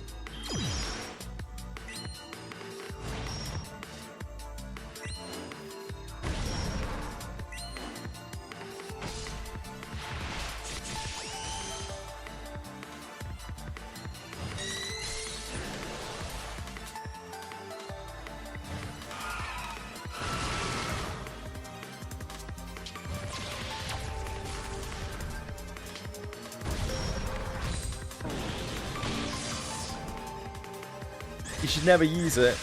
I don't know.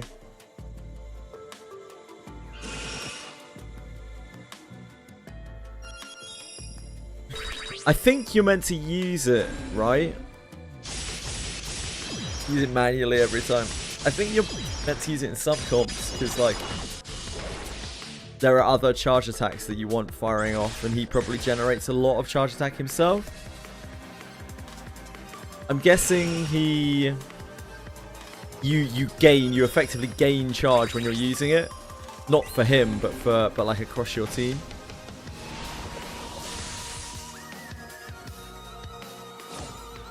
Yeah, so it makes sense for him to distribute it if the rest of the team benefit from charge attacks, I guess.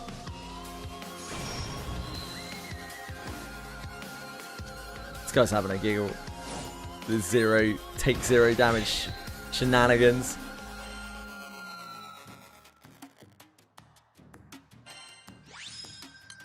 Oh!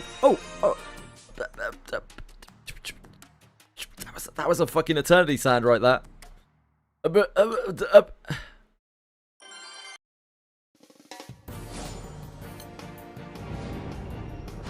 Sand, my lifeblood, my lifeblood. I was so shocked I couldn't believe it. I was like, yeah, he is lacking quite a lot by not having Transcendence. I mean, I probably have bits and pieces for his Transcendence. I will have a bunch of the shards and a bunch of the rusted weapons, but I don't know whether I'd want to use the resources to bring him up for an element that I mean, it's always not going to be a particularly strong element.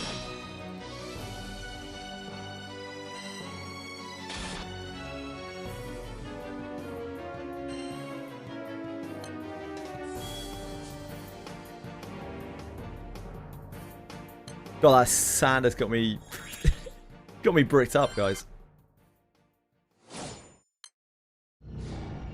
I'm gonna be honest. The things I would do for sand. Holy moly.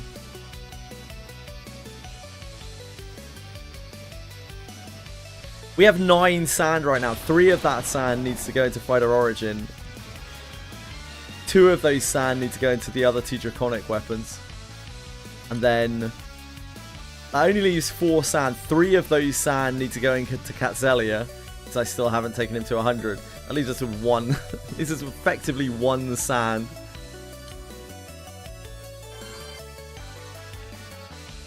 Once you reach 20 sand, you stop getting bricked up. I don't think that's happening anytime soon, mate. I think I'm going to be fairly bricked for some time.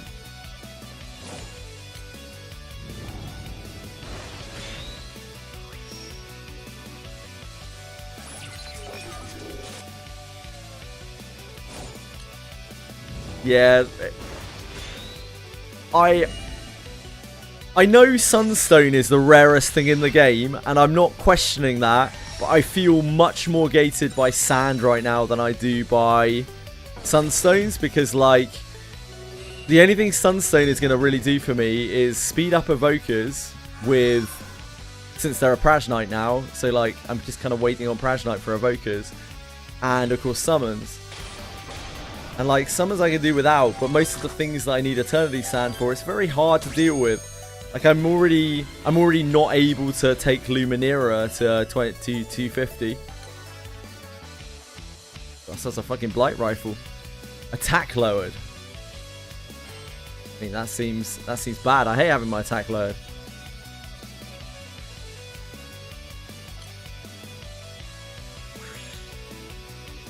Yeah, 1 sand during Guild War and 1 sand during Exo Light.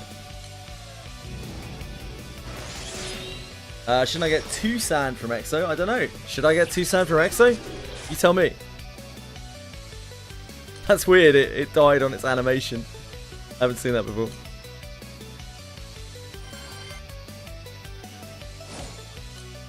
I'm liking what Amal's saying a lot more than what I'm liking you, Acumen. I have to go with Amal for this one, I'm afraid.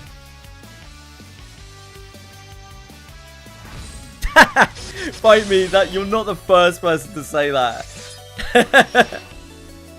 I've already got a bunch of sand from the Eternals as well for the same reason, like recruiting all the Eternals and uncapping all the Eternals, you get sand. So I'm actually like up quite a lot of sand, and I still feel like I have no sand. Whoever's saying that I'm going to get more sand, I'm into. I'm absolutely in your corner. Anyone want to go with I get 3 sand? Any takers? Yeah, sand for clearing Exo fights 200 times. Cool, thank you.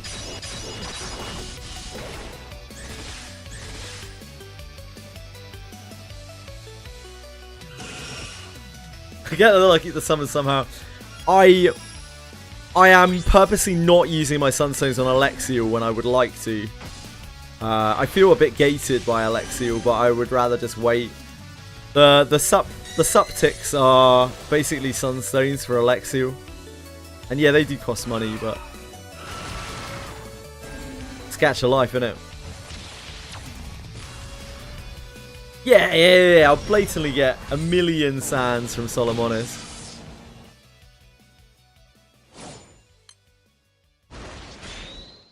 The summon that I would really like to get a hold of right now is Vizuzia, because I can see so many use cases for it. 000 would be incredible, but like Vizuzia, I can see myself on several grids using it as a main summon, which is not something I can really do with 000.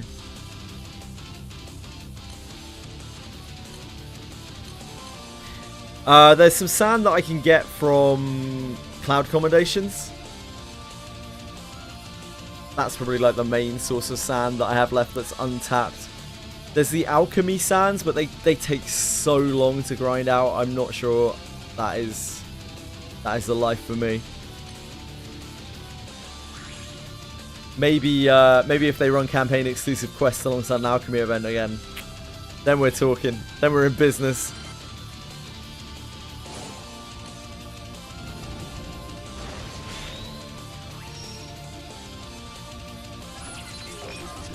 You get a bag of sand.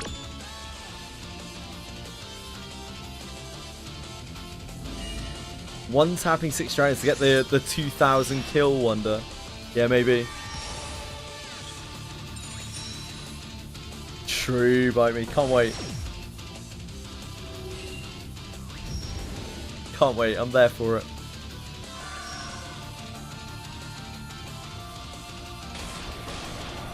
I don't know exactly why I'm doing the 0% ones of these. Dark Team is probably perfectly capable of doing stuff.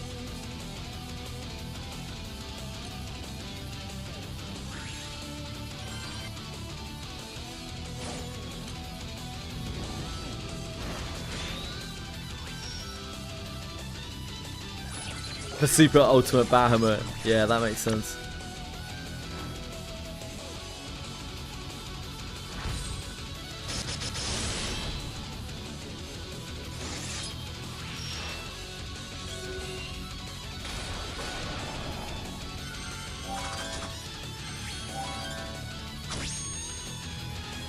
I love flip chess.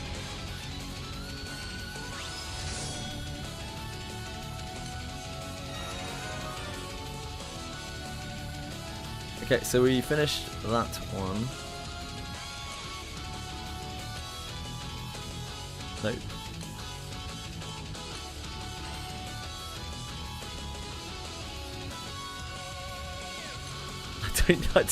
I don't want to do my light on this.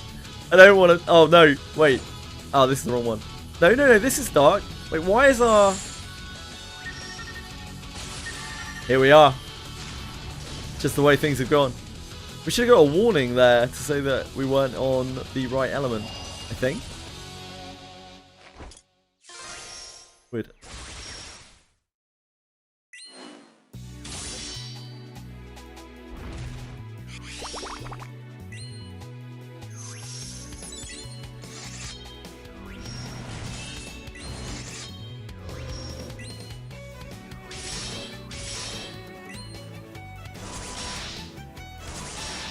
We're not doing the most damage off element here, are we? I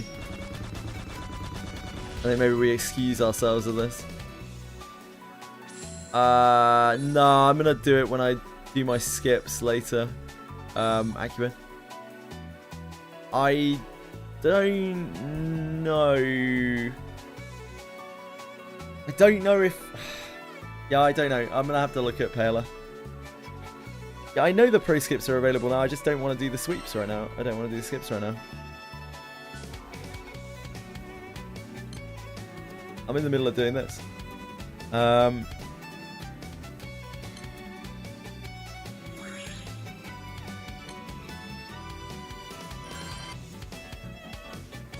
Like, Paler has the least synergy on the team. Paler actually has the least synergy with Yoruichi. But I don't really want to replace her because she's actually incredible. So then at that point, I'm like looking at what I'm actually trying to do. Like, am I don't know. I don't even know what I'm trying to do as a stupid light team. Just bad synergy with Yoruichi because Yoruichi wants to use her charge attack to be able to keep up her whatever her ability is called that gives her the angel wings. But like Paola really wants to be on Echo Dark Opus thingy, whatever the hell it's called, chain, Echo chain, I think, which stops her from being able to feasibly use her charge attack unless you can instant charge, which you can do if you have the summon from the collab, but yeah, I don't have this.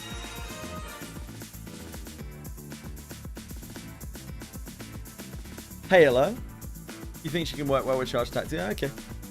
I'll take your word for it.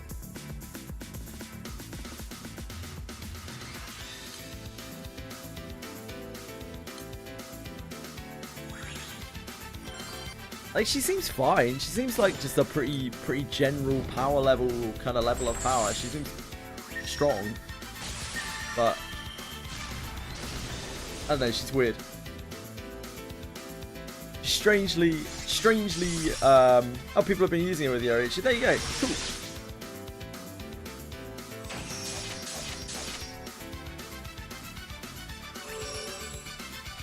If you triple attack 10 times, she can charge attack. Yeah.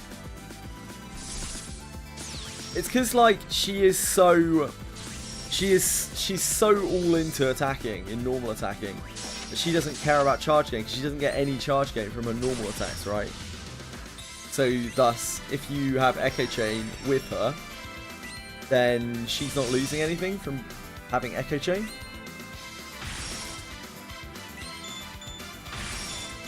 She's only gaining.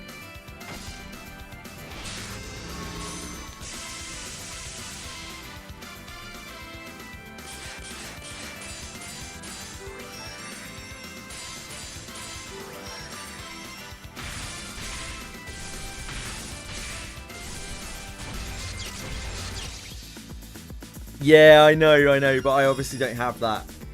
I do not have them illusion.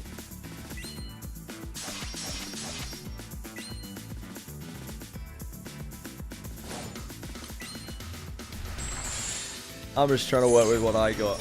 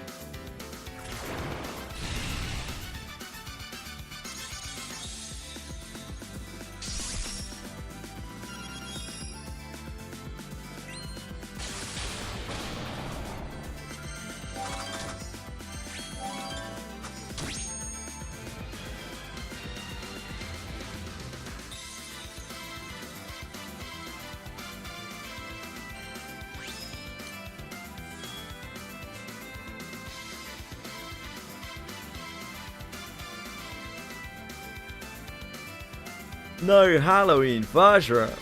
Oh no. I have heard she's very important for light, yeah.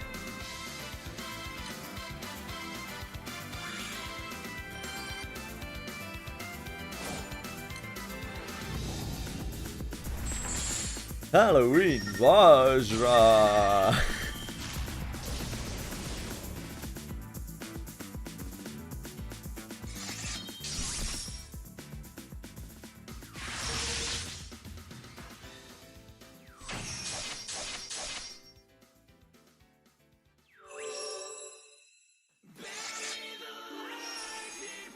I think we could probably hit the payoff for Europa more often with Paola than with Ariat, probably. I don't know.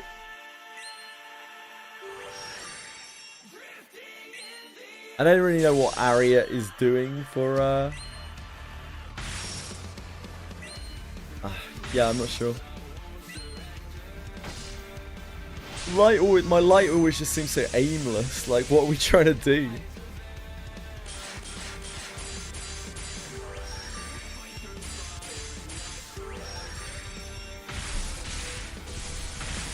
What are we trying to accomplish?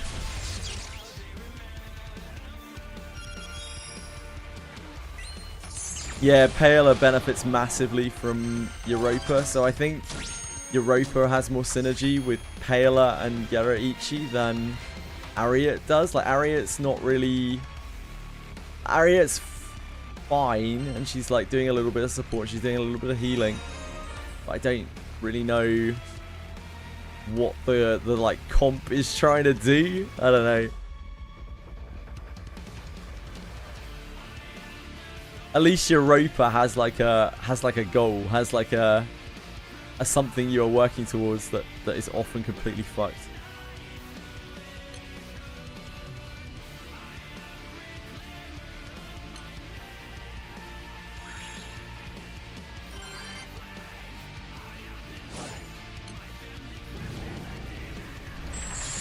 So I have to try them both.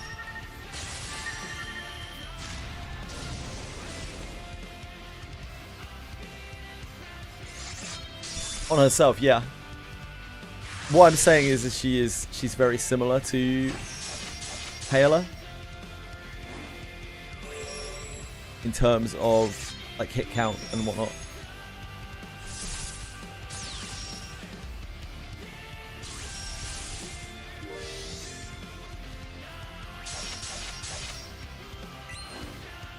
I guess she does have synergy. Yeah, no, I guess she does have synergy with the charge bar for Paler. I don't know.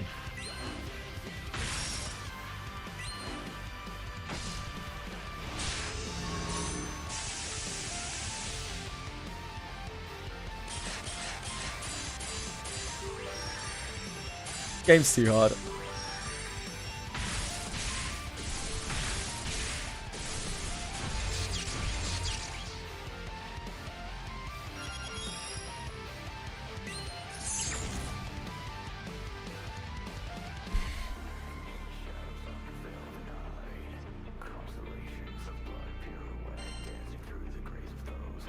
Hello, Libra.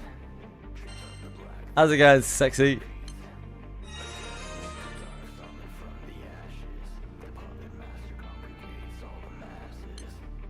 Fire hasn't had a Halloween character since Azazel. Damn.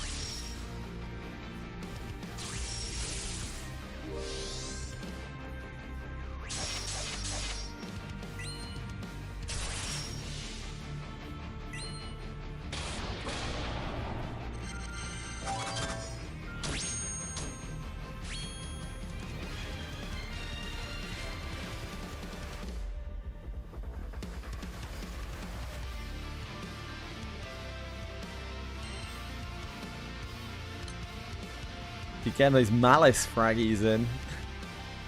Love a good malice fraggy.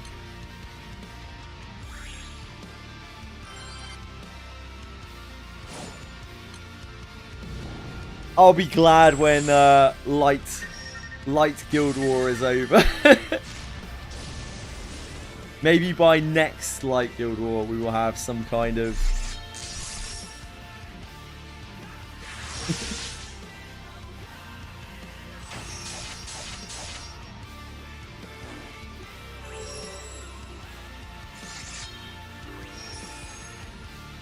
Malice fraggies are quite hard to get. Like, if you don't go out of your way to farm them, or you're not actively farming Odious, you're not really getting Mali fraggos.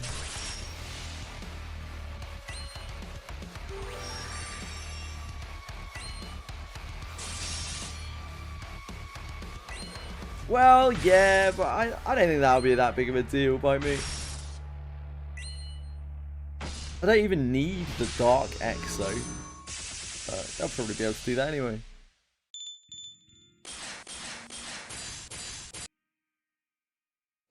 My Dark's grid is all sorted. It's fine.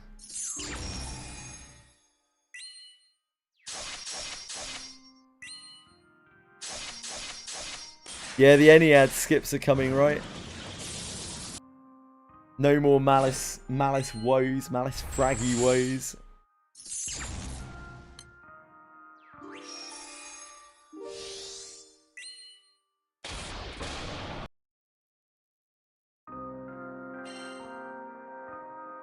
Yeah, maybe it would be better just take out Europa. Maybe Europa is the weakest link in the team. I don't know. Maybe Ariat supports Taylor more. Kinda. She's giving more triple attacks. She's giving Paler more charge.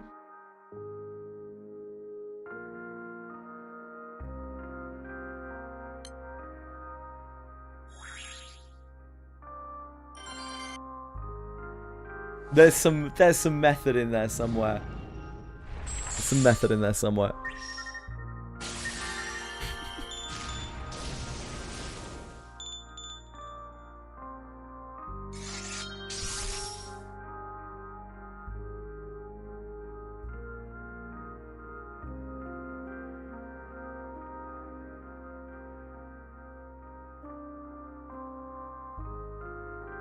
You can raise conditional chest by attacking 5 times a turn and abuse friend Chilin. That involves joining raids early. I am not looking to cheese some honors for this raid. I am looking to collect free wins.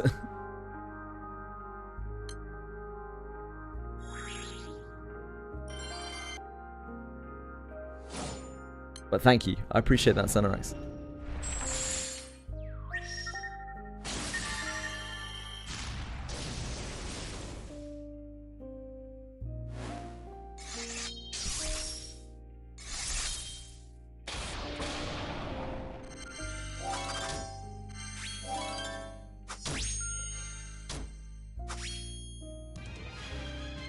As always, I have been told 100% it's dark, and I have been told 100% we do not know because a cycle is complete.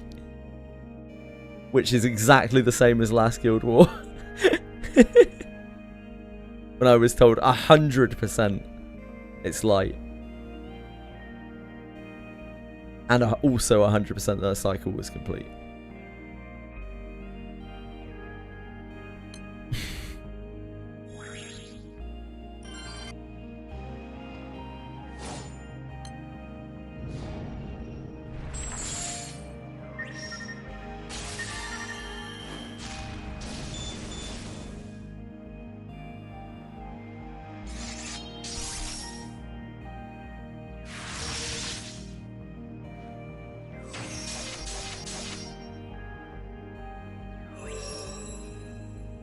Second attack.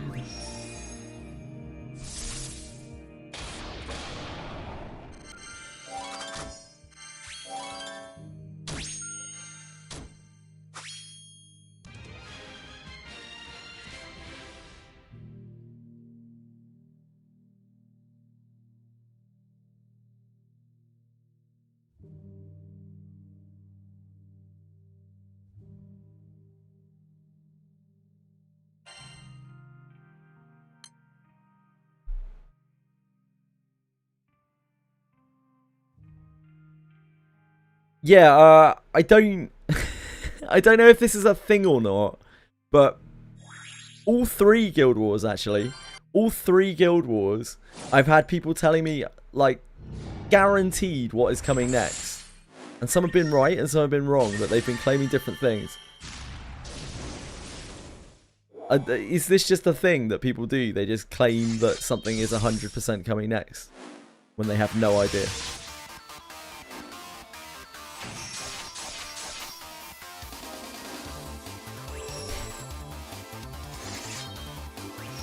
Because I'm a noob, you know? Because I'm a fucking scrub, like me. Firstly, I'm a scrub. Secondly, I'm an awful streamer. Thirdly, I don't have a fucking clue what's going on in Granblue Fantasy. Like, I take all of my information off of people who tell me what's going on.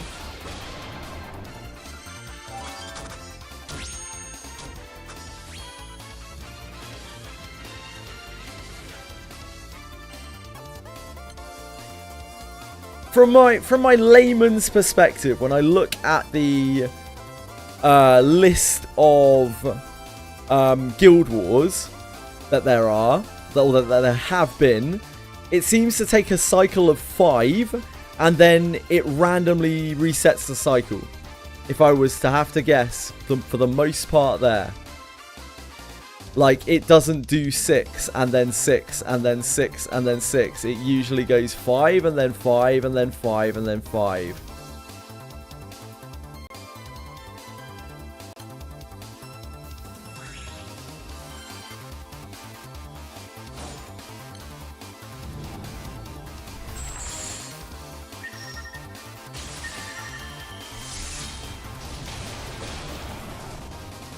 So, I don't understand when people come to me and they say, we're at the end of a cycle. Like, what does that mean?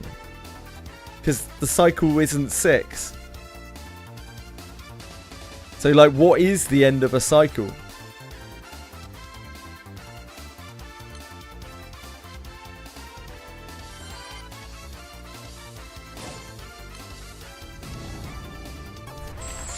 Because there are things happening repeatedly in the history of Guild Wars that are like, you get 2 of one element before you've had 1 of another. So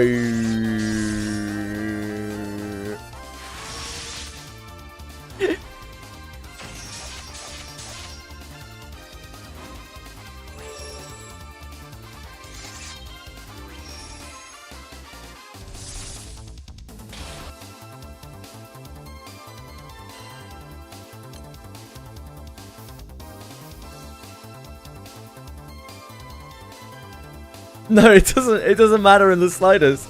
They announce it really close to the last Guild War, right? They announce it almost immediately after the Guild War is finished. You have so long to prepare.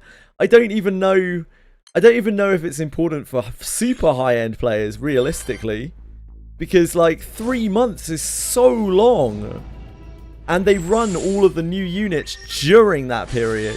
So the only time it would really matter, I guess, is if you're a high-end player, you already have everything anyway. But like if you're aspiring to be a high-end player and there's like a seasonal that you need to get for a guild war that's following, which I can see as being like a realistic kind of concern.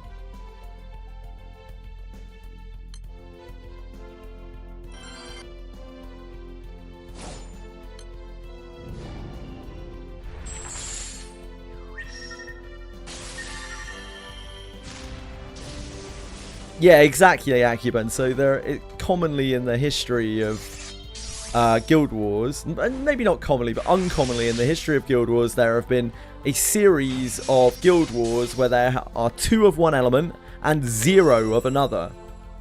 Like, there are 2 of one before there is 1 of another in a cycle.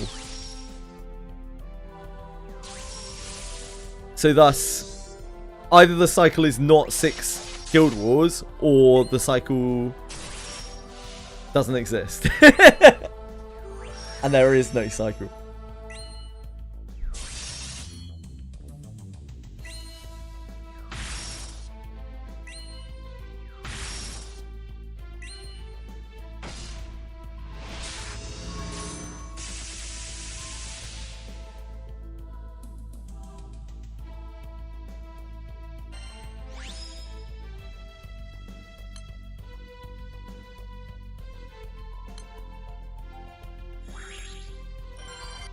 I feel like we're myth busting here. This is good work. This is something that's been bothering me for a long time.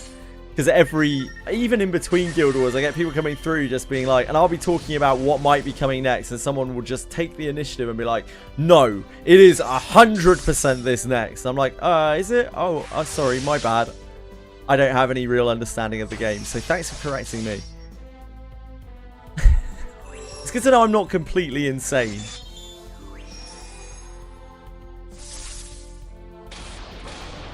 Completely.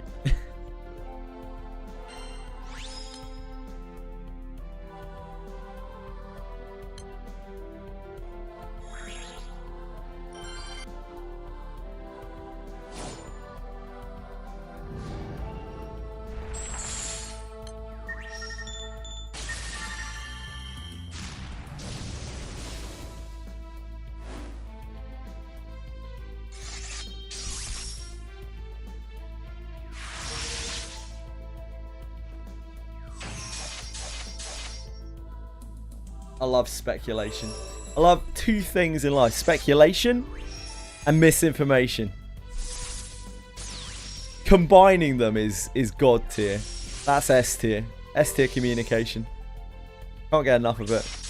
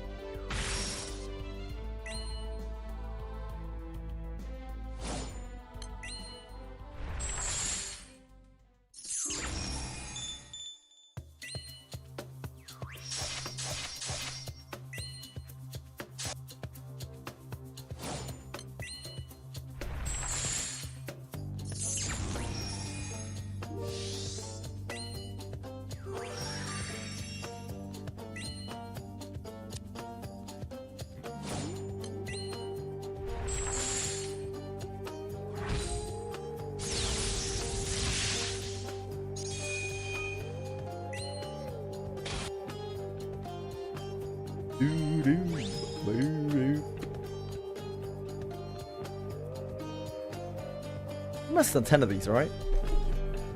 I just did I just skip over it because I was talking shit? Probably.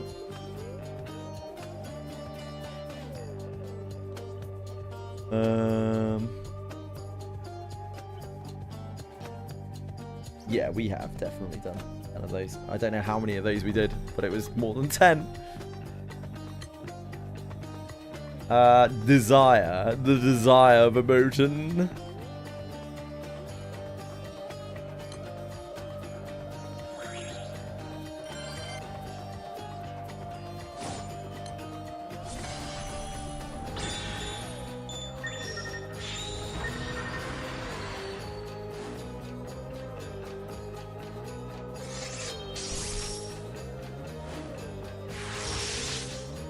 They ran the elements in the road to release Celestials. Interesting.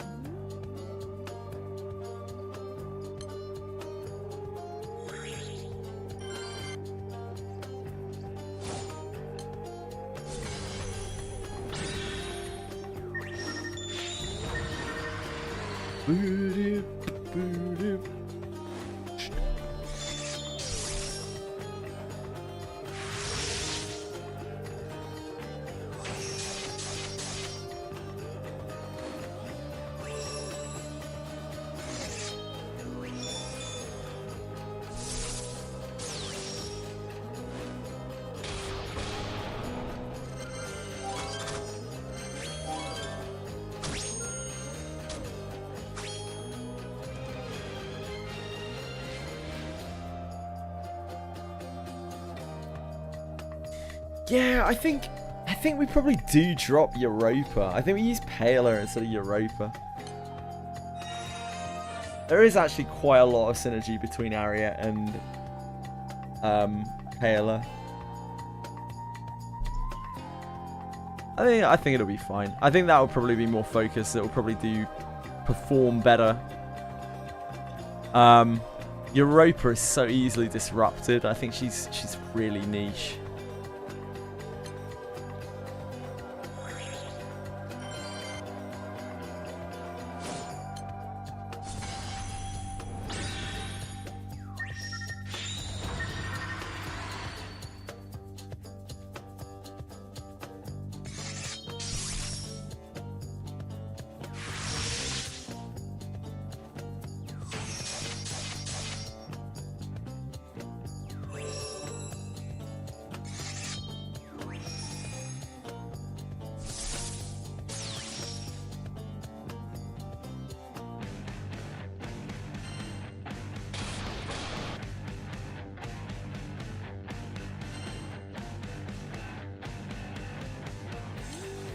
We want to see something in the chaos.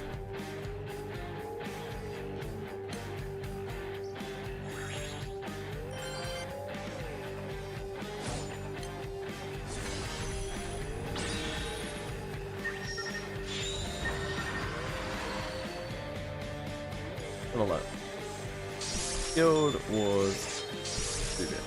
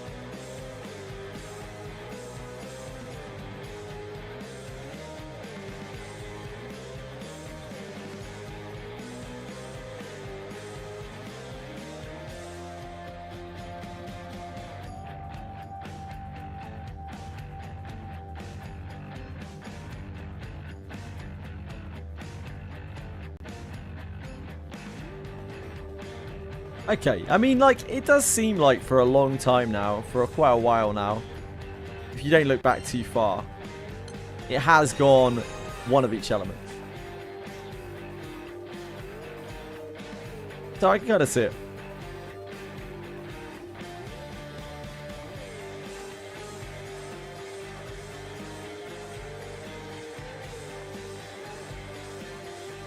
Last year, so that was in September. September releasing. The Light Guild War. Guild War?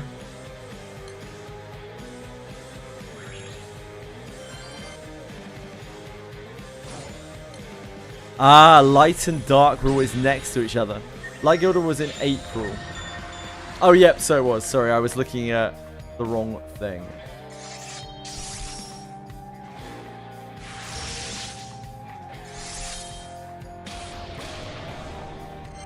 So, if we go all the way back to, like, here, I think here. Wind, fire, water, dark, light, earth. Wind, water, fire, dark, light, earth.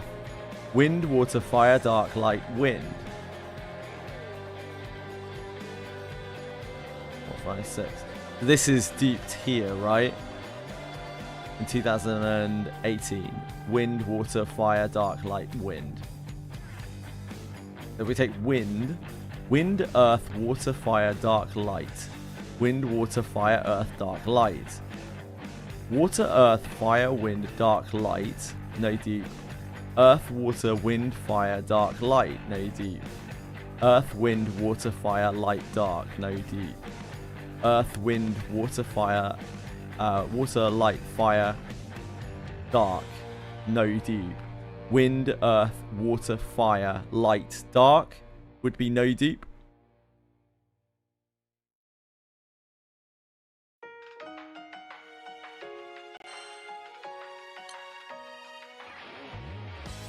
So it would follow a trend. That's what I would call it. I would call it a trend of them not duplicating Guild Wars in a cycle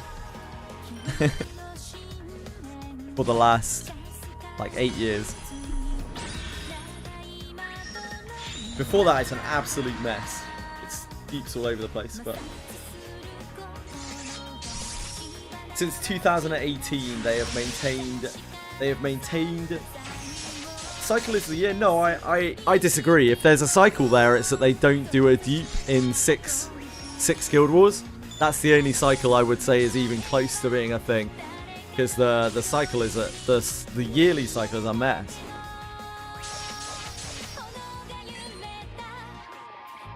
So if there's a cycle present, it's that in 6 Guild Wars there will be one of each element, in my opinion, and that has been that way since 2018. That to me is a very legitimate pattern. It doesn't follow the same order, but in 6 Guild Wars there will be one of each element. And thus, you can't predict the start of one of these cycles. I mean, you can't predict it at all, because they can do whatever the fuck they want. They've shown that when they changed to this kind of thing in 2018. Before that, it's all over the place. But it's very likely, I would say. It's more likely that it's dark next. But of course, there's no guarantee.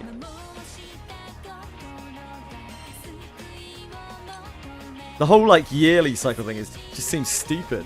There's no pattern there at all.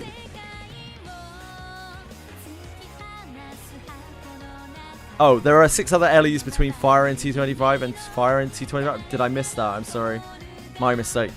Between Fire in T25 and Fire in T24. 25 minutes.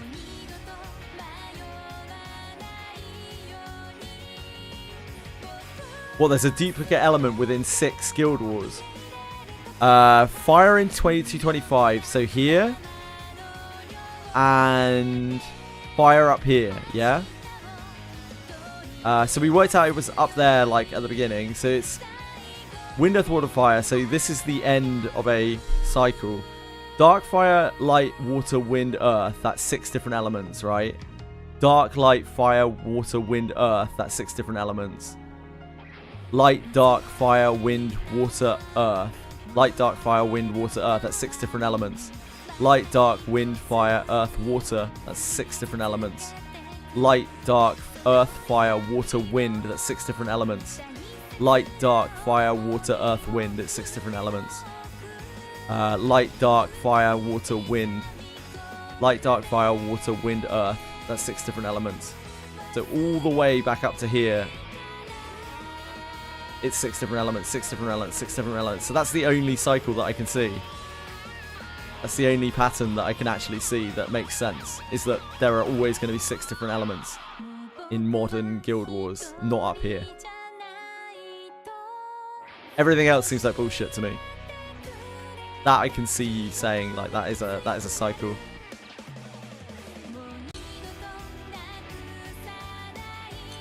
I can understand why people would say that.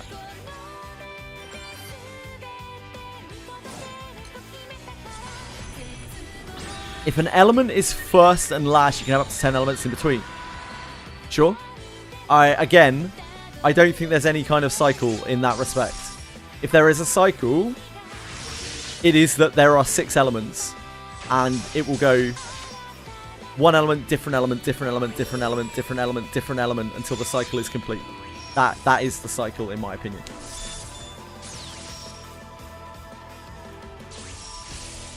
It has been that way for 8 years, according to the history.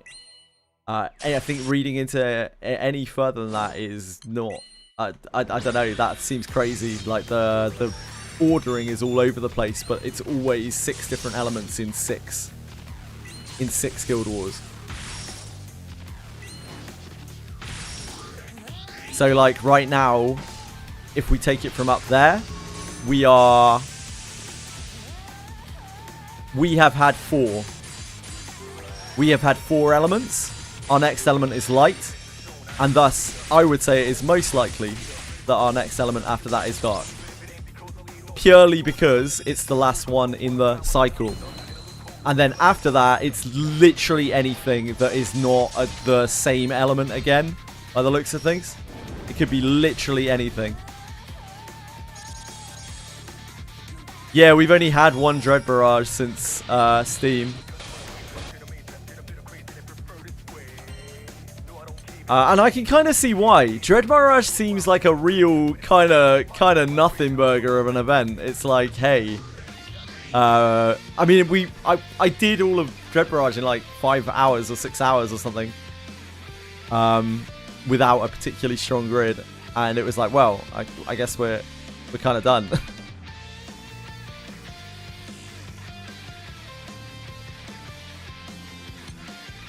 Yeah, no, it's great. Valor badges are great. I mean, it's Valor badges for everyone, like, because you get double the Valor badges. I'm not saying it's a bad reward. It's an excellent reward. In fact, it's comparatively much better, especially if you're in it for just Valor badges. It's incredibly, incredibly quick. Yeah, for sure. Because I was wondering until we got Dread Barrage, I was like, how do you even afford these extra things commonly? Are you waiting like 3 Guild Wars to get a Heaven's Wake Sphere, or are you missing out on Sunstones? Like, what are you doing here? So I was surprised to see that you get like the same number of badges from Dread Barrage as you do from Unite and Fight when it's so simple and easy.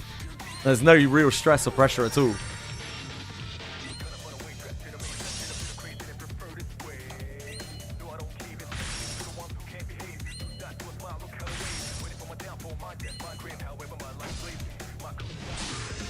Yeah, no, I can understand that. Obviously, we're looking at this through a different perspective, Illusion. Yeah, very, very thankful for the extra Valor badges. Because I was like, man, how am I going to get another Heaven's Wake Sphere anytime soon? Like, when are they doing Ranger Origin? Like, I really want to be able to do Ranger Origin, but like, if I don't do Fighter Origin, then I can't. Like all of my other elements are a bit fucked. Yeah, it was very, very relieving to see an extra 300 Valors come out.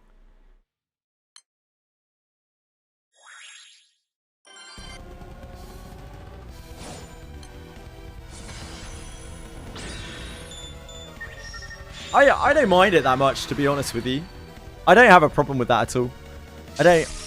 Maybe other people do, but I don't. I don't think of it that badly at all. It's like the boxing stuff. Even now, I mean, now they've changed it so you can catch up all your Damascus fragments at once. I kind of get it. Like, I think it's really nice that they have catch up at all in this game. They do have like some serious catch up on the events, like Rise of the Beast. Like, we have it so easy compared to old timers, like, who have struggled through the game in a lot of ways. Because when we do our first Rise of the Beast, we can unlock, like, 15 gold bars.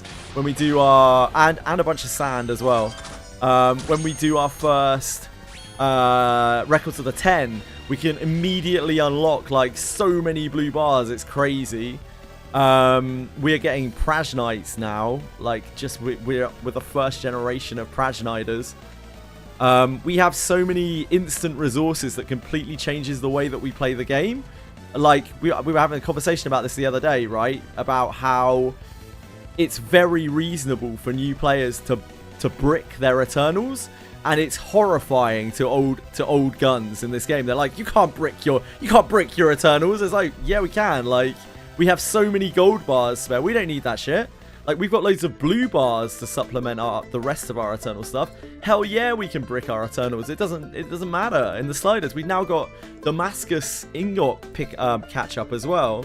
We got Damascus crystal catch up as well, which means that if we need to brick items, we can literally get going just overbox an event and get a bunch of Damascus ingots. There are so many crystals on the catch-up. We can actually use a bunch of those crystals for ingots, which again is unheard of. Like, a lot of old timers are going to be like, you can't be doing that. The crystals are our lifeblood, and I understand it because I've seen it before that. Like, you can't really use crystals on ingots. You need them too much, but if we have all of those incoming from the boxing event, suddenly, yeah, you can ingot anything. You can ingot anything. Yeah, you can use ingots on absolutely anything. It doesn't matter.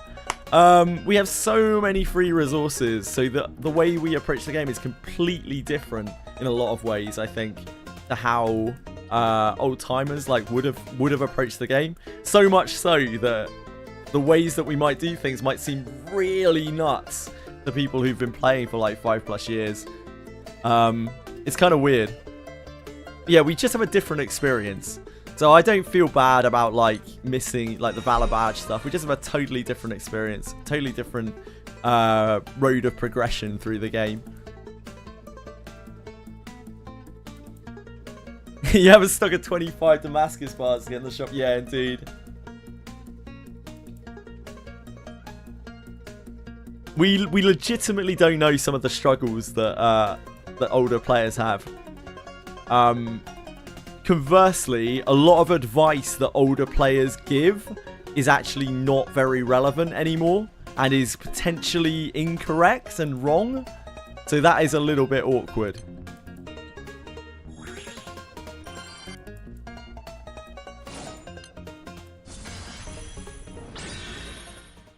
Because it's difficult when you've done something yourself and things have changed since, like, changed vastly since you did them. It's difficult to keep up unless you're really, really on top of the game.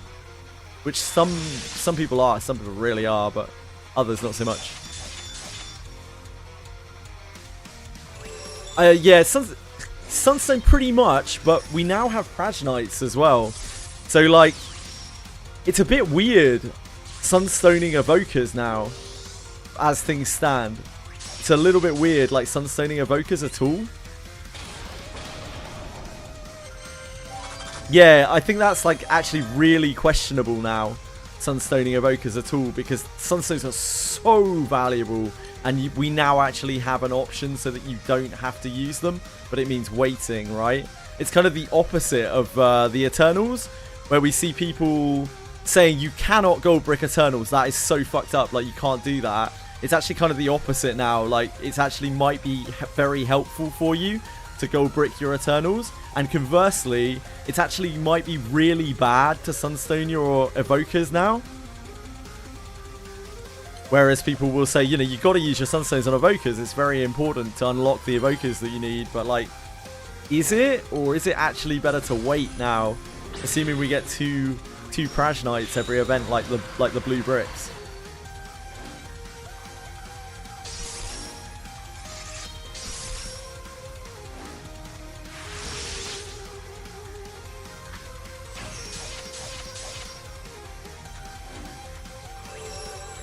Yeah, it's tough when Sunstones are so hard to get. Yeah, indeed. I think that is true, Elysian. I don't think many people were recommending not getting the damage amp ones. Sorry, getting the non-damage amp ones.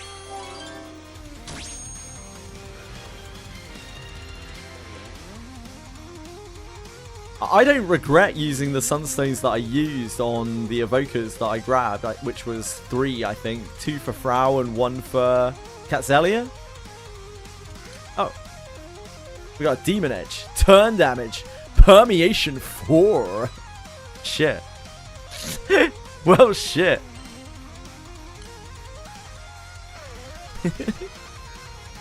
Well, shit.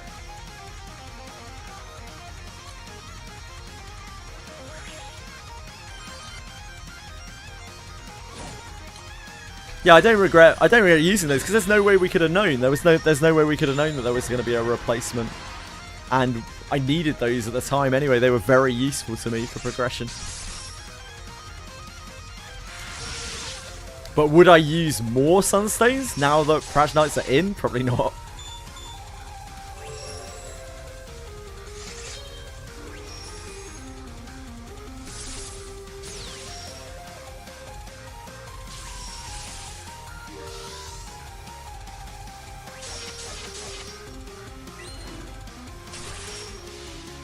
The thing is, if you are using that line of logic, Aguben, then you want to get Nier and Geisenburger as well, right? Because you can get their damage amp from transcending them. So is that still worth?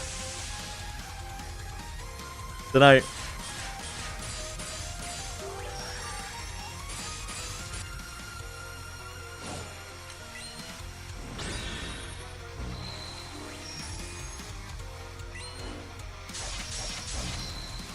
I think for me, I'd probably recommend, and I'm an idiot at the game, so this might not be the best recommendation, but I think for me, I would recommend someone might want to consider using Sunstones for their main element.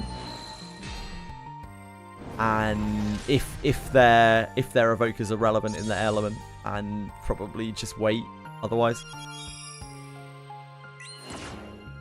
Yeah, getting the one that takes another Prajnite, exactly, by me.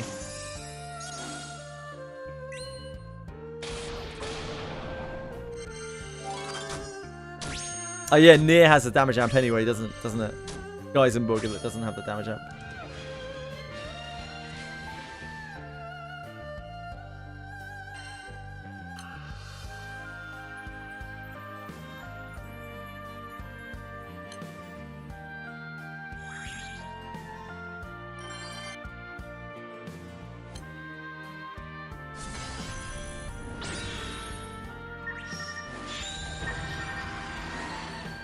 Oh, does light have the damage amp aura as well?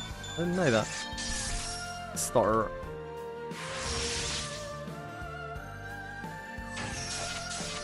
The star.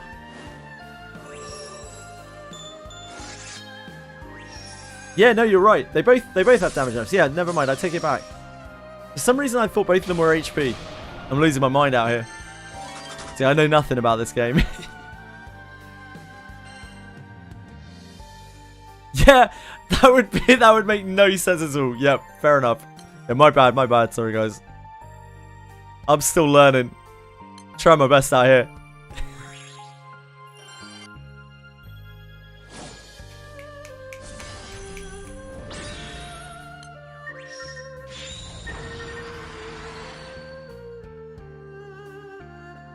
Like, it depends what you need the Sunstones for as well, I guess. It depends how big you're dreaming. Like, are you trying to do everything? Are you trying to focus one element? Do you have a bunch of Providence summons that are going to need stoning? Are you trying to play a real ridiculously long game like I've seen some people do, where they won't even Sunstone their Providence summons because they're like, oh, I'll pull more. Be fine. Kind of rough that some elements don't get double Eternals Evokers because of the potential. No, I'm with you. I think, like, Dark gets double shafted, right? Dark gets actually really screwed. Like, really completely screwed by that. Which feels pretty bad. But at least Dark's Eternal and Evoker are both quite decent. I mean, Seox is very, very good, right? Unless you see immediate use for it. Yep, fair. So I Sunstoned Loden because I had 2 copies of Loden already, and I actually use Loden currently in every single one of my grids.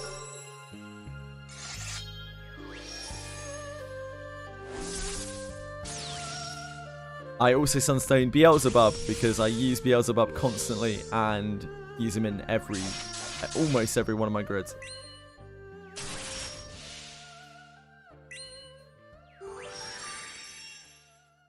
The banner scammed you, yeah, it's rough.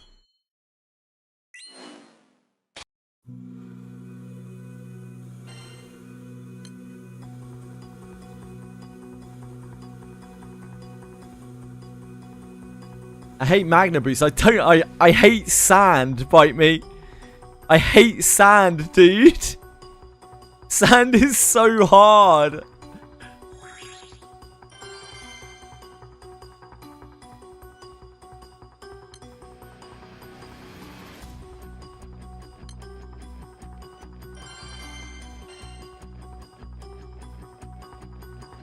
There are 18 people in these raids.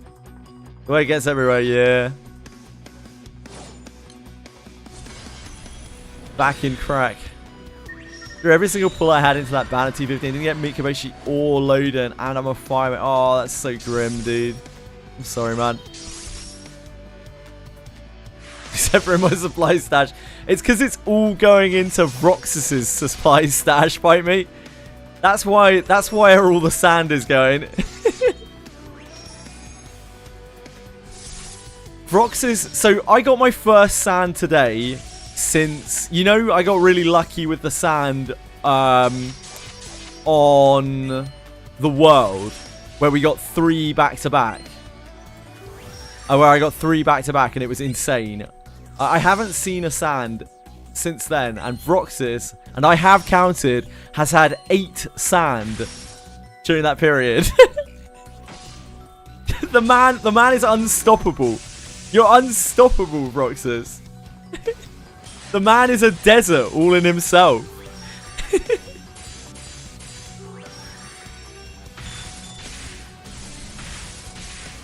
Yeah, Nick got Vazuzia earlier, which is really great. I'm probably just gonna go hog wild on New Year's to try to get, if they do the, assuming they do the rate up on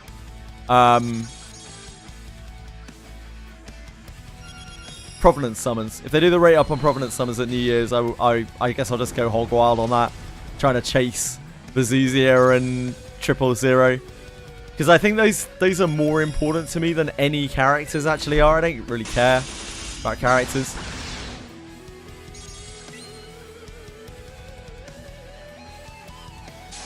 I'm all dried up. It's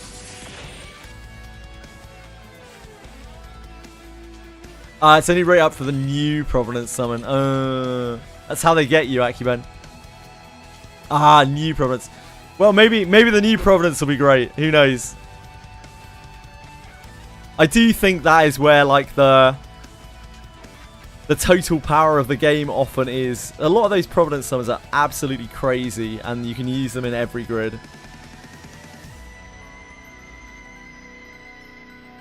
I'm genuinely looking at in the future probably like Sierro's pick ticking, like what a Vazuzia, I would guess, unless we somehow find it. Break the game for a few days and they get fixed like usual. Is that genuinely what happens? Vazuzia is like just such a great summon.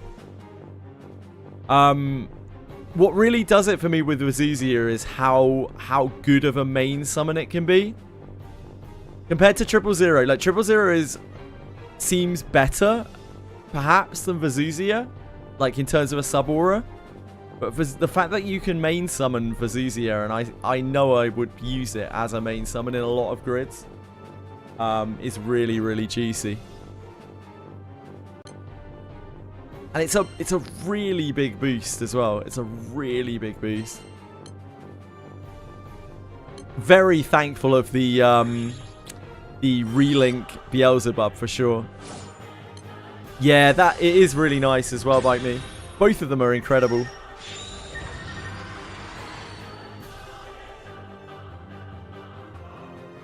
Yep, it's a free dispel from attacking on Vazuzia. It's so good, dude. So good.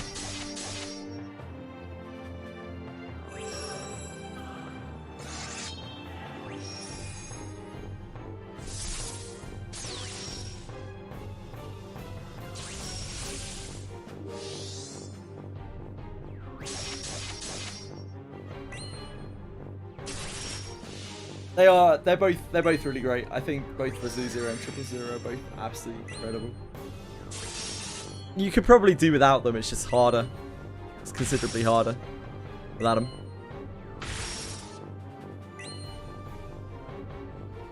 Yes, Vazuzia is much harder to keep going. 000 is very easy to qualify for its buff over and over, which is really, really nice.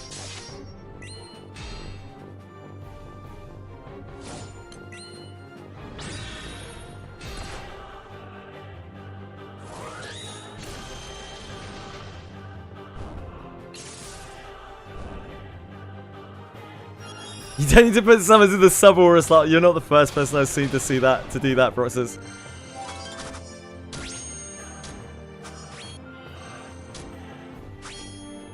Oh, nice one, on Bear.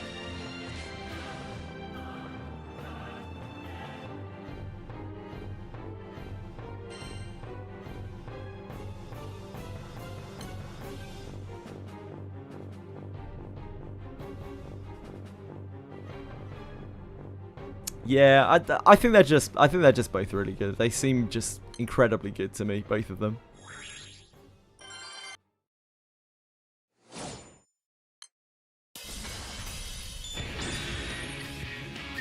Clear ball.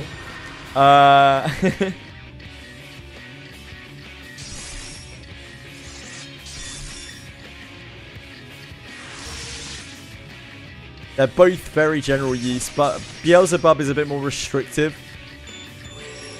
But they're both pretty. Yeah, you are fire main with Higurashi, right, Akiben? So Beelzebub is undoubtedly exceptionally good for you. But I'm sure Vazuzia is as well.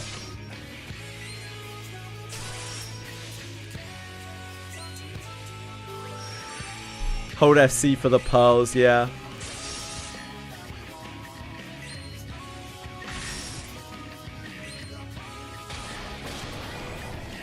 Sorry, hold FT for the pearls. If you cheat clear those, It's bad. I know that much.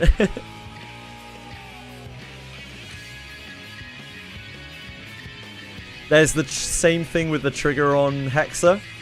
I couldn't tell you which one it is off the top of my head. But there's the one trigger on Hexa that you can't cheat clear.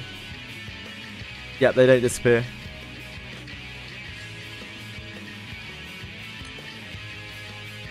Oh, Hexa is the pearl, sorry. I thought you were talking about Lucilius. Oh, you said all the far 01. I see. Yeah, the one after 40% is the pearl. That's why I got confused, because I thought you were talking about Hexa, but then I saw you saying far. Yeah, I got you. I don't know anything about Lucilius 0. Dark Rapture 0. Yeah, Beelzebub's call is so good. It solves a lot of fixed damage omens, and it solves a lot of dispel omens, and it also does an incredibly good debuff as well, like a really powerful debuff suite, and a decent wad of damage. A really, really hot call. Yep.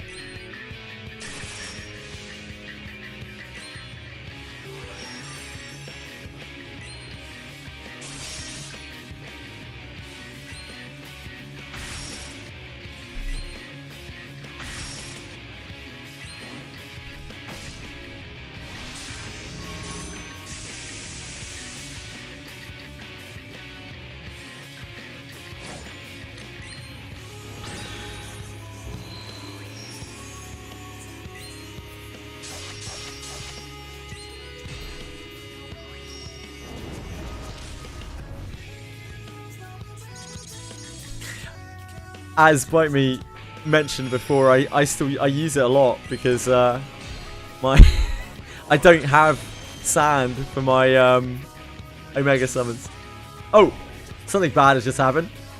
What's happening here? What's going on here? You've been exploded.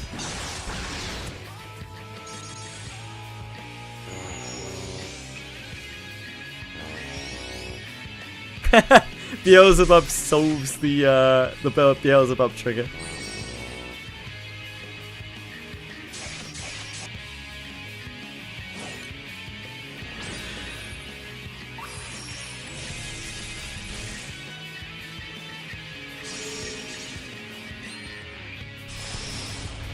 It's because I've got the wrong element here or something. I don't know what I'm doing here. I think I'm meant to be dark in here, and for some reason I'm on light. I don't know. I don't know what's going on. I don't know why. I didn't even pay any attention to what was going on. I think we're meant to be on dark here. Oh, is this dirt? Wait.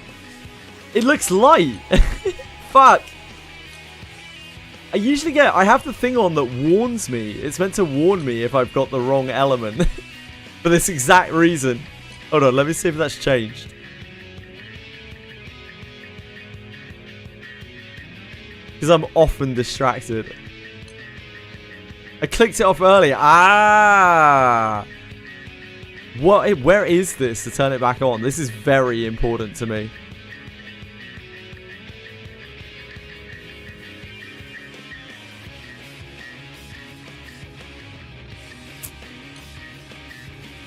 The settings menu is my one true foe in this game.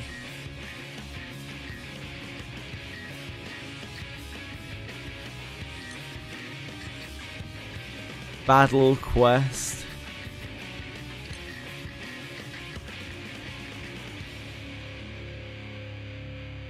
Aura.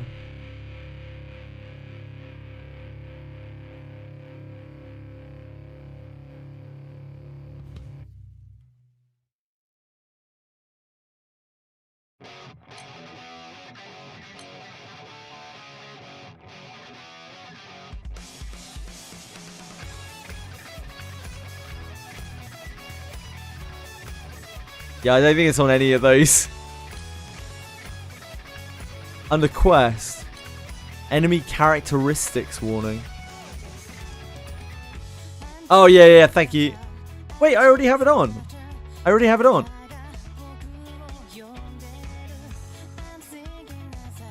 How weird. Probably bugged.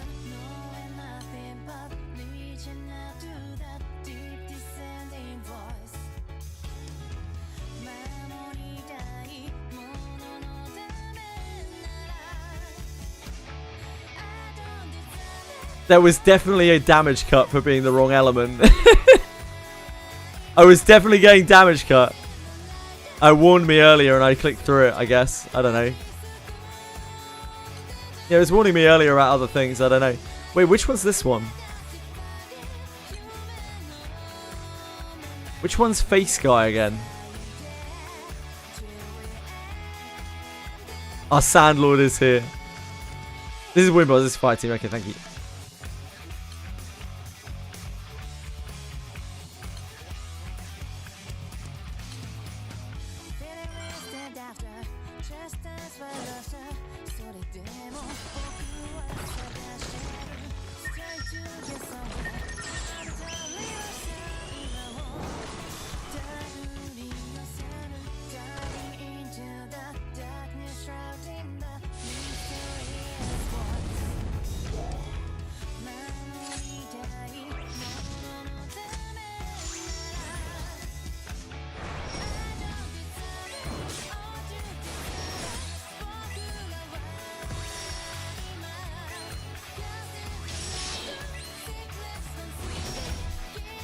So this is a song that was written for, that was used in Langrisser 6th anniversary. Like one of those banging anniversary songs I've ever heard. I don't know why. Don't know why it was so good. Just, yeah, cracking.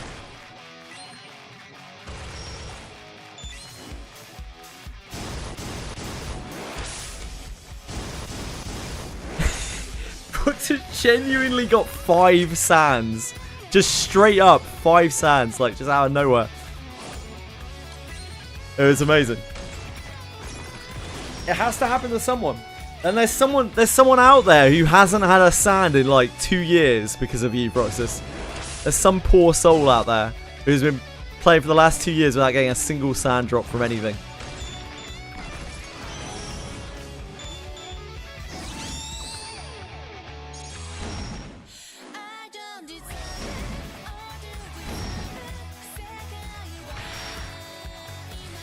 Did Bahamut and Lucifer get theirs because they were weak at that point, though? That's the real question, right? Because Beelzebub and Belial are still extremely powerful. Like, were they maybe not that good? They weren't weak. Okay, okay.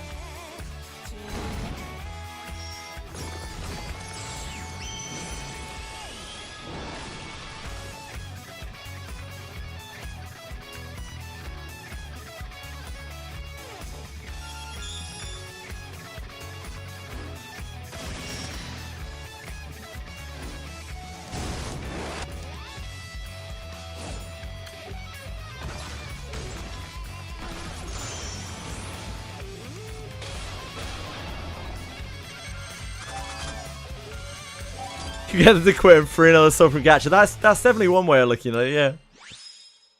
That's certainly one way of looking at it. Are the strongest LE boosting aura summons with decent calls. Oh yeah, of course they would have the 150 element. Yeah.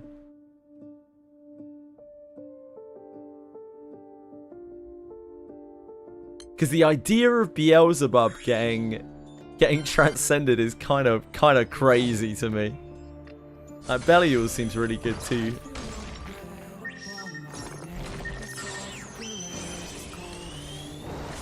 Dude, this thing's design is so cool.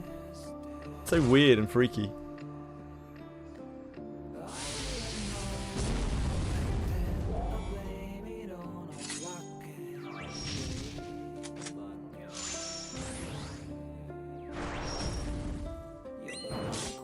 Yeah, the Roba series is the 50% above 80%. Sorry, 50k above 80%, right?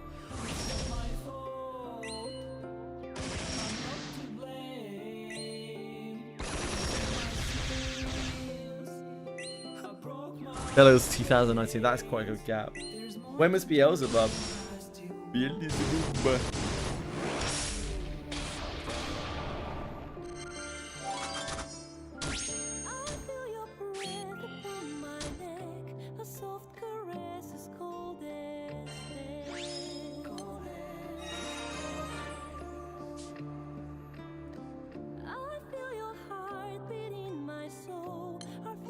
Perhaps it's 2021. Ah, okay.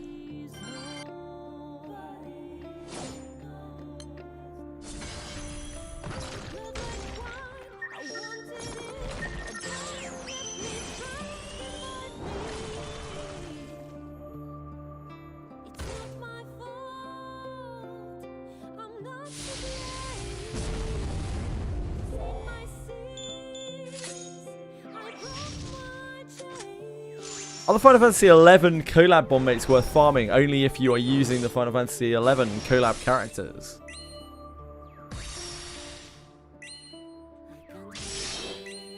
Vern. Vern, like, Story Vern, Dragon Vern. That would be pretty cool.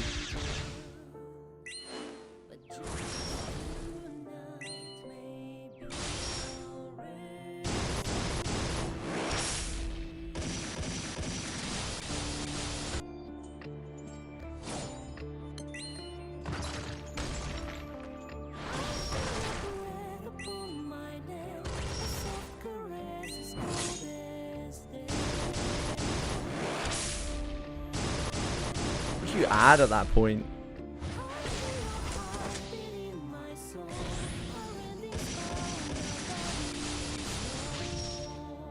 Maybe, I mean, we have a story chapter soon, do we not? Maybe they'll introduce something in the story chapter.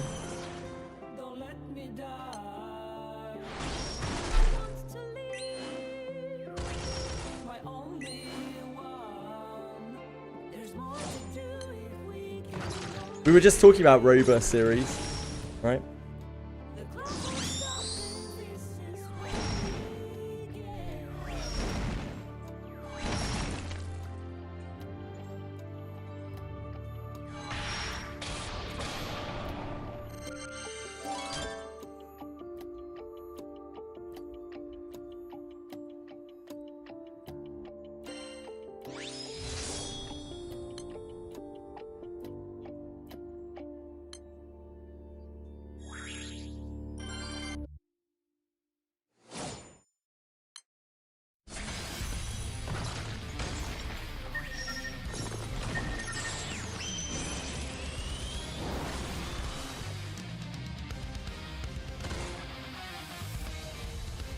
This game is so life consuming. I didn't really expect doing the Skyscope missions would take all day, but it absolutely has. Right,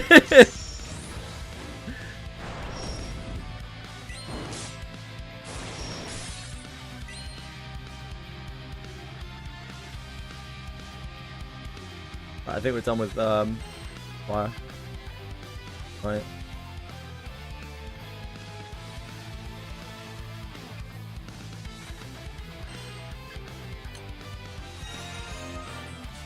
We're done with wind, right? Yeah, I think we finished with wind. I did all of my wind with light, I think. I don't know what exactly happened there. Had a bit of a blackout.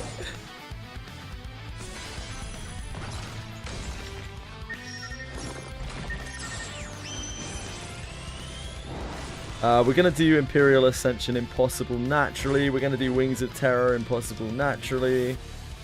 We're going to do all of the M2 naturally and all of the M1 naturally. So we don't need to push those. Yeah.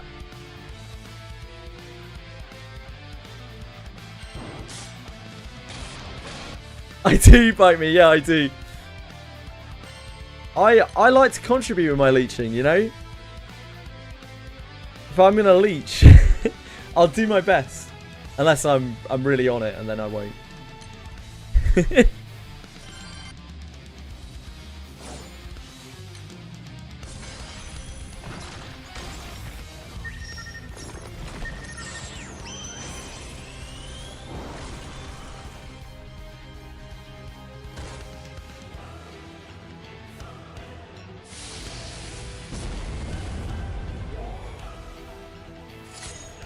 I think the most important factor about Belial as a supplemental is that he is element neutral, right? So if you raise your Belial to max, you can use it in literally all of your elements without having to use Sunstones on separate Rober summons. Which is, you know, it's pretty brutal.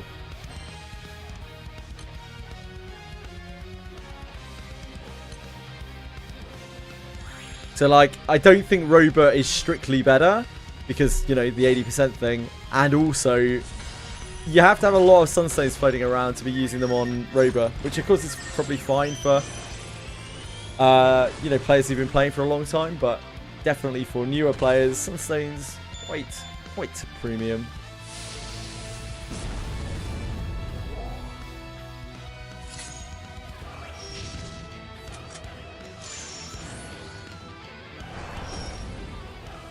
None of the high-level wind grids use Cassiopeia. I actually have Cassiopeia, but I don't think it's worth stoning her because like nobody seems to use her for high-level stuff.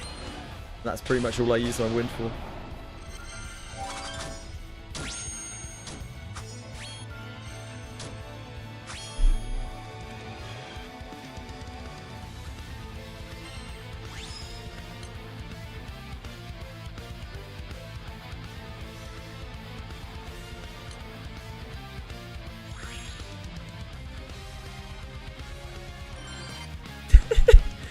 Libra, you know to spend 100k merits on some crystals. 100. How can you say that? It was worth it. Did you get some really good pulls out of that, mate? Just remind me. 300 crystals, oh my god. You did, you cut it Ilsa. You got your third title. Wait, how did you get both of those with 300 crystals?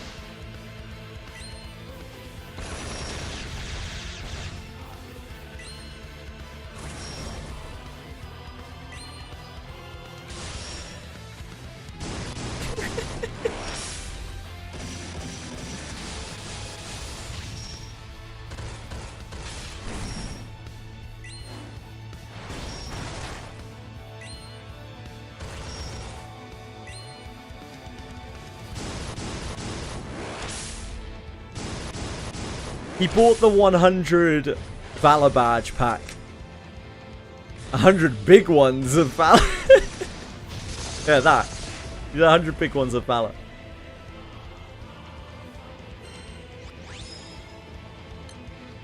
This bad boy. Permeation 3. Attack lower. 10%. I like my attack.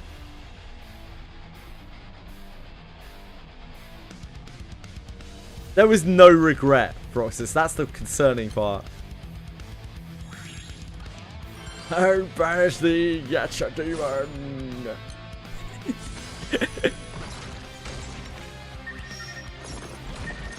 What did you do 8 years ago?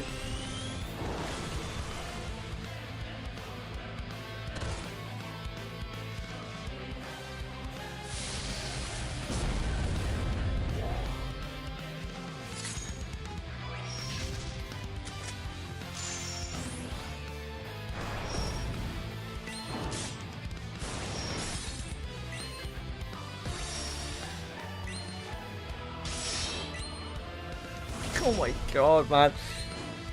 The crystal pack is 300 crystals, so 1 pull. A summon draw ticket, so 2 pulls. And a character weapon draw ticket, so kind of 3 pulls. 2 supreme merits, 2 champion merits. A skill jewel, a skill shard, and an archangel queen. 100 valor badges for sort of 3 pulls.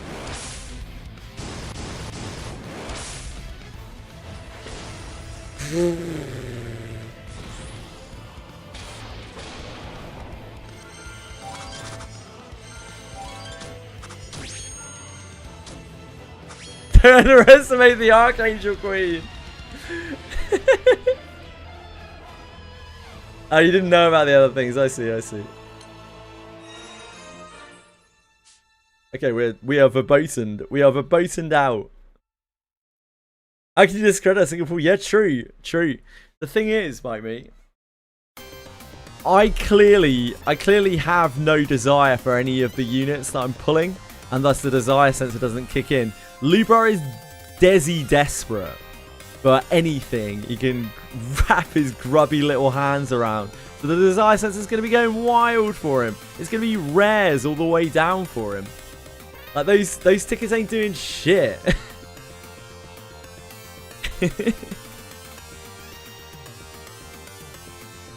These bars, whatever. You barred a Sunshine. What is a Sunshine Blade? I'm going to have to look it up. Sunshine Blade. GBF.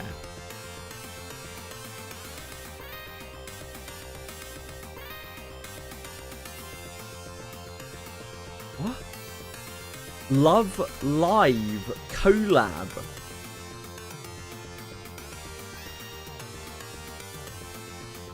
Love Live collab weapon. You barred this. Why?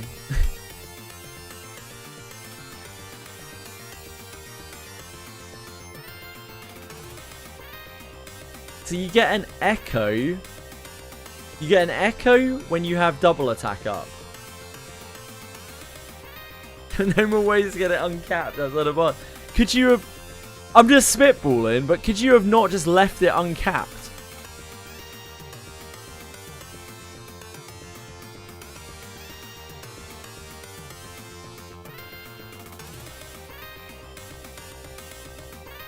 I don't know, maybe that's crazy talk. It's a really good main hand at the time. Oh, there you go. That was all the answer I needed. Yeah, that's all I needed. There's no... Why would you regret bricking something that was good at the time? You probably got use out of it. What's the deal? What's the big deal? What's the problem? I don't even see why that's so bad.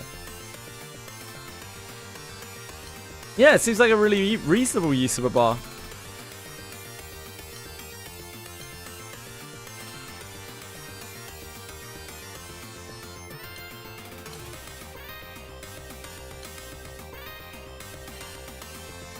Instead of farming the 10 more rage, you needed to spend 2 bars. Hey, who cares, man? I'm sure you got your use out of it. Oh, Vern! You absolute trash can. This fucking little lizard.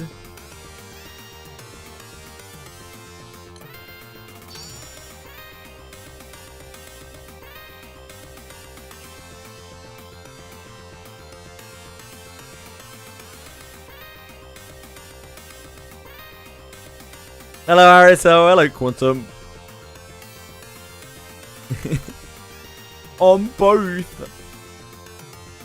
Quantum, can you tell me what stage your Sierros is at for both your dark and light, please?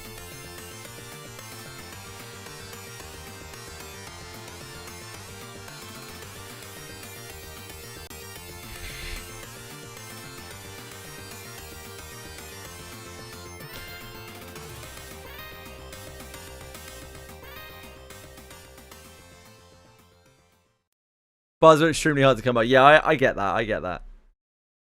You did what you had to do. You missed your chance to get the thingies, so like you did it later. I don't see the big deal, man. I think it's fine. I think for me that's a fine usage of bars. I wouldn't blame. I'd do the same. I'd do the same. I wouldn't live in shame. I'd be proud of that. I'd be proud of it. You gotta accept, you know, like, you missed the opportunity, so you had to make the hard decision. Do I do resources into something that's going to be super useful, even though I could have done it easier before? Or do I just ignore it completely? I think it takes more guts to commit the resources.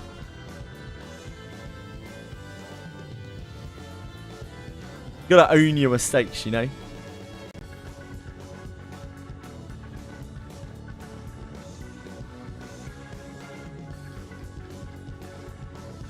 The mistake you made, in my opinion, was not farming the thing, right? The mistake wasn't barring it because it was a useful weapon for you. So really, you should be like, I should have farmed those things. But like using the bars, I think it was totally reasonable.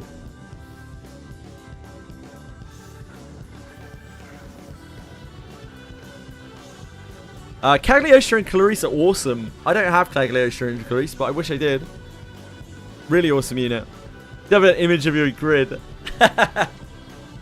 Yeah, bars are farmable anyway, mate. Fine. They probably weren't back then. Right, what are we doing now? We need to redo. We need to get back on mastery trials.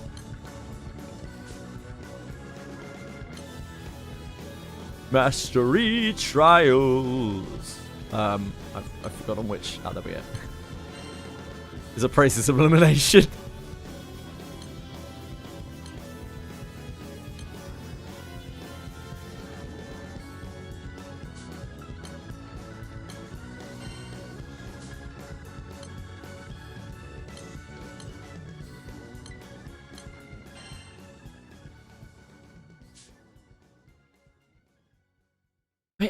When I was doing the M3s earlier for 10 of each clear, I got so many M3 weapons that I just don't need in the slightest anymore. We got so many of them. They're just dropping like candy all over the place. In the 10 clears of the water one, I got 2 daggers. I'm just like, what is this? What is this? Reducing them, yeah. I mean, there's not much else to do with them at this point, right?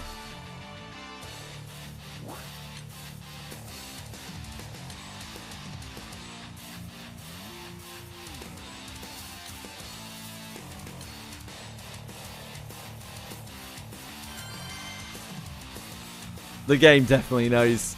Yeah, 100%. No conspiracy theories.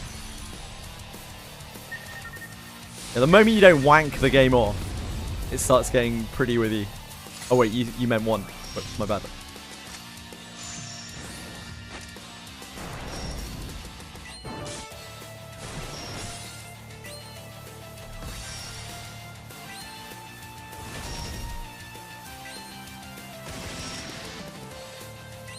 Gosh, I really don't want Eternity Sand. God, I would hate to get some Eternity Sand.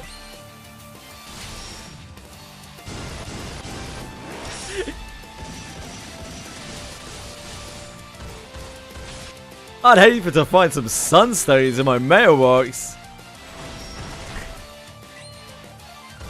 Wink, wink.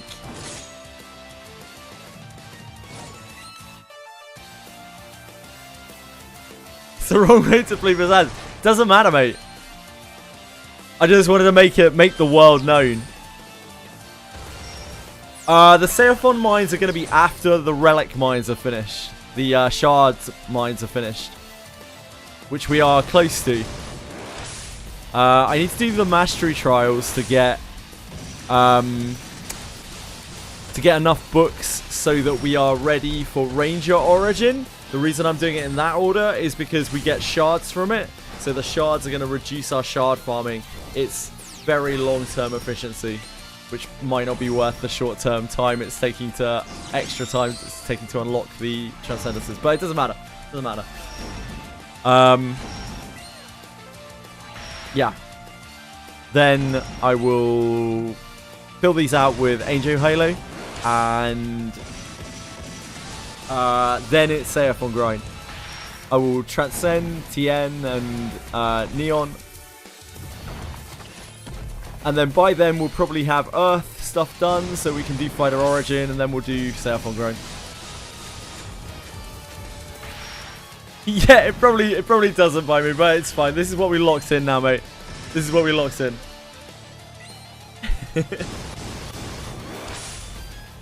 Like, I should have definitely unlocked Fighter Origin before. I should have just ground out this Earth shit like a month ago, rather than waiting for an Earth rate up event, an Earth plus treasure event. But hey, this is just the life we've committed ourselves to.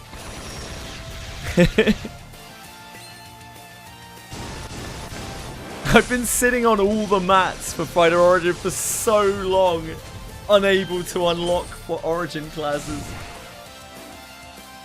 What can you do?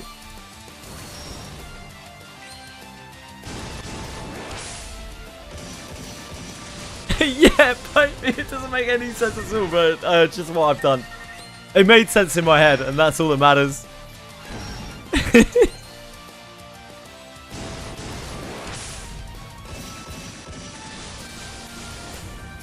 Yeah, dude, Fighter Origin is the nuts. It's like, it's such a well-rounded class.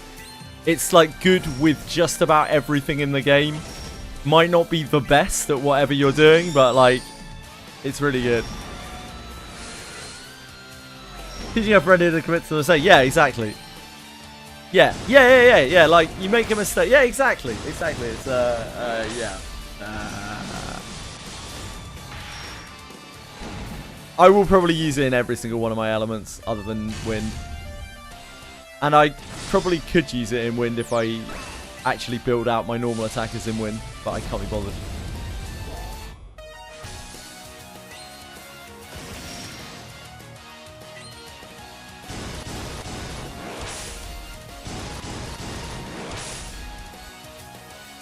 I'll come and give that a little razz.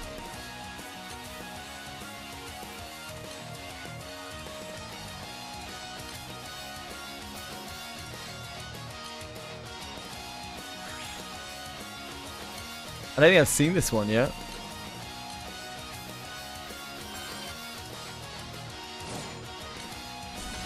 I have Murcielago, so I'm going to use it. Type response. I love Murcielago. I actually adore Murcielago. I liked Murcielago before it even got buffed. I'm a sicko. When it got buffed, I was like, oh my god, this weapon. The stuff dreams are made of.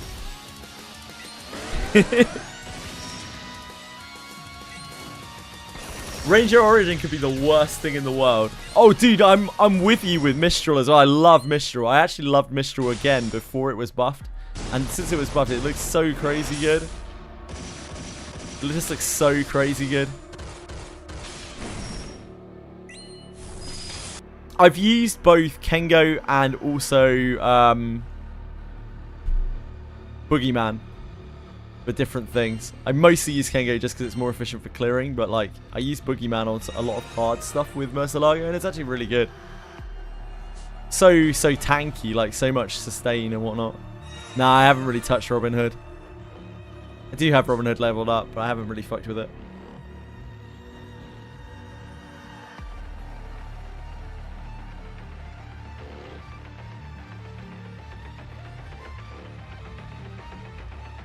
I really like Boogeyman as a class. I think it's pretty sweet.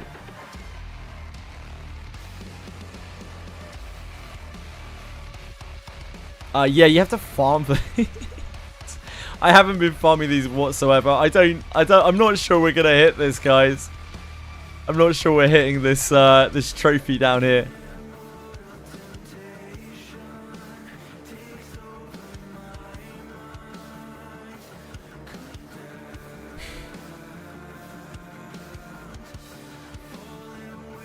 But I think it's okay.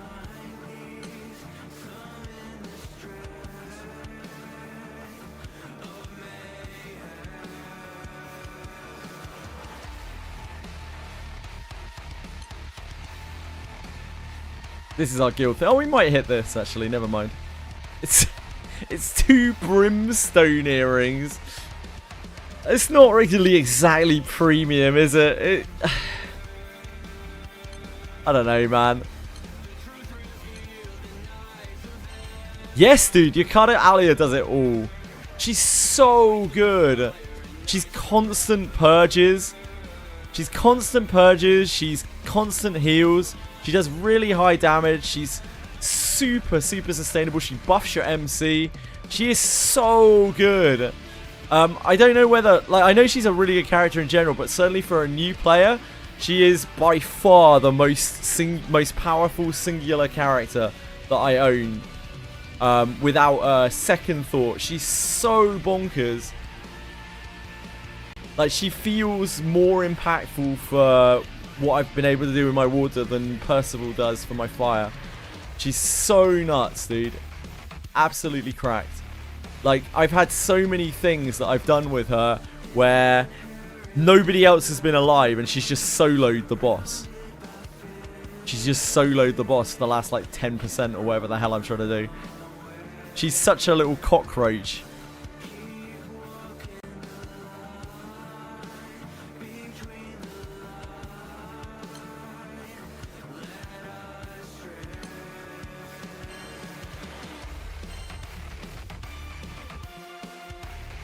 Yeah, you need 50 more now, don't you, for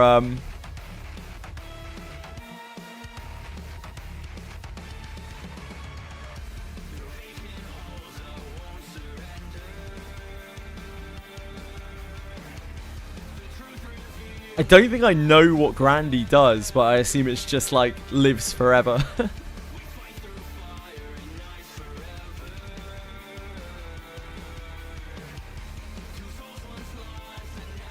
The most important thing about... Oh, Summer Cag. Sorry, not Clarice. Clarice. My bad, my bad.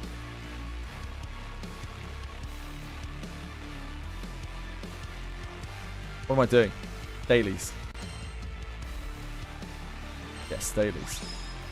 I'm doing the dailies.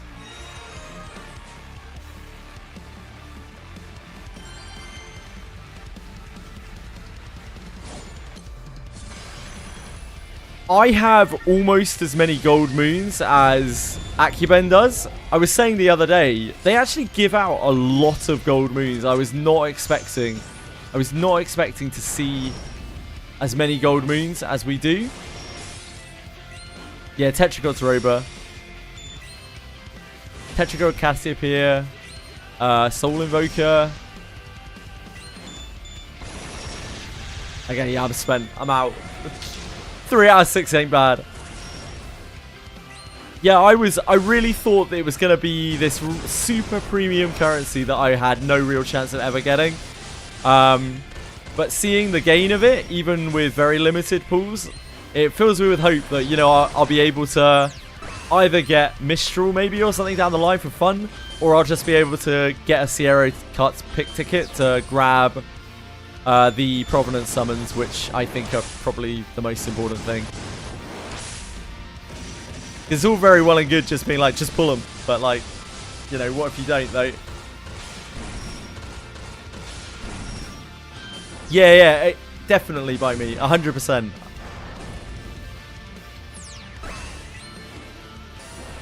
Because there are like 1,000 characters in the game, you just get new characters all the time.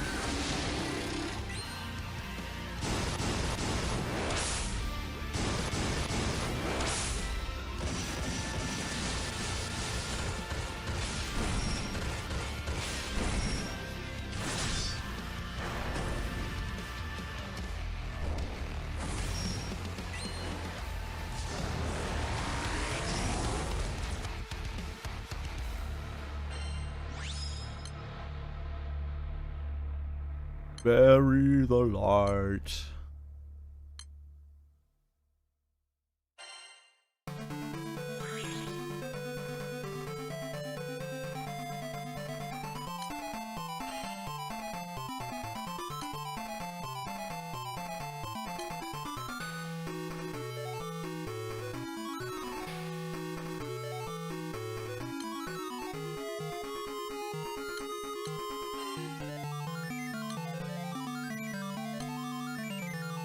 Here she is.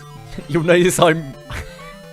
Honestly, like, this portrait isn't great, if we're being honest with ourselves. But the alternative is far worse. I guess I need to get, like, water paler, so I don't have to look at this shit. I don't know.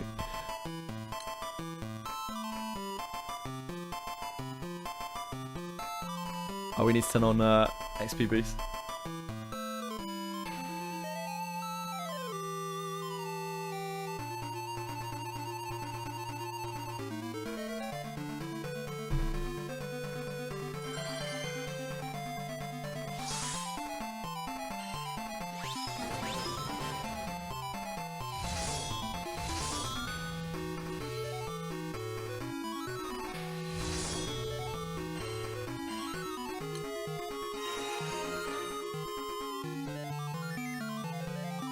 From Old Line Zone. thing is, and I know this might seem real stupid, but I kind of want to get Sadala, and I think it's Bakala. I think, because I want the bonds for Katura, because I use Katura so much that like I would take any bit of extra HP and attack that I can possibly get. So I don't really want to be taking Paler if I can honestly avoid it. I can give a shit about my water team. Fuck water.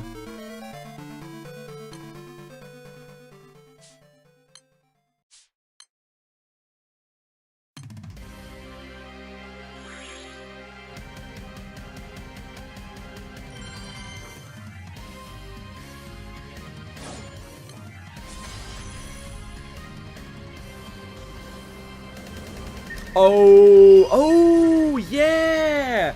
Yeah, no, you're right. I could use a lower rarity one. Oh, that's genius. Do I have a lower rarity Paler? Probably not. Do you get one from Old Lang Syne? You're a genius. You're a genius.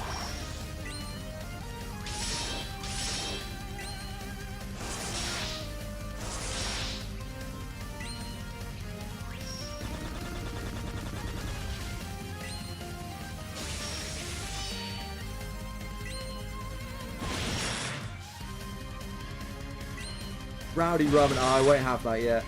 But yeah, that's smart. That's so smart. Yeah, we don't have that right now, but that's really smart for the future. Rowdy Ramen. Nah, Rowdy Ramen isn't up. We have Old Lang Syne, Old Lang Anxiety, and what's the other one called? It was Grim. I skipped it, obviously. Elegy? Is it Elegy for Old Lang Syne? Something like that?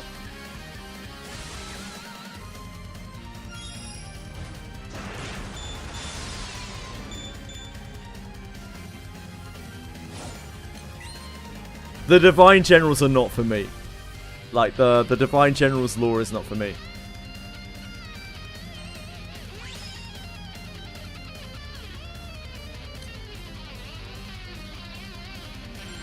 Although I do have a bit of a soft spot for Katura after watching her fate. Like, Katura is kind of adorable in a I feel awful for her kind of way. She's clearly brain damaged and just needs someone to hold on to.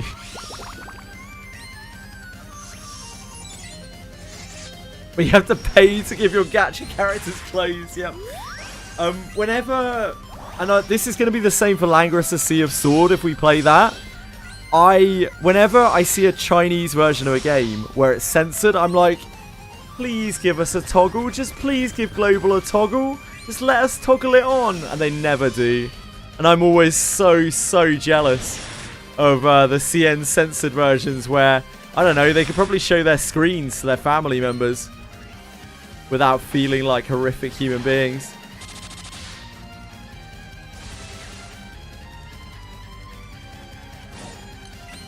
Santirolo had people crash the fuck out. How so?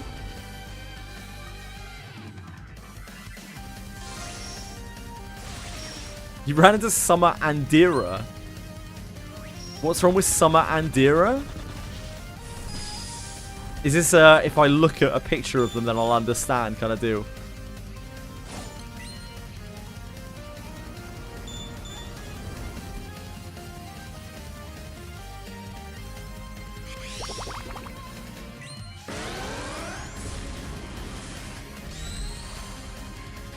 Ah, it's that. Yep, it's that thing. I thought it might be that. I didn't want to say it out loud. I didn't want to visualize it. Yep. Yeah. Yeah. Yeah. Yeah.